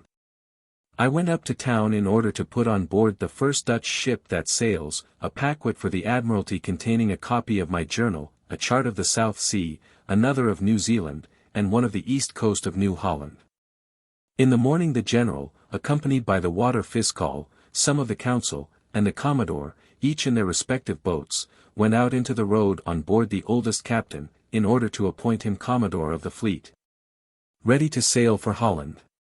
The ships was drawn up in 2 lines, between which the General passed to the new Commodore's ship, which lay the farthest out. Each ship as he passed and repassed gave him 3 cheers, and as soon as he was on board, and the Dutch flag hoisted at the main topmast head, the other Commodore saluted him with 21 guns, and immediately after struck his broad pendant, which was again hoisted as soon as the General left the other ship. He was then saluted with 17 guns by the new-made Commodore, who now hoisted a common pendant. This ceremony of appointing a Commodore over the Grand Fleet, as they call it, we were told is yearly performed. I went out in my boat on purpose to see it, accompanied by Mr. Banks and Dr. Solander, because we were told it was one of the grandest sights Batavia afforded, that may be too, and yet it did not recompense us for our trouble. I thought that the whole was but ill conducted, and the fleet appeared to be very badly manned. This fleet consists of 10 or 12 stout ships. Not only these, but all or most of their other ships are pierced for 50 guns, but have only their upper tier mounted, and these are more by half than they have men to fight. Thursday, 25th. In the evening I sent the Admiralty packet on board the Kronenberg, Captain Frederick Kelger, Commodore, who, together with another ship, sails immediately for the Cape, where she waits for the remainder of the fleet. 419. Friday, 26th. Set up the ship's tent for the reception of the ship's company. Several of them begin to be taken ill, owing, as I suppose, to the extreme hot weather. Heaving down at Batavia. Saturday, 27th, employed getting out stores, ballast, etc. Sunday, 28th, employed as above. Monday, 29th, Tuesday, 30th, Wednesday, 31st, employed clearing the ship. November 1770. Thursday, November 1st. Got everything out of the ship, and all clear for going alongside of the careening. But about noon I received a message from the officer at Onrust acquainting me that they could not receive us there until they had first dispatched the ships bound to Europe, which were down here taking in pepper. Friday, 2nd, Saturday, 3rd, Sunday, 4th, employed overhauling the rigging, and making rope, making and repairing sails. Monday, 5th, clear, hot sultry weather. In the a.m. transported the ship over to Onrust, alongside one of the careening wharfs. Tuesday, 6th. In the a.m. the officers of the yard took the ship in hand, and sent on board a number of carpenters, caulkers, riggers, slaves, etc. to make ready to heave down. Wednesday, 7th, employed getting ready to heave down in the p.m. We had the misfortune to lose Mr. Monkhouse, the surgeon, who died at Batavia of a fever after a short illness, of which disease and others several of our people are daily taken ill, which will make his loss be the more severely felt. He was succeeded by Mr. Perry, his mate, who is equally as well skilled in his profession. Thursday, 8th. In the night had much thunder, lightning, and rain, during the day fair weather, which gave us time to get everything in readiness for heaving down. Friday, 9th. In the p.m. hove the larboard side of the ship, keel out, and found her bottom to be in a far worse condition than we expected. The false keel was gone to within 20 feet of the stern post, the main keel wounded in many places very considerably, a great quantity of sheathing off, and several planks much damaged, especially under the main chenelle near the keel, where 2 planks and a half, near 6 feet in length, were within 1/8 of an inch of being cut through. And here the worms had made their way quite into the timbers, so that it was a matter of surprise to every one who saw her bottom how we had kept her above water, and yet in this condition we had sailed some hundreds of leagues. In as dangerous a navigation as in any part of the world, happy in being ignorant of the continual danger we were in. In the evening righted the ship, having only time to patch up some of the worst places to prevent the water getting in large quantities for the present. In the morning hove her down again, and most of the carpenters and caulkers in the yard, which are not a few, were set to work upon her bottom, and at the same time a number of slaves were employed bailing the water out of the hold. Our people, although they attend, were seldom called upon. Indeed, by this time we were so weak-kneed by sickness that we could not muster above 20 men and officers that were able to do duty, so little should we have been able to have hove her down and repaired her ourselves, as I at one time thought us capable of. Saturday, 10th. In the p.m. we were obliged to righten the ship before night, by reason of her making water in her upper works faster than we could free. It made it necessary to have her weather works inside and out caulked, which before was thought unnecessary. Sunday, 11th. In the a.m. having caulked her upper works, hove out the larboard side again, which a number of workmen were employed repairing. Monday, 12th. In the p.m. finished the larboard side, and in the a.m. began to get ready to heave out the other. Tuesday, 13th. This day they hove the starboard side keel out, which we found very little damaged, and was therefore soon done with. Wednesday, 14th. Employed clearing the ship of the careening gear, her bottom being now thoroughly repaired, and very much to my satisfaction. In justice to the officers and workmen of this yard, I must say that I do not believe that there is a marine yard in the world where work is done with more alertness than here, or where there are better conveniences for heaving ships down both in point of safety and dispatch. Here they heave down by 2 masts, which is not now practiced by the English, but I hold it to be much safer and more expeditious than by heaving down by 1 mast. A man must not only be strongly bigot to his own customs, but in some measure divested of reason, that will not allow this, after seeing with how much ease and safety the Dutch at Onrust heave down their largest ships. Thursday, 15th. In the a.m. transported the ship from Onrust to Cooper's Island, and moored her alongside the wharf.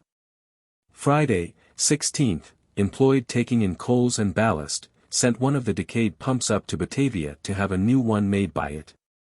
Saturday, 17th, Sunday, 18th, Monday, 19th, Tuesday, 20th, Wednesday, 21st, Thursday, 22nd, Friday, 23rd, Saturday, 24th, Sunday, 25th. Employed rigging the ship, getting on board stores and water, which last we have sent from Batavia at the rate of 6 shillings and 8 pence a leaguer, or 150 gallons. We are now become so sickly that we seldom can muster above 12 or 14 hands to do duty. Monday, 26th. In the night had much rain, after which the westerly monsoons set in, which blow here generally in the night from the southwest or from the land, in the day from the northwest or north. Tuesday, 27th, Wednesday, 28th, Thursday, 29th, Friday, 30th, December 1770. Saturday, December 1st, Sunday, 2nd, Monday, 3rd, Tuesday, 4th, Wednesday, 5th, Thursday, 6th, Friday, 7th. Employed getting on board stores, provisions, water, rigging the ship, repairing and bending the sails. On the last of these days, having got all the sick on board, and every other thing from the island, we hauled off from the wharf with a design to run up to Batavia road, but the wind proving scant obliged us to lay at anchor. At Batavia. Saturday, 8th, fresh breezes westerly, and fair weather. At 10 a.m. wait and run up to Batavia road, where we anchored in 4½ fathoms water. Sunday, 9th. First and latter parts ditto weather, middle squally with rain. In the p.m. Sent on shore a boat load of empty casks, and at the same time went myself in order to forward the things we wanted, and in the evening sent on board the new pump, with some other stores that were immediately wanting. Monday, 10th. For the most part squally, with rain, the people employed scraping the paint work. Tuesday, 11th, Wednesday, 12th, Thursday, 13th, Friday, 14th. For the most part of these days fair weather. Employed taking on board provisions and water. This last is put on board at 5 shillings a leaguer or 150 gallons. Saturday, 15th. In the p.m.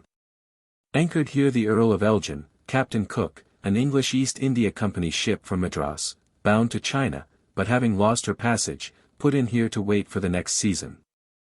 Sunday, 16th, Monday, 17th, employed taking on board provisions. Scraping and painting the ship. Tuesday, 18th, gentle breezes and fair weather. Anchored here the Phoenix, Captain Black, an English country ship from Bencoolen. Wednesday, 19th, Thursday, 20th, Friday, 21st, Saturday, 22nd, Sunday, 23rd, Monday, 24th, fresh breezes, and for the most part fair weather.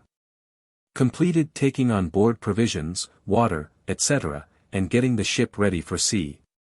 Tuesday, 25th.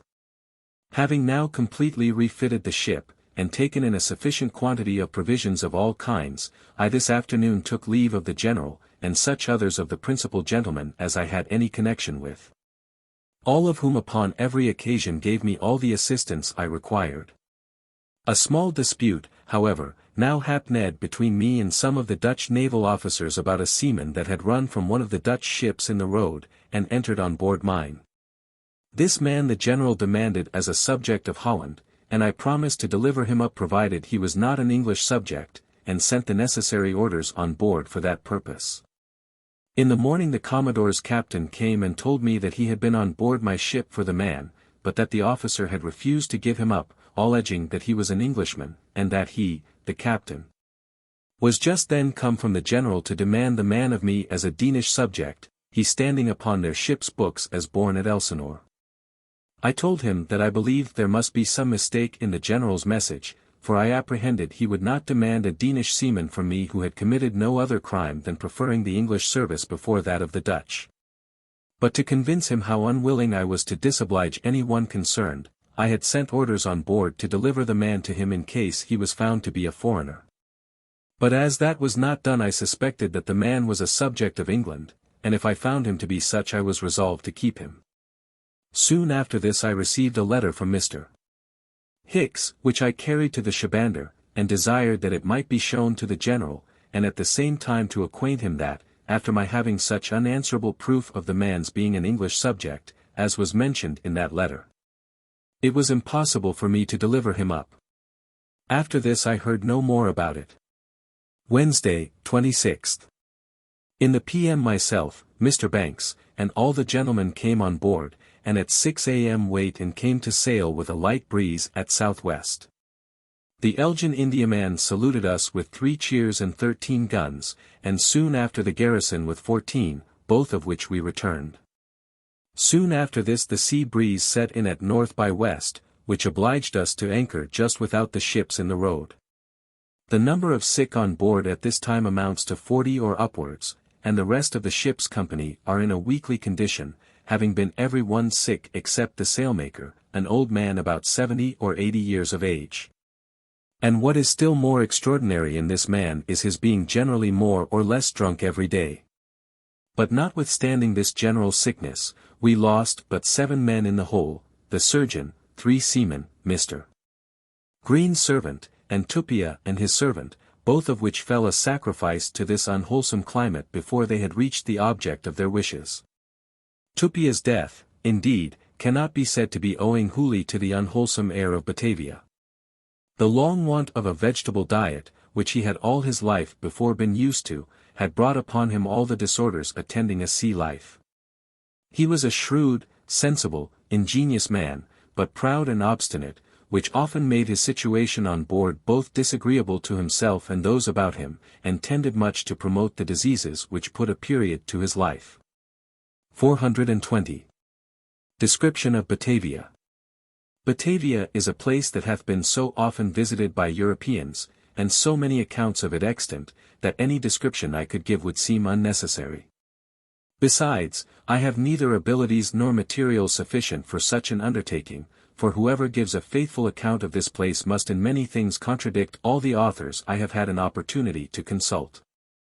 But this task I shall leave to some abler hand, and only take notice of such things that seem to me necessary for seamen to know. The city of Batavia is situated on a low flat near the sea, in the bottom of a large bay of the same name, which lies on the north side of Java, about 8 leagues from the Straits of Sunda. It lies in 6 degrees 10 minutes south latitude, and 106 degrees 50 minutes east longitude from the meridian of Greenwich, settled by astronomical observations made on the spot by the Reverend Mr. Moore, who has built a very elegant observatory, which is as well furnished with instruments as most in Europe. Most of the streets in the city have canals of water running through them, which unite into one stream about 1/2 a mile before they discharge themselves into the sea.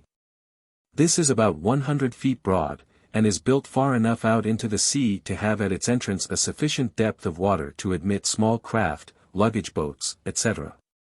The communication between the sea and the city is by this canal alone, and this only in the day, for it is shut up every night by a boom, through which no boats can pass from about 6 o'clock in the evening to between 5 and 6 the next morning. Here stands the custom house, where all goods, either imported or exported, pay the customary duties, at least, an account is here taken of them, and nothing can pass without a permit, whether it pays duty or no. All kinds of refreshments, naval stores, and sea provisions are to be had here, but there are few articles but what bear a very high price, especially if you take them of the company, which you are obliged to do if you want any quantity. That is, of such articles as they monopoly to themselves, which are all manner of naval stores and salted provisions. The road of Batavia, or place where shipping anchor, lies right before the city, and is so large as to contain any number of shipping. You anchor with the dome of the great church, bearing about south in 7, 6, or 5 fathoms water, about 1½ or 2 miles from the shore, and nearer you cannot come with large ships, by reason of a mud bank which lines all the shore of the bay. The ground that you anchor in is of such a nature that the anchors buries themselves so deep that it is with difficulty they are got out, for this reason ships always lays at single anchor, being in no manner of danger of fouling them. You lay apparently open to the winds from the northwest to the east-northeast, but the sea that is caused by these winds is a good deal broke before it reaches the road by the small islands and shoals without. These shoals have all of them either buoys or beacons upon them. But if these guides should be moved, there is a very good chart of this bay in the coast of Java as far as the Straits of Sunda, bound up in the English East India Pilot, sold by Mount and Page. In this chart everything seems to be very accurately delineated. Fresh water and wood for fuel must be purchased here. The water is put on board the ship in the road at a Spanish dollar, or 5 shillings a litre, containing 150 gallons. But if sent to Onrust, which is 1 league from the road, it cost a duc a ton, or 6 shillings 8 pence. The supplying shipping with water, especially foreigners, is a perquisite of the Commodore, who is always an officer in the state service, but acts here under the company. He takes care to tell you that the water is very good, and will keep sweet at sea, whereas everybody else tells you that it is not so. Be this as it will, Batavia is certainly a place that Europeans need not covet to go to. But if necessity obliges them, they will do well to make their stay as short as possible, otherwise they will soon feel the effects of the unwholesome air of Batavia, which, I firmly believe, is the death of more Europeans than any other place upon the globe of the same extent. Such, at least, is my opinion of it, which is founded on facts. We came in here with as healthy a ship's company as need go to sea, and after a stay of not quite 3 months left it in the condition of an hospital ship, besides the loss of 7 men. And yet all the Dutch captains I had an opportunity to converse with said that we had been very lucky, and wondered that we had not lost half our people in that time. 421.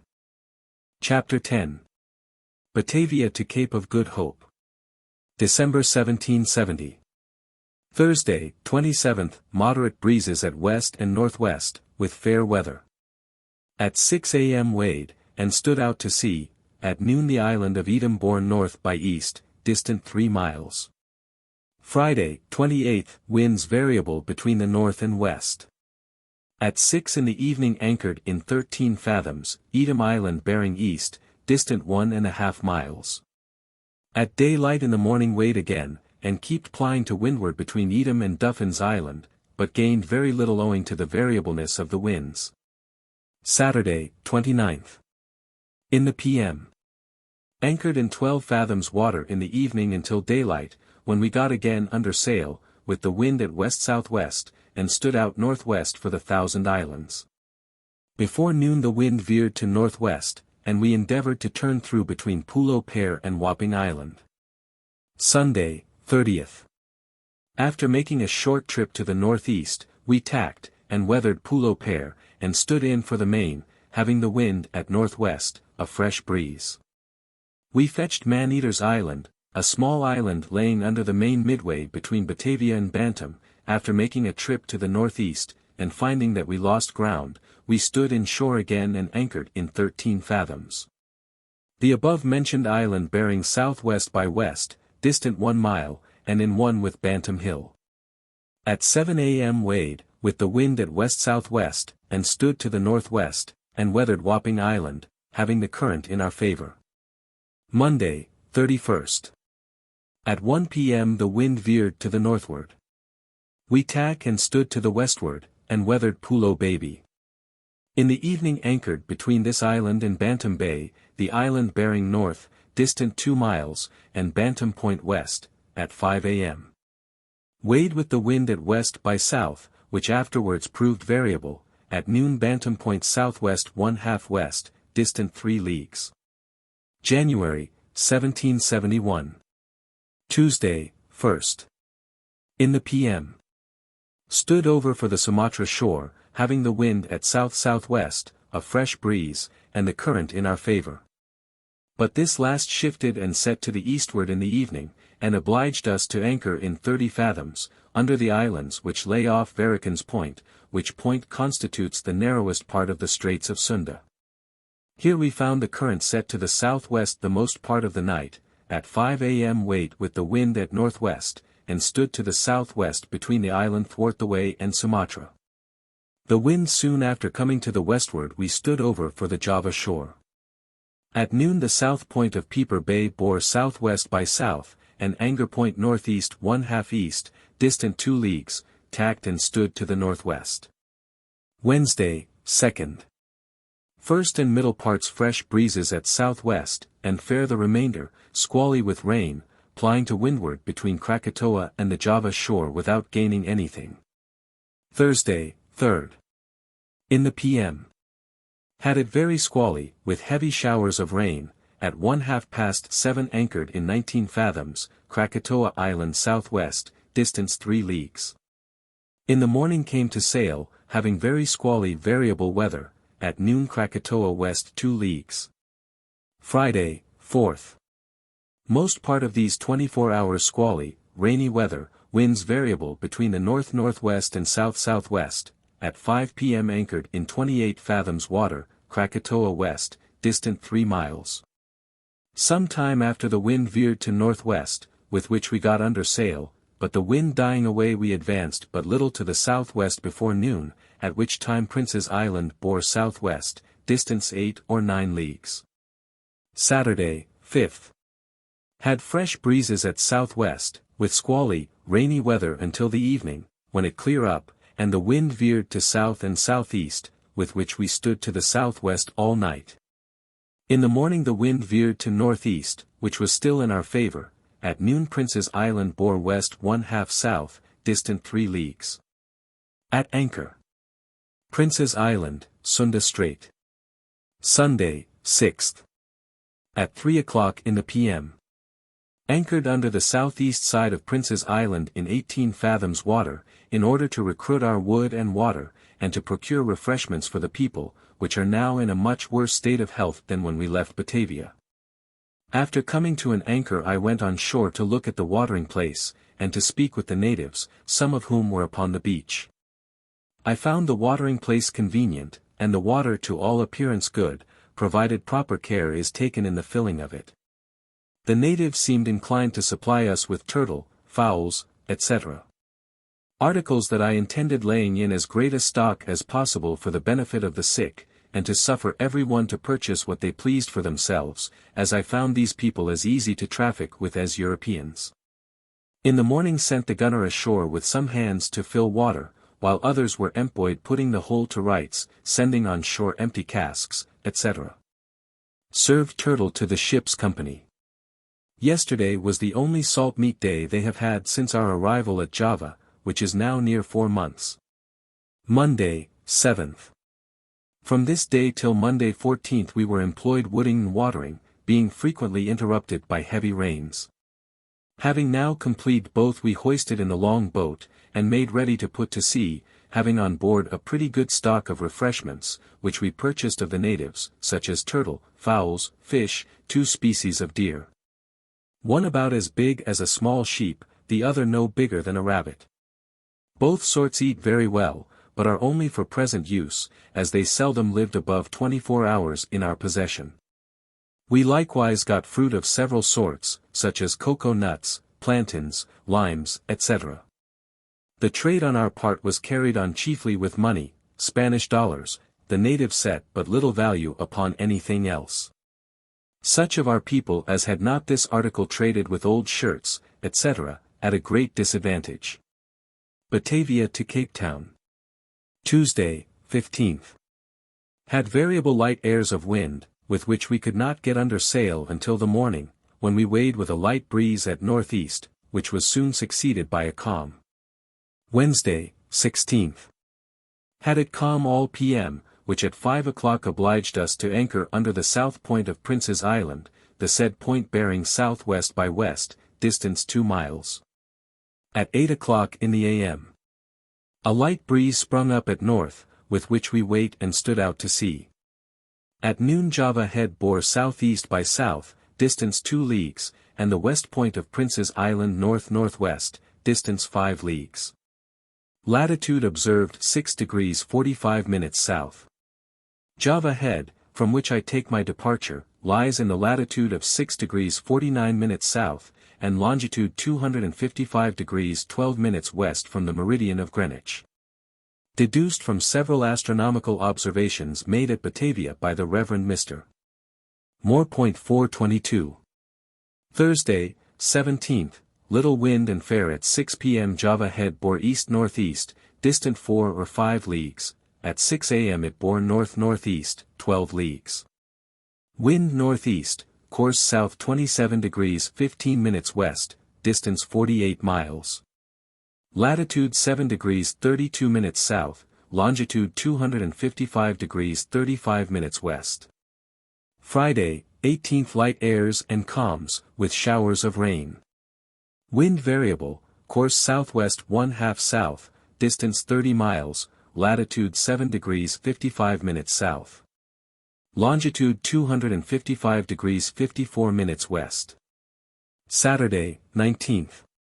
For the most part of these 24 hours had little wind and fair weather. Wind westerly, course south 3 degrees east, distance 53 miles, latitude 8 degrees 48 minutes south. Longitude 255 degrees 51 minutes west. Sunday, 20th, light airs and calms, with some showers of rain. Saw 2 sail in the northwest quarter standing to the southwest, one of them shewed Dutch colors.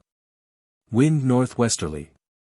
Course south 44 degrees west, distance 36 miles, latitude 9 degrees 14 minutes south, longitude 256 degrees 15 minutes west. Monday, 21st. First part little wind, the remainder a gentle breeze, the 2 sail in sight. Wind easterly. Course south 57 degrees west, distance 58 miles, latitude 9 degrees 46 minutes south, longitude 257 degrees 5 minutes west. Tuesday, 22nd. Little wind and fair weather. Wind southwesterly, course north 10 degrees west, distance 17 miles.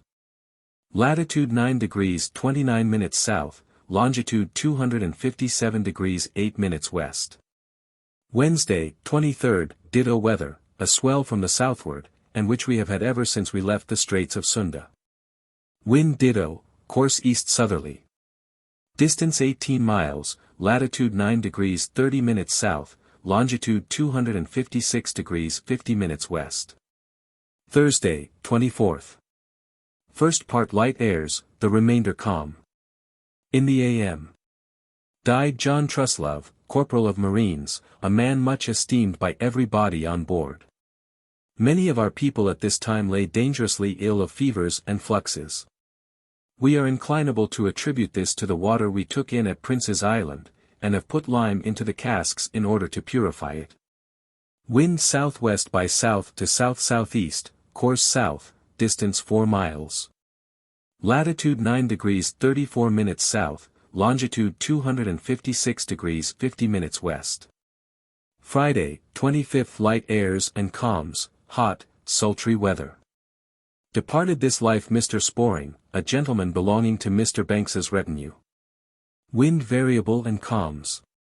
Course south 30 degrees east, distance 12 miles, latitude 9 degrees 44 minutes south, longitude 256 degrees 44 minutes west. Saturday, 26th. First part little wind, the remainder calm and very hot. Set up the topmast rigging, and cleared ship between decks, and wash her with vinegar.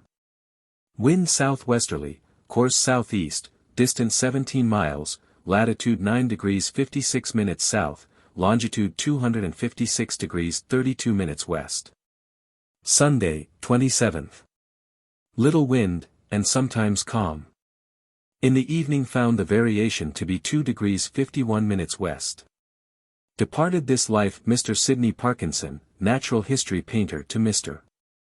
Banks, and soon after John Ravenhill, sailmaker, a man much advanced in years.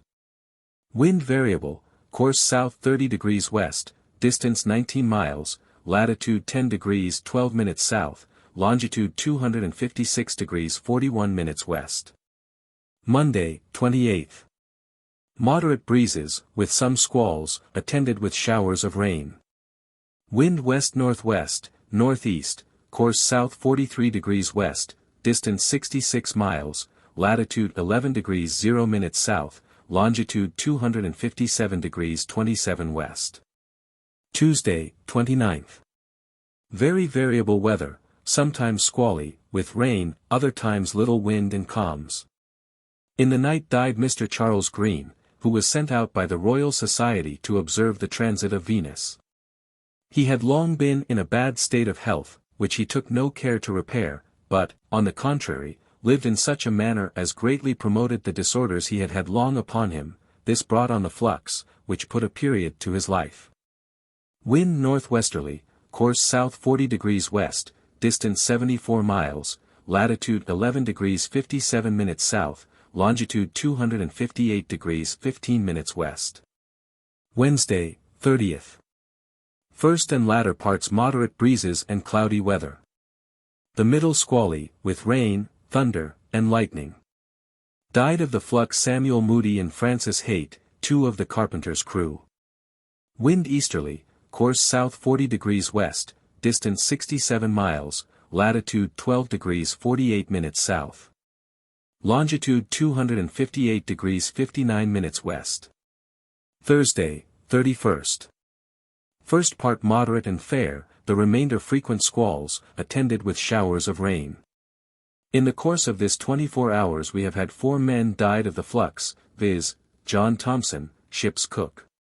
Benjamin Jordan, carpenter's mate, James Nicholson and Archibald Wolfe, seaman.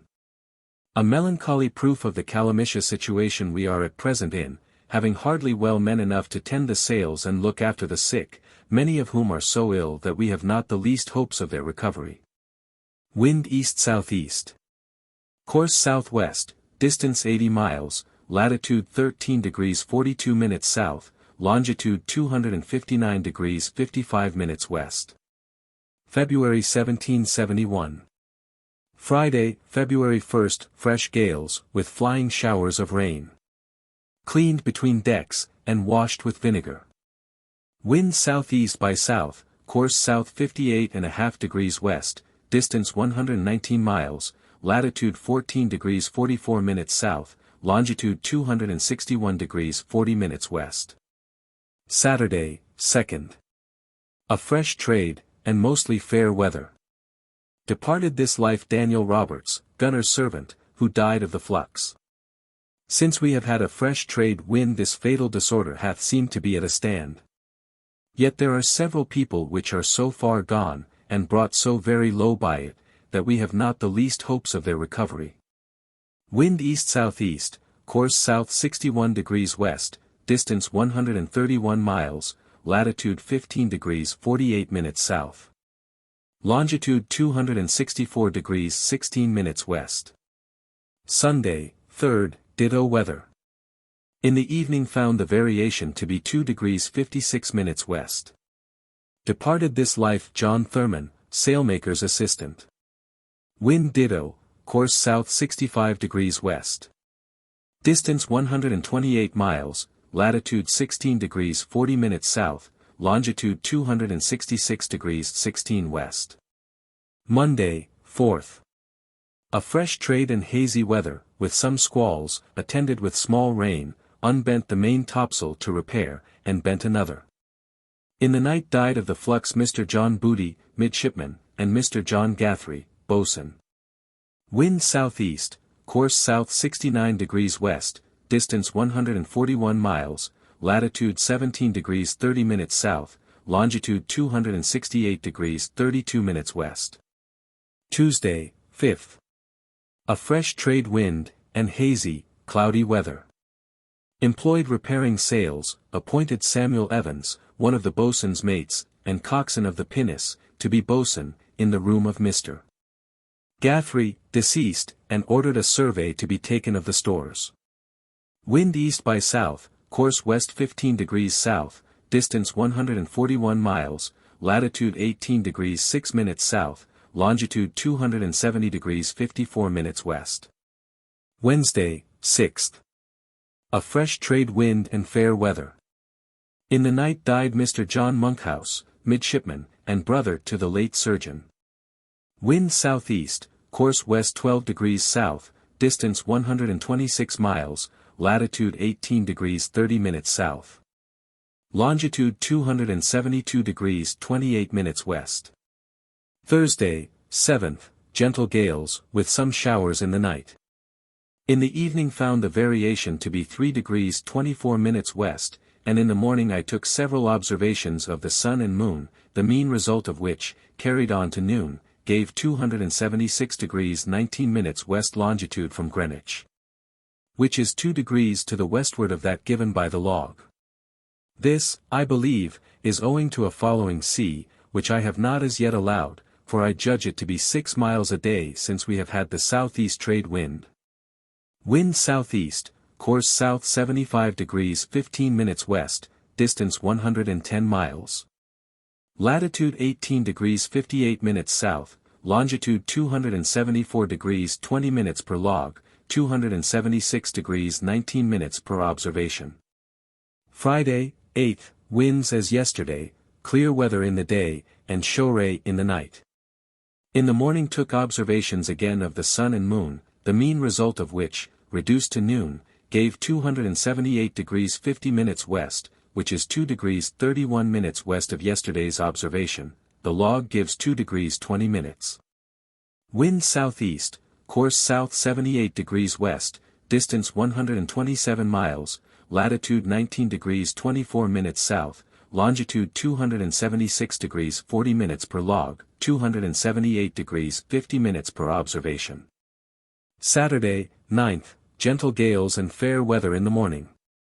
Saw a ship on our larboard quarter, which hoisted Dutch colors. Wind southeast, course south 74 degrees 30 minutes west, distance 127 miles, latitude 19 degrees 58 minutes south. Sunday, 10th, fresh breezes and hazy weather. Lost sight in the night of the Dutch ship, she having outsailed us.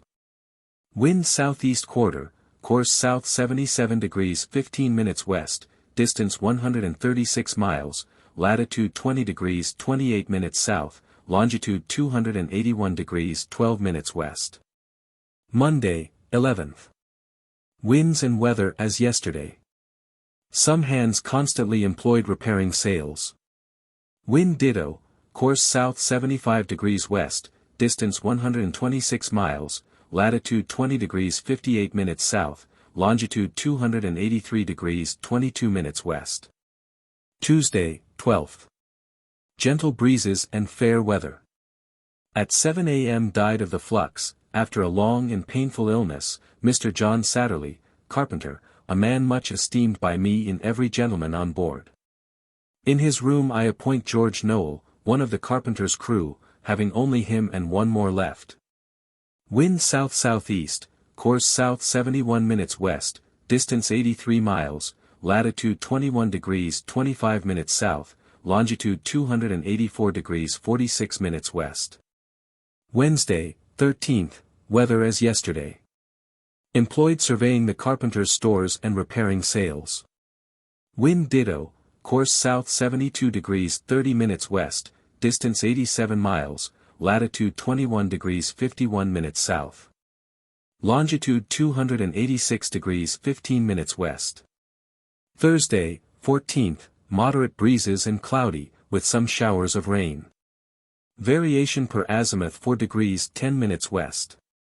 Died Alexander Lindsay, seaman. This man was one of those we got at Batavia, and had been some time in India. Winds ditto, course south 73 degrees 15 minutes west, distance 105 miles, latitude 22 degrees 21 minutes south, longitude 288 degrees 3 minutes west. Friday, 15th. Ditto weather. Died of the flux Daniel Preston, marine. Wind southeast by east, course south 81 degrees 15 minutes west, distance 123 miles, latitude 22 degrees 40 minutes, longitude 290 degrees 15 minutes west. Saturday, 16th. A fresh trade and cloudy weather. Employed repairing sails, rigging, etc. Wind ditto, course south 84 degrees west, distance 115 miles, latitude 22 degrees 52 minutes south, longitude 292 degrees 20 minutes west.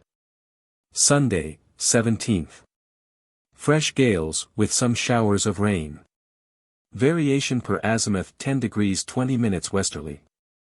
Wind southeast by south, course south 79 degrees 45 minutes west, distance 157 miles, latitude 23 degrees 20 minutes south, longitude 295 8 minutes west. Monday, 18th, fair and pleasant weather. Wind southeast by east, course south 75 degrees 30 minutes west, distance 148 miles, latitude 23 degrees 57 minutes south, longitude 297 degrees 46 minutes west. Tuesday, 19th, ditto weather.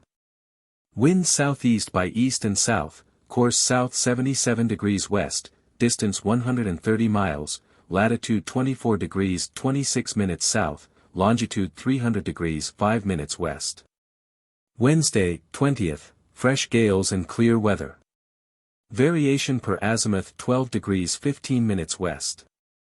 This morning the carpenter and his mate set about repairing the long boat, being the first day they have been able to work since we left Prince's Island. Wind south. Course south 75 degrees 45 minutes west, distance 127 miles, latitude 24 degrees 57 minutes south, longitude 302 degrees 21 minutes west. Thursday, 21st. First and middle parts fair weather, latter squally, attended with showers of rain. Between 2 and 3 o'clock p.m. took several observations of the sun and moon. The mean result of them gave 306 degrees 33 minutes west longitude from Greenwich, which is 1 degree 55 minutes west of account, and corresponds very well with the last observations. For at that time the ship was 2 degrees 10 minutes west of account. In the night died of the flux Alexander Simpson, a very good seaman. In the morning punished Thomas Rossiter with 12 lashes for getting drunk, grossly assaulting the officer of the watch, and beating some of the sick. Wind south to east-southeast. Course west by south, distance 126 miles, latitude 25 degrees 21 minutes south, longitude 304 degrees 39 minutes per account, 306 degrees 34 minutes per observation. Friday, 22nd. Fresh trade and fair weather. Nothing remarkable. Wind southeast by south, course south 70 degrees 45 minutes west, distance 133 miles, latitude 26 degrees 5 minutes south. Longitude 306 degrees 59 minutes west, 308 degrees 54 minutes per observation. Saturday, 23rd, ditto winds and weather.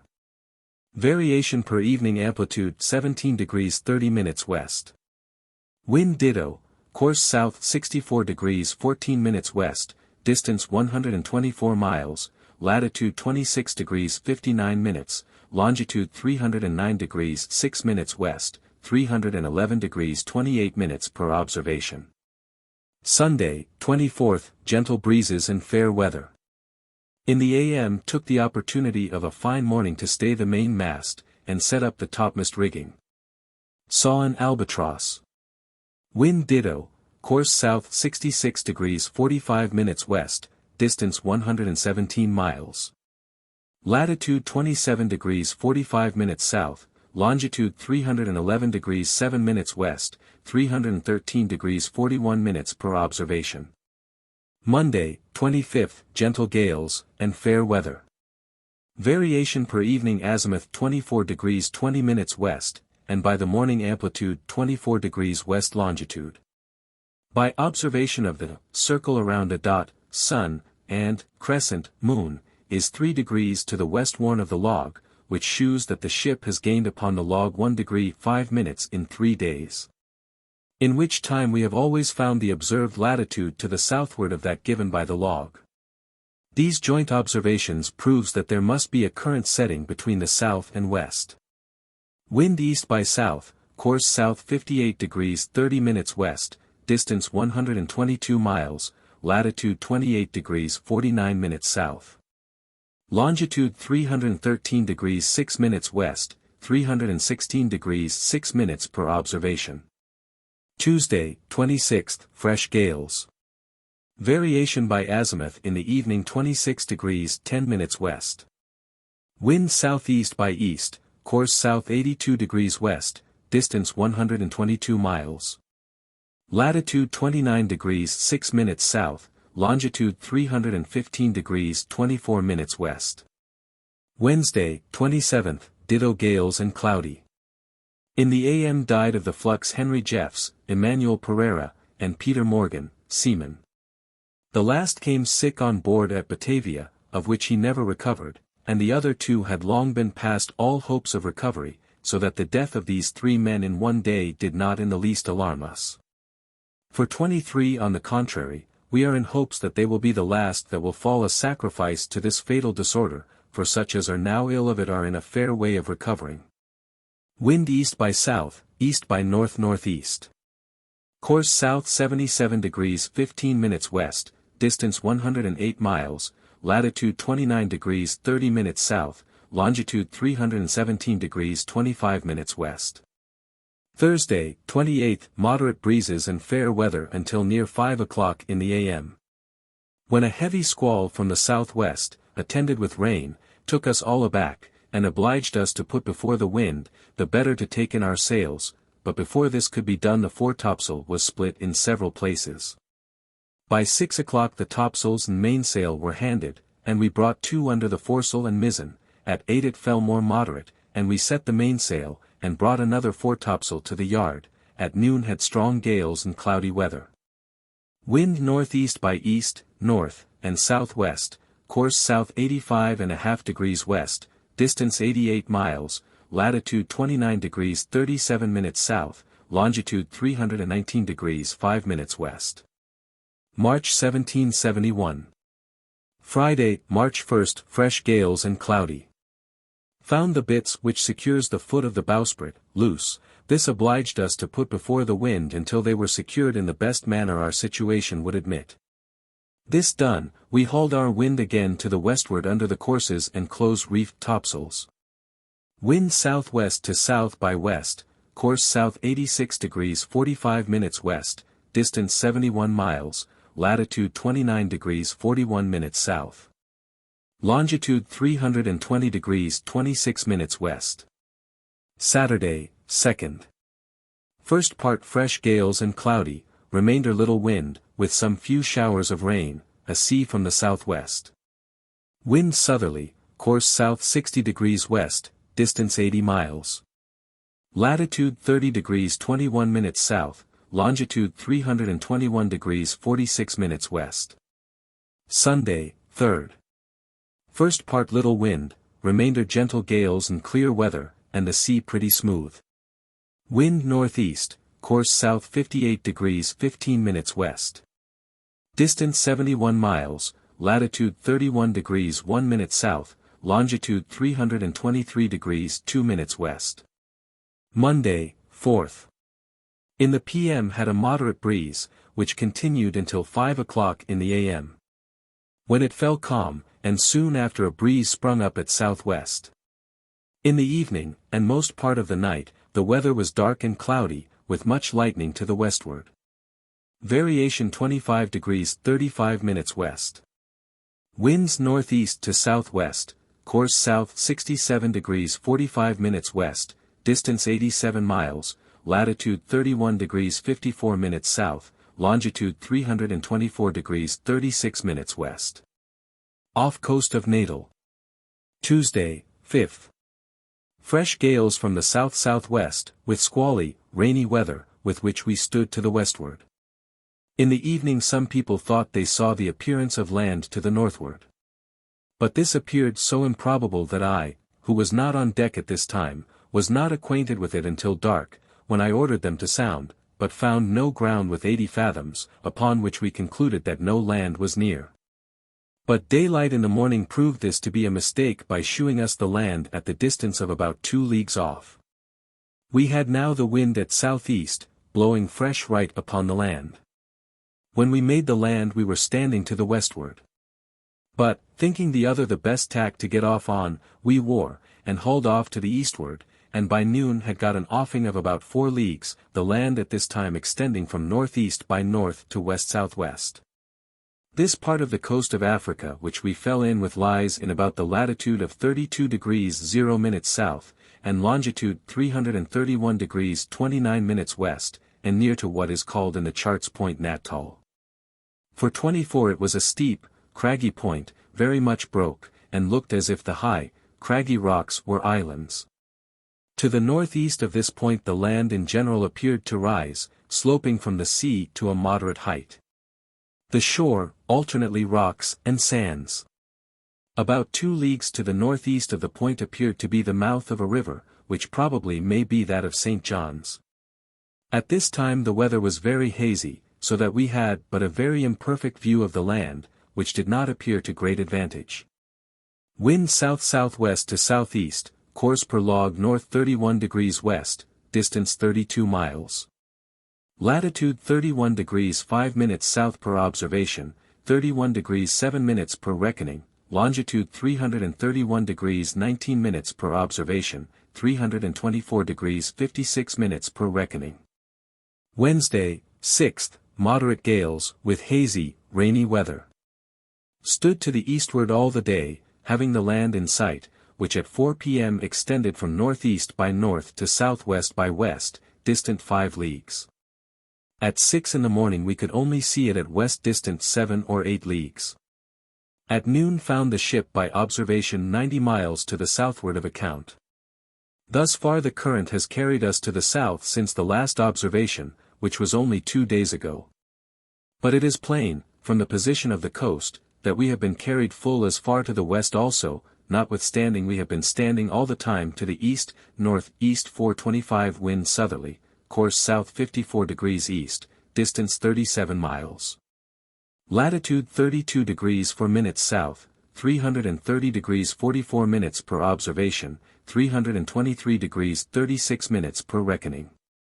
Thursday, 7th, cloudy, hazy weather, winds varying between the southwest by south and southeast by south, a light breeze at 1 p.m. Tacked and stood to the westward, land at north, distant about 8 leagues. At 6 saw it extending from north by west to west by north, distant 5 or 6 leagues, at 8 tacked, and stood to the eastward till 12. Then again to the westward, standing 4 hours on one tack, and 4 on the other. At noon very cloudy, had no observation, saw the land extending from north by west to west by north.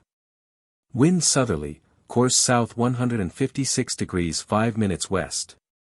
Distance 72 miles, latitude 32 degrees 54 minutes south, longitude 331 degrees 56 minutes west per observation, 323 degrees 54 per reckoning. Friday, 8th. In the p.m. stood to the westward, with the wind at south by west until 4 o'clock. Then again to the eastward, having the land in sight, extending from north-northeast to west by north, distant 8 leagues. At 12 the wind veered to the eastward, and before noon blowed a fresh breeze, with which we steered southwest.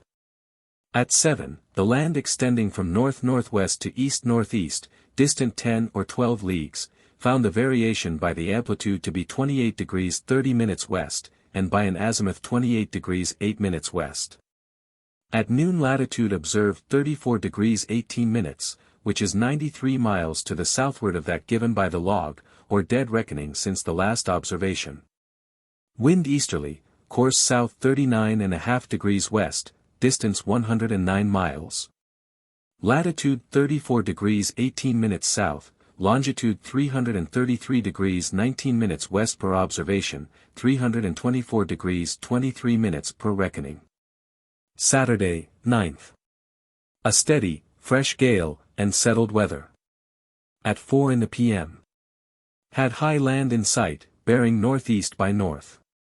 At noon had little wind and clear weather, the observed latitude 46 miles to the southward of the log, which is conformable to what has happened the 4 preceding days. And by observation made of the sun and moon this morning found that the ship had gained 7 degrees 4 minutes west of the log since the last observation, 13 days ago. Wind ditto, course south 65 degrees west, distance 210 miles. Latitude 35 degrees 44 minutes south, longitude 337 degrees 6 minutes west per observation, 326 degrees 53 minutes per reckoning. Sunday, 10th. In the p.m. Had a light breeze at northeast until 4 o'clock, when it fell calm, and continued so until 11, at which time a breeze sprung up at west-northwest, with which we stood to the northward. In the morning found the variation to be 22 degrees 46 minutes, at noon the observed latitude was 14 miles to the northward of the log, which shews that the current must have shifted. Wind northeast westerly. Course north 17 degrees 15 minutes west, distance 55 miles, latitude 34 degrees 52 minutes south, longitude 337 degrees 25 minutes west per observation, 327 degrees 12 minutes per reckoning. Monday, 11th. First part light airs at west. The remainder had a fresh gale at southeast, with which we steered west and west-northwest, in order to make the land, which was seen from the deck at 10 a.m. At noon it extended from northeast to northwest, distant 5 leagues. The middle appeared high and mountainous, and the two extremes low. Took several observations of the sun and moon, which gave the longitude, reduced to noon, as per column. Wind ditto southeast, course north 85 degrees west, distance 79 miles. Latitude 34 degrees 45 minutes south, longitude 338 degrees 48 minutes west per observation, 328 degrees 35 minutes per reckoning. Off Cape Agulhas. Tuesday, 12th. In the p.m. Had the wind at southeast and east, with which we steered along shore west and west-southwest. At 6 Cape Laguillas 426 bore west, distance 3 leagues. At 8, the wind being then at south, we tacked and stood off, being about 2 leagues from the cape, which bore about west-northwest. In this situation had 33 fathoms water. The wind continued between southwest and south all night, in times very squally, with rain. At 2 a.m. tacked to the westward until near 8, when we again stood off Cape Laguillas, northwest, distance 2 or 3 leagues. At 9 the weather cleared up, and the wind fixed at south by west. We tacked, and stood to the westward. At noon Cape Laguillas bore northeast by north, distant 4 leagues. The land of this cape is very low and sandy next the sea. Inland it is of a moderate height. Latitude 34 degrees 50 minutes south, longitude 339 degrees 23 minutes west, or 20 degrees 37 minutes east, deduced from yesterday's observations. Wind east-southeast southerly. Course south 69 degrees 30 minutes west, distance 37 miles, latitude 34 degrees 58 minutes south, longitude 339 degrees 30 minutes per observation, 329 degrees 17 minutes per reckoning. Wednesday, 13th. In the p.m. Having the wind at south, we steered along shore west by south 1/2 south until 3 o'clock, when, finding this course carried us off from the land, we steered west by north. At 6 o'clock Cape Laguillas, or the high land over it, bore east by north 12 leagues distance, and the westermost land in sight northwest 1/2 west. We continued a west by north course, with the wind at southeast until daylight in the morning, when we hauled in northwest and northwest by north. At 8 the Cape of Good Hope northwest by north, and at 10 we were abreast of it, and distance off about 1 league or little more. We passed close without a rock, on which the sea broke very high. It lies about a league right out to sea from the cape. After passing the cape we kept along shore at the distance of about 1 league off, having a fresh gale at southeast. At noon the cape bore southeast, distance 4 leagues. Latitude observed 34 degrees 15 minutes south, longitude in, by our reckoning, corrected by the last observation, 341 degrees 7 minutes west, or 18 degrees 53 minutes east from Greenwich. By which the cape lies in 34 degrees 25 minutes south latitude, and 19 degrees 1 minute east longitude from Greenwich, which nearly agrees with the observations made at the Cape Town by Messrs. Mason and Dixon in 1761, a proof that our observations have been well made, and that as such they may always be depended upon to a surprising degree of accuracy. If we had had no such guide we should have found an error of 10 degrees 13 minutes of longitude, or perhaps more to the east, such an effect the current must have had upon the ship. Thursday, 14th. Winds at southeast, a fresh gale, but as we approached the Lion's Tail or West Point, Table Bay, we had flurries of wind from all points of the compass. This was occasioned by the high land, for clear of it the wind was still at southeast, and bowed so strong out of the bay that we could not work the ship in. We were therefore obliged to anchor a good way without all the ships at anchor in the road, in the whole 16 sail, viz., 8 Dutch, 3 Danes, 4 French, a frigate, and 3 store ships, and 1 English East Indiaman, who saluted us with 11 guns. We returned 9. The gale continued, which obliged us to lay fast all the morning. Friday, 15th. Strong gales at southeast all the afternoon most part of the night, though in the evening it fell a little moderate, which gave the Indiaman's boat an opportunity to come on board us, with a compliment of a basket of fruit, etc. She was the Admiral Pocock, Captain Riddell, homeward bound from Bombay. In the morning we got under sail, and stood into the road, having variable light airs mostly from the sea. A Dutch boat from the shore came on board, in which were the master attendant and some other gentlemen. The former directed us to a proper berth, where about 10 o'clock we anchored in 7 fathoms water, a oozy bottom. The Lion Tail, or west point of the bay, bore west-northwest, and the castle southwest, distance 1½ miles. I now sent a petty officer on shore to know if they would return our salute, but before he returned we saluted, which was immediately returned with the same number of guns. After this I waited myself upon the governor, who was pleased to tell me that I should have everything I wanted that the place afforded. My first care was to provide a proper place ashore for the reception of the sick, for which purpose I ordered the surgeon to look out for a house where they could be lodged and dieted. This he soon found, and agreed with the people of the house for 2 shillings a day per man, which I found was the customary price and method of proceeding. I afterwards gave the surgeon an order to superintend the whole. Remarks on dysentery. Few remarks have happened since we left Java Head that can be of much use to the navigator, or any other person, into whose hand this journal may fall. Such, however, as have occurred I shall now insert. After our leaving Java Head we were 11 days before we got the general southeast trade wind, in which time we did not advance above 5 degrees to the south and 3 degrees to the west, having all the time variable light airs of wind. Interrupted by frequent calms, the weather all the time hot and sultry, and the air unwholesome, occasioned most probably by the vast vapors brought into these latitudes by the easterly trade wind and westerly monsoons, both of which blow at this time of the year in this sea. The easterly winds prevail as far as 12 or 10 degrees south, and the westerly winds as far as 6 or 8 degrees. Between them the winds are variable, and I believe always more or less unwholesome, but to us it was remarkable from the fatal consequences that attended it, for whatever might be the cause of first bringing on the flux among our people. This unwholesome air had a great share in it, and increased it to that degree that a man was no sooner taken with it than he looked upon himself as dead. Such was the despondency that reigned among the sick at this time, nor could it be by any means prevented, when every man saw that medicine, however skilfully administered, had not the least effect. I shall mention what effect only the imaginary approach of this disorder had upon one man. He had long tended upon the sick, and enjoyed a tolerable good state of health. One morning, coming upon deck, he found himself a little griped, and immediately began to stamp with his feet, and exclaim, "I have got the gripes, I have got the gripes, I shall die, I shall die."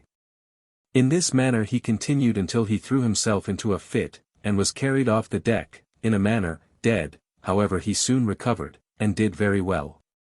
We had no sooner got into the southeast trade wind than we felt its happy effect, though we lost several men after, but they were such as were brought so low and weak that there were hardly a possibility of their recovery. And yet some of them lingered out in a state of suspense a month after, who, in all probability, would not have lived 24 hours before this change happened. Those that were not so far gone remained in the same state for some time, and at last began to recover. Some few, however, were seized with the disorder after we got into the trade wind, but they had it but slightly, and soon got over it. It is worth remarking, that of all those who had it in its last stage only one man lived, who is now in a fair way of recovering, and I think Mr. Banks was the only one that was cured at the first attack that had it to a great degree, or indeed at all, before we got into the southeast trade, for it was before that time that his cure was happily effected. It is to be wished, for the good of all seamen, and mankind in general, that some preventative was found out against this disease, and put in practice in climates where it is common. For it is impossible to victual and water a ship in those climates but what some one article or another, according to different people's opinions, must have been the means of bringing on the flux. We were inclinable to lay it to the water we took in at Prince's Island, and the turtle we got there, on which we lived several days. But there seems to be no reason for this when we consider that all the ships from Batavia this year suffered by the same disorder as much as we have done, and many of them arrived at this place in a far worse state. And yet not one of the ships took any water in at Prince's Island. The same may be said of the Harcourt Indiaman, Captain Paul, who sailed from Batavia soon after our arrival, directly for the coast of Sumatra. We afterwards heard that she, in a very short time, lost by sickness above 20 men. Indeed, this seemed to have been a year of general sickness over most parts of India. The ships from Bengal and Madras bring melancholy accounts of the havoc made there by the united force of sickness and famine. Some few days after we left Java we saw, for 3 or 4 evenings succeeding one another, boobies fly about the ship. Now, as these birds are known to roost every night on land, they seemed to indicate that some island was in our neighborhood.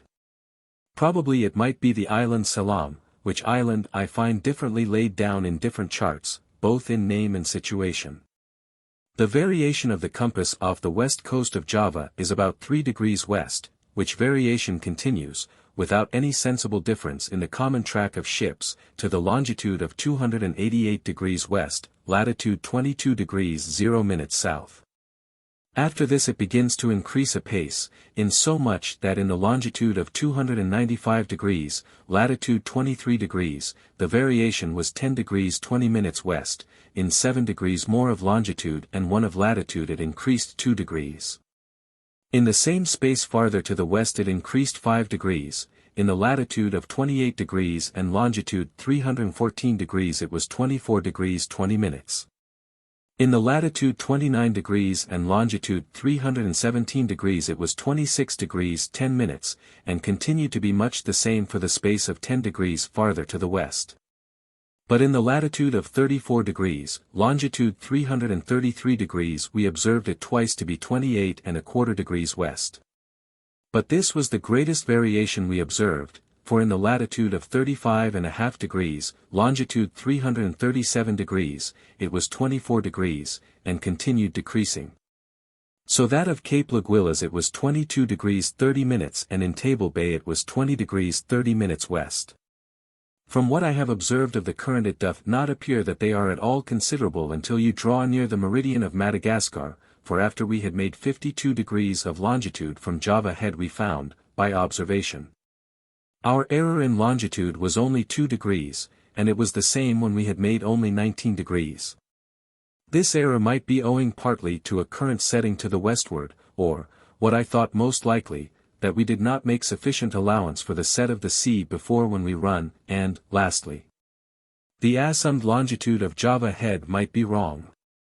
If any error lays there it arises from the imperfection of the charts I made use of in reducing the longitude from Batavia to the above-mentioned head, for it cannot be doubted but the longitude of Batavia is well determined. After we had passed the longitude of 307 degrees we began to find the effects of the westerly currents, for in 3 days our error in longitude was 1 degree 5 minutes. Its velocity kept increasing as we got to the westward, in so much that for 5 days successively, after we had made the land, we were drove to the southwest or southwest by west by the currents not less than 20 leagues a day. And this continued until we were within 60 or 70 leagues of the Cape, where we found the current to set sometimes one way and sometimes another, but mostly to the westward. After the boobies above mentioned left us we saw no more birds till we got nearly abreast of Madagascar, where, in the latitude of 27¾ degrees, we saw an albatross. After that time we saw more of these birds every day, and in greater numbers, together with several other sorts, one sort about as big as a duck, of a very dark brown color, with a yellowish bill. The number of these birds increased upon us as we approached the shore. As soon as we got into soundings we saw gannets, which we continued to see as long as we were on the bank, which stretches off Laguilas 40 leagues, and extends along shore to the eastward from Cape False, according to some charts, 160 leagues. The extent of this bank is not well known, however, it is useful in directing shipping when to haul in to make the land. At anchor. Table Bay. Saturday, 16th, variable light airs all this day. Moored the ship and struck yards and topmast, and in the morning got all the sick, 28, ashore to quarters provided for them, and got off fresh meat and greens for the people on board. Sunday, 17th. In the a.m. Sailed for England the Admiral Pocock, Captain Riddle, by whom I sent letters to the Admiralty and Royal Society. About noon came on a hard, dry gale from the southeast. Monday, 18th. In the p.m. Anchored in the offing an English ship, which proved to be the Houghton Indiaman from Bengal. In the a.m. it fell moderate, and we began to water the ship. Tuesday, 19th, variable gentle breezes. All this day employed repairing sails, rigging, watering, etc. Wednesday, 20th. In the p.m. sailed the Houghton Indiaman, who saluted us with 11 guns, which compliment we returned. This ship, during her stay in India, lost by sickness between 30 and 40 men, and had at this time a good many down with the scurvy. Other ships suffered in the same proportion. Thus we find that ships which have been little more than 12 months from England have suffered as much or more by sickness than we have done, who have been out near 3 times as long. Yet their sufferings will hardly, if at all, be mentioned or known in England. When, on the other hand, those of the Endeavour, because the voyage is uncommon, will very probable be mentioned in every newspaper, and, what is not unlikely, with many additional hardships we never experienced. For such are the disposition of men in general in these voyages that they are seldom content with the hardships and dangers which will naturally occur. But they must add others which hardly ever had existence but in their imaginations by magnifying the most trifling accidents and circumstances to the greatest hardships and unsurmountable dangers without the immediate interposition of Providence. As if the whole merit of the voyage consisted in the dangers and hardships they underwent, or that real ones did not happen often enough to give the mind sufficient anxiety. Thus posterity are taught to look upon these voyages as hazardous to the highest degree. Thursday, 21st, fine pleasant weather. Employed getting on board water, overhauling the rigging, and repairing sails. Sailed for Batavia a Dutch ship. Friday, 22nd, Saturday, 23rd, Sunday, 24th, Monday, 25th, Tuesday, 26th, mostly fine pleasant weather. On the 23rd complete our water, after which I gave as many of the people leave to go on shore to refresh themselves as could be spared at one time. Wednesday, 27th, winds variable and clear. Pleasant weather. Sailed for Holland 4 sail Dutch ships. Thursday, 28th, Friday, 29th, ditto weather.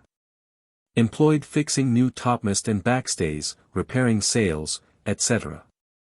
Saturday, 30th. In the p.m.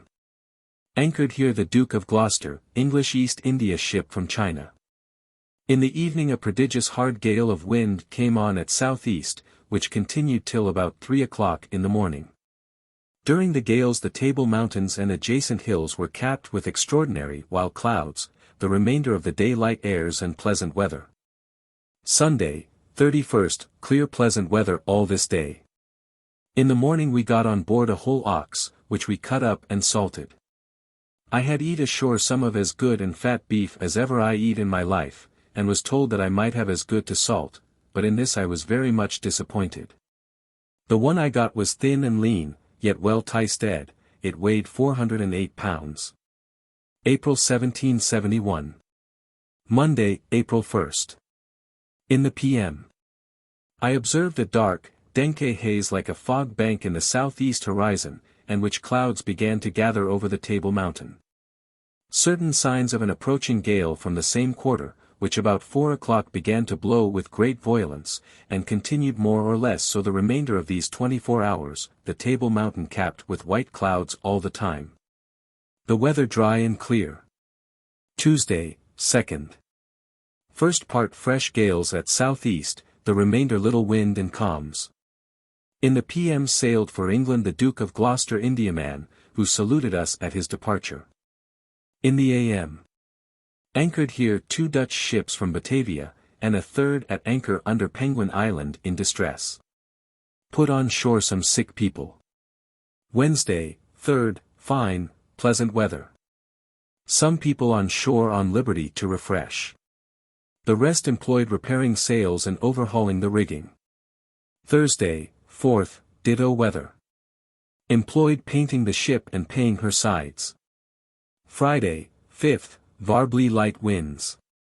Sailed for Holland 3 Dutch ships. Employed as above, and getting on board provisions, etc. Saturday, 6th, gentle breezes, with some rain in the night. Sunday, 7th, gentle breezes, and fine, pleasant weather, a signal for some ships being in the offing. Monday, 8th. Gentle breezes from the westward. In the night anchored here the Europa, an English East Indiaman from Bengal, and in the morning she saluted us with 11 guns, which compliment we returned. Tuesday, 9th. Little wind at southwest, with foggy, hazy weather. Employed making ready for sea. Wednesday, 10th, gentle breezes at south-southeast and fair weather. Took on board 11 of our people from sick quarters. Thursday, 11th, ditto weather. Employed getting on board various articles of provisions from the shore. Friday, 12th, wind at southwest, fair weather. Set up the topmast rigging, and bent the sails. Saturday, 13th. Fresh breezes at southwest, and cloudy, hazy weather, in the night anchored here a Dutch ship from Holland, she sailed about 3 months ago in company with 2 more. The news brought by this ship is that a war is daily expected between England and Spain, signals out for 4 or 5 sail more being in the offing, one of which is said to be a ship from England. Took leave of the governor, intending to sail tomorrow. Sunday, 14th, wind westerly, gentle breezes. In the PM got all the sick on board, many of whom are yet in a very bad state of health. 3 died here, but this loss was made up by the opportunity we had of completing our full complement. In the morning unmoored and got ready for sailing. Monday, 15th. None of the ships in the offing are yet arrived. Desirous as we must be of hearing news from England, I determined not to wait the arrival of these ships, but took the advantage of a breeze of wind from the west-southwest. Wait and stood out of the bay, saluted with 13 guns, which compliment was returned both by the castle and Dutch commodore. The Europa saluted us as we passed her, which we returned. This ship was to have sailed with or before us, but not liking the opportunity she lay fast. At 5 in the evening anchored under Penguin or Robin Island in 10 fathoms water, the island extending from west-northwest to south-southwest, distant 1½ or 2 miles. In the morning saw a ship standing into Table Bay, under English colours, which we took to be an Indiaman, at noon latitude observed 33 degrees 49 minutes south, Cape Town south 20 degrees east, distant 7 miles.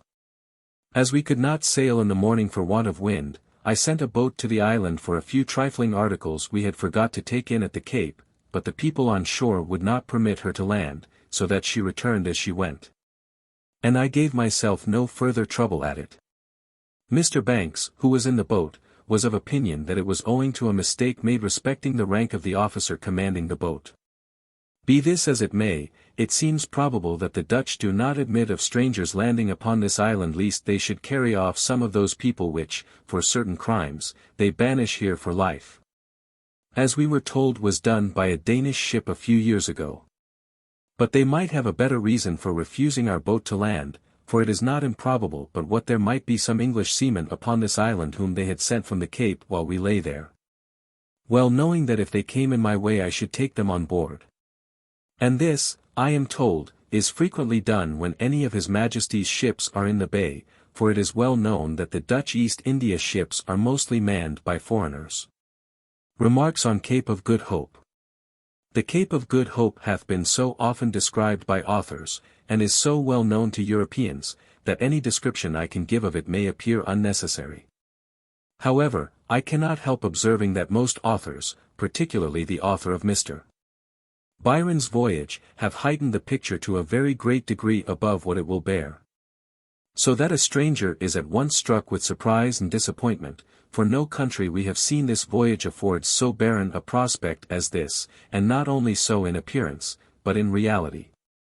The land over the cape which constitutes the peninsula formed by Table Bay on the north, and False Bay on the south, consists of high barren mountains. Behind these to the east, or what may be called the isthmus, is a vast extensive plain, not 1,000 part of which either is or can be cultivated. The soil consists mostly of a light kind of sea sand, producing hardly anything but heath. Every inch of ground that will bear cultivation is taken up in small plantations, consisting of vineyards, orchards, kitchen gardens, etc. Hardly any two lay together, but are dispersed from one another at some distance. If we may judge from circumstances, the interior parts of this country is not more fertile, that is, the fertile land bears a very small proportion to the whole. We were told that they have settlements 28 days' journey inland, which is computed at 900 English miles, and thus far they bring provisions to the Cape by land. It is also said that the Dutch farmers are so dispersed about the country that some have no neighbors within 4 or 5 days' journeys of them. Admitting these to be facts, and it will at once appear that the country in general cannot be very fertile, for it would be absurd to suppose that they would raise provisions at such an immense distance. Where the trouble and expense of bringing them to market must increase, in proportion, could it be done nearer. The Dutch assign another reason for being obliged to extend their scattered settlements so far inland. Which is, they never disturb the original native, but always leave them in peaceable possession of whatever lands they may have appropriated to their own use, which in some places is pretty extensive, and that probably none of the worst. By which good policy the new settlers very seldom if ever meet with any disturbance from the natives. On the contrary, many of them become their servants, and mix among them, and are useful members to society. Notwithstanding the many disadvantages this country labors under, such is the industry, economy, and good management of the Dutch that not only the necessary, but all the luxuries, of life are raised here in as great abundance. And are sold as cheap, if not cheaper, than in any part of Europe, some few articles excepted. Naval stores, however, do not want for price any more here than they do at Batavia. These are only sold by the company, who have a certain fixed exorbitant price, from which they never deviate. The inhabitants of the Cape Town are in general well-bred and extremely civil and polite to all strangers. Indeed, it is their interest so to do, for the whole town may be considered as one great and fitted up for the reception of all comers and goers. Upon the whole, there is perhaps not a place in the known world that can equal this in affording refreshments of all kinds to shipping. The bay is capacious, pretty safe, and commodious. It lies open to the northwest winds, which winds, we are told, very seldom blow very strong for 27 but sometimes sends in a great sea, for which reason ships more northeast and southwest. And in such a manner as to have an open hawse with northwest winds. The southeast winds blow frequently with great violence, but as this is right out of the bay it is attended with no danger. Near the town is a wharf built of wood, run out a proper distance into the sea for the conveniency of landing and shipping off goods. To this wharf water is conveyed in pipes and by means of cocks. Several boats may fill water at one and the same time. The company keeps several large boats or hoys to carry goods, provisions, water, etc., to and from shipping, as well strangers as their own. Fuel is one of the scarcest articles they have, and is brought a long way out of the country, and consists of roots of trees, shrubs, etc. Except a few English oaks which they have planted, this country is wholly destitute of wood, except at too great a distance to be brought to the Cape. 428 in the article timber, boards, etc., they are chiefly supplied from Batavia. 3 of the winter months, viz. From the middle of May to the middle of August, the Dutch do not allow any of their ships to lay in Table Bay, but oblige them to go into False Bay, where there is a very safe harbor. For 29 and every other conveniency both for their own shipping and strangers, and where every produce of the country can be had as cheap as at the Cape Town. The Dutch, I am told, never deviate from this custom of sending their ships to False Bay at this season of the year, notwithstanding there had not a gale of wind happened for many years that would have put them in the least danger in Table Bay. Table Bay is defended by a square fort, situated on the east side of the town, close to the sea beach, together with several other outworks and batteries along the shore of the bay on each side of the town. They are so situated as to be cannonaded by shipping, and are in a manner defenseless against a superior land force. The garrison at present consists of 800 regulars, besides militia of the country, which comprehend every man able to bear arms. They can, by means of signals, alarm the whole country in a very short time, and then every man is immediately to repair to the Cape Town. The French at Mauritius are supplied with large quantities of provisions from the Cape, viz. salted beef, biscuit, flour, and wine. While we lay in the bay 2 store ships belonging to the king, of the burthen of 50 or 60 gun ships, and a snow, sailed for that island loaded with provisions, besides a large, king's, frigate we left in the bay taking in her cargo. The provisions contracted for this year by the French were salt beef, 500,000 pounds, flour, 400,000 pounds, biscuit, 400,000 pounds, and wine, 1,200 litres. Chapter 11. Cape of Good Hope to England. April 1771. Tuesday, 16th. At 2 o'clock in the p.m. saw a large ship behind the island, under French colours, standing into Table Bay, at 3 weight with a light breeze at southeast, and put to sea. At 4 departed this life Mr. Robert Molyneux Master, a young man of good parts, but had unfortunately given himself up to extravagancy and intemperance, which brought on disorders that put a period to his life. At 6 we had the Table Mountain and the Penguin Island in one bearing south-southeast, distant from the latter about 4 or 5 leagues, had it calm most part of the night. In the morning a light breeze sprung up southerly, with which we steered northwest. At noon we were by observation in latitude 33 degrees 30 minutes south. The Table Mountain bore south 54 degrees east, distant 14 leagues. N.B. The Table Mountain lies directly over the Cape Town, from which last I take my departure. It lies in the latitude of 33 degrees 56 minutes south, and longitude 341 degrees 37 minutes west from Greenwich. Wednesday, 17th. Fresh breezes and fair weather, with a swell from the southwest. Wind southerly, course north 50 degrees west, distance 118 miles, latitude 32 degrees 14 minutes south, longitude 344 degrees 8 minutes west. Thursday, 18th. Gentle breezes and clear weather. Swell as before. Wind ditto, course northwest, distance 85 miles, latitude 31 degrees 14 minutes south, longitude 345 degrees 19 minutes west. Friday, 19th, little wind and sometimes calm. Swell from the southward. Wind southeast to northwest, course north 50 degrees west, distance 16 miles, latitude 31 degrees 14 minutes south, longitude 345 degrees 33 minutes west. Saturday, 20th, gentle breezes and clear weather. Wind westerly. Latitude 29 degrees 40 minutes south, longitude 346 degrees 10 minutes west. Sunday, 21st. A moderate trade wind and pleasant weather. Wind southerly, course north 54 degrees west, distance 100 miles. Latitude 28 degrees 43 minutes south, longitude 347 degrees 42 minutes west. Monday, 22nd. A fresh trade, and pleasant weather. Exercise the people at small arms. Observations for longitude with the sun and moon agree with the log. Wind southeast, course north 50 degrees west, distance 118 miles, latitude 27 degrees 27 minutes south, longitude 349 degrees 24 minutes west. Tuesday, 23rd, gentle breezes, and clear weather. Found the variation in the evening, by the amplitude, to be 17 degrees 40 minutes west, and by azimuth in the morning 18 degrees 37 minutes. Employed repairing boats and sails. Exercised great guns and small arms.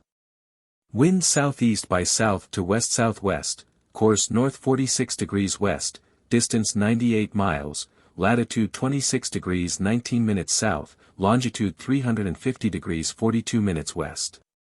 Wednesday, 24th, ditto weather. Found the variation to be 17 degrees 30 minutes west. Employed as yesterday. Wind west, west-northwest, course north 20 degrees west, distance 78 miles, latitude 25 degrees 6 minutes south, longitude 351 degrees 16 minutes west. Thursday, 25th. First part, moderate and clear, middle, squally, with rain, latter, fresh gales and cloudy. Employed as above. Wind northwest, southwest, course north 20 foot west, distance 105 miles. Latitude 23 degrees 28 minutes south, longitude 351 degrees 52 minutes west. Friday, 26th, fresh gales, and a large swell from the southward. Wind south-southwest, southeast by south, course north 50 degrees west, distance 168 miles. Latitude 21 degrees 40 minutes south, longitude 354 degrees 12 minutes west. Saturday, 27th, fresh gales and cloudy. Employed repairing sails. Wind southeast 1/2 south, course north 55 degrees west, distance 168 miles. Latitude 20 degrees 4 minutes south, longitude 356 degrees 40 minutes west. Sunday, 28th, ditto weather. Variation per azimuth 14 degrees west. Wind southeast, course north 56 degrees 30 minutes west, distance 152 miles. Latitude 18 degrees 41 minutes south, longitude 358 degrees 54 minutes west. Monday, 29th, ditto gales. Variation 13 degrees 53 minutes west. In the AM crossed the line of our first meridian, viz. that of Greenwich, having now circumnavigated the globe in a west direction. Wind southeast, course north 53 degrees west, distance 136 miles, latitude 17 degrees 19 minutes south, longitude 0 degrees 50 minutes west. Tuesday, 30th. Fresh gales and pleasant weather. Exercise the people at great guns and small arms. Wind southeast, course north 58 degrees west-south, distance 126 miles, latitude 16 degrees 11 minutes south, longitude 2 degrees 42 minutes west. May 1771. At St. Helena. Wednesday, May 1st, fresh trade and pleasant weather. At 6 a.m. saw the island of St. Helena bearing west, distant 8 or 9 leagues. At noon anchored in the road, before James's Fort, in 24 fathoms water. Found riding here His Majesty's ship Portland and Swallow 430 sloop, and 12 sail of Indiaman. At our first seeing the fleet in this road we took it for granted that it was a war, but in this we were soon agreeably deceived. The Europa Indiaman anchored here a little before us. She sailed from the Cape 2 days after us, and brings an account the French ship we saw standing into Table Bay was a French man of war, of 64 guns, bound to India, and that there were 2 more on their passage. Wind southeast.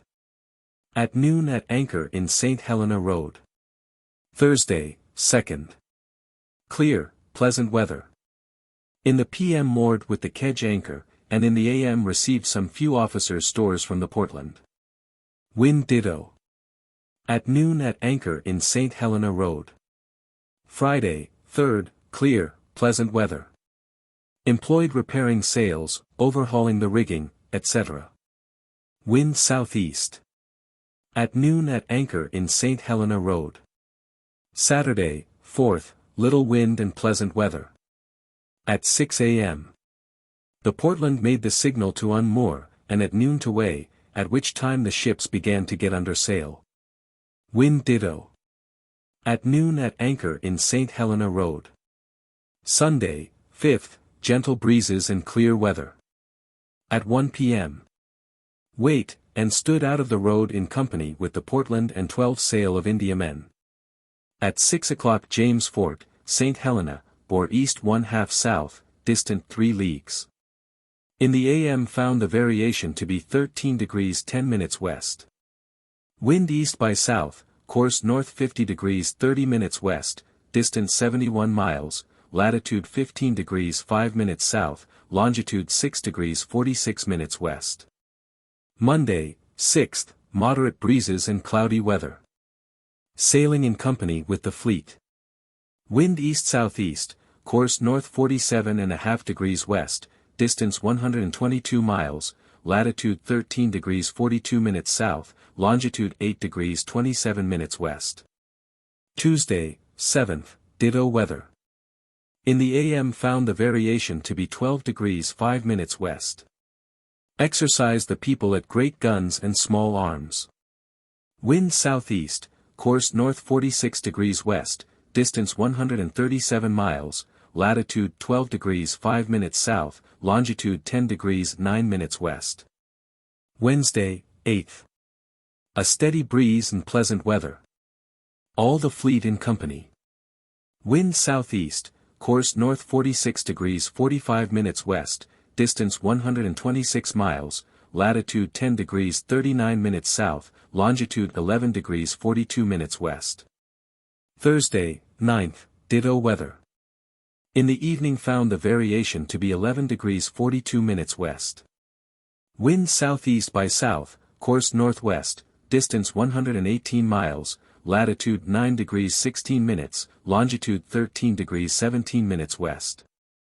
Friday, 10th. At 6 in the AM.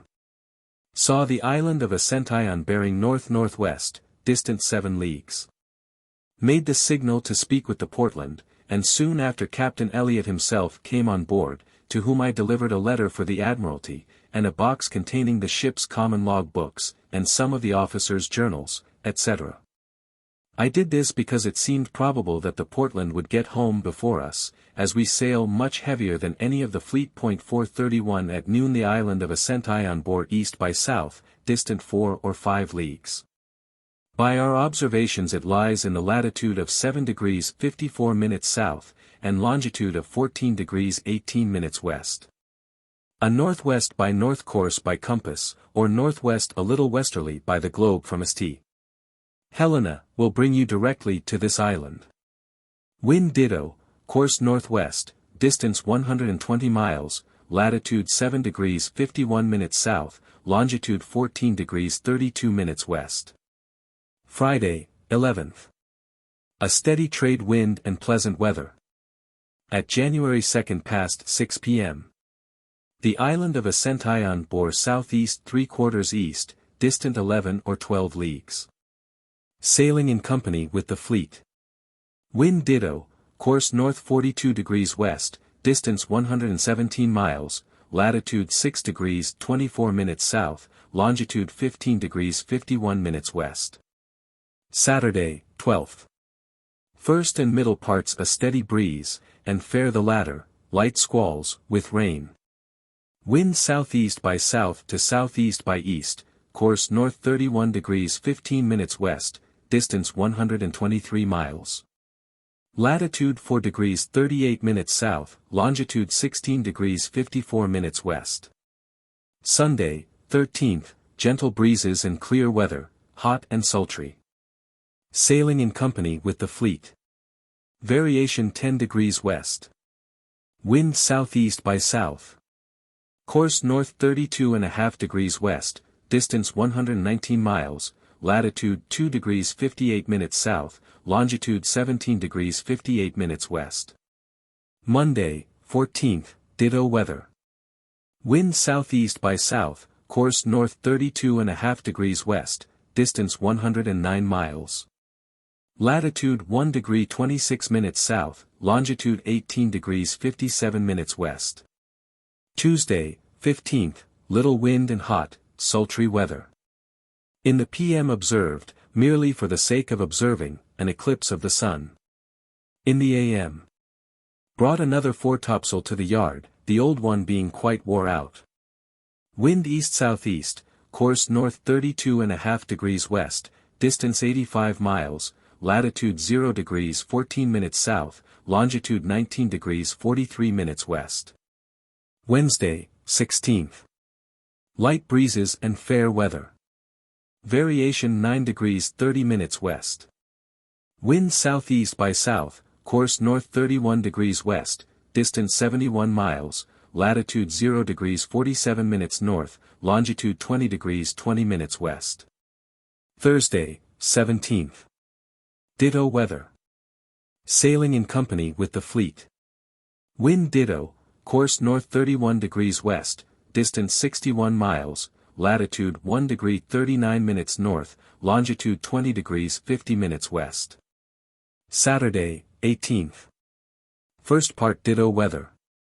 Remainder squally, with thunder and rain. The observed latitude is 14 miles to the northward of the log. Sailing in company with the fleet. Wind south-southeast to east, course north 20 degrees west, distance 86 miles. Latitude 3 degrees 0 minutes north, longitude 21 degrees 22 minutes west. Sunday, 19th, cloudy, unsettled weather, with some rain. In the AM found the variation by the amplitude and azimuth 7 degrees 40 minutes west. Hoisted a boat out, and sent on board the Houghton for the surgeon, Mr. Carrett, in order to look at Mr. Hicks, who is so far gone in a consumption that his life is despaired of. Observation at noon 16 miles to the northward of the log. Wind southeast to south by east, course north 20 degrees west, distance 98 miles, latitude 4 degrees 32 minutes north, longitude 21 degrees 58 minutes west. With India fleet. Homeward bound. Monday, 20th. Dark, cloudy, unsettled weather, with rain. At noon the observed latitude was 27 miles to the northward of the log. Sailing in company with the fleet. Wind variable between the south and east, course north 19 degrees west, distance 70 miles. Latitude 5 degrees 38 minutes north, longitude 22 degrees 21 minutes west. Tuesday, 21st, little wind, with some heavy showers of rain. At 2 p.m. Had some observations of the sun and moon, which gave the longitude 24 degrees 50 minutes west, 2 degrees 28 minutes west of account. In the morning it was calm, and the ships, being near one another, several of them had their boats out to tow. We observed the Portland to carry out a long warp. I, being desirous to see the machine they made use of, we hoisted out a boat, and Mr. Banks, Dr. Solander, and myself went on board her, where we was showed it. It was made of canvas, in every respect like an umbrella. Its circumference, if extended to a circle, was 24 feet, though this was a small one of the sort, yet Captain Elliot told me that it would hold as much as 150 men could haul. I was so well satisfied of the utility of this machine that I would not have delayed a moment in having one made had not our forge been rendered useless by the loss of some of its parts. Winds variable, course north 31 degrees west. Distance 35 miles, latitude 6 degrees 8 minutes north, longitude 25 degrees 8 minutes west. Wednesday, 22nd. Variable, unsettled weather, with rain. About 9 o'clock in the AM the Portland shortened sail for the sternmost ships to come up. As we imagined, this gave us an opportunity to get ahead of the fleet, after which we made such sail as was necessary to keep in company. Wind variable, course north-northwest 3/4 west, distance 58 miles. Latitude 6 degrees 58 minutes north, longitude 25 degrees 38 minutes west. Thursday, 23rd, little wind from the eastward, with frequent showers of rain, and hazy weather. The fleet astern of us all this day. At noon we short-ned sail for them to come up, the headmost being about 2 leagues off. Wind east to northeast, course north 25 degrees west, distance 56 miles, latitude 7 degrees 49 minutes north, longitude 26 degrees 2 minutes west. Friday, 24th. First part moderate breezes, and hazy, with rain, the latter, fresh breezes and fair. At 3 p.m., finding the fleet to come fast up with us, we made all the sail we could. Soon after it became hazy, and we lost sight of them until near 6, when it cleared up a little, and we saw 3 sail abreast of us, bearing east about 2 or 3 miles distance. By this we saw that they not only kept a better wind, but outsailed us upon a wind. It became again hazy, and we lost sight of them, and notwithstanding we kept close upon a wind all night, with as much sail out as we could bear, there was not one sail in sight in the morning. Wind northeast and north-northeast. Course north 54 degrees west, distance 92 miles, latitude 8 degrees 42 minutes north, 27 degrees 18 minutes west. Saturday, 25th, moderate trade wind and cloudy weather. Wind north-northeast, course north 50 degrees 15 minutes west. Distance 92 miles, latitude 9 degrees 41 minutes north, longitude 28 degrees 30 minutes west. Sunday, 26th. A steady trade and cloudy weather. About 1 o'clock p.m. Departed this life Lieutenant Hicks, and in the evening his body was committed to the sea with the usual ceremonies. He died of a consumption which he was not free from when we sailed from England, so that it may be truly said that he hath been dying ever since, though he held out tolerable well until we got to Batavia. Wind northeast by north. Course north 46 degrees west, distance 92 miles, latitude 20 degrees 47 minutes north, longitude 29 degrees 35 minutes west. Monday, 27th.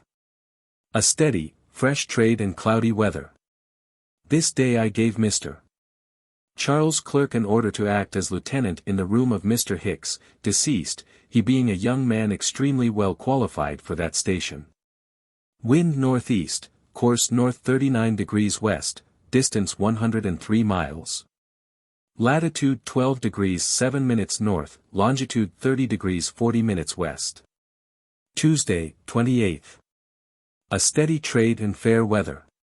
Wind northeasterly, course north 40 degrees west, distance 108 miles. Latitude 13 degrees 30 minutes north, longitude 31 degrees 51 minutes west. Wednesday, 29th, fresh gales and hazy.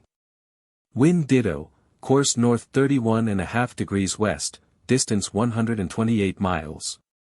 Latitude 15 degrees 19 minutes north, longitude 33 degrees 2 minutes west. Thursday, 30th, ditto gales and cloudy. Fixed a new maintopmast backstay, the old one having broke several times.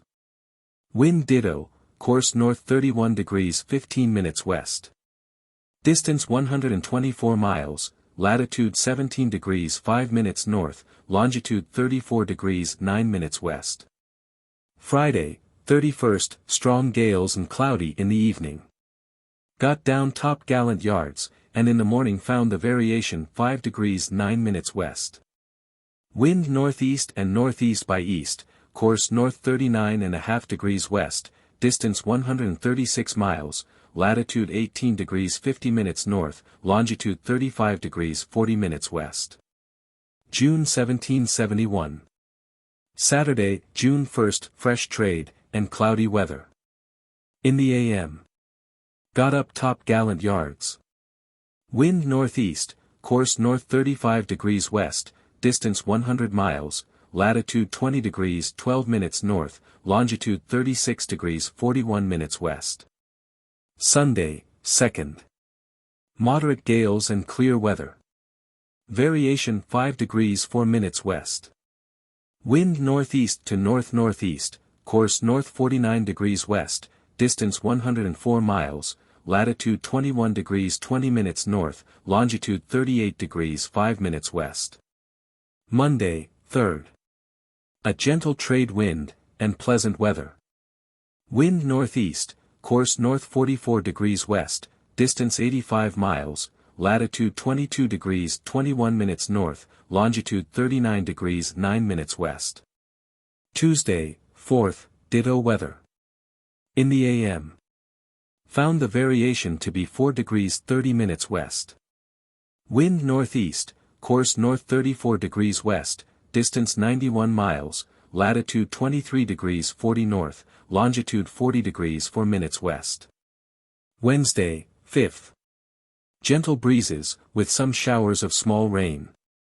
Wind ditto, course north 52 degrees west, distance 83 miles, latitude 24 degrees 31 minutes north, longitude 41 degrees 11 minutes west. Thursday, 6th, ditto weather. In the AM. Found the variation by the mean of the amplitude and azimuth to be 5 degrees 34 minutes west, and by observation of the sun and moon found the ship in longitude 43 degrees 18 minutes west of Greenwich. 2 degrees 51 minutes west of the log since the last observations. This I judge to be owing to a westerly current. Wind east-northeast to east, course north 3/4 west, distance 90 miles, latitude 26 degrees 1 minute north, longitude, per observation sun and moon, 43 degrees 18 minutes west. Friday, 7th. Moderate breezes, and cloudy. AM, variation per mean of 20 azimuths 5 degrees 20 minutes west. Wind east-northeast, course north 15 degrees west, distance 84 miles, latitude 27 degrees 22 minutes north, longitude 43 degrees 42 minutes west. Saturday, 8th, moderate breezes and pleasant weather. In the AM found the variation to be 5 degrees 24 minutes west. By the observation of the sun and moon the longitude of the ship at noon was 43 degrees 42 minutes west. Wind easterly. Course north, distance 88 miles, latitude 28 degrees 50 minutes north, longitude 43 degrees 42 minutes west.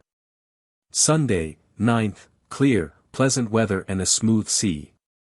In the AM found the variation to be 7 degrees 33 minutes west. Some tropic birds flying about the ship, we have seen of these birds every day since we passed the tropic. Wind ditto, course north by west 1/2 west, distance 81 miles, latitude 30 degrees 11 minutes north, longitude 44 degrees 9 minutes west. Monday, 10th, little wind and clear weather. Exercised the people at Small Arms. Wind ditto, course north 30 degrees west, distance 71 miles, latitude 31 degrees 12 minutes north, longitude 44 degrees 50 minutes west. Tuesday, 11th, ditto weather. A smooth sea. Wind northeast by east, course north 18 minutes west, distance 67 miles, latitude 32 degrees 16 north, longitude 45 degrees 14 minutes west. Wednesday, 12th, light breezes and clear weather. Variation by the amplitude in the evening 7 degrees 0 minutes west, and by azimuth in the morning 6 degrees 55 minutes west. Exercised great guns and small arms. Wind east by south, course north-northeast, distance 48 miles. Latitude 33 degrees 8 minutes north, longitude 44 degrees 53 minutes west. Thursday, 13th, little wind and pleasant weather. Found the variation by the amplitude in the evening to be 8 degrees 23 minutes. In the morning 8 degrees 15 minutes, and by azimuth soon after 8 degrees 14 minutes west. Wind ditto, course north by east 1/2 east, distance 77 miles, latitude 34 degrees 14 minutes north, longitude 44 degrees 25 minutes west. Friday, 14th. A gentle gale, and pleasant weather. In the AM saw 2 turtle laying asleep upon the water. Wind east-southeast, course north 18 degrees east, distance 99 miles, latitude 35 degrees 48 minutes north, longitude 43 degrees 48 minutes west. Saturday, 15th, ditto weather at daylight. In the morning saw a sloop to windward standing to the eastward, which we run out of sight by noon. Wind southeast, course northeast 1/2 east, distance 119 miles. Latitude 37 degrees 2 minutes north, longitude 41 degrees 54 minutes west. Sunday, 16th. A steady breeze and pleasant weather, with some rain in the night. At daylight in the morning saw a sail ahead, which we came up and spoke with a little after 10 o'clock. She proved a Portuguese ship from Rio de Janeiro, bound to Lisbon. Wind ditto, course northeast 1/2 east, distance 119 miles. Latitude 38 degrees 18 minutes north, longitude 40 degrees 38 minutes west. Monday, 17th, steady, gentle gales and pleasant weather. Variation in the evening 9 degrees west. Wind south-southeast, course north 68 degrees east, distance 104 miles. Latitude 38 degrees 57 minutes north, longitude 38 degrees 36 minutes west. Tuesday, 18th, little wind, and clear weather. At 2 p.m. Found the ship to be by observation 1 degree 22 minutes to the westward of account carried on from the last observation. In the evening the variation was 14 degrees 15 minutes west, and in the morning 14 degrees 24 minutes. Wind south. Course north 66 degrees east, distance 82 miles, latitude 39 degrees 52 minutes north, longitude 36 degrees 59 minutes west. Wednesday, 19th, fresh gales and cloudy. At 2 p.m. Found by observation the same error in our longitude as yesterday, which I have now corrected. The longitude of this day is that resulting from observation. At 10 a.m. saw a sail ahead, which we soon came up with, and sent a boat on board. She was a schooner from Rhode Island out upon the whale fishery. From her we learnt that all was peace in Europe, and that the America disputes were made up. To confirm this the master said that the coat on his back was made in Old England. Soon after leaving this vessel we spoke another from Boston, and saw a third, all out on the same account. Wind south to southwest, course north 73 degrees east, distance 127 miles. Latitude 40 degrees 9 minutes north, longitude 36 degrees 44 minutes west. Thursday, 20th, fresh gales and cloudy, with some showers of rain. At daylight in the morning saw a sail ahead standing to the east. A swell from the north-northwest. Wind southwest, northwest, north, course north 80.5 degrees east, distance 121 miles, latitude 40 degrees 29 minutes north, longitude 33 degrees 10 minutes west. Friday, 21st, fresh gales and cloudy. In the p.m. Saw a sail astern standing to the southeast, and at 11 o'clock a.m. saw from the masthead 13 sail of stout ships, which we took to be the East India Fleet. Wind northerly, course east by north, distance 128 miles. Latitude 40 degrees 33 minutes north, longitude 30 degrees 20 minutes west. Saturday, 22nd. Fresh gales, with squalls, attended with rain.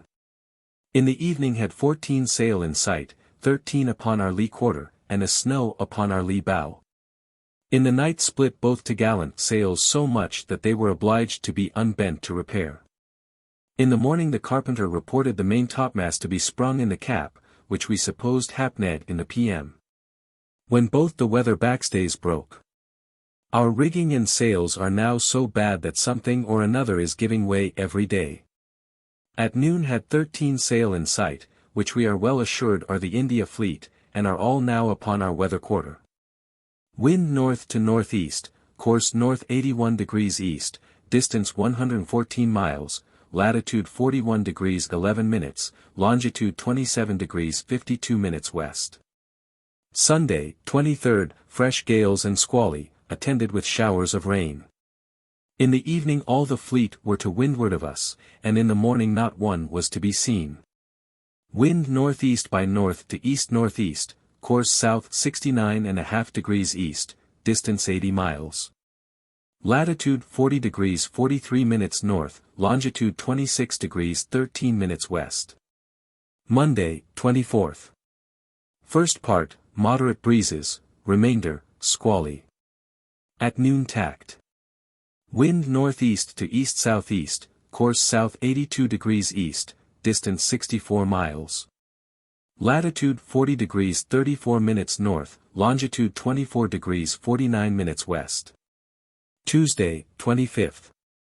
First part and remainder a fresh breeze and cloudy. Wind northeast to north-northeast, course south 85 degrees east, distance 58 miles. Latitude 40 degrees 39 minutes north, longitude 23 degrees 33 minutes west. Wednesday, 26th.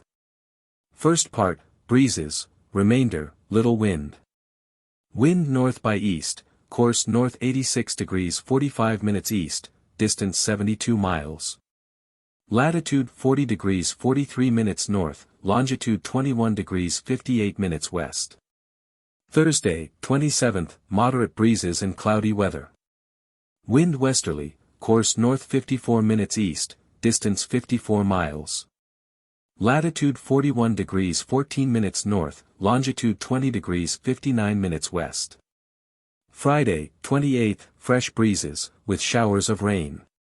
Wind west to north-northwest, course north 38 degrees east, distance 123 miles. Latitude 42 degrees 55 minutes north, longitude 19 degrees 18 minutes west. Saturday, 29th. First part, little wind, remainder, fresh gales and squally, with showers of rain. Wind southwest to west and northeast. Course north 59 degrees 15 minutes east, distance 86 miles, latitude 43 degrees 39 minutes north, longitude 17 degrees 36 minutes west. Sunday, 30th, gentle breezes and fair weather. Variation in the evening 18 degrees 30 minutes west, and in the morning 19 degrees 30 minutes. Wind northerly, course north 50 degrees 45 minutes east, distance 87 miles, latitude 44 degrees 34 minutes north, longitude 16 degrees 2 minutes west. July 1771. Monday, July 1st, ditto weather. In the night passed 2 sails standing to the southwest. Wind ditto, course north 77 degrees 15 minutes east, distance 90 miles. Latitude 44 degrees 54 minutes north, longitude 13 degrees 59 minutes west.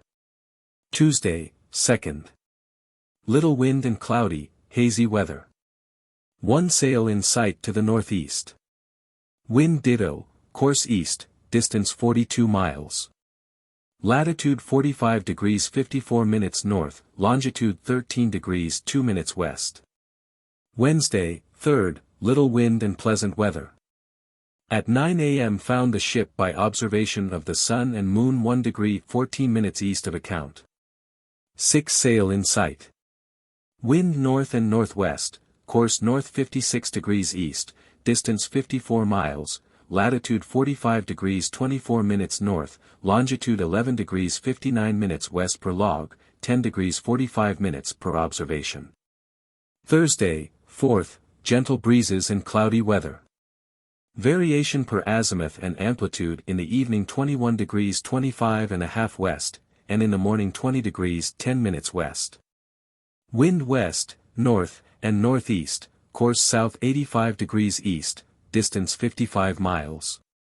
Latitude 45 degrees 29 minutes north, longitude 10 degrees 44 minutes west per log, 9 degrees 27 minutes per observation. Friday, 5th, little wind and cloudy. At 1 p.m. spoke a Dutch galliot bound to Riga. At 5 tacked, and stood to the westward till 8 a.m., then to the eastward. Wind northeast, course north 50 degrees east, distance 8 miles. Latitude 45 degrees 34 minutes north, longitude 10 degrees 32 minutes west per log, 9 degrees 18 minutes per observation. Saturday, 6th, gentle breezes and cloudy. At 1 p.m. Sent a boat on board a brig belonging to Boston, last from Gibraltar, and bound to Falmouth. Wind north-northeast, course north 72 degrees 30 minutes east, distance 37 miles. Latitude 44 degrees 45 minutes north, longitude 9 degrees 42 minutes west per log, 8 degrees 28 minutes per observation. Sunday, 7th, gentle breezes and clear weather. In the evening found the variation by the amplitude to be 22 degrees 30 minutes west. At 9 a.m. spoke a brig from Liverpool bound to Porto, and some time after another from London, bound to the Grenades. She had been 3 days from Scilly, and reckoned herself in the longitude of about 10 minutes west, which was about 40 minutes to the westward of what we found ourselves today by observation. We learnt from this vessel that no account had been received in England from us, and that wagers were held that we were lost. It seems highly improbable that the letters sent by the Dutch ships from Batavia should not come to hand, as it is now 5 months since these ships sailed from the Cape of Good Hope. Wind north-northeast and northwest, course north 50 degrees east. Distance 49 miles, latitude 46 degrees 16 minutes north, longitude 9 degrees 39 minutes west per account, 9 degrees 29 minutes per observation. Monday, 8th, little wind and hazy weather. Swell from the northward. Wind north-northwest to southwest, course north 46 degrees 45 minutes east, distance 43 miles, latitude 46 degrees 45 minutes north, longitude 8 degrees 54 minutes west. Tuesday, 9th. Fore and middle parts a gentle breeze, and thick, foggy weather, remainder, a fresh breeze and cloudy. A swell from the north-northwest all day. Wind southwesterly, course north 21 degrees east, distance 100 miles. Latitude 48 degrees 19 minutes north, longitude 8 degrees 1 minute west per account, 8 degrees 7 minutes per observation. Wednesday, 10th, pleasant breezes and clear weather. At 6 o'clock in the morning sounded, and struck ground in 60 fathoms shells and stones, by which I judged we were the length of Scilly Isles. At noon we saw land from the masthead, bearing north, which we judged to be about the land's end. Soundings 54 fathoms, course, grey sand. Wind westerly, course north 44 degrees east, distance 97 miles, latitude 49 degrees 29 minutes north, longitude 6 degrees 18 minutes west. Friday, 11th, steady fresh breezes and clear weather. At 2 in the p.m. saw the Lizard Land, and at 6 o'clock the lighthouse bore northwest, distant 5 leagues, we being at this time, by my reckoning, in the longitude of 5 degrees 30 minutes west. Soon after 2 ships under their topsails between us and the land, which we took for men of war. At 7 o'clock in the morning the start point bore northwest by north, distant 3 leagues, and at noon we reckoned ourselves about 5 leagues short of Portland. This forenoon a small cutter-built vessel came under our stern, and inquired after the India fleet, which, they said, they were cruising for and had not seen. Friday, 12th, winds at southwest, a fresh gale, with which we run briskly up channel. At 3:30 p.m. passed the Bill of Portland, and at 7 Peveril Point, at 6 a.m. passed Beachy Head at the distance of 4 or 5 miles, at 10 Dungeness, at the distance of 2 miles, and at noon we were abreast of Dover.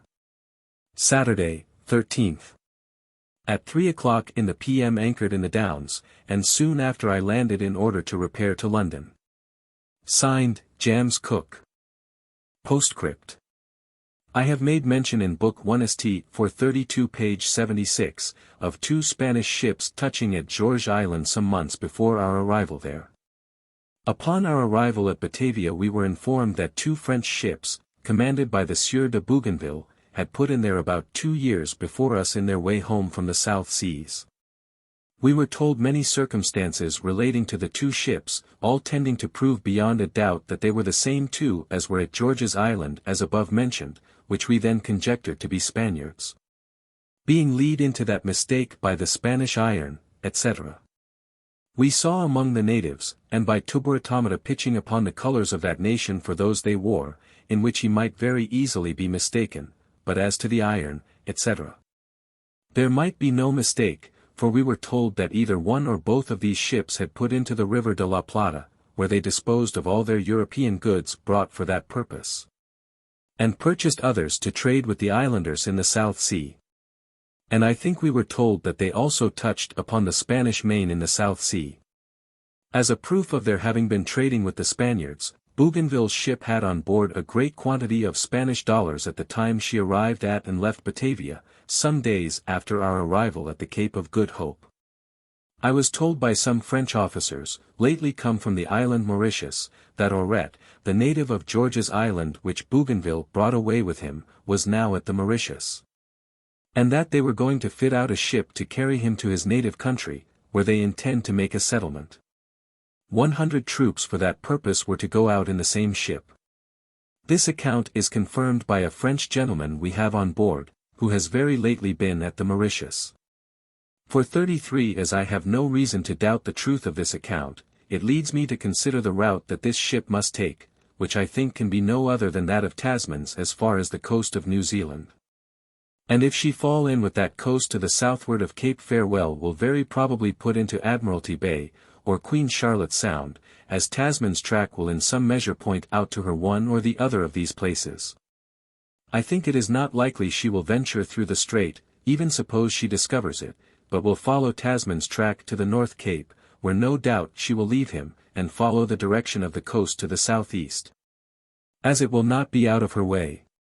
By which means she will fall in with the most fertile part of that country, and as they cannot know anything of the Endeavour's voyage, they will not hesitate a moment to declare themselves the first discoverers. Indeed, I cannot see how they can think otherwise, unless the natives inform them to the contrary, which they may not choose to understand. The French officers before spoke of would not allow that George's Island was first discovered by the Dolphin, though no doubt Bougainville did, but it was not for the interest of his country, nor perhaps his own, to own it.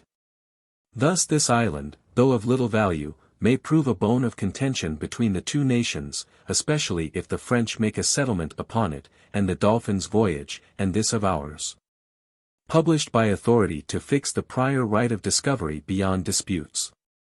Now I am upon the subject of discoveries, I hope it will not be taken amiss if I give it as my opinion that the most feasible method of making further discoveries in the South Sea is to enter it by the way of New Zealand. First touching and refreshing at the Cape of Good Hope. From thence proceed to the southward of New Holland for Queen Charlotte Sound, where again refresh wood and water, taking care to be ready to leave that place by the latter end of September, or beginning of October at farthest. When you would have the whole summer before you, and after getting through the Strait, might, with the prevailing westerly winds, run to the eastward in as high a latitude as you please. And if you meet with no lands would have time enough to get round Cape Horn before the summer was too far spent. But if after meeting with no continent, and you had other objects in view, then haul to the northward, and after visiting some of the islands already discovered. After which proceed with the trade wind back to the westward in search of those before mentioned, thus the discoveries in the South Sea would be complete. 434.